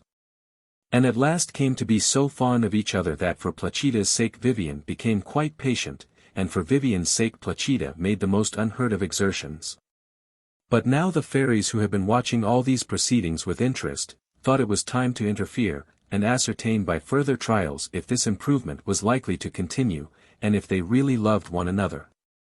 So they caused Placida to seem to have a violent fever, and Vivien to languish and grow dull, and made each of them very uneasy about the other, and then, finding a moment when they were apart, the fairy Mirlifiche suddenly appeared to Placida, and said, "I have just seen Prince Vivien, and he seemed to me to be very ill." "Alas!" "Yes, madam," she answered, "and if you will but cure him, you may take me back to the farm, or bring the green giant to life again, and you shall see how obedient I will be." "If you really wish him to recover," said the fairy, "you have only to catch the trotting mouse and the chaffinch on the wing and bring them to me. Only remember that time presses." She had hardly finished speaking before the princess was rushing headlong out of the castle gate, and the fairy, after watching her till she was lost to sight, gave a little chuckle and went in search of the prince, who begged her earnestly to send him back to the Black Castle, or to the paper boat if she would but save Placida's life. The fairy shook her head, and looked very grave. She quite agreed with him, the princess was in a bad way, but, said she, if you can find the rosy mole, and give him to her she will recover.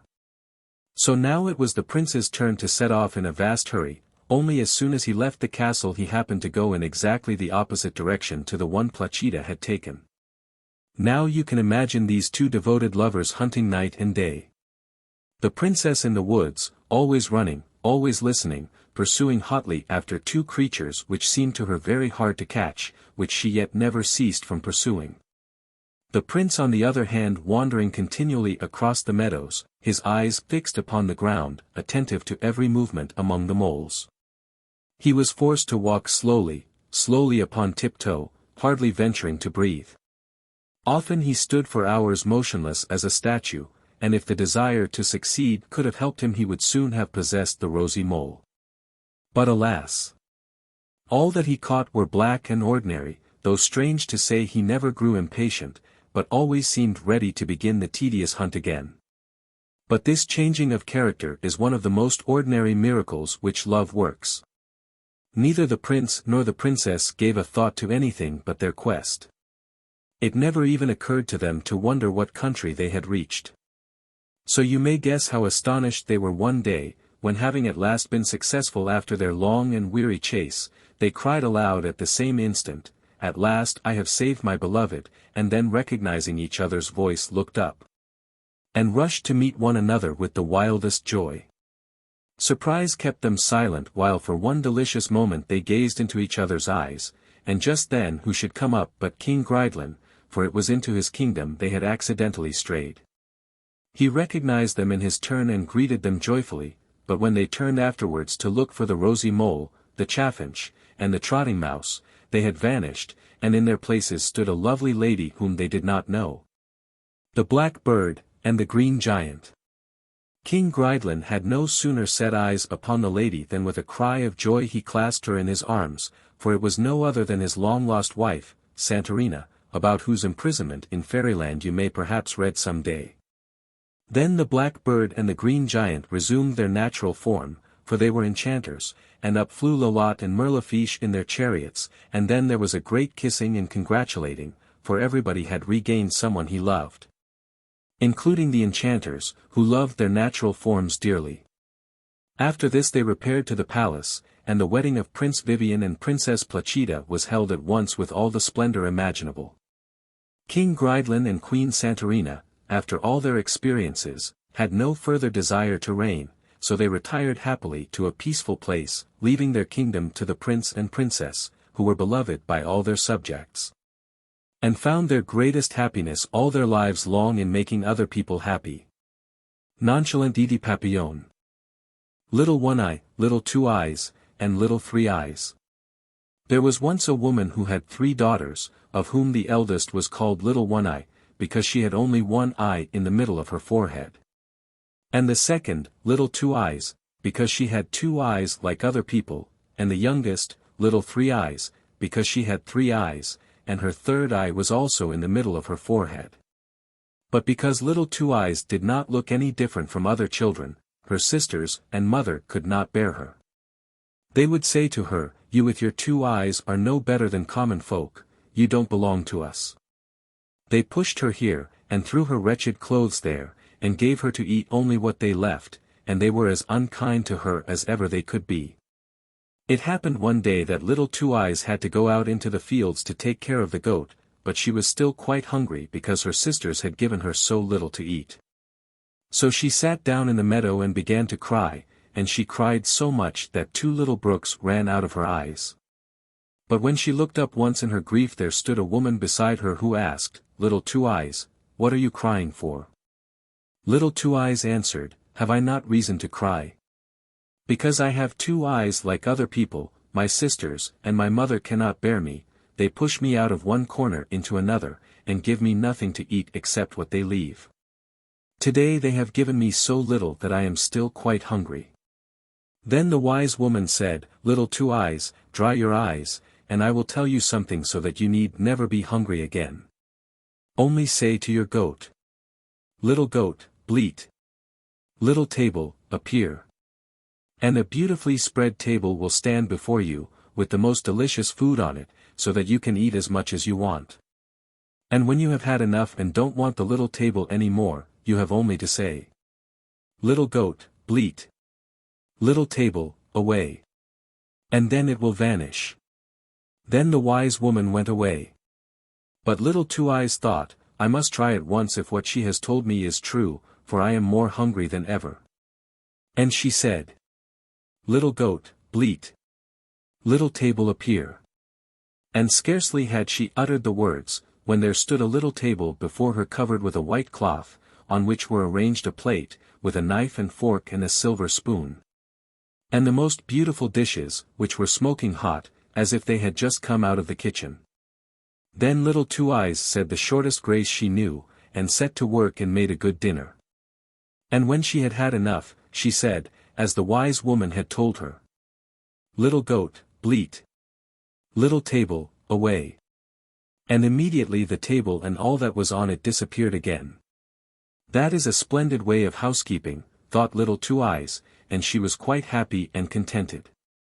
In the evening, when she went home with her goat, she found a little earthenware dish with the food that her sisters had thrown to her, but she did not touch it. The next day she went out again with her goat, and left the few scraps which were given her.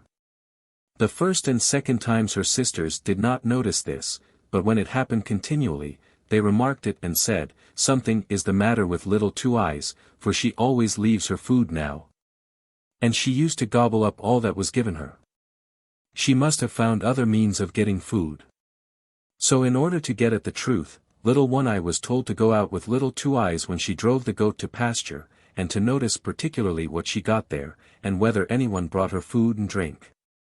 Now when Little Two Eyes was setting out, Little One Eye came up to her and said, "I will go into the field with you and see if you take good care of the goat, and if you drive him properly to get grass." But Little Two Eyes saw what Little One Eye had in her mind, and she drove the goat into the long grass and said, "Come, Little One Eye, we will sit down here, and I will sing you something."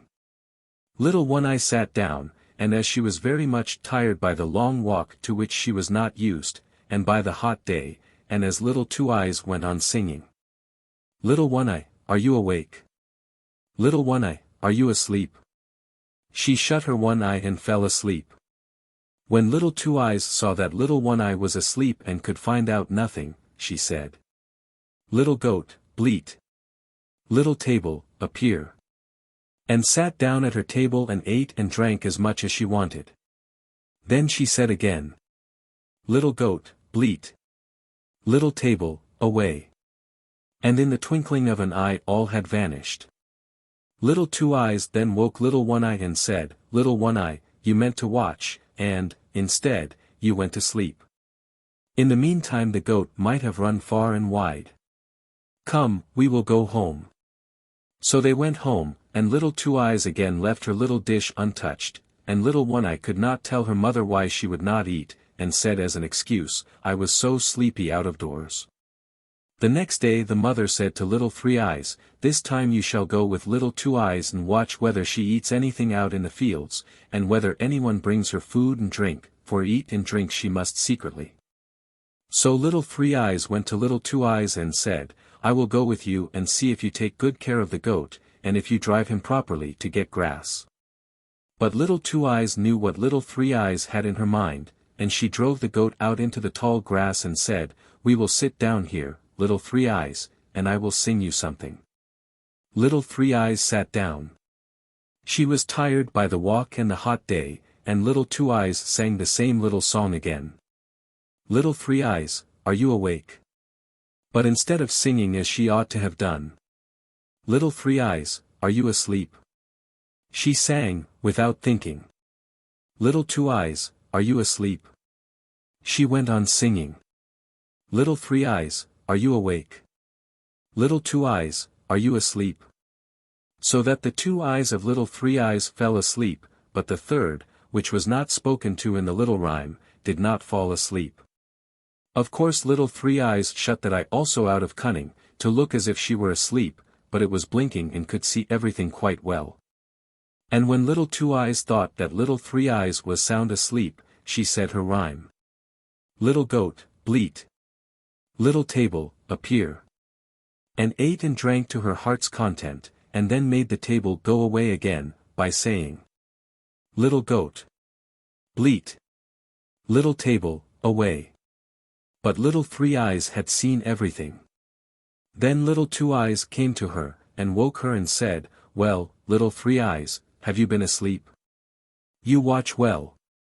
Come, we will go home." When they reached home, Little Two Eyes did not eat again, and Little Three Eyes said to the mother, "I know now why that proud thing eats nothing. When she says to the goat in the field, 'Little goat, bleat. Little table, appear,' a table stands before her, spread with the best food, much better than we have. And when she has had enough, she says, "Little goat, bleat. Little table, away." And everything disappears again. I saw it all exactly. She made 2 of my eyes go to sleep with a little rhyme, but the one in my forehead remained awake, luckily. Then the envious mother cried out, "Will you fare better than we do? You shall not have the chance to do so again," and she fetched a knife, and killed the goat. When little Two Eyes saw this, she went out full of grief, and sat down in the meadow and wept bitter tears. Then again the wise woman stood before her, and said, "Little Two Eyes, what are you crying for? Have I not reason to cry?" She answered, "The goat, which when I said the little rhyme, spread the table so beautifully, my mother has killed, and now I must suffer hunger and want again." The wise woman said, "Little Two Eyes, I will give you a good piece of advice. Ask your sisters to give you the heart of the dead goat, and bury it in the earth before the house door, that will bring you good luck." Then she disappeared, and little Two Eyes went home, and said to her sisters, "Dear sisters, do give me something of my goat, I ask nothing better than its heart." Then they laughed and said, "You can have that if you want nothing more." And little Two Eyes took the heart and buried it in the evening when all was quiet, as the wise woman had told her, before the house door.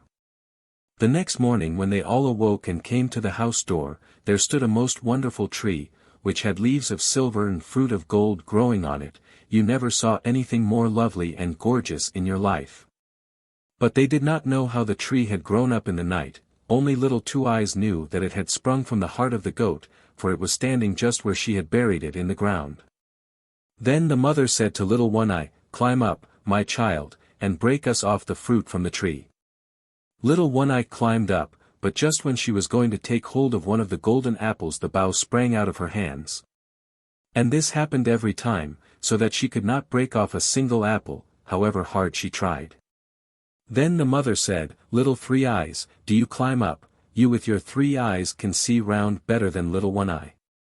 So little One Eye slid down, and little 3 Eyes climbed up, but she was not any more successful. Look round as she might, the golden apples bent themselves back. At last the mother got impatient and climbed up herself, but she was even less successful than little One Eye and little 3 Eyes in catching hold of the fruit, and only grasped at the empty air. Then little Two Eyes said, "I will just try once, perhaps I shall succeed better." The sisters called out, "You with your 2 eyes will no doubt succeed."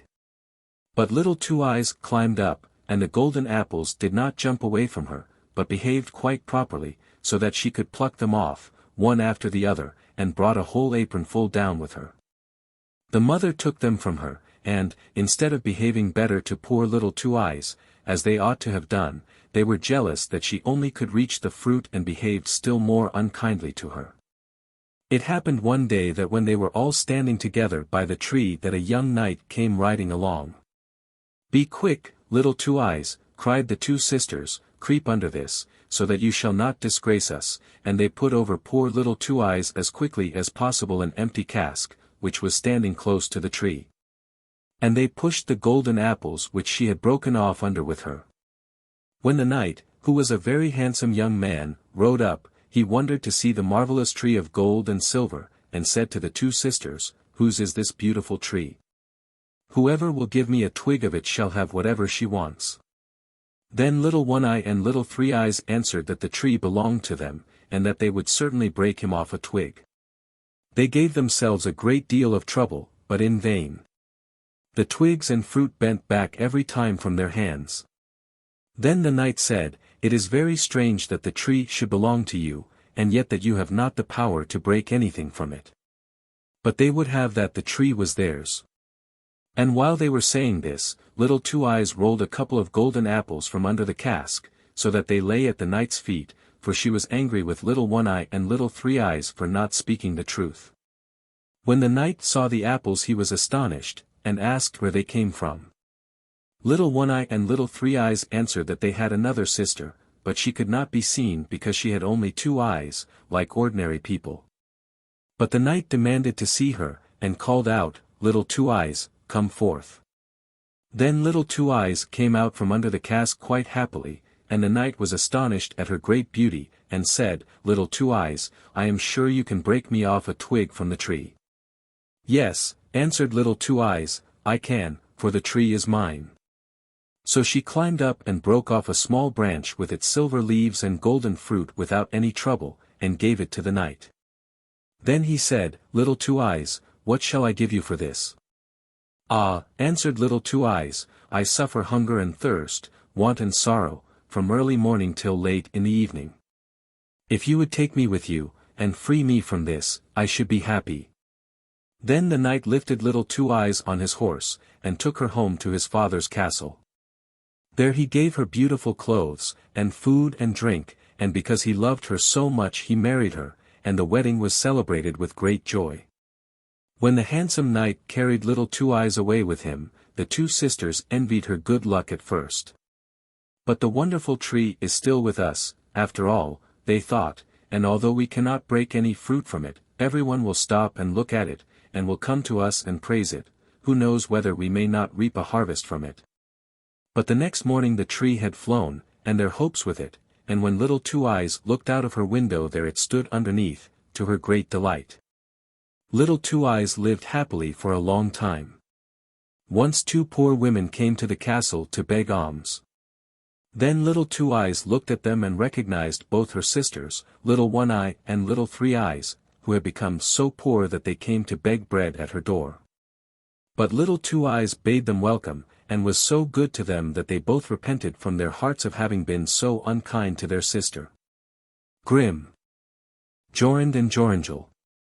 There was once upon a time a castle in the middle of a thick wood where lived an old woman quite alone, for she was an enchantress. In the daytime she changed herself into a cat or a night owl, but in the evening she became like an ordinary woman again. She could entice animals and birds to come to her, and then she would kill and cook them. If any youth came within 100 paces of the castle, he was obliged to stand still, and could not stir from the spot till she set him free. But if a pretty girl came within this boundary, the old enchantress changed her into a bird, and shut her up in a wicker cage, which she put in one of the rooms in the castle. She had quite 7,000 of such cages in the castle with very rare birds in them. Now, there was once a maiden called Jorinde, who was more beautiful than other maidens. She and a youth named Joringel, who was just as good-looking as she was, were betrothed to one another. Their greatest delight was to be together, and so that they might get a good long talk, they went one evening for a walk in the wood. "Take care," said Joringel, "not to come too close to the castle." It was a beautiful evening, the sun shone brightly between the stems of the trees among the dark green leaves of the forest, and the turtle-doves sang clearly on the old may bushes.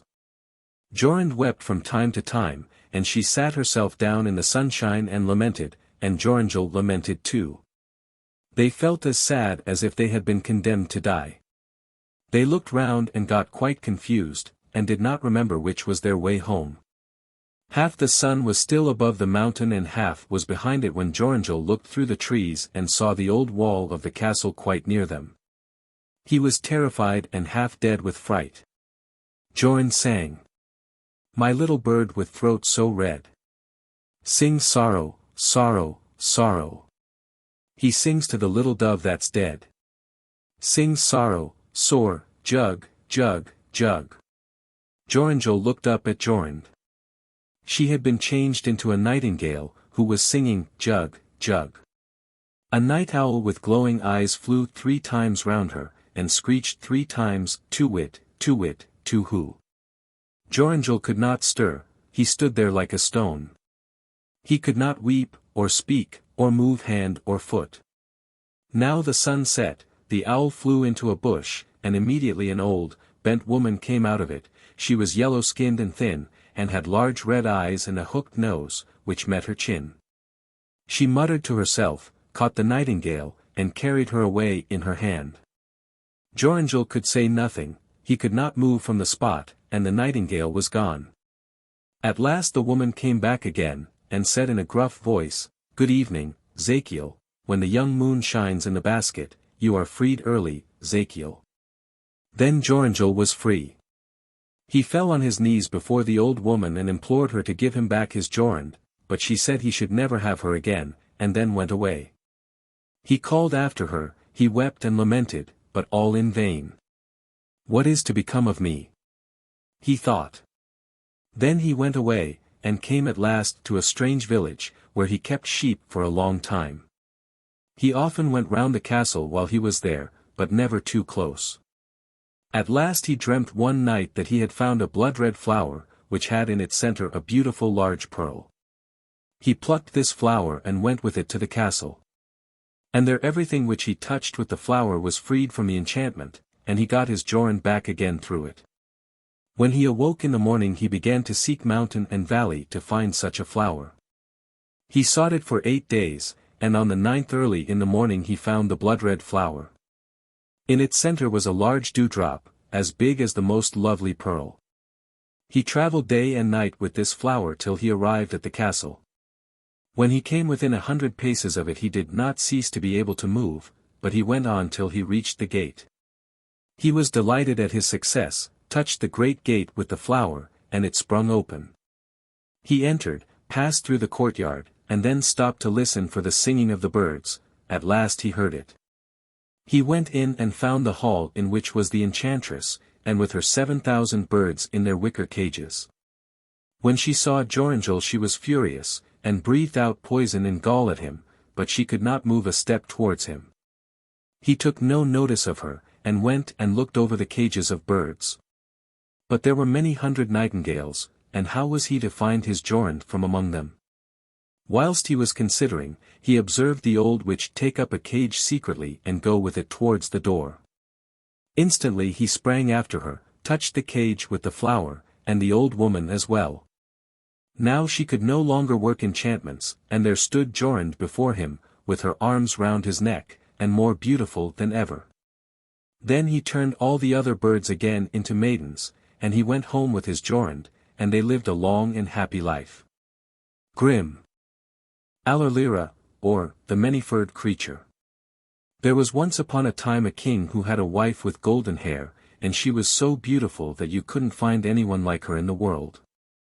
It happened that she fell ill, and when she felt that she must soon die, she sent for the king, and said, "If you want to marry after my death, make no one queen unless she is just as beautiful as I am, and has just such golden hair as I have. Promise me this." After the king had promised her this, she closed her eyes and died. For a long time the king was not to be comforted, and he did not even think of taking a second wife. At last his counselors said, "The king must marry again, so that we may have a queen."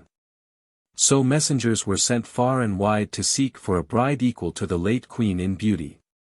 But there was no one in the wide world, and if there had been she could not have had such golden hair. Then the messengers came home again, not having been able to find a queen.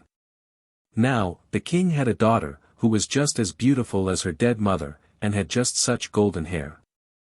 One day when she had grown up, her father looked at her, and saw that she was exactly like her mother, so he said to his counselors, "I will marry my daughter to one of you, and she shall be queen, for she is exactly like her dead mother. And when I die her husband shall be king." But when the princess heard of her father's decision, she was not at all pleased, and said to him, "Before I do your bidding, I must have 3 dresses, one as golden as the sun, one as silver as the moon, and one as shining as the stars. Besides these, I want a cloak made of 1,000 different kinds of skin. Every animal in your kingdom must give a bit of his skin to it." But she thought to herself, "This will be quite impossible, and I shall not have to marry someone I do not care for."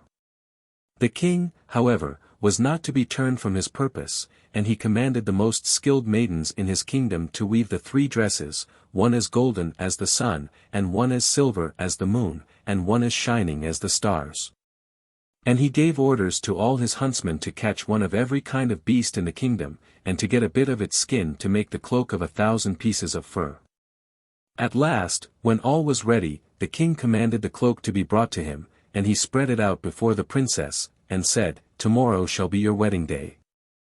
When the princess saw that there was no more hope of changing her father's resolution, she determined to flee away.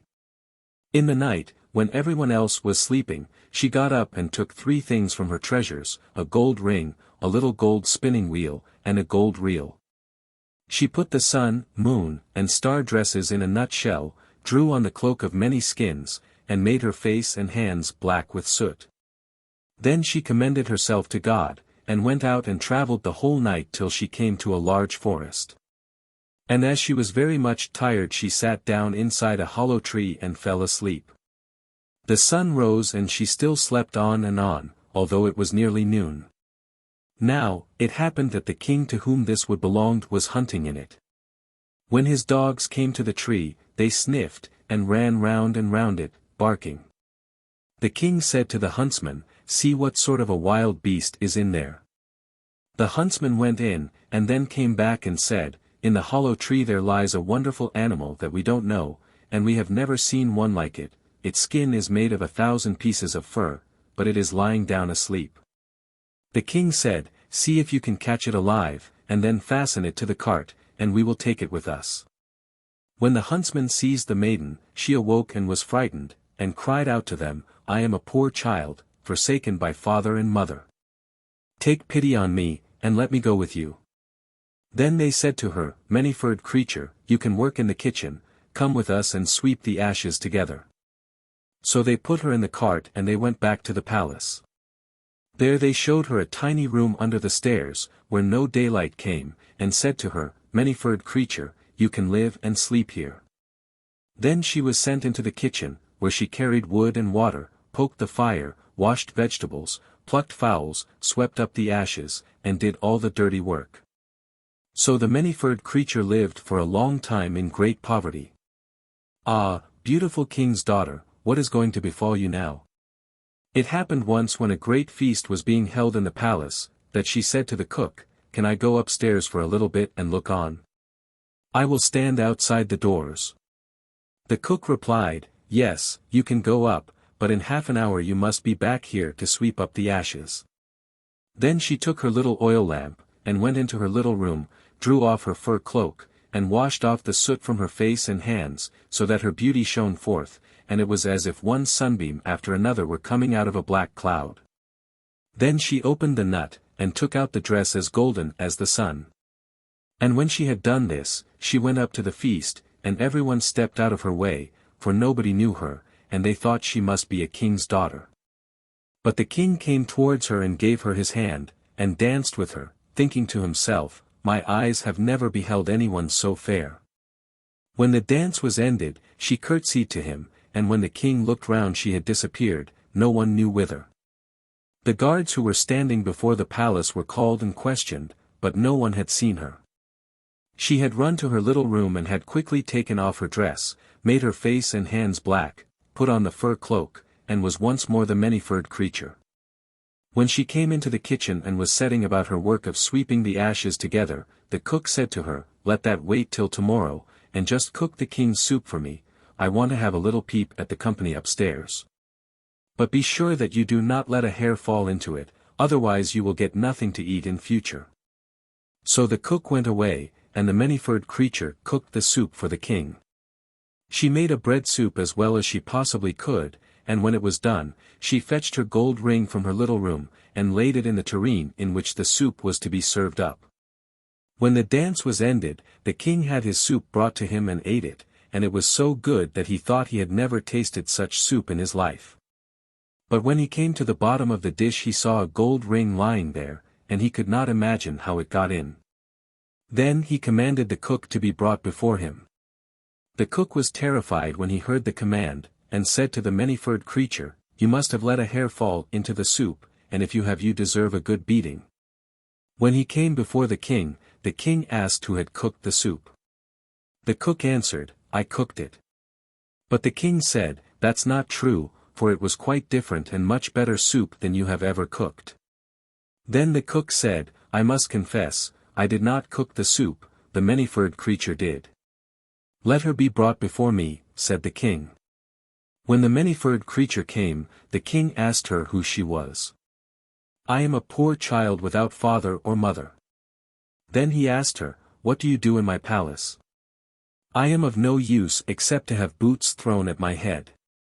"How did you get the ring which was in the soup?" he asked.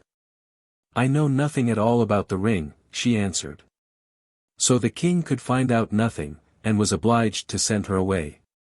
After a time there was another feast, and the many-furred creature begged the cook as at the last one to let her go and look on. He answered, "Yes, but come back again in half an hour and cook the king the bread soup that he likes so much." So she ran away to her little room, washed herself quickly, took out of the nut the dress as silver as the moon and put it on. Then she went upstairs looking just like a king's daughter, and the king came towards her, delighted to see her again, and as the dance had just begun, they danced together. But when the dance was ended, she disappeared again so quickly that the king could not see which way she went. She ran to her little room and changed herself once more into the many-furred creature, and went into the kitchen to cook the bread soup. When the cook was upstairs, she fetched the golden spinning wheel and put it in the dish so that the soup was poured over it. It was brought to the king, who ate it, and liked it as much as the last time. He had the cook sent to him, and again he had to confess that the many-furred creature had cooked the soup. Then the many-furred creature came before the king, but she said again that she was of no use except to have boots thrown at her head, and that she knew nothing at all of the golden spinning wheel. When the king had a feast for the third time, things did not turn out quite the same as at the other two. The cook said, "You must be a witch, many-furred creature, for you always put something in the soup, so that it is much better and tastes nicer to the king than any that I cook." But because she begged hard, he let her go up for the usual time. Now she put on the dress as shining as the stars, and stepped into the hall in it. The king danced again with the beautiful maiden, and thought she had never looked so beautiful. And while he was dancing, he put a gold ring on her finger without her seeing it, and he commanded that the dance should last longer than usual. When it was finished he wanted to keep her hands in his, but she broke from him, and sprang so quickly away among the people that she vanished from his sight. She ran as fast as she could to her little room under the stairs, but because she had stayed too long beyond the half hour, she could not stop to take off the beautiful dress, but only threw the fur cloak over it.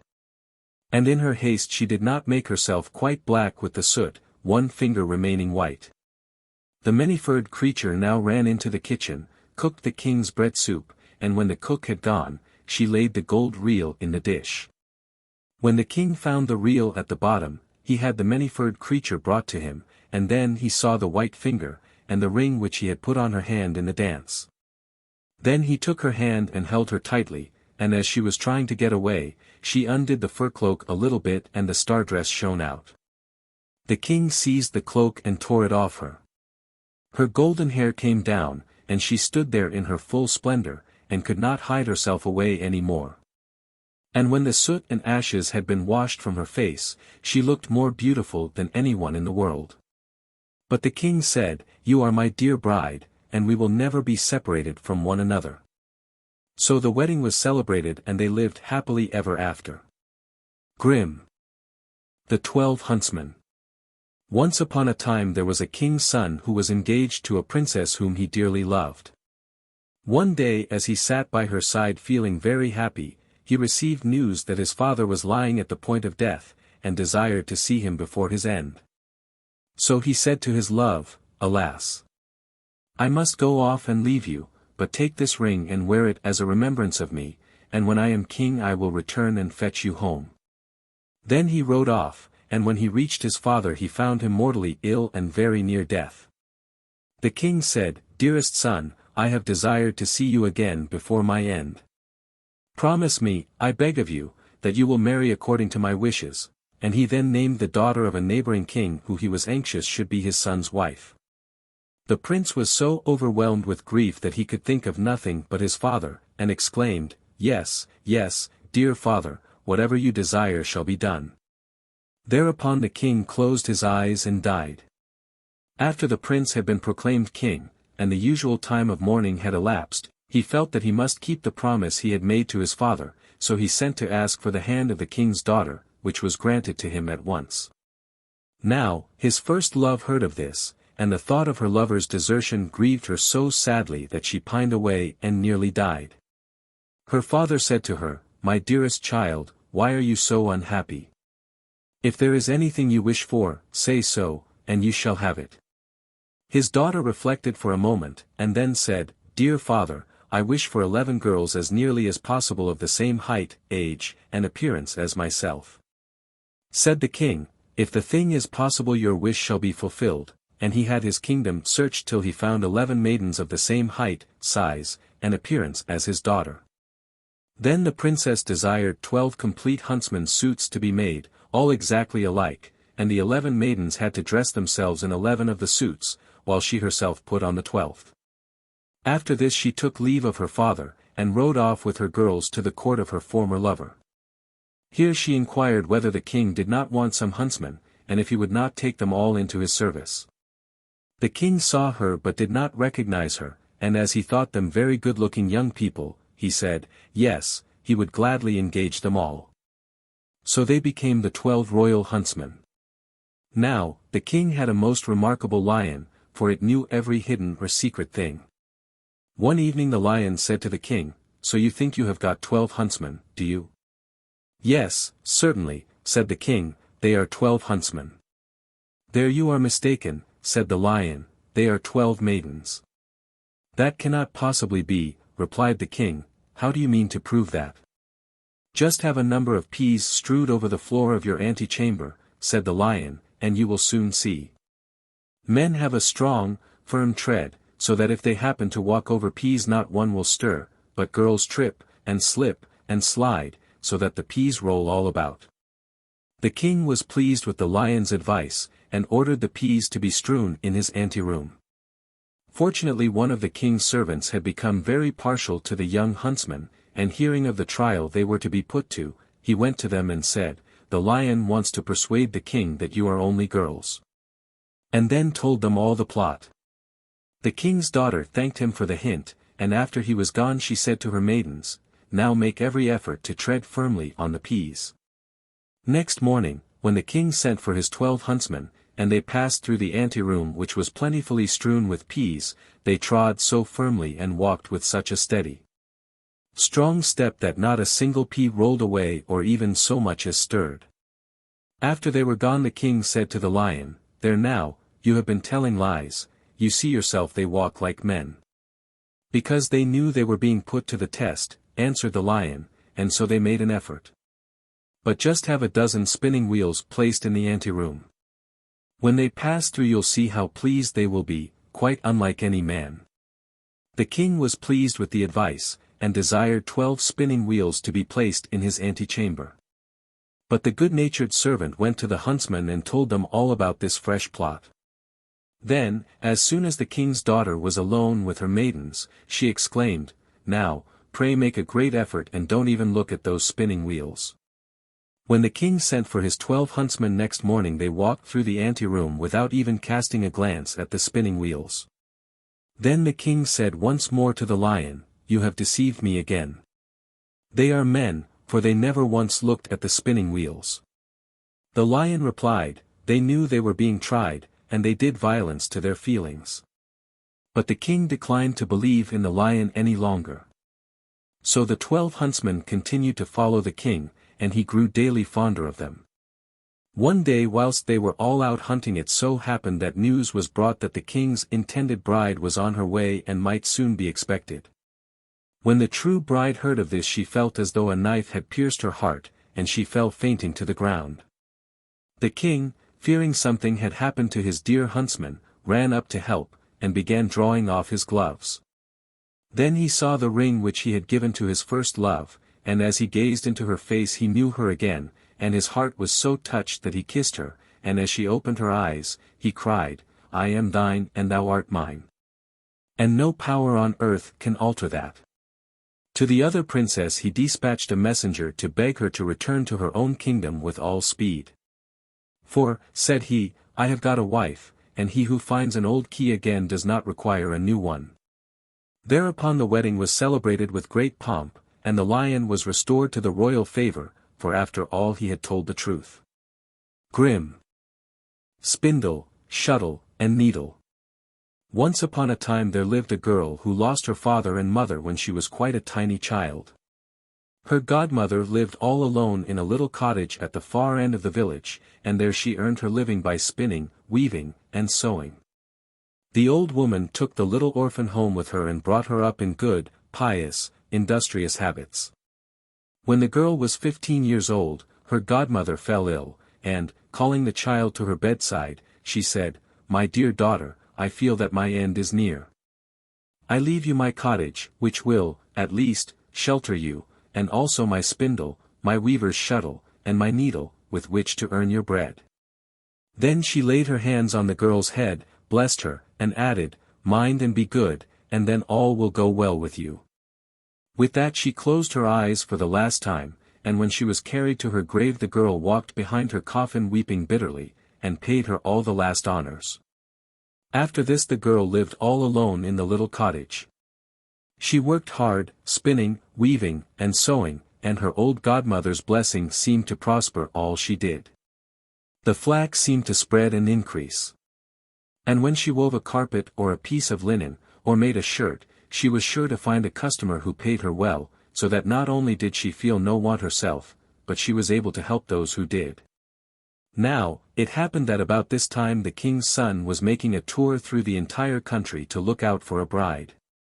He could not marry a poor woman, and he did not wish for a rich one. "She shall be my wife," said he, "who is at once the poorest and the richest." When he reached the village where the girl lived, he inquired who was the richest and who the poorest woman in it. The richest was named first. The poorest, he was told, was a young girl who lived alone in a little cottage at the far end of the village. The rich girl sat at her door dressed out in all her best clothes, and when the king's son came near she got up, went to meet him, and made him a low curtsy. He looked well at her, said nothing, but rode on further. When he reached the poor girl's house he did not find her at her door, for she was at work in her room. The prince reined in his horse, looked in at the window through which the sun was shining brightly, and saw the girl sitting at her wheel busily spinning away. She looked up, and when she saw the king's son gazing in at her, she blushed red all over, cast down her eyes and span on. Whether the thread was quite as even as usual I really cannot say, but she went on spinning till the king's son had ridden off. Then she stepped to the window and opened the lattice, saying, "The room is so hot," but she looked after him as long as she could see the white plumes in his hat. Then she sat down to her work once more and span on, and as she did so an old saying which she had often heard her godmother repeat whilst at work, came into her head, and she began to sing. "Spindle, spindle, go and see if my love will come to me. Lo, and behold." The spindle leapt from her hand and rushed out of the room, and when she had sufficiently recovered from her surprise to look after it she saw it dancing merrily through the fields, dragging a long golden thread after it. And soon it was lost to sight. The girl, having lost her spindle, took up the shuttle and, seating herself at her loom, began to weave. Meantime the spindle danced on, and just as it had come to the end of the golden thread, it reached the king's son. "What do I see?" he cried. "This spindle seems to wish to point out the way to me." So he turned his horse's head and rode back beside the golden thread. Meantime the girl sat weaving, and sang. "Shuttle, weave both web and woof. Bring my love beneath my roof." The shuttle instantly escaped from her hand, and with one bound was out at the door. On the threshold it began weaving the loveliest carpet that was ever seen. Roses and lilies bloomed on both sides, and in the center a thicket seemed to grow with rabbits and hares running through it, stags and fawns peeping through the branches. Whilst on the topmost boughs sat birds of brilliant plumage and so lifelike one almost expected to hear them sing. The shuttle flew from side to side and the carpet seemed almost to grow of itself. As the shuttle had run away the girl sat down to sew. She took her needle and sang. "Needle, needle, stitch away. Make my chamber bright and gay." And the needle promptly slipped from her fingers and flew about the room like lightning. You would have thought invisible spirits were at work, for in next to no time the table and benches were covered with green cloth, the chairs with velvet, and elegant silk curtains hung before the windows. The needle had barely put in its last stitch when the girl, glancing at the window, spied the white-plumed hat of the king's son who was being led back by the spindle with the golden thread. He dismounted and walked over the carpet into the house, and when he entered the room there stood the girl blushing like any rose. "You are the poorest and yet the richest," said he, "come with me, you shall be my bride." She said nothing, but she held out her hand. Then he kissed her, and led her out, lifted her on his horse and took her to his royal palace, where the wedding was celebrated with great rejoicings. The spindle, the shuttle, and the needle were carefully placed in the treasury, and were always held in the very highest honor. Grim. The Crystal Coffin. Now let no one say that a poor tailor can't get on in the world, and, indeed, even attain to very high honor.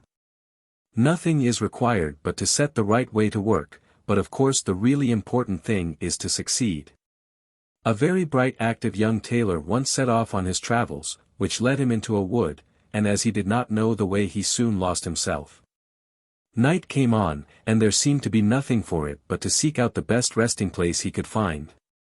He could have made himself quite comfortable with a bed of soft moss, but the fear of wild beasts disturbed his mind, and at last he determined to spend the night in a tree.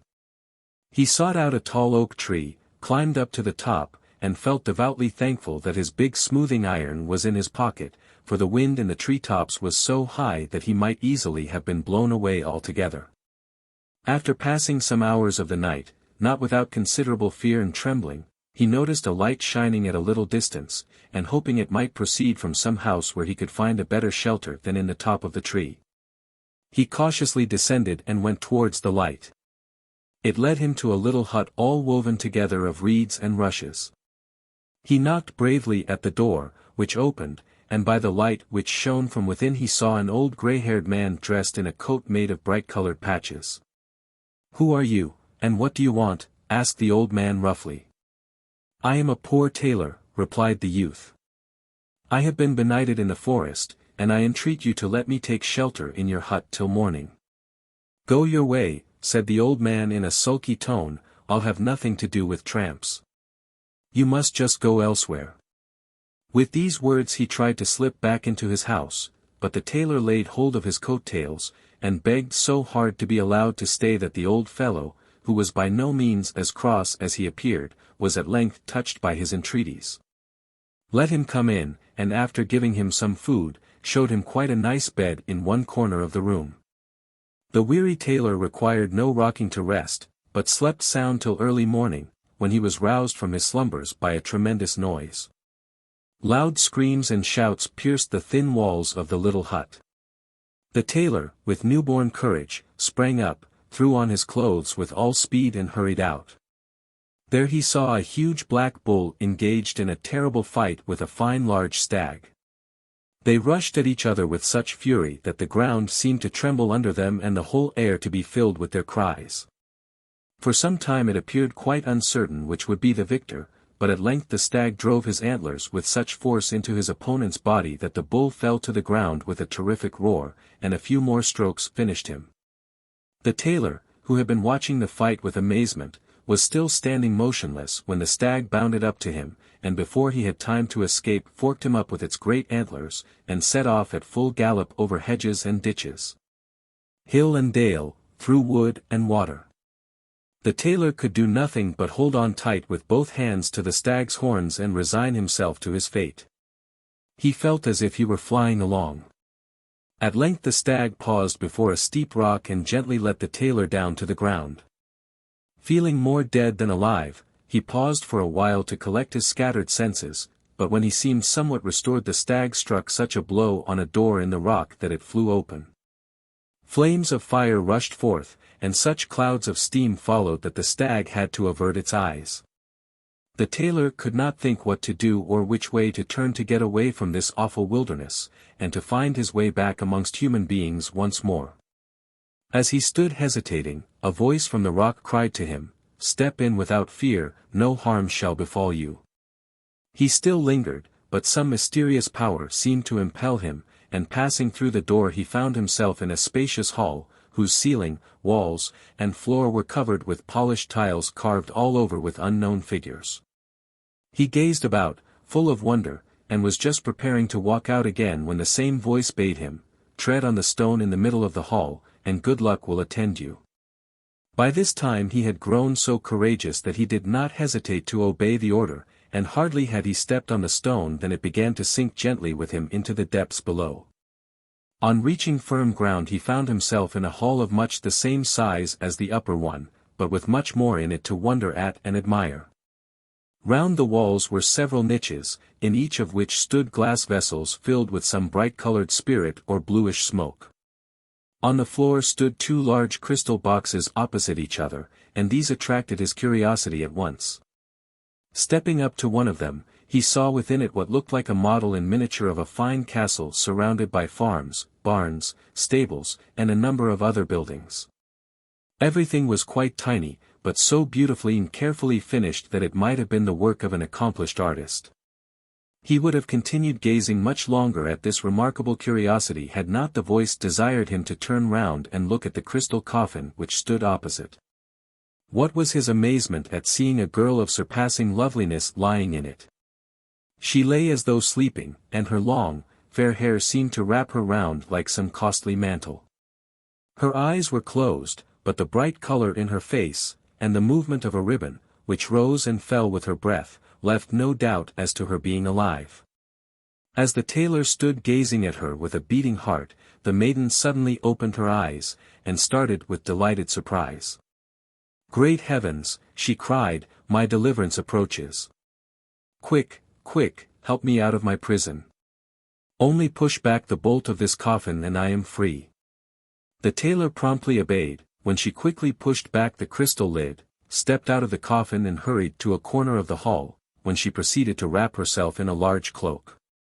Then she sat down on a stone, desired the young man to come near, and, giving him an affectionate kiss, she said, "My long-hoped-for deliverer, kind heaven has led you to me, and has at length put an end to all my sufferings. You are my destined husband, and, beloved by me, and endowed with every kind of riches and power, you shall spend the remainder of your life in peace and happiness. Now sit down and hear my story. I am the daughter of a wealthy nobleman. My parents died when I was very young, and they left me to the care of my eldest brother, by whom I was carefully educated. We loved each other so tenderly, and our tastes and interests were so much alike that we determined never to marry, but to spend our entire lives together. There was no lack of society at our home. Friends and neighbors paid us frequent visits, and we kept open house for all. Thus it happened that one evening a stranger rode up to the castle and asked for hospitality, as he could not reach the nearest town that night. We granted his request with ready courtesy, and during supper he entertained us with most agreeable conversation, mingled with amusing anecdotes. My brother took such a fancy to him that he pressed him to spend a couple of days with us, which, after a little hesitation, the stranger consented to do. We rose late from table, and whilst my brother was showing our guest to his room I hurried to mine, for I was very tired and longed to get to bed. I had hardly dropped off to sleep when I was roused by the sound of some soft and charming music. Wondering whence it could come, I was about to call to my maid who slept in the room next mine, when, to my surprise, I felt as if some heavy weight on my chest had taken all power from me, and I lay there unable to utter the slightest sound.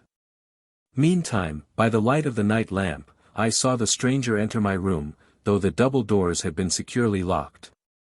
He drew near and told me that through the power of his magic arts he had caused the soft music to waken me, and had made his way through bolts and bars to offer me his hand and heart. My repugnance to his magic was so great that I would not condescend to give any answer. He waited motionless for some time, hoping no doubt for a favorable reply, but as I continued silent he angrily declared that he would find means to punish my pride, and therewith he left the room in a rage. I spent the night in the greatest agitation, and only fell into a doze towards morning.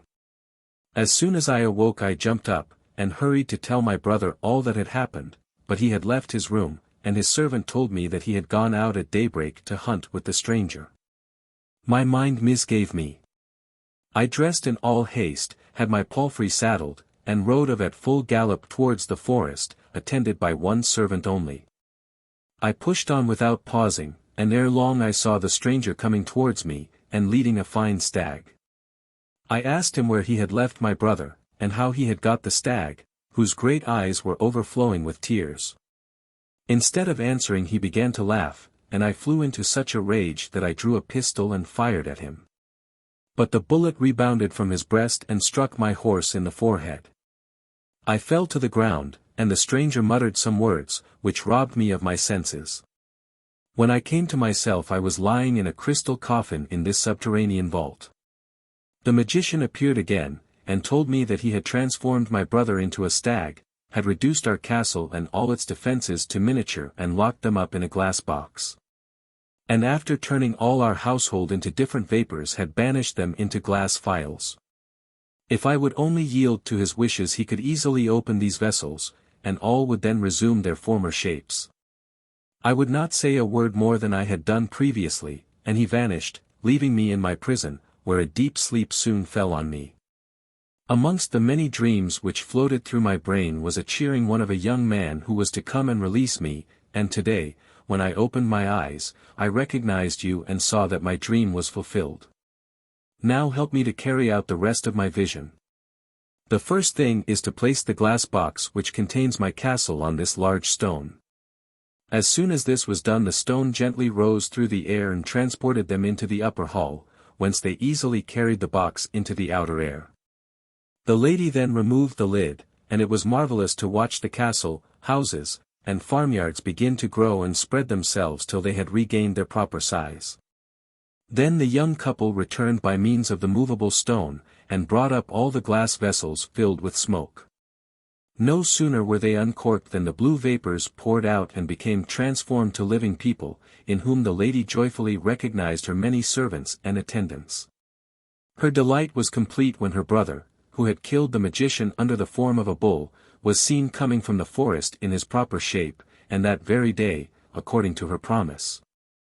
She gave her hand in marriage to the happy young tailor. Grimm. The 3 Snake Leaves. There was once a poor man who could no longer afford to keep his only son at home. So the son said to him, "Dear father, you are so poor that I am only a burden to you. I would rather go out into the world and see if I can earn my own living." The father gave him his blessing and took leave of him with much sorrow. About this time the king of a very powerful kingdom was carrying on a war. The youth therefore took service under him and went on the campaign. When they came before the enemy, a battle took place, there was some hot fighting, and it rained bullets so thickly that his comrades fell around him on all sides. And when their leader fell too the rest wished to take to flight, but the youth stepped forward and encouraged them and called out, "We must not let our country be ruined." Then others followed him, and he pressed on and defeated the enemy. When the king heard that he had to thank him alone for the victory, he raised him higher than anyone else in rank, gave him great treasures and made him the first in the kingdom. The king had a daughter who was very beautiful, but she was also very capricious. She had made a vow to marry no one who would not promise her that if she died first, he would allow himself to be buried alive with her. "If he loves me truly," she used to say, "what use would life be to him then?" At the same time she was willing to do the same, and if he died first to be buried with him. This curious vow had up to this time frightened away all suitors, but the young man was so captivated by her beauty, that he hesitated at nothing and asked her hand of her father. "Do you know," asked the king, "what you have to promise?" "I shall have to go into her grave with her," he answered, "if I outlive her, but my love is so great that I do not think of the risk." So the king consented, and the wedding was celebrated with great splendor. Now, they lived for a long time very happily with one another, but then it came to pass that the young queen fell seriously ill, and no doctor could save her. And when she lay dead, the young king remembered what he had promised, and it made him shudder to think of lying in her grave alive, but there was no escape. The king had set guards before all the gates, and it was not possible to avoid his fate. When the day arrived on which the corpse was to be laid in the royal vault, he was led thither, then the entrance was bolted and closed up. Near the coffin stood a table on which were placed 4 candles, 4 loaves of bread, and 4 bottles of wine. As soon as this provision came to an end he would have to die. So he sat there full of grief and misery, eating every day only a tiny bit of bread, and drinking only a mouthful of wine, and he watched death creeping nearer and nearer to him. One day as he was sitting staring moodily in front of him, he saw a snake creep out of the corner towards the corpse. Thinking it was going to touch it, he drew his sword and saying, "As long as I am alive you shall not harm her," he cut it in 3 pieces. After a little time a second snake crept out of the corner, but when it saw the first one lying dead and in pieces it went back and came again soon, holding 3 green leaves in its mouth. Then it took the 3 bits of the snake and laid them in order, and put one of the leaves on each wound. Immediately the pieces joined together, the snake moved itself and became alive, and then both hurried away. The leaves remained lying on the ground, and it suddenly occurred to the unfortunate man who had seen everything, that the wonderful power of the leaves might also be exercised upon a human being. So he picked up the leaves and laid one of them on the mouth and the other 2 on the eyes of the dead woman. And scarcely had he done this, before the blood began to circulate in her veins, then it mounted and brought color back to her white face. Then she drew her breath, opened her eyes, and said, "Ah! Where am I?" "You are with me, dear lady," he answered, and told her all that had happened, and how he had brought her to life again. He then gave her some wine and bread, and when all her strength had returned she got up, and they went to the door and knocked and called so loudly that the guards heard them, and told the king. The king came himself to open the door, and there he found both happy and well, and he rejoiced with them that now all trouble was over. But the young king gave the 3 snake leaves to a servant, saying to him, "Keep them carefully for me, and always carry them with you, who knows but that they may help us in a time of need." It seemed, however, as if a change had come over the young queen after she had been restored to life, and as if all her love for her husband had faded from her heart. Some time afterwards, when he wanted to take a journey over the sea to his old father, and they were on board the ship, she forgot the great love and faithfulness he had shown her and how he had saved her from death, and fell in love with the captain. And one day when the young king was lying asleep, she called the captain to her, and seized the head of the sleeping king and made him take his feet, and together they threw him into the sea. When they had done this wicked deed, she said to him, "Now let us go home and say that he died on the journey. I will praise you so much to my father that he will marry me to you and make you the heir to the throne." But the faithful servant, who had seen everything, let down a little boat into the sea, unobserved by them, and rowed after his master while the traders sailed on. He took the drowned man out of the water, and with the help of the 3 snake leaves which he carried with him, placing them on his mouth and eyes, he brought him to life again. They both rowed as hard as they could night and day, and their little boat went so quickly that they reached the old king before the other 2 did. He was much astonished to see them come back alone, and asked what had happened to them. When he heard the wickedness of his daughter, he said, "I cannot believe that she has acted so wrongly, but the truth will soon come to light." He made them both go into a secret chamber, and let no one see them. Soon after this the large ship came in, and the wicked lady appeared before her father with a very sad face. He said to her, "Why have you come back alone? Where is your husband?" "Ah, dear father," she replied, "I have come home in great grief. My husband fell ill on the voyage quite suddenly, and died, and if the good captain had not given me help, I should have died too. He was at his deathbed and can tell you everything."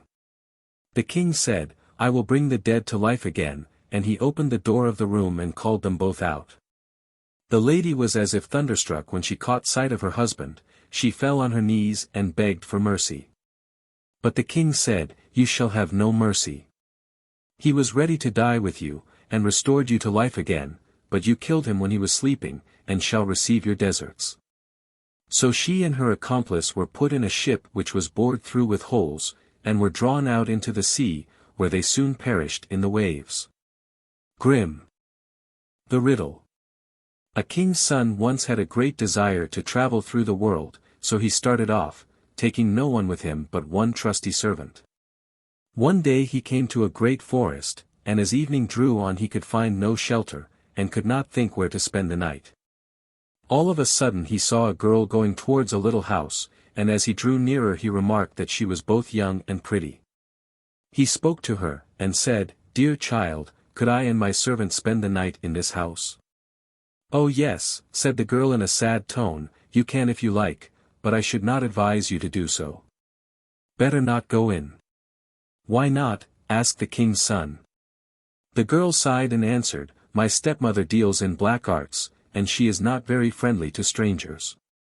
The prince guessed easily that he had fallen on a witch's house, but as by this time it was quite dark and he could go no further, and as moreover he was not at all afraid, he stepped in. An old woman sat in an armchair near the fire, and as the strangers entered she turned her red eyes on them. Good evening, she muttered, and pretending to be quite friendly. Won't you sit down? She blew up the fire on which she was cooking something in a little pot, and her daughter secretly warned the travelers to be very careful not to eat or drink anything, as the old woman's brews were apt to be dangerous. They went to bed, and slept soundly till morning. When they were ready to start and the king's son had already mounted his horse, the old woman said, Wait a minute, I must give you a stirrup cup. Whilst she went to fetch it, the king's son rode off, and the servant who had waited to tighten his saddle girths was alone when the witch returned. Take that to your master, she said. But as she spoke the glass cracked and the poison spurted over the horse, and it was so powerful that the poor creature sank down dead. The servant ran after his master and told him what had happened, and then, not wishing to lose the saddle as well as the horse, he went back to fetch it. When he got to the spot he saw that a raven had perched on the carcass and was pecking at it. Who knows whether we shall get anything better to eat today, said the servant, and he shot the raven and carried it off. Then they rode on all day through the forest without coming to the end. At nightfall they reached an inn, which they entered, and the servant gave the landlord the raven to dress for their supper. Now, as it happened, this inn was a regular resort of a band of murderers, and the old witch too was in the habit of frequenting it. As soon as it was dark 12 murderers arrived, with the full intention of killing and robbing the strangers. Before they set to work, however, they sat down to table, and the landlord and the old witch joined them, and they all ate some broth in which the flesh of the raven had been stewed down. They had hardly taken a couple of spoonfuls when they all fell down dead, for the poison had passed from the horse to the raven and so into the broth. So there was no one left belonging to the house but the landlord's daughter, who was a good, well-meaning girl, and had taken no part in all the evil doings. She opened all the doors, and showed the strangers the treasures the robbers had gathered together, but the prince bade her keep them all for herself, as he wanted none of them, and so he rode further with his servant. After traveling about for some length of time they reached a town where lived a lovely but most arrogant princess. She had given out that anyone who asked her a riddle which she found herself unable to guess should be her husband, but should she guess it he must forfeit his head. She claimed 3 days in which to think over the riddles, but she was so very clever that she invariably guessed them in a much shorter time. 9 suitors had already lost their lives when the king's son arrived, and, dazzled by her beauty, determined to risk his life in hopes of winning her. So he came before her and propounded his riddle. What is this? He asked. 1 slew none and yet killed 12. She could not think what it was. She thought, and looked through all her books of riddles and puzzles, but she found nothing to help her, and could not guess. In fact, she was at her wit's end. As she could think of no way to guess the riddle, she ordered her maid to steal at night into the prince's bedroom and to listen, for she thought that he might perhaps talk aloud in his dreams and so betray the secret. But the clever servant had taken his master's place, and when the maid came he tore off the cloak she had wrapped herself in and hunted her off with a whip. On the second night the princess sent her lady-in-waiting, hoping that she might succeed better, but the servant took away her mantle and chased her away also. On the third night the king's son thought he really might feel safe, so he went to bed. But in the middle of the night the princess came herself, all huddled up in a misty grey mantle, and sat down near him. When she thought he was fast asleep, she spoke to him, hoping he would answer in the midst of his dreams, as many people do. But he was wide awake all the time, and heard and understood everything very well. Then she asked, 1 slew none, what is that? And he answered, a raven which fed on the carcass of a poisoned horse. She went on, and yet killed 12, what is that? Those are 12 murderers who ate the raven and died of it. As soon as she knew the riddle she tried to slip away, but he held her mantle so tightly that she was obliged to leave it behind. Next morning the princess announced that she had guessed the riddle, and sent for the 12 judges, before whom she declared it. But the young man begged to be heard, too, and said, "She came by night to question me, otherwise she never could have guessed it." The judges said, "Bring us some proof."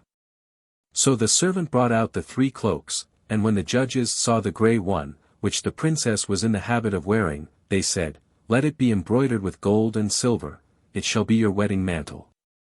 Grimm. Jack my Hedgehog. There was once a farmer who lived in great comfort. He had both lands and money, but, though he was so well off, one thing was wanting to complete his happiness: he had no children. Many and many a time, when he met other farmers at the nearest market town, they would tease him, asking how it came about that he was childless. At length he grew so angry that he exclaimed, "I must and will have a child of some sort or kind, even should it only be a hedgehog."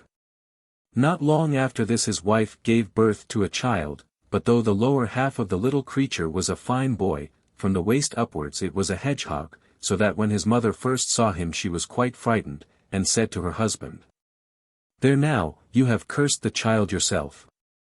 The farmer said, "What's the use of making a fuss? I suppose the creature must be christened, but I don't see how we are to ask anyone to be sponsor to him, and what are we to call him?" "There is nothing we can possibly call him but Jack my Hedgehog," replied the wife. So they took him to be christened, and the parson said, "You'll never be able to put that child in a decent bed on account of his prickles." Which was true, but they shook down some straw for him behind the stove, and there he lay for 8 years. His father grew very tired of him and often wished him dead, but he did not die, but lay on there year after year. Now one day there was a big fair at the market town to which the farmer meant to go, so he asked his wife what he should bring her from it. "Some meat and a couple of big loaves for the house," said she. Then he asked the maid what she wanted, and she said a pair of slippers and some stockings. Lastly he said, "Well, Jack my Hedgehog, and what shall I bring you?" "Daddy," said he, "do bring me a bagpipe." When the farmer came home he gave his wife and the maid the things they had asked for, and then he went behind the stove and gave Jack my Hedgehog the bagpipes.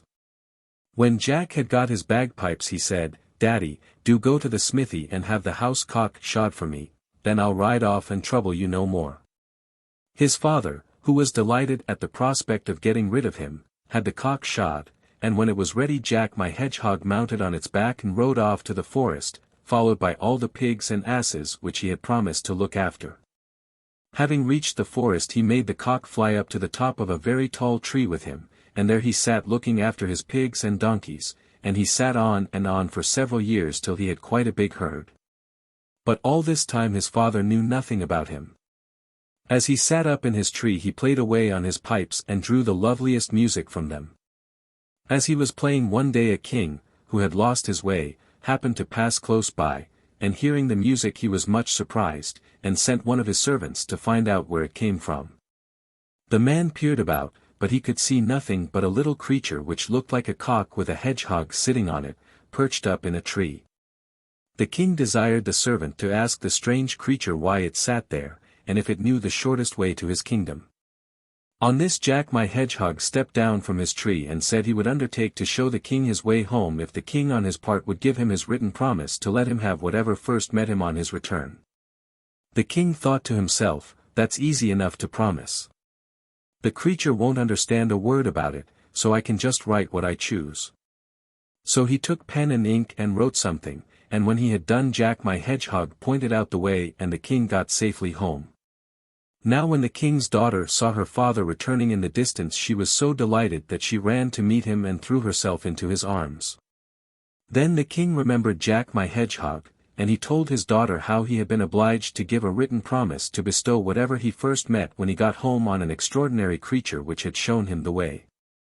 The creature, said he, rode on a cock as though it had been a horse, and it made lovely music, but as it certainly could not read he had just written that he would not give it anything at all. At this the princess was quite pleased, and said how cleverly her father had managed, for that of course nothing would induce her to have gone off with Jack my Hedgehog. Meantime Jack minded his asses and pigs, sat aloft in his tree, played his bagpipes, and was always merry and cheery. After a time it so happened that another king, having lost his way, passed by with his servants and escort, wondering how he could find his way home, for the forest was very vast. He too heard the music, and told one of his men to find out whence it came. The man came under the tree, and looking up to the top there he saw Jack my Hedgehog astride on the cock. The servant asked Jack what he was doing up there. "I'm minding my pigs and donkeys, but what do you want?" was the reply. Then the servant told him they had lost their way, and wanted someone to show it them. Down came Jack my Hedgehog with his cock, and told the old king he would show him the right way if he would solemnly promise to give him the first thing he met in front of his royal castle. The king said yes, and gave Jack a written promise to that effect.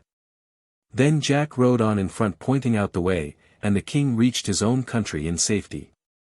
Now he had an only daughter who was extremely beautiful, and who, delighted at her father's return, ran to meet him, threw her arms round his neck and kissed him heartily. Then she asked where he had been wandering so long, and he told her how he had lost his way and might never have reached home at all but for a strange creature, half man, half hedgehog, which rode a cock and sat up in a tree making lovely music, and which had shown him the right way. He also told her how he had been obliged to pledge his word to give the creature the first thing which met him outside his castle gate, and he felt very sad at the thought that she had been the first thing to meet him. But the princess comforted him, and said she should be quite willing to go with Jack my Hedgehog whenever he came to fetch her, because of the great love she bore to her dear old father. Jack my Hedgehog continued to herd his pigs, and they increased in number till there were so many that the forest seemed full of them. So he made up his mind to live there no longer, and sent a message to his father telling him to have all the stables and outhouses in the village cleared, as he was going to bring such an enormous herd that all who would might kill what they chose. His father was much vexed at this news, for he thought Jack had died long ago. Jack my Hedgehog mounted his cock, and driving his pigs before him into the village, he let every one kill as many as they chose, and such a hacking and hewing of pork went on as you might have heard for miles off. Then said Jack, "Daddy, let the blacksmith shoe my cock once more, then I'll ride off, and I promise you I'll never come back again as long as I live." So the father had the cock shod, and rejoiced at the idea of getting rid of his son. Then Jack my Hedgehog set off for the first kingdom, and there the king had given strict orders that if anyone should be seen riding a cock and carrying a bagpipe he was to be chased away and shot at, and on no account to be allowed to enter the palace. So when Jack my Hedgehog rode up the guards charged him with their bayonets, but he put spurs to his cock, flew up over the gate right to the king's windows, let himself down on the sill, and called out that if he was not given what had been promised him, both the king and his daughter should pay for it with their lives. Then the king coaxed and entreated his daughter to go with Jack and so save both their lives. The princess dressed herself all in white, and her father gave her a coach with 6 horses and servants in gorgeous liveries and quantities of money. She stepped into the coach, and Jack my Hedgehog with his cock and pipes took his place beside her. They both took leave, and the king fully expected never to set eyes on them again. But matters turned out very differently from what he had expected, for when they had got a certain distance from the town Jack tore all the princess's smart clothes off her, and pricked her all over with his bristles, saying, "That's what you get for treachery. Now go back, I'll have no more to say to you." And with that he hunted her home, and she felt she had been disgraced and put to shame till her life's end. Then Jack my Hedgehog rode on with his cock and bagpipes to the country of the second king to whom he had shown the way. Now this king had given orders that, in the event of Jack's coming the guards were to present arms, the people to cheer, and he was to be conducted in triumph to the royal palace. When the king's daughter saw Jack my Hedgehog, she was a good deal startled, for he certainly was very peculiar looking, but after all she considered that she had given her word and it couldn't be helped. So she made Jack welcome and they were betrothed to each other, and at dinner he sat next her at the royal table, and they ate and drank together. When they retired to rest, the princess feared lest Jack should kiss her because of his prickles, but he told her not to be alarmed as no harm should befall her. Then he begged the old king to place a watch of 4 men just outside his bedroom door, and to desire them to make a big fire. When he was about to lie down in bed, he would creep out of his hedgehog skin, and leave it lying at the bedside. Then the men must rush in, throw the skin into the fire, and stand by till it was entirely burnt up. And so it was, for when it struck 11, Jack my Hedgehog went to his room, took off his skin and left it at the foot of the bed. The men rushed in, quickly seized the skin and threw it on the fire, and directly it was all burnt. Jack was released from his enchantment and lay in his bed a man from head to foot, but quite black as though he had been severely scorched. The king sent off for his physician in ordinary, who washed Jack all over with various essences and salves, so that he became white and was a remarkably handsome young man. When the king's daughter saw him she was greatly pleased, and next day the marriage ceremony was performed, and the old king bestowed his kingdom on Jack my Hedgehog. After some years Jack and his wife went to visit his father, but the farmer did not recognize him, and declared he had no son. He had had one, but that one was born with bristles like a hedgehog, and had gone off into the wide world. Then Jack told his story, and his old father rejoiced and returned to live with him in his kingdom. Grimm. The Golden Lads. A poor man and his wife lived in a little cottage, where they supported themselves by catching fish in the nearest river, and got on as best they could, living from hand to mouth. One day it happened that when the fisherman drew in his net he found in it a remarkable fish, for it was entirely of gold.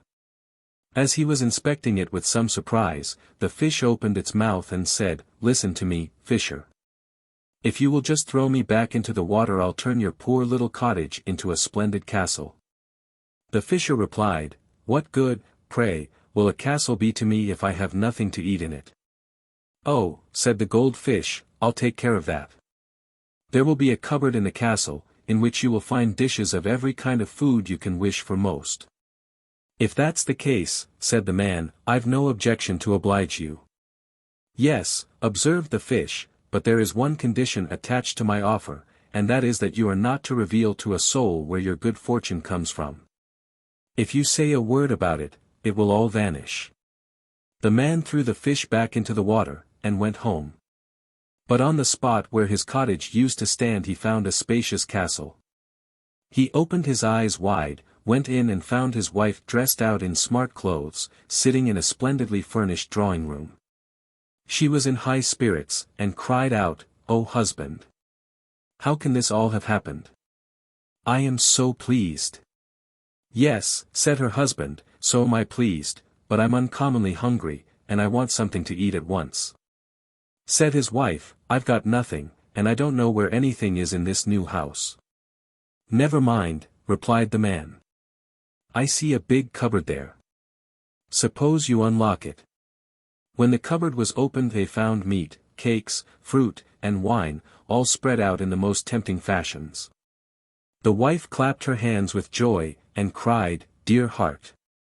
What more can one wish for?" And they sat down and ate and drank.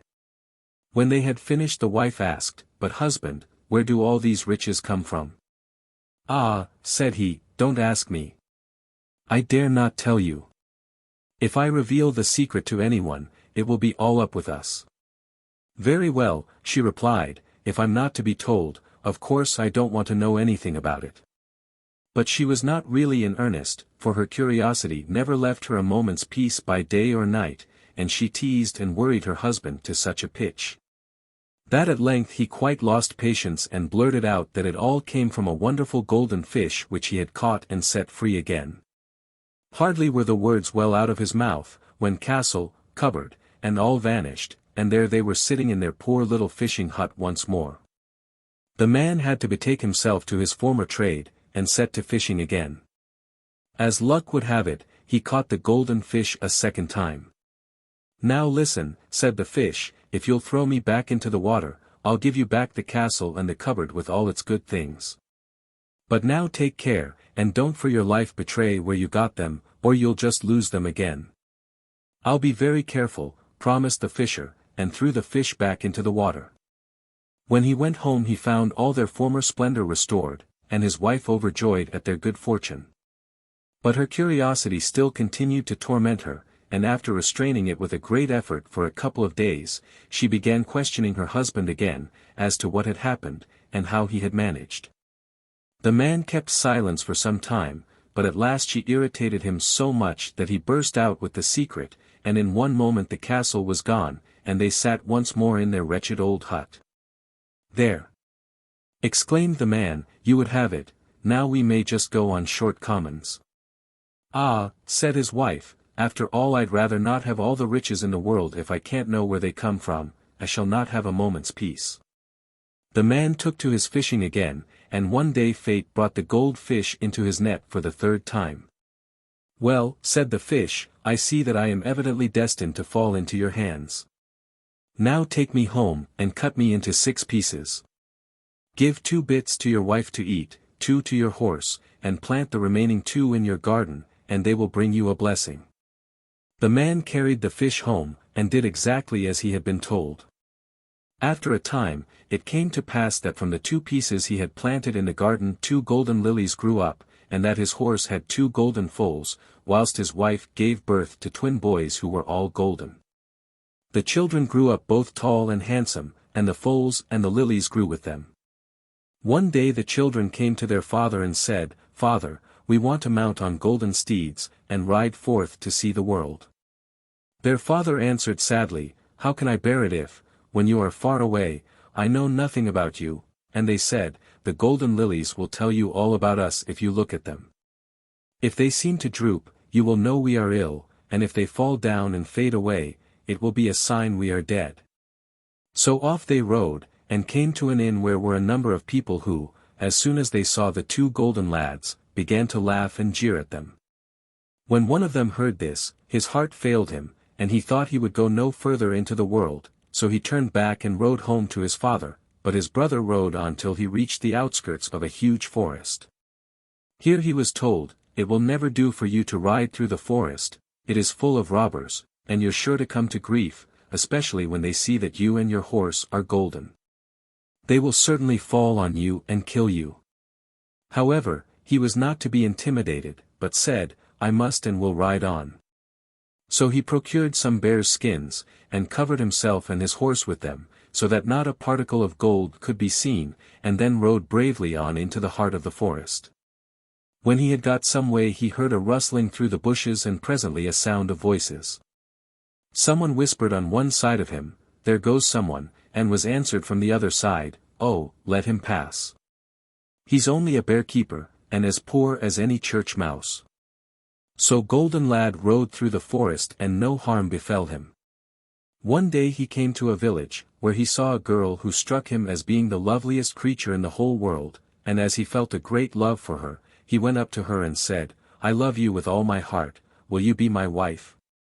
And the girl liked him so much that she put her hand in his and replied, "Yes, I will be your wife, and will be true to you as long as I live." So they were married, and in the middle of all the festivities and rejoicings the bride's father came home and was not a little surprised at finding his daughter celebrating her wedding. He inquired, "And who is the bridegroom?" Then someone pointed out to him the golden lad, who was still wrapped up in the bear's skin, and the father exclaimed angrily, "Never shall a mere bear-keeper have my daughter," and tried to rush at him and kill him. But the bride did all she could to pacify him, and begged hard, saying, "After all he is my husband, and I love him with all my heart," so that at length he gave in. However, he could not dismiss the thought from his mind, and next morning he rose very early, for he felt he must go and look at his daughter's husband and see whether he really was nothing better than a mere ragged beggar. So he went to his son-in-law's room, and who should he see lying in the bed but a splendid golden man, and the rough bearskin thrown on the ground close by. Then he slipped quietly away, and thought to himself, "How lucky that I managed to control my rage. I should certainly have committed a great crime." Meantime the golden lad dreamt that he was out hunting and was giving chase to a noble stag, and when he woke he said to his bride, "I must go off and hunt." She felt very anxious, and begged he would stay at home, adding, "Some mishap might so easily befall you," but he answered, "I must and will go." So he went off into the forest, and before long a fine stag, such as he had seen in his dream, stopped just in front of him. He took aim, and was about to fire when the stag bounded away. Then he started off in pursuit, making his way through bushes and briars, and never stopped all day. But in the evening the stag entirely disappeared, and when Golden Lad came to look about him he found himself just opposite a hut in which lived a witch. He knocked at the door, which was opened by a little old woman who asked, "What do you want at this late hour in the midst of this great forest?" He said, "Haven't you seen a stag about here?" "Yes," said she, "I know the stag well," and as she spoke a little dog ran out of the house and began barking and snapping at the stranger. "Be quiet, you little toad," he cried, "or I'll shoot you dead." Then the witch flew into a great rage, and screamed out, "What? You'll kill my dog, will you?" And the next moment he was turned to stone and lay there immovable, whilst his bride waited for him in vain and thought to herself, "Alas! No doubt the evil I feared, and which has made my heart so heavy, has befallen him." Meantime, the other brother was standing near the golden lilies at home, when suddenly one of them bent over and fell to the ground. "Good heavens!" cried he, "some great misfortune has befallen my brother. I must set off at once, perhaps I may still be in time to save him." His father entreated him, "Stay at home. If I should lose you too, what would become of me?" But his son replied, "I must and will go." Then he mounted his golden horse, and rode off till he reached the forest where his brother lay transformed to stone. The old witch came out of her house and called to him, for she would gladly have cast her spells on him too, but he took care not to go near her, and called out, "Restore my brother to life at once, or I'll shoot you down on the spot." Reluctantly she touched the stone with her finger, and in a moment it resumed its human shape.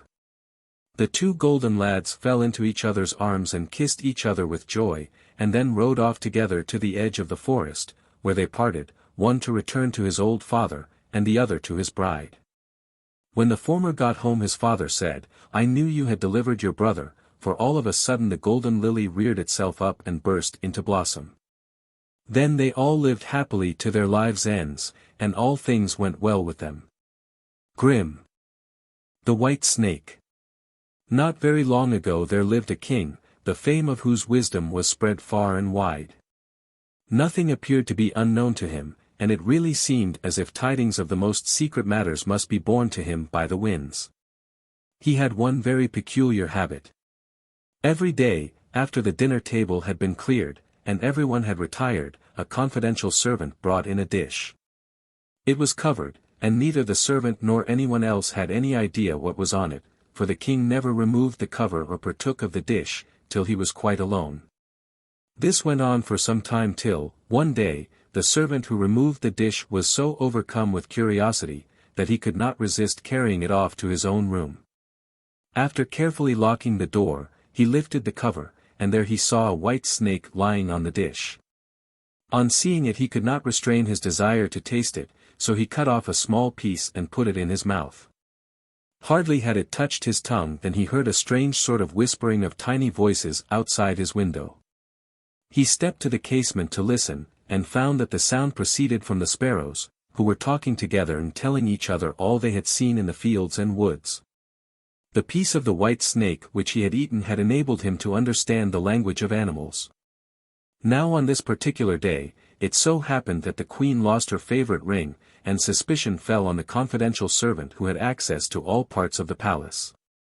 The king sent for him, and threatened him angrily, saying that if he had not found the thief by the next day, he should himself be taken up and tried. It was useless to assert his innocence, he was dismissed without ceremony.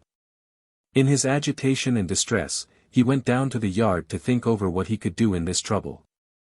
Here were a number of ducks resting near a little stream, and pluming themselves with their bills, whilst they kept up an animated conversation amongst themselves. The servant stood still listening to them. They were talking of where they had been waddling about all the morning, and of the good food they had found, but one of them remarked rather sadly, "There's something lying very heavy on my stomach, for in my haste I've swallowed a ring." Which was lying just under the queen's window. No sooner did the servant hear this than he seized the duck by the neck, carried it off to the kitchen, and said to the cook, "Suppose you kill this duck, you see she's nice and fat." "Yes, indeed," said the cook, weighing the duck in his hand, "she certainly has spared no pains to stuff herself well, and must have been waiting for the spit for some time." So he chopped off her head, and when she was opened there was the queen's ring in her stomach. It was easy enough now for the servant to prove his innocence, and the king, feeling he had done him an injustice, and anxious to make some amends, desired him to ask any favor he chose, and promised to give him the highest post at court he could wish for. The servant, however, declined everything, and only begged for a horse and some money to enable him to travel, as he was anxious to see something of the world. When his request was granted, he set off on his journey, and in the course of it he one day came to a large pond, on the edge of which he noticed 3 fishes which had got entangled in the reeds and were gasping for water. Though fish are generally supposed to be quite mute, he heard them grieving aloud at the prospect of dying in this wretched manner. Having a very kind heart he dismounted and soon set the prisoners free, and in the water once more. They flapped with joy, and stretching up their heads cried to him, "We will remember, and reward you for saving us." He rowed further, and after a while he thought he heard a voice in the sand under his feet. He paused to listen, and heard the king of the ants complaining, "If only men with their awkward beasts would keep clear of us. That stupid horse is crushing my people mercilessly to death with his great hoofs."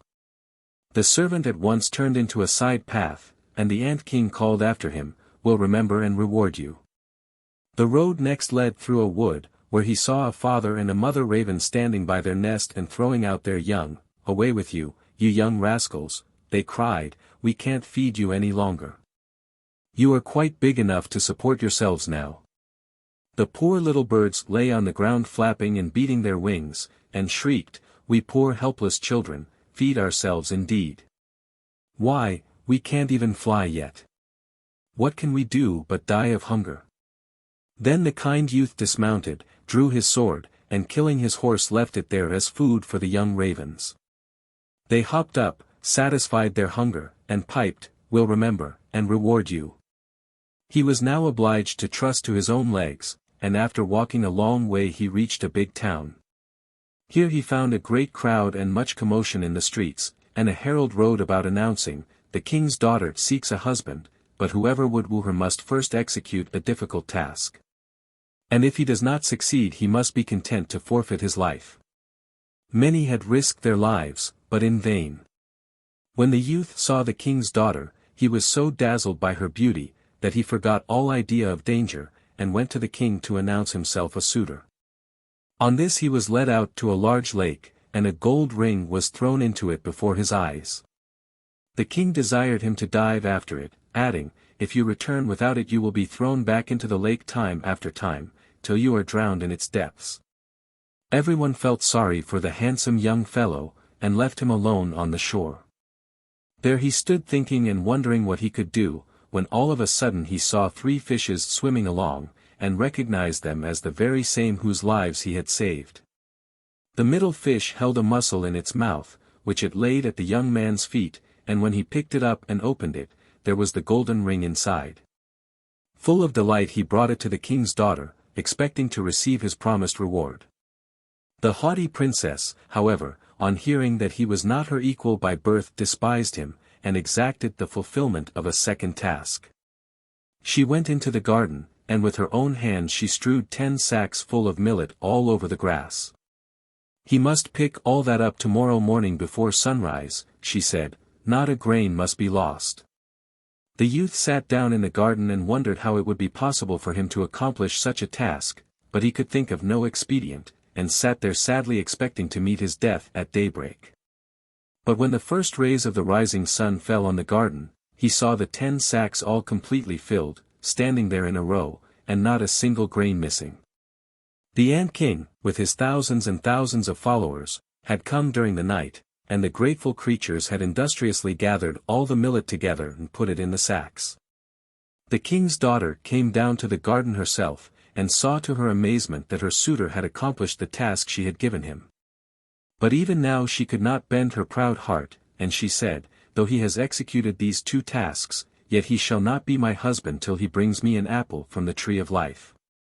The young man did not even know where the tree of life grew, but he set off, determined to walk as far as his legs would carry him, though he had no hope of ever finding it.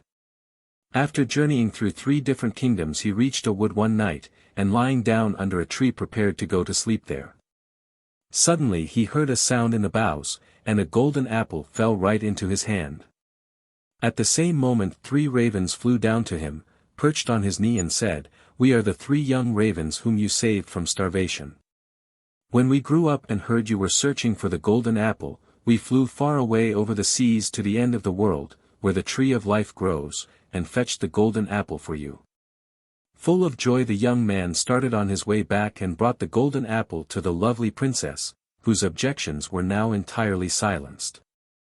They divided the apple of life and ate it together, and her heart grew full of love for him, so they lived together to a great age in undisturbed happiness.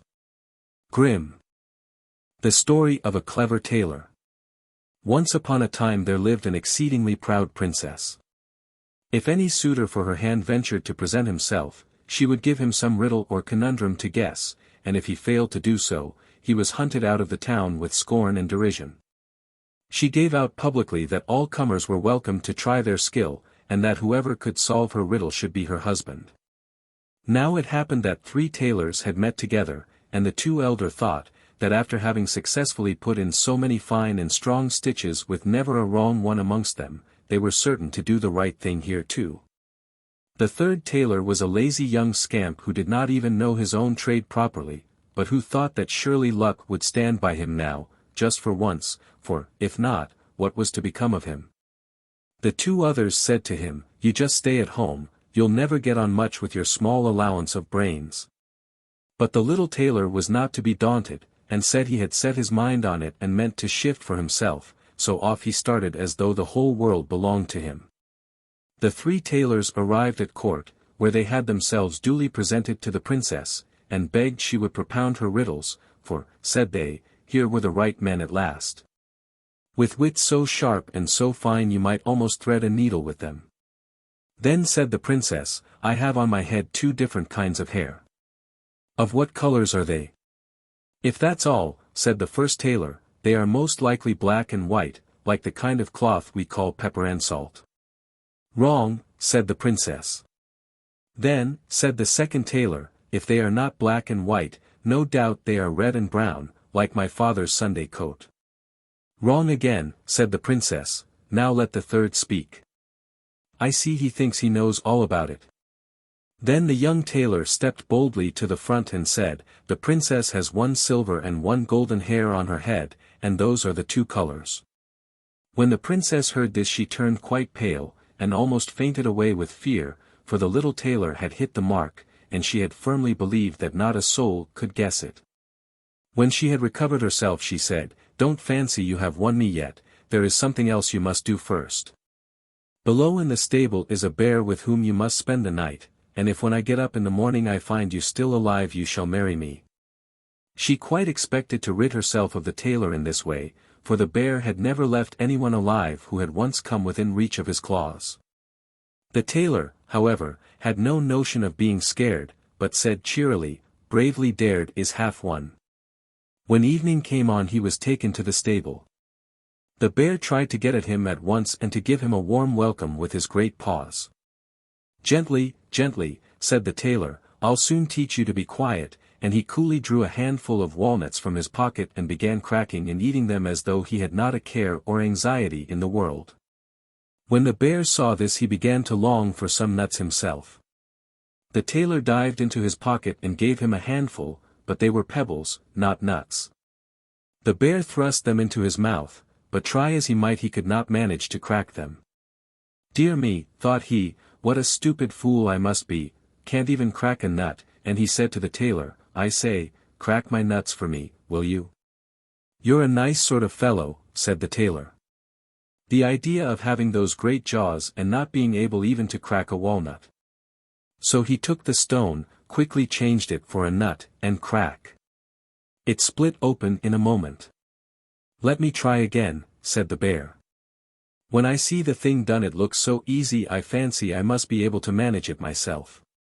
So the tailor gave him some more pebbles, and the bear bit and gnawed away as hard as he could, but I need hardly say that he did not succeed in cracking one of them. Presently the tailor took out a little fiddle and began playing on it. When the bear heard the music he could not help dancing, and after he had danced some time he was so pleased that he said to the tailor, "I say, is fiddling difficult?" "Mere child's play," replied the tailor, "look here. You press the strings with the fingers of the left hand, and with the right you draw the bow across them, so, then it goes as easily as possible, up and down, tra-la-la-la-la." "Oh," cried the bear, "I do wish I could play like that. Then I could dance whenever the fancy took me. What do you think? Would you give me some lessons?" "With all my heart," said the tailor, "if you are sharp about it. But just let me look at your paws. Dear me, your nails are terribly long, I must really cut them first." Then he fetched a pair of stocks, and the bear laid his paws on them, and the tailor screwed them up tight. "Now just wait whilst I fetch my scissors," said he, and left the bear growling away to his heart's content, whilst he lay down in a corner and fell fast asleep. When the princess heard the bear growling so loud that night, she made sure he was roaring with delight as he worried the tailor. Next morning she rose feeling quite cheerful and free from care, but when she looked across towards the stables, there stood the tailor in front of the door looking as fresh and lively as a fish in the water. After this it was impossible to break the promise she had made so publicly, so the king ordered out the state coach to take her and the tailor to church to be married. As they were starting, the two bad-hearted other tailors, who were envious of the younger one's happiness, went to the stable and unscrewed the bear. Off he tore after the carriage, foaming with rage. The princess heard his puffing and roaring, and growing frightened she cried, "Oh dear! The bear is after us and will certainly catch us up." The tailor remained quite unmoved. He quietly stood on his head, stuck his legs out at the carriage window and called out to the bear, "Do you see my stocks? If you don't go home this minute I'll screw you tight into them." When the bear saw and heard this he turned right round and ran off as fast as his legs would carry him. The tailor drove on unmolested to church, where he and the princess were married, and he lived with her many years as happy and merry as a lark. Whoever does not believe this story must pay $1. Grimm. The Golden Mermaid. A powerful king had, among many other treasures, a wonderful tree in his garden, which bore every year beautiful golden apples. But the king was never able to enjoy his treasure, for he might watch and guard them as he liked, as soon as they began to get ripe they were always stolen. At last, in despair, he sent for his 3 sons, and said to the 2 eldest, "Get yourselves ready for a journey. Take gold and silver with you, and a large retinue of servants, as beseems 2 noble princes, and go through the world till you find out who it is that steals my golden apples, and, if possible, bring the thief to me that I may punish him as he deserves." His sons were delighted at this proposal, for they had long wished to see something of the world, so they got ready for their journey with all haste, bade their father farewell, and left the town. The youngest prince was much disappointed that he too was not sent out on his travels. But his father wouldn't hear of his going, for he had always been looked upon as the stupid one of the family, and the king was afraid of something happening to him. But the prince begged and implored so long, that at last his father consented to let him go, and furnished him with gold and silver as he had done his brothers. But he gave him the most wretched horse in his stable, because the foolish youth hadn't asked for a better. So he too set out on his journey to secure the thief, amid the jeers and laughter of the whole court and town. His path led him first through a wood, and he hadn't gone very far when he met a lean-looking wolf who stood still as he approached. The prince asked him if he were hungry, and when the wolf said he was, he got down from his horse and said, "If you are really as you say and look, you may take my horse and eat it." The wolf didn't wait to have the offer repeated, but set to work, and soon made an end of the poor beast. When the prince saw how different the wolf looked when he had finished his meal, he said to him, "Now, my friend, since you have eaten up my horse, and I have such a long way to go, that, with the best will in the world, I couldn't manage it on foot, the least you can do for me is to act as my horse and to take me on your back." "Most certainly," said the wolf, and, letting the prince mount him, he trotted gaily through the wood. After they had gone a little way he turned round and asked his rider where he wanted to go to, and the prince proceeded to tell him the whole story of the golden apples that had been stolen out of the king's garden, and how his other 2 brothers had set forth with many followers to find the thief. When he had finished his story, the wolf, who was in reality no wolf but a mighty magician, said he thought he could tell him who the thief was, and could help him to secure him. "There lives," he said, "in a neighboring country, a mighty emperor who has a beautiful golden bird in a cage, and this is the creature who steals the golden apples, but it flies so fast that it is impossible to catch it at its theft. You must slip into the emperor's palace by night and steal the bird with the cage, but be very careful not to touch the walls as you go out." The following night the prince stole into the emperor's palace, and found the bird in its cage as the wolf had told him he would.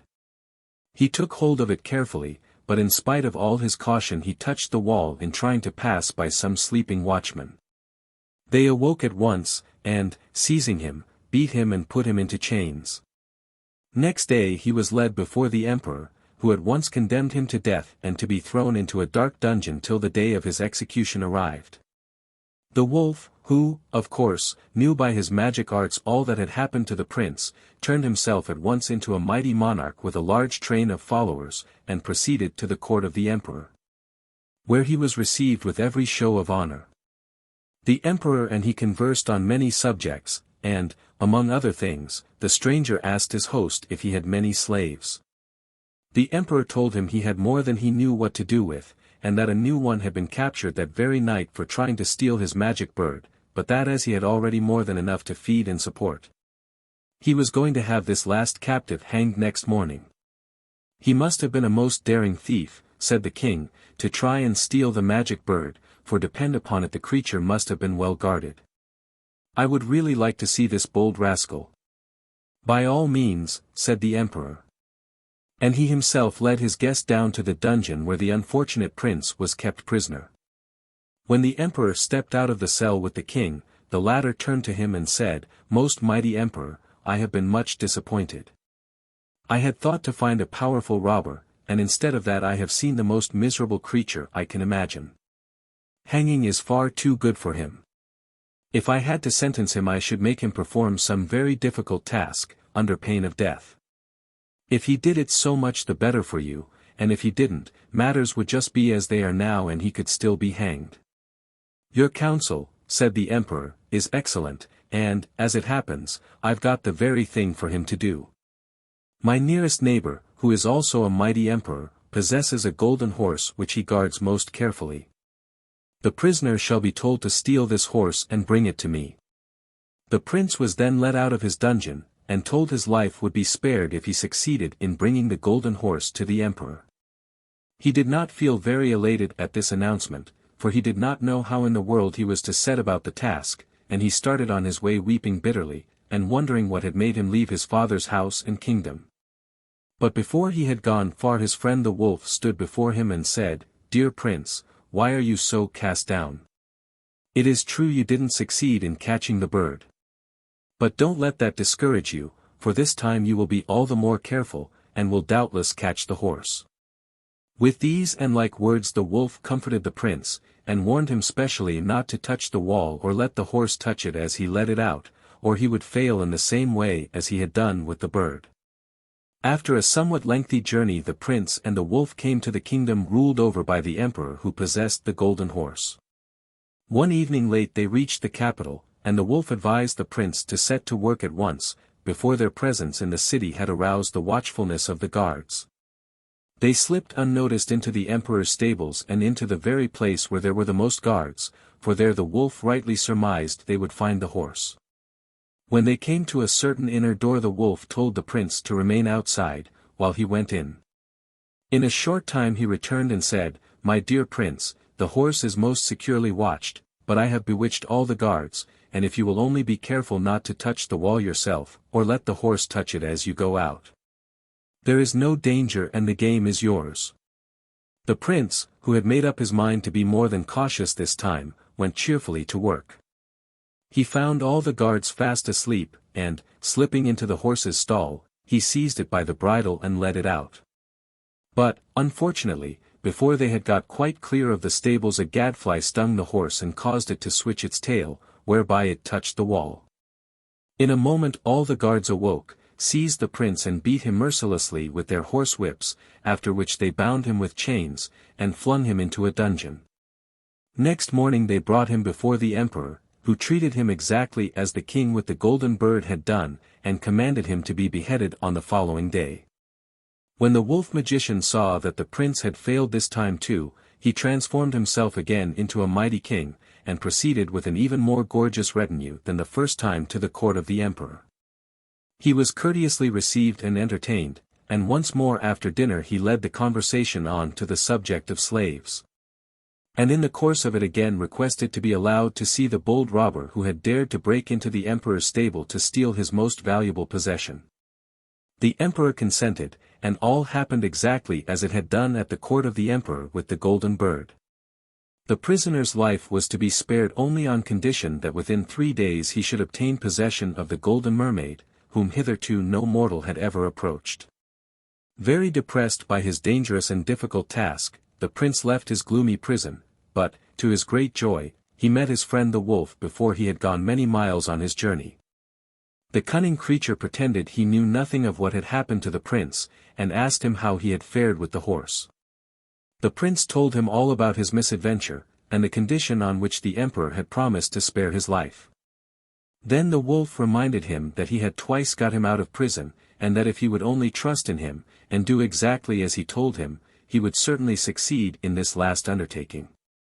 Thereupon they bent their steps towards the sea, which stretched out before them, as far as their eyes could see, all the waves dancing and glittering in the bright sunshine. Now, continued the wolf, I am going to turn myself into a boat full of the most beautiful silken merchandise, and you must jump boldly into the boat, and steer with my tail in your hand right out into the open sea. You will soon come upon the Golden Mermaid. Whatever you do, don't follow her if she calls you, but on the contrary say to her, the buyer comes to the seller, not the seller to the buyer. After which you must steer towards the land, and she will follow you, for she won't be able to resist the beautiful wares you have on board your ship. The prince promised faithfully to do all he had been told, whereupon the wolf changed himself into a ship full of most exquisite silks, of every shade and color imaginable. The astonished prince stepped into the boat, and, holding the wolf's tail in his hand, he steered boldly out into the open sea, where the sun was gilding the blue waves with its golden rays. Soon he saw the Golden Mermaid swimming near the ship, beckoning and calling to him to follow her, but, mindful of the wolf's warning, he told her in a loud voice that if she wished to buy anything she must come to him. With these words he turned his magic ship round and steered back towards the land. The mermaid called out to him to stand still, but he refused to listen to her and never paused till he reached the sand of the shore. Here he stopped and waited for the mermaid, who had swum after him. When she drew near the boat he saw that she was far more beautiful than any mortal he had ever beheld. She swam round the ship for some time, and then swung herself gracefully on board, in order to examine the beautiful silken stuffs more closely. Then the prince seized her in his arms, and kissing her tenderly on the cheeks and lips, he told her she was his forever. At the same moment the boat turned into a wolf again, which so terrified the mermaid that she clung to the prince for protection. So the Golden Mermaid was successfully caught, and she soon felt quite happy in her new life when she saw she had nothing to fear either from the prince or the wolf. She rode on the back of the latter, and the prince rode behind her. When they reached the country ruled over by the emperor with the golden horse, the prince jumped down, and, helping the mermaid to alight, he led her before the emperor. At the sight of the beautiful mermaid and of the grim wolf, who stuck close to the prince this time, the guards all made respectful obeisance, and soon the three stood before his imperial majesty. When the emperor heard from the prince how he had gained possession of his fair prize, he at once recognized that he had been helped by some magic art, and on the spot gave up all claim to the beautiful mermaid. "Dear youth," he said, "forgive me for my shameful conduct to you, and, as a sign that you pardon me, accept the golden horse as a present." I acknowledge your power to be greater even than I can understand, for you have succeeded in gaining possession of the Golden Mermaid, whom hitherto no mortal has ever been able to approach." Then they all sat down to a huge feast, and the prince had to relate his adventures all over again, to the wonder and astonishment of the whole company. But the prince was wearying now to return to his own kingdom, so as soon as the feast was over he took farewell of the emperor, and set out on his homeward way. He lifted the mermaid onto the golden horse, and swung himself up behind her, and so they rode on merrily, with the wolf trotting behind, till they came to the country of the emperor with the golden bird. The renown of the prince and his adventure had gone before him, and the emperor sat on his throne awaiting the arrival of the prince and his companions. When the three rode into the courtyard of the palace, they were surprised and delighted to find everything festively illuminated and decorated for their reception. When the prince and the golden mermaid, with the wolf behind them, mounted the steps of the palace, the emperor came forward to meet them, and led them to the throne room. At the same moment a servant appeared with the golden bird in its golden cage, and the emperor begged the prince to accept it with his love, and to forgive him the indignity he had suffered at his hands. Then the emperor bent low before the beautiful mermaid, and, offering her his arm, he led her into dinner, closely followed by the prince and her friend the wolf. The latter seating himself at table, not the least embarrassed that no one had invited him to do so. As soon as the sumptuous meal was over, the prince and his mermaid took leave of the emperor, and, seating themselves on the golden horse, continued their homeward journey. On the way the wolf turned to the prince and said, "Dear friends, I must now bid you farewell, but I leave you under such happy circumstances that I cannot feel our parting to be a sad one." The prince was very unhappy when he heard these words, and begged the wolf to stay with them always. But this the good creature refused to do, though he thanked the prince kindly for his invitation, and called out as he disappeared into the thicket, "Should any evil befall you, dear prince, at any time, you may rely on my friendship and gratitude." These were the wolf's parting words, and the prince could not restrain his tears when he saw his friend vanishing in the distance, but one glance at his beloved mermaid soon cheered him up again, and they continued on their journey merrily. The news of his son's adventures had already reached his father's court, and everyone was more than astonished at the success of the once despised prince. His elder brothers, who had in vain gone in pursuit of the thief of the golden apples, were furious over their younger brother's good fortune, and plotted and planned how they were to kill him. They hid themselves in the wood through which the prince had to pass on his way to the palace, and there fell on him, and, having beaten him to death, they carried off the golden horse and the golden bird. But nothing they could do would persuade the golden mermaid to go with them or move from the spot, for ever since she had left the sea, she had so attached herself to her prince that she asked nothing else than to live or die with him. For many weeks the poor mermaid sat and watched over the dead body of her lover, weeping salt tears over his loss, when suddenly one day their old friend the wolf appeared and said, "Cover the prince's body with all the leaves and flowers you can find in the wood." The maiden did as he told her, and then the wolf breathed over the flowery grave, and, lo and behold, the prince lay there sleeping as peacefully as a child. "Now you may wake him if you like," said the wolf, and the mermaid bent over him and gently kissed the wounds his brothers had made on his forehead, and the prince awoke. And you may imagine how delighted he was to find his beautiful mermaid beside him, though he felt a little depressed when he thought of the loss of the golden bird and the golden horse. After a time the wolf, who had likewise fallen on the prince's neck, advised them to continue their journey, and once more the prince and his lovely bride mounted on the faithful beast's back. The king's joy was great when he embraced his youngest son, for he had long since despaired of his return. He received the wolf and the beautiful golden mermaid most cordially too, and the prince was made to tell his adventures all over from the beginning. The poor old father grew very sad when he heard of the shameful conduct of his elder sons, and had them called before him. They turned as white as death when they saw their brother, whom they thought they had murdered, standing beside them alive and well. And so startled were they that when the king asked them why they had behaved so wickedly to their brother they could think of no lie, but confessed at once that they had slain the young prince in order to obtain possession of the golden horse and the golden bird.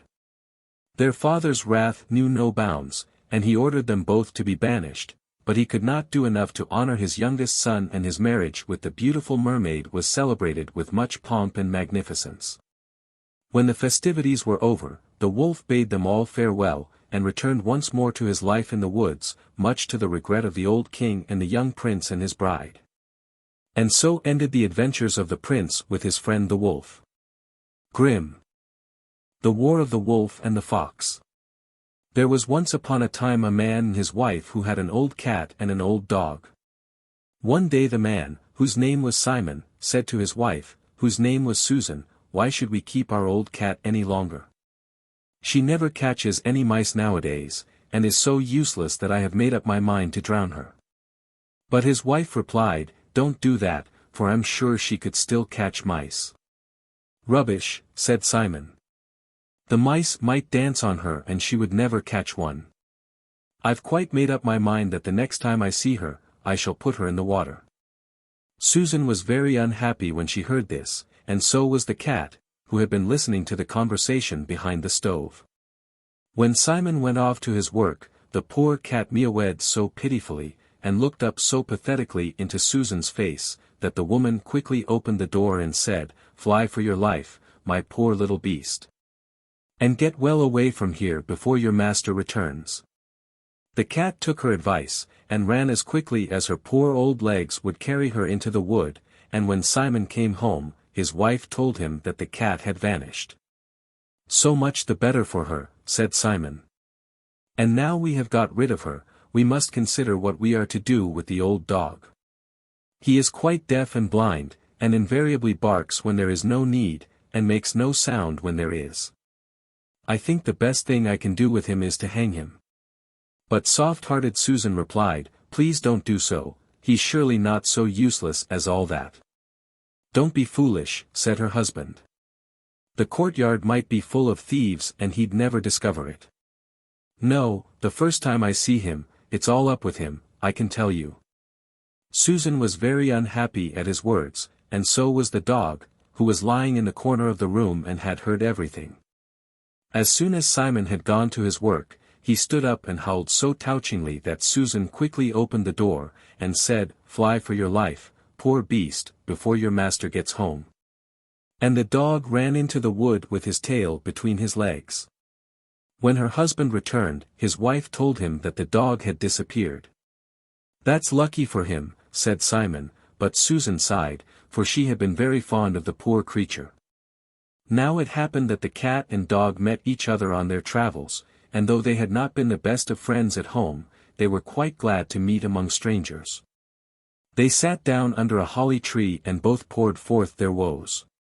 Presently a fox passed by, and seeing the pair sitting together in a disconsolate fashion, he asked them why they sat there, and what they were grumbling about.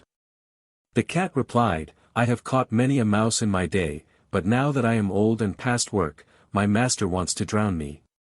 And the dog said, "Many a night have I watched and guarded my master's house, and now that I am old and deaf, he wants to hang me." The fox answered, "That's the way of the world.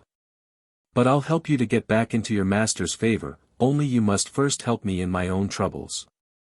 They promised to do their best, and the fox continued, "The wolf has declared war against me, and is at this moment marching to meet me in company with the bear and the wild boar, and tomorrow there will be a fierce battle between us."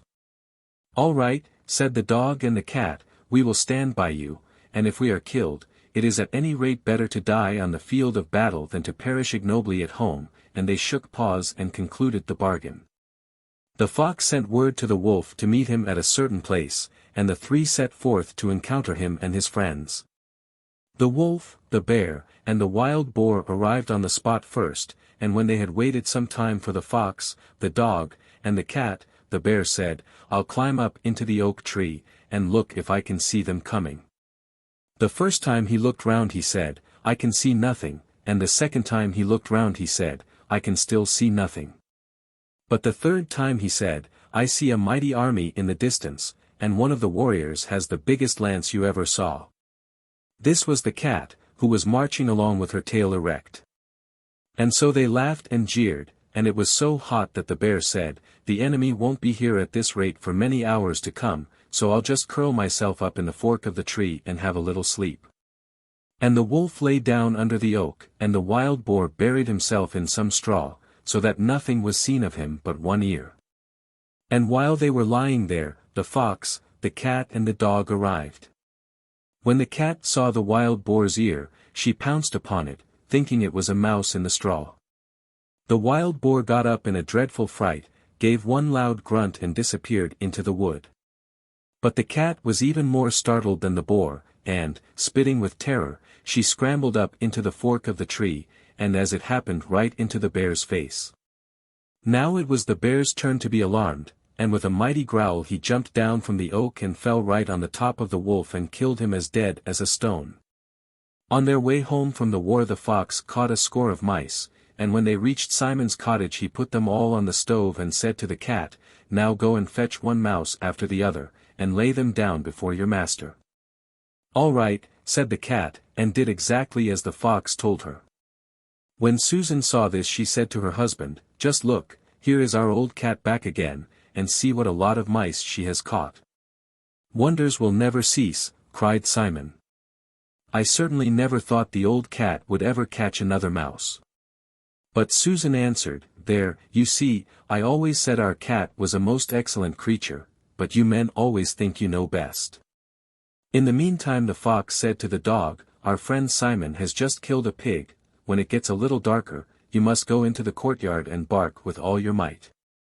"All right," said the dog, and as soon as it grew dusk he began to bark loudly. Susan, who heard him first, said to her husband, "Our dog must have come back, for I hear him barking lustily. Do go out and see what's the matter. Perhaps thieves may be stealing our sausages."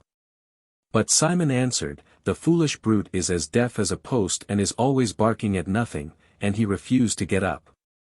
The next morning Susan got up early to go to church at the neighboring town, and she thought she would take some sausages to her aunt who lived there. But when she went to her larder, she found all the sausages gone, and a great hole in the floor. She called out to her husband, "I was perfectly right. Thieves have been here last night, and they have not left a single sausage. Oh! If you had only got up when I asked you to." Then Simon scratched his head and said, "I can't understand it at all. I certainly never believed the old dog was so quick at hearing." But Susan replied, "I always told you our old dog was the best dog in the world, but as usual you thought you knew so much better. Men are the same all the world over." And the fox scored a point too, for he had carried away the sausages himself. Grimm. The Story of the Fisherman and His Wife. There was once a fisherman and his wife who lived together in a little hut close to the sea, and the fisherman used to go down every day to fish, and he would fish and fish. So he used to sit with his rod and gaze into the shining water, and he would gaze and gaze. Now, once the line was pulled deep under the water, and when he hauled it up he hauled a large flounder with it. The flounder said to him, "Listen, fisherman. I pray you to let me go, I am not a real flounder, I am an enchanted prince. What good will it do you if you kill me? I shall not taste nice. Put me back into the water and let me swim away." "Well," said the man, "you need not make so much noise about it, I am sure I had much better let a flounder that can talk swim away." With these words he put him back again into the shining water, and the flounder sank to the bottom, leaving a long streak of blood behind. Then the fisherman got up, and went home to his wife in the hut. "Husband," said his wife, "have you caught nothing today?" "No," said the man. "I caught a flounder who said he was an enchanted prince, so I let him swim away again." "Did you wish nothing from him?" said his wife. "No," said the man. "What should I have wished from him?" "Ah," said the woman, "it's dreadful to have to live all one's life in this hut that is so small and dirty, you ought to have wished for a cottage. Go now and call him. Say to him that we choose to have a cottage, and he will certainly give it you." "Alas," said the man, "why should I go down there again?" "Why," said his wife, "you caught him, and then let him go again, so he is sure to give you what you ask. Go down quickly." The man did not like going at all, but as his wife was not to be persuaded, he went down to the sea. When he came there the sea was quite green and yellow, and was no longer shining. So he stood on the shore and said, "Once a prince, but changed you be into a flounder in the sea. Come. For my wife, Ilsabel wishes what I dare not tell." Then the flounder came swimming up and said, "Well, what does she want?" "Alas," said the man, "my wife says I ought to have kept you and wished something from you. She does not want to live any longer in the hut, she would like a cottage." "Go home, then," said the flounder, "she has it." So the man went home, and there was his wife no longer in the hut, but in its place was a beautiful cottage, and his wife was sitting in front of the door on a bench.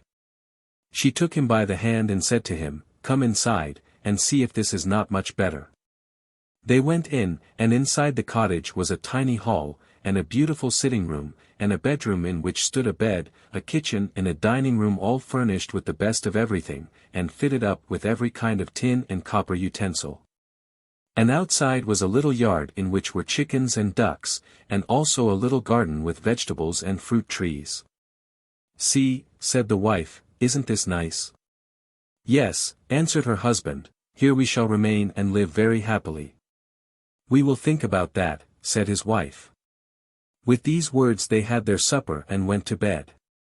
All went well for a week or a fortnight, then the wife said, "Listen, husband, the cottage is much too small, and so is the yard and the garden. The flounder might just as well have sent us a larger house. I should like to live in a great stone castle. Go down to the flounder, and tell him to send us a castle." "Ah, wife," said the fisherman, "the cottage is quite good enough. Why do we choose to live in a castle?" "Why," said the wife, "you go down, the flounder can quite well do that." "No, wife," said the man, "the flounder gave us the cottage.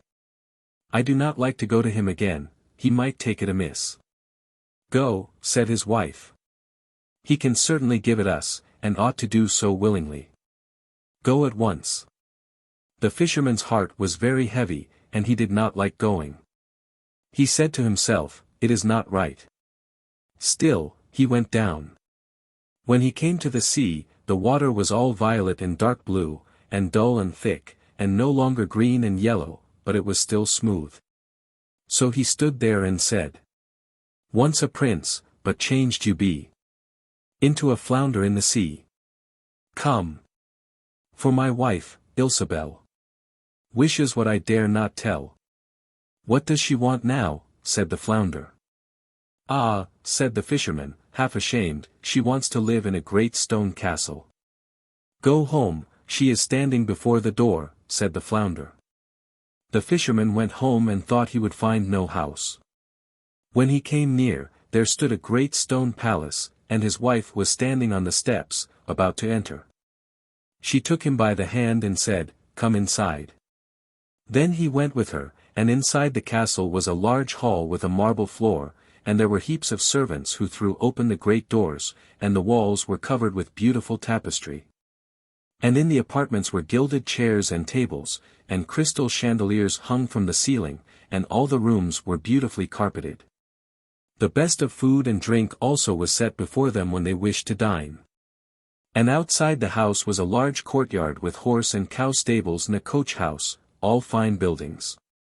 And a splendid garden with most beautiful flowers and fruit, and in a park quite a league long were deer and roe and hares, and everything one could wish for. "Now," said the wife, "isn't this beautiful?" "Yes, indeed," said the fisherman. "Now we will stay here and live in this beautiful castle, and be very happy." "We will consider the matter," said his wife, and they went to bed. The next morning the wife woke up first at daybreak, and looked out of the bed at the beautiful country stretched before her. Her husband was still sleeping, so she dug her elbows into his side and said, "Husband, get up and look out of the window. Could we not become the king of all this land? Go down to the flounder and tell him we choose to be king." "Ah, wife," replied her husband, "why should we be king? I don't want to be king." "Well," said his wife, "if you don't want to be king, I will be king. Go down to the flounder, I will be king." "Alas, wife," said the fisherman, why do you want to be king? I can't ask him that. And why not, said his wife. Go down at once. I must be king. So the fisherman went, though much vexed that his wife wanted to be king. It is not right. It is not right, he thought. He did not wish to go, yet he went. When he came to the sea, the water was a dark grey color, and it was heaving against the shore. So he stood and said, once a prince, but changed you be into a flounder in the sea. Come. For my wife, Ilsabel, wishes what I dare not tell. What does she want now? Asked the flounder. Alas, said the fisherman, she wants to be king. Go home, she is that already, said the flounder.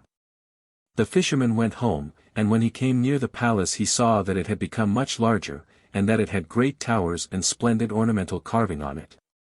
A sentinel was standing before the gate, and there were numbers of soldiers with kettledrums and trumpets. And when he went into the palace, he found everything was of pure marble and gold, and the curtains of damask with tassels of gold.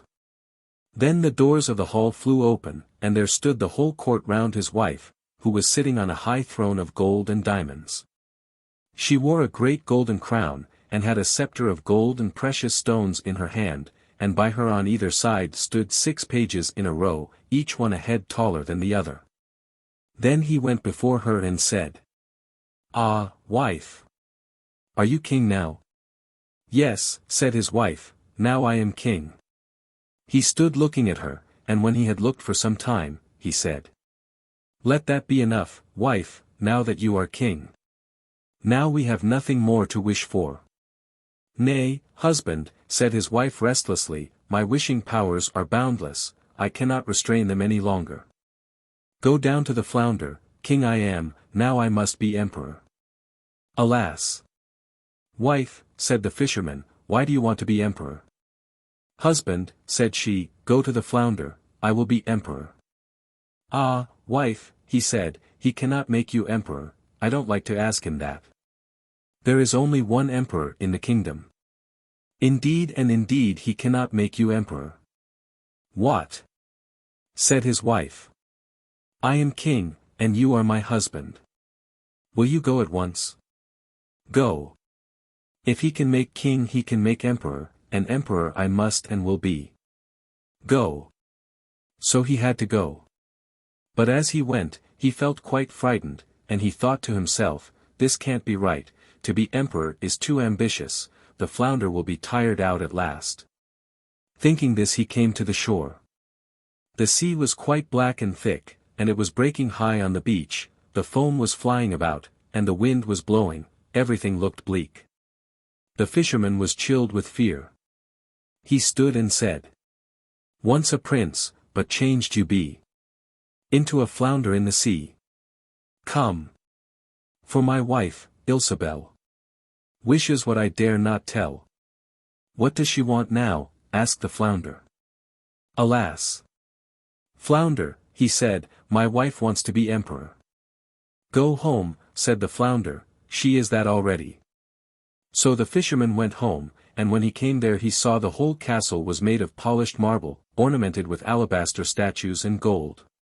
Before the gate soldiers were marching, blowing trumpets and beating drums. Inside the palace were walking barons, counts, and dukes, acting as servants. They opened the door, which was of beaten gold. And when he entered, he saw his wife upon a throne which was made out of a single block of gold, and which was quite 6 cubits high. She had on a great golden crown which was 3 yards high and set with brilliants and sparkling gems. In one hand she held a scepter, and in the other the imperial globe, and on either side of her stood 2 rows of halberdiers, each smaller than the other, from a 7-foot giant to the tiniest little dwarf no higher than my little finger. Many princes and dukes were standing before her. The fisherman went up to her quietly and said, Wife, are you emperor now? Yes, she said, I am emperor. He stood looking at her magnificence, and when he had watched her for some time, said, Ah, wife, let that be enough, now that you are emperor. Husband, said she, why are you standing there? I am emperor now, and I want to be pope too. Go down to the flounder. Alas! Wife, said the fisherman, what more do you want? You cannot be pope, there is only one pope in Christendom, and he cannot make you that. Husband, she said, I will be pope. Go down quickly. I must be pope today. No, wife, said the fisherman, I can't ask him that. It is not right, it is too much. The flounder cannot make you pope. Husband, what nonsense, said his wife. If he can make emperor, he can make pope too. Go down this instant, I am emperor and you are my husband. Will you be off at once? So he was frightened and went out, but he felt quite faint, and trembled and shook, and his knees and legs began to give way under him. The wind was blowing fiercely across the land, and the clouds flying across the sky looked as gloomy as if it were night, the leaves were being blown from the trees. The water was foaming and seething and dashing upon the shore, and in the distance he saw the ships in great distress, dancing and tossing on the waves. Still the sky was very blue in the middle, although at the sides it was an angry red as in a great storm. So he stood shuddering in anxiety, and said, Once a prince, but changed you be into a flounder in the sea. Come. For my wife, Ilsabel, wishes what I dare not tell. Well, what does she want now? Asked the flounder. Alas, said the fisherman, she wants to be pope. Go home, then, she is that already, said the flounder. Then he went home, and when he came there he saw, as it were, a large church surrounded by palaces. He pushed his way through the people. The interior was lit up with thousands and thousands of candles, and his wife was dressed in cloth of gold and was sitting on a much higher throne, and she wore 3 great golden crowns. Round her were numbers of church dignitaries, and on either side were standing 2 rows of tapers, the largest of them as tall as a steeple, and the smallest as tiny as a Christmas tree candle. All the emperors and kings were on their knees before her, and were kissing her foot. Wife, said the fisherman looking at her, are you pope now? Yes, said she, I am pope. So he stood staring at her, and it was as if he were looking at the bright sun.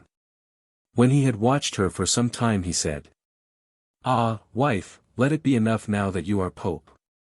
But she sat as straight as a tree, and did not move or bend the least bit. He said again, Wife, be content now that you are pope. You cannot become anything more. We will think about that, said his wife. With these words they went to bed. But the woman was not content, her greed would not allow her to sleep, and she kept on thinking and thinking what she could still become. The fisherman slept well and soundly, for he had done a great deal that day, but his wife could not sleep at all, and turned from one side to another the whole night long, and thought, till she could think no longer, what more she could become. Then the sun began to rise, and when she saw the red dawn she went to the end of the bed and looked at it, and as she was watching the sun rise, out of the window, she thought, Ah! Could I not make the sun and man rise? Husband, said she, poking him in the ribs with her elbows, wake up. Go down to the flounder, I will be a god. The fisherman was still half asleep, yet he was so frightened that he fell out of bed. He thought he had not heard aright, and opened his eyes wide and said, What did you say, wife? Husband, she said, if I cannot make the sun and man rise when I appear I cannot rest. I shall never have a quiet moment till I can make the sun and man rise. He looked at her in horror, and a shudder ran over him. Go down at once, I will be a god. Alas! Wife, said the fisherman, falling on his knees before her, the flounder cannot do that. Emperor and pope he can make you. I implore you, be content and remain pope. Then she flew into a passion, her hair hung wildly about her face, she pushed him with her foot and screamed. I am not contented, and I shall not be contented. Will you go? So he hurried on his clothes as fast as possible, and ran away as if he were mad. But the storm was raging so fiercely that he could scarcely stand. Houses and trees were being blown down, the mountains were being shaken, and pieces of rock were rolling in the sea. The sky was as black as ink, it was thundering and lightning, and the sea was tossing in great waves as high as church towers and mountains, and each had a white crest of foam. So he shouted, not able to hear his own voice. Once a prince, but changed you be into a flounder in the sea. Come. For my wife, Ilsabel. Wishes what I dare not tell. Well, what does she want now? Asked the flounder. Alas, said he, she wants to be a god. Go home, then, she is sitting again in the hut. And there they are sitting to this day. Grim. The three musicians. Once upon a time 3 musicians left their home and set out on their travels. They had all learnt music from the same master, and they determined to stick together and to seek their fortune in foreign lands. They wandered merrily from place to place and made quite a good living, and were much appreciated by everyone who heard them play. One evening they came to a village where they delighted all the company with their beautiful music. At last they ceased playing, and began to eat and drink and listen to the talk that was going on around them. They heard all the gossip of the place, and many wonderful things were related and discussed. At last the conversation fell on a castle in the neighborhood, about which many strange and marvelous things were told. One person said that hidden treasure was to be found there. Another that the richest food was always to be had there, although the castle was uninhabited, and a third, that an evil spirit dwelt within the walls, so terrible, that anyone who forced his way into the castle came out of it more dead than alive. As soon as the 3 musicians were alone in their bedroom they agreed to go and examine the mysterious castle, and, if possible, to find and carry away the hidden treasure. They determined, too, to make the attempt separately, one after the other, according to age, and they settled that a whole day was to be given to each adventurer in which to try his luck. The fiddler was the first to set out on his adventures, and did so in the best of spirits and full of courage. When he reached the castle he found the outer gate open, quite as if he were an expected guest, but no sooner had he stepped across the entry than the heavy door closed behind him with a bang, and was bolted with a huge iron bar. Exactly as if a sentinel were doing his office and keeping watch, but no human being was to be seen anywhere. An awful terror overcame the fiddler, but it was hopeless to think of turning back or of standing still, and the hopes of finding gold and other treasures gave him strength and courage to force his way further into the castle. Upstairs and downstairs he wandered, through lofty halls, splendid rooms, and lovely little boudoirs, everything beautifully arranged, and all kept in the most perfect order. But the silence of death reigned everywhere, and no living thing, not even a fly, was to be seen. Notwithstanding, the youth felt his spirits return to him when he entered the lower regions of the castle, for in the kitchen the most tempting and delicious food was spread out, the cellars were full of the most costly wine, and the storeroom crammed with pots of every sort of jam you can imagine. A cheerful fire was burning in the kitchen, before which a roast was being basted by unseen hands, and all kinds of vegetables and other dainty dishes were being prepared in like manner. Before the fiddler had time to think, he was ushered into a little room by invisible hands, and there a table was spread for him with all the delicious food he had seen cooking in the kitchen. The youth first seized his fiddle and played a beautiful air on it which echoed through the silent halls, and then he fell to and began to eat a hearty meal. Before long, however, the door opened and a tiny man stepped into the room, not more than 3 feet high, clothed in a dressing gown, and with a small wrinkled face, and a grey beard which reached down to the silver buckles of his shoes. And the little man sat down beside the fiddler and shared his meal. When they got to the game course the fiddler handed the dwarf a knife and fork, and begged him to help himself first, and then to pass the dish on. The little creature nodded, but helped himself so clumsily that he dropped the piece of meat he had carved onto the floor. The good-natured fiddler bent down to pick it up, but in the twinkling of an eye the little man had jumped on to his back, and beat him till he was black and blue all over his head and body. At last, when the fiddler was nearly dead, the little wretch left off, and shoved the poor fellow out of the iron gate which he had entered in such good spirits a few hours before. The fresh air revived him a little, and in a short time he was able to stagger with aching limbs back to the inn where his companions were staying. It was night when he reached the place, and the other two musicians were fast asleep. The next morning they were much astonished at finding the fiddler in bed beside them, and overwhelmed him with questions. But their friend hid his back and face, and answered them very shortly, saying, "Go there yourselves, and see what's to be seen. It is a ticklish matter, that I can assure you." The second musician, who was a trumpeter, now made his way to the castle, and everything happened to him exactly as it had to the fiddler. He was just as hospitably entertained at first, and then just as cruelly beaten and belabored, so that next morning he too lay in his bed like a wounded hare. Assuring his friends that the task of getting into the haunted castle was no enviable one. Notwithstanding the warning of his companions, the third musician, who played the flute, was still determined to try his luck, and, full of courage and daring, he set out, resolved, if possible, to find and secure the hidden treasure. Fearlessly he wandered through the whole castle, and as he roamed through the splendid empty apartments he thought to himself how nice it would be to live there always, especially with a full larder and cellar at his disposal. A table was spread for him too, and when he had wandered about for some time, singing and playing the flute, he sat down as his companions had done, prepared to enjoy the delicious food that was spread out in front of him. Then the little man with the beard entered as before and seated himself beside the flute player, who wasn't the least startled at his appearance, but chatted away to him as if he had known him all his life. But he didn't find his companion very communicative. At last they came to the game, and, as usual, the little man let his piece fall on the ground. The flute player was good-naturedly just going to pick it up, when he perceived that the little dwarf was in the act of springing on his back. Then he turned round sharply, and, seizing the little creature by his beard, he gave him such a shaking that he tore his beard out, and the dwarf sank groaning to the ground.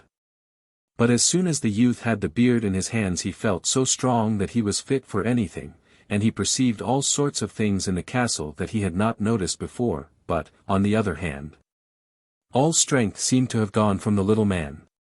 He whined and sobbed out, "Give me my beard again, and I will instruct you in all the magic art that surrounds this castle, and will help you to carry off the hidden treasure, which will make you rich and happy forever."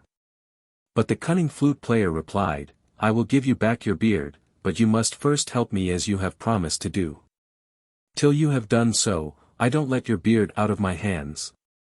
Then the old man found himself obliged to fulfill his promise, though he had had no intention of doing so, and had only desired to get his beard back. He made the youth follow him through dark secret passages, underground vaults, and grey rocks till at last they came to an open field, which looked as if it belonged to a more beautiful world than ours. Then they came to a stream of rushing water. But the little man drew out a wand and touched the waves, whereupon the waters parted and stood still, and the two crossed the river with dry feet. And how beautiful everything on the other side was! Lovely green paths leading through woods and fields covered with flowers, birds with gold and silver feathers singing on the trees, lovely butterflies and glittering beetles fluttered and crawled about.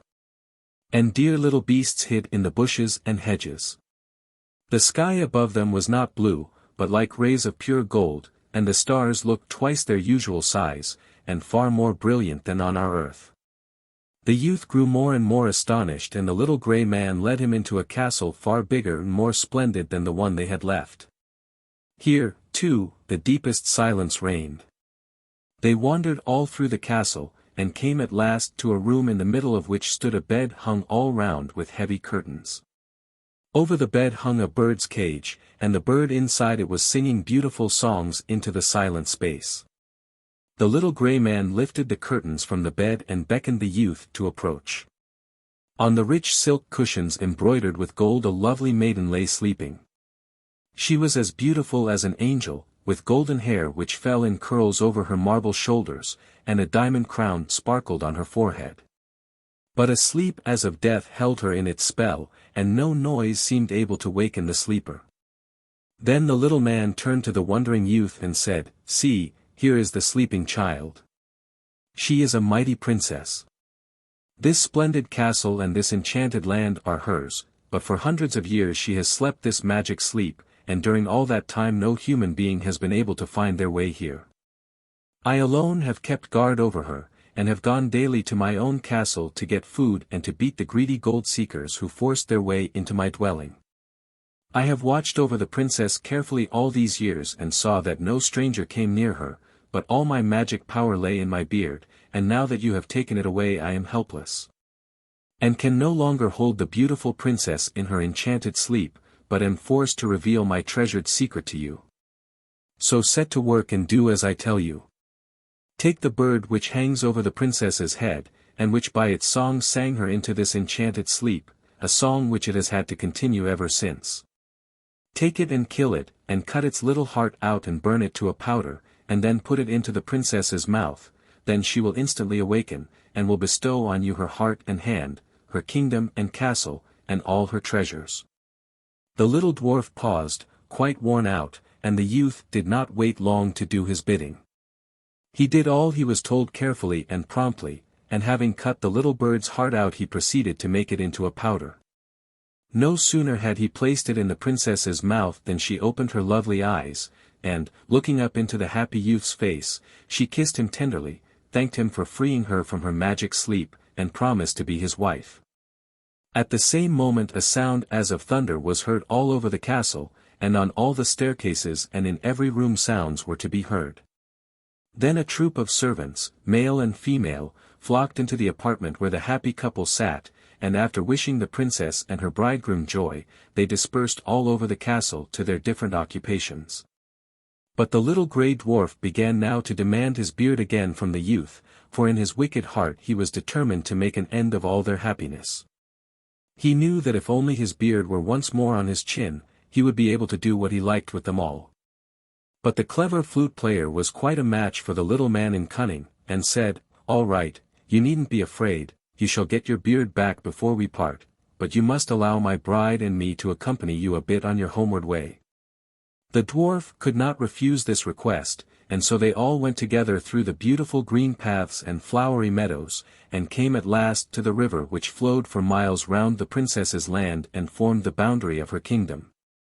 There was no bridge or ferry boat to be seen anywhere, and it was impossible to get over to the other side, for the boldest swimmer would not have dared to brave the fierce current and roaring waters.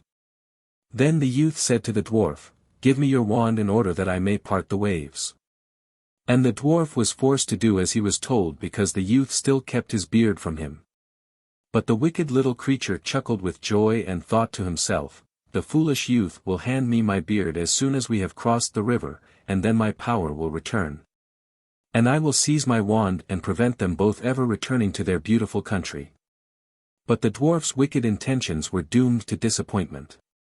The happy youth struck the water with his wand, and the waves at once parted and stood still, and the dwarf went on in front and crossed the stream.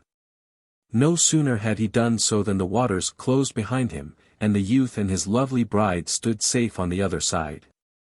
Then they threw his beard to the old man across the river, but they kept his wand, so that the wicked dwarf could never again enter their kingdom. So the happy couple returned to their castle, and lived there in peace and plenty for ever after. But the other two musicians waited in vain for the return of their companion. And when he never came they said, "Ah, he's gone to play the flute," till the saying passed into a proverb, and was always said of anyone who set out to perform a task from which he never returned. Grimm. The Three Dogs. There was once upon a time a shepherd who had 2 children, a son and a daughter.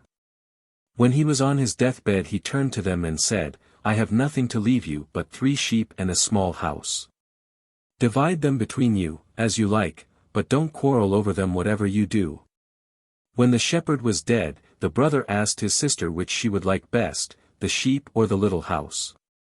And when she had chosen the house he said, "Then I'll take the sheep and go out to seek my fortune in the wide world.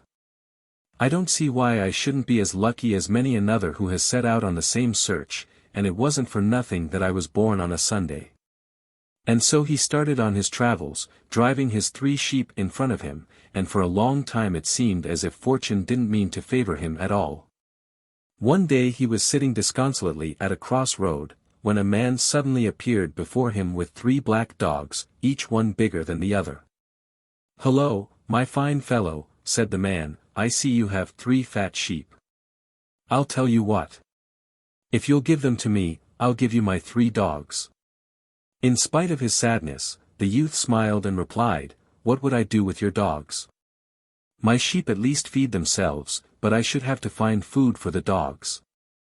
"My dogs are not like other dogs," said the stranger, "they will feed you instead of you them, and will make your fortune. The smallest one is called Salt, and will bring you food whenever you wish. The second is called Pepper, and will tear anyone to pieces who offers to hurt you, and the great big strong one is called Mustard, and is so powerful that it will break iron or steel with its teeth." The shepherd at last let himself be persuaded, and gave the stranger his sheep. In order to test the truth of his statement about the dogs, he said at once, "Salt, I am hungry," and before the words were out of his mouth the dog had disappeared, and returned in a few minutes with a large basket full of the most delicious food. Then the youth congratulated himself on the bargain he had made, and continued his journey in the best of spirits. One day he met a carriage and pair, all draped in black. Even the horses were covered with black trappings, and the coachman was clothed in crape from top to toe. Inside the carriage sat a beautiful girl in a black dress crying bitterly. The horses advanced slowly and mournfully, with their heads bent on the ground. "Coachman, what's the meaning of all this grief?" asked the shepherd. At first the coachman wouldn't say anything, but when the youth pressed him he told him that a huge dragon dwelt in the neighborhood, and required yearly the sacrifice of a beautiful maiden. This year the lot had fallen on the king's daughter, and the whole country was filled with woe and lamentation in consequence. The shepherd felt very sorry for the lovely maiden, and determined to follow the carriage. In a little it halted at the foot of a high mountain. The girl got out, and walked slowly and sadly to meet her terrible fate. The coachman perceived that the shepherd wished to follow her, and warned him not to do so if he valued his life. But the shepherd wouldn't listen to his advice. When they had climbed about halfway up the hill they saw a terrible-looking monster with the body of a snake, and with huge wings and claws, coming towards them, breathing forth flames of fire, and preparing to seize its victim. Then the shepherd called, "Pepper, come to the rescue," and the second dog set upon the dragon, and after a fierce struggle bit it so sharply in the neck that the monster rolled over, and in a few moments breathed its last. Then the dog ate up the body, all except its 2 front teeth, which the shepherd picked up and put in his pocket. The princess was quite overcome with terror and joy, and fell fainting at the feet of her deliverer. When she recovered her consciousness she begged the shepherd to return with her to her father, who would reward him richly. But the youth answered that he wanted to see something of the world, and that he would return again in 3 years, and nothing would make him change this resolve. The princess seated herself once more in her carriage, and, bidding each other farewell, she and the shepherd separated, she to return home, and he to see the world.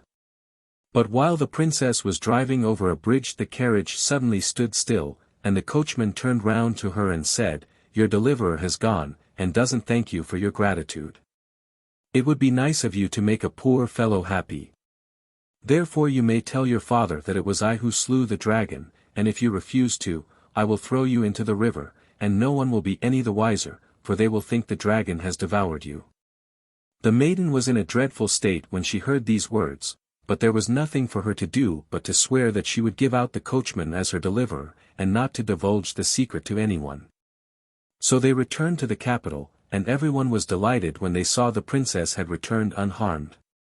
The black flags were taken down from all the palace towers, and gay-colored ones put up in their place, and the king embraced his daughter and her supposed rescuer with tears of joy, and, turning to the coachman, he said, "You have not only saved the life of my child, but you have also freed the country from a terrible scourge. Therefore, it is only fitting that you should be richly rewarded. Take, therefore, my daughter for your wife, but as she is still so young, do not let the marriage be celebrated for another year."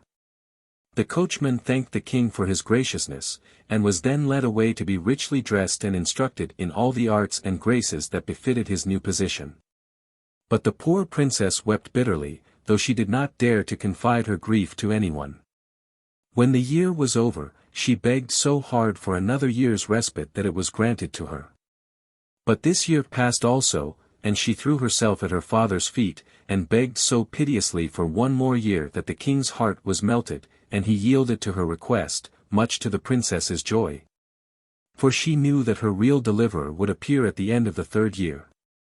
And so the year passed away like the other 2, and the wedding day was fixed, and all the people were prepared to feast and make merry. But on the wedding day it happened that a stranger came to the town with 3 black dogs. He asked what the meaning of all the feasting and fuss was, and they told him that the king's daughter was just going to be married to the man who had slain the terrible dragon. The stranger at once denounced the coachman as a liar. But no one would listen to him, and he was seized and thrown into a cell with iron doors. While he was lying on his straw pallet, pondering mournfully on his fate, he thought he heard the low whining of his dogs outside. Then an idea dawned on him, and he called out as loudly as he could, "Mustard, come to my help," and in a second he saw the paws of his biggest dog at the window of his cell. And before he could count 2 the creature had bitten through the iron bars and stood beside him. Then they both let themselves out of the prison by the window, and the poor youth was free once more, though he felt very sad when he thought that another was to enjoy the reward that rightfully belonged to him. He felt hungry too, so he called his dog Salt, and asked him to bring home some food. The faithful creature trotted off, and soon returned with a table napkin full of the most delicious food, and the napkin itself was embroidered with a kingly crown. The king had just seated himself at the wedding feast with all his court, when the dog appeared and licked the princess's hand in an appealing manner. With a joyful start she recognized the beast, and bound her own table napkin round his neck. Then she plucked up her courage and told her father the whole story. The king at once sent a servant to follow the dog, and in a short time the stranger was led into the king's presence. The former coachman grew as white as a sheet when he saw the shepherd, and, falling on his knees, begged for mercy and pardon. The princess recognized her deliverer at once, and did not need the proof of the 2 dragons' teeth which he drew from his pocket. The coachman was thrown into a dark dungeon, and the shepherd took his place at the princess's side, and this time, you may be sure, she did not beg for the wedding to be put off.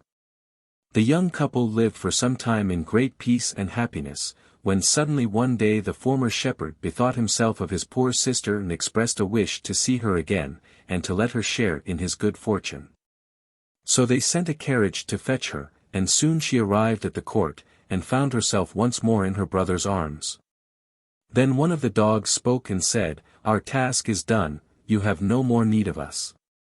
We only waited to see that you did not forget your sister in your prosperity." And with these words the 3 dogs became 3 birds and flew away into the heavens. Grimm.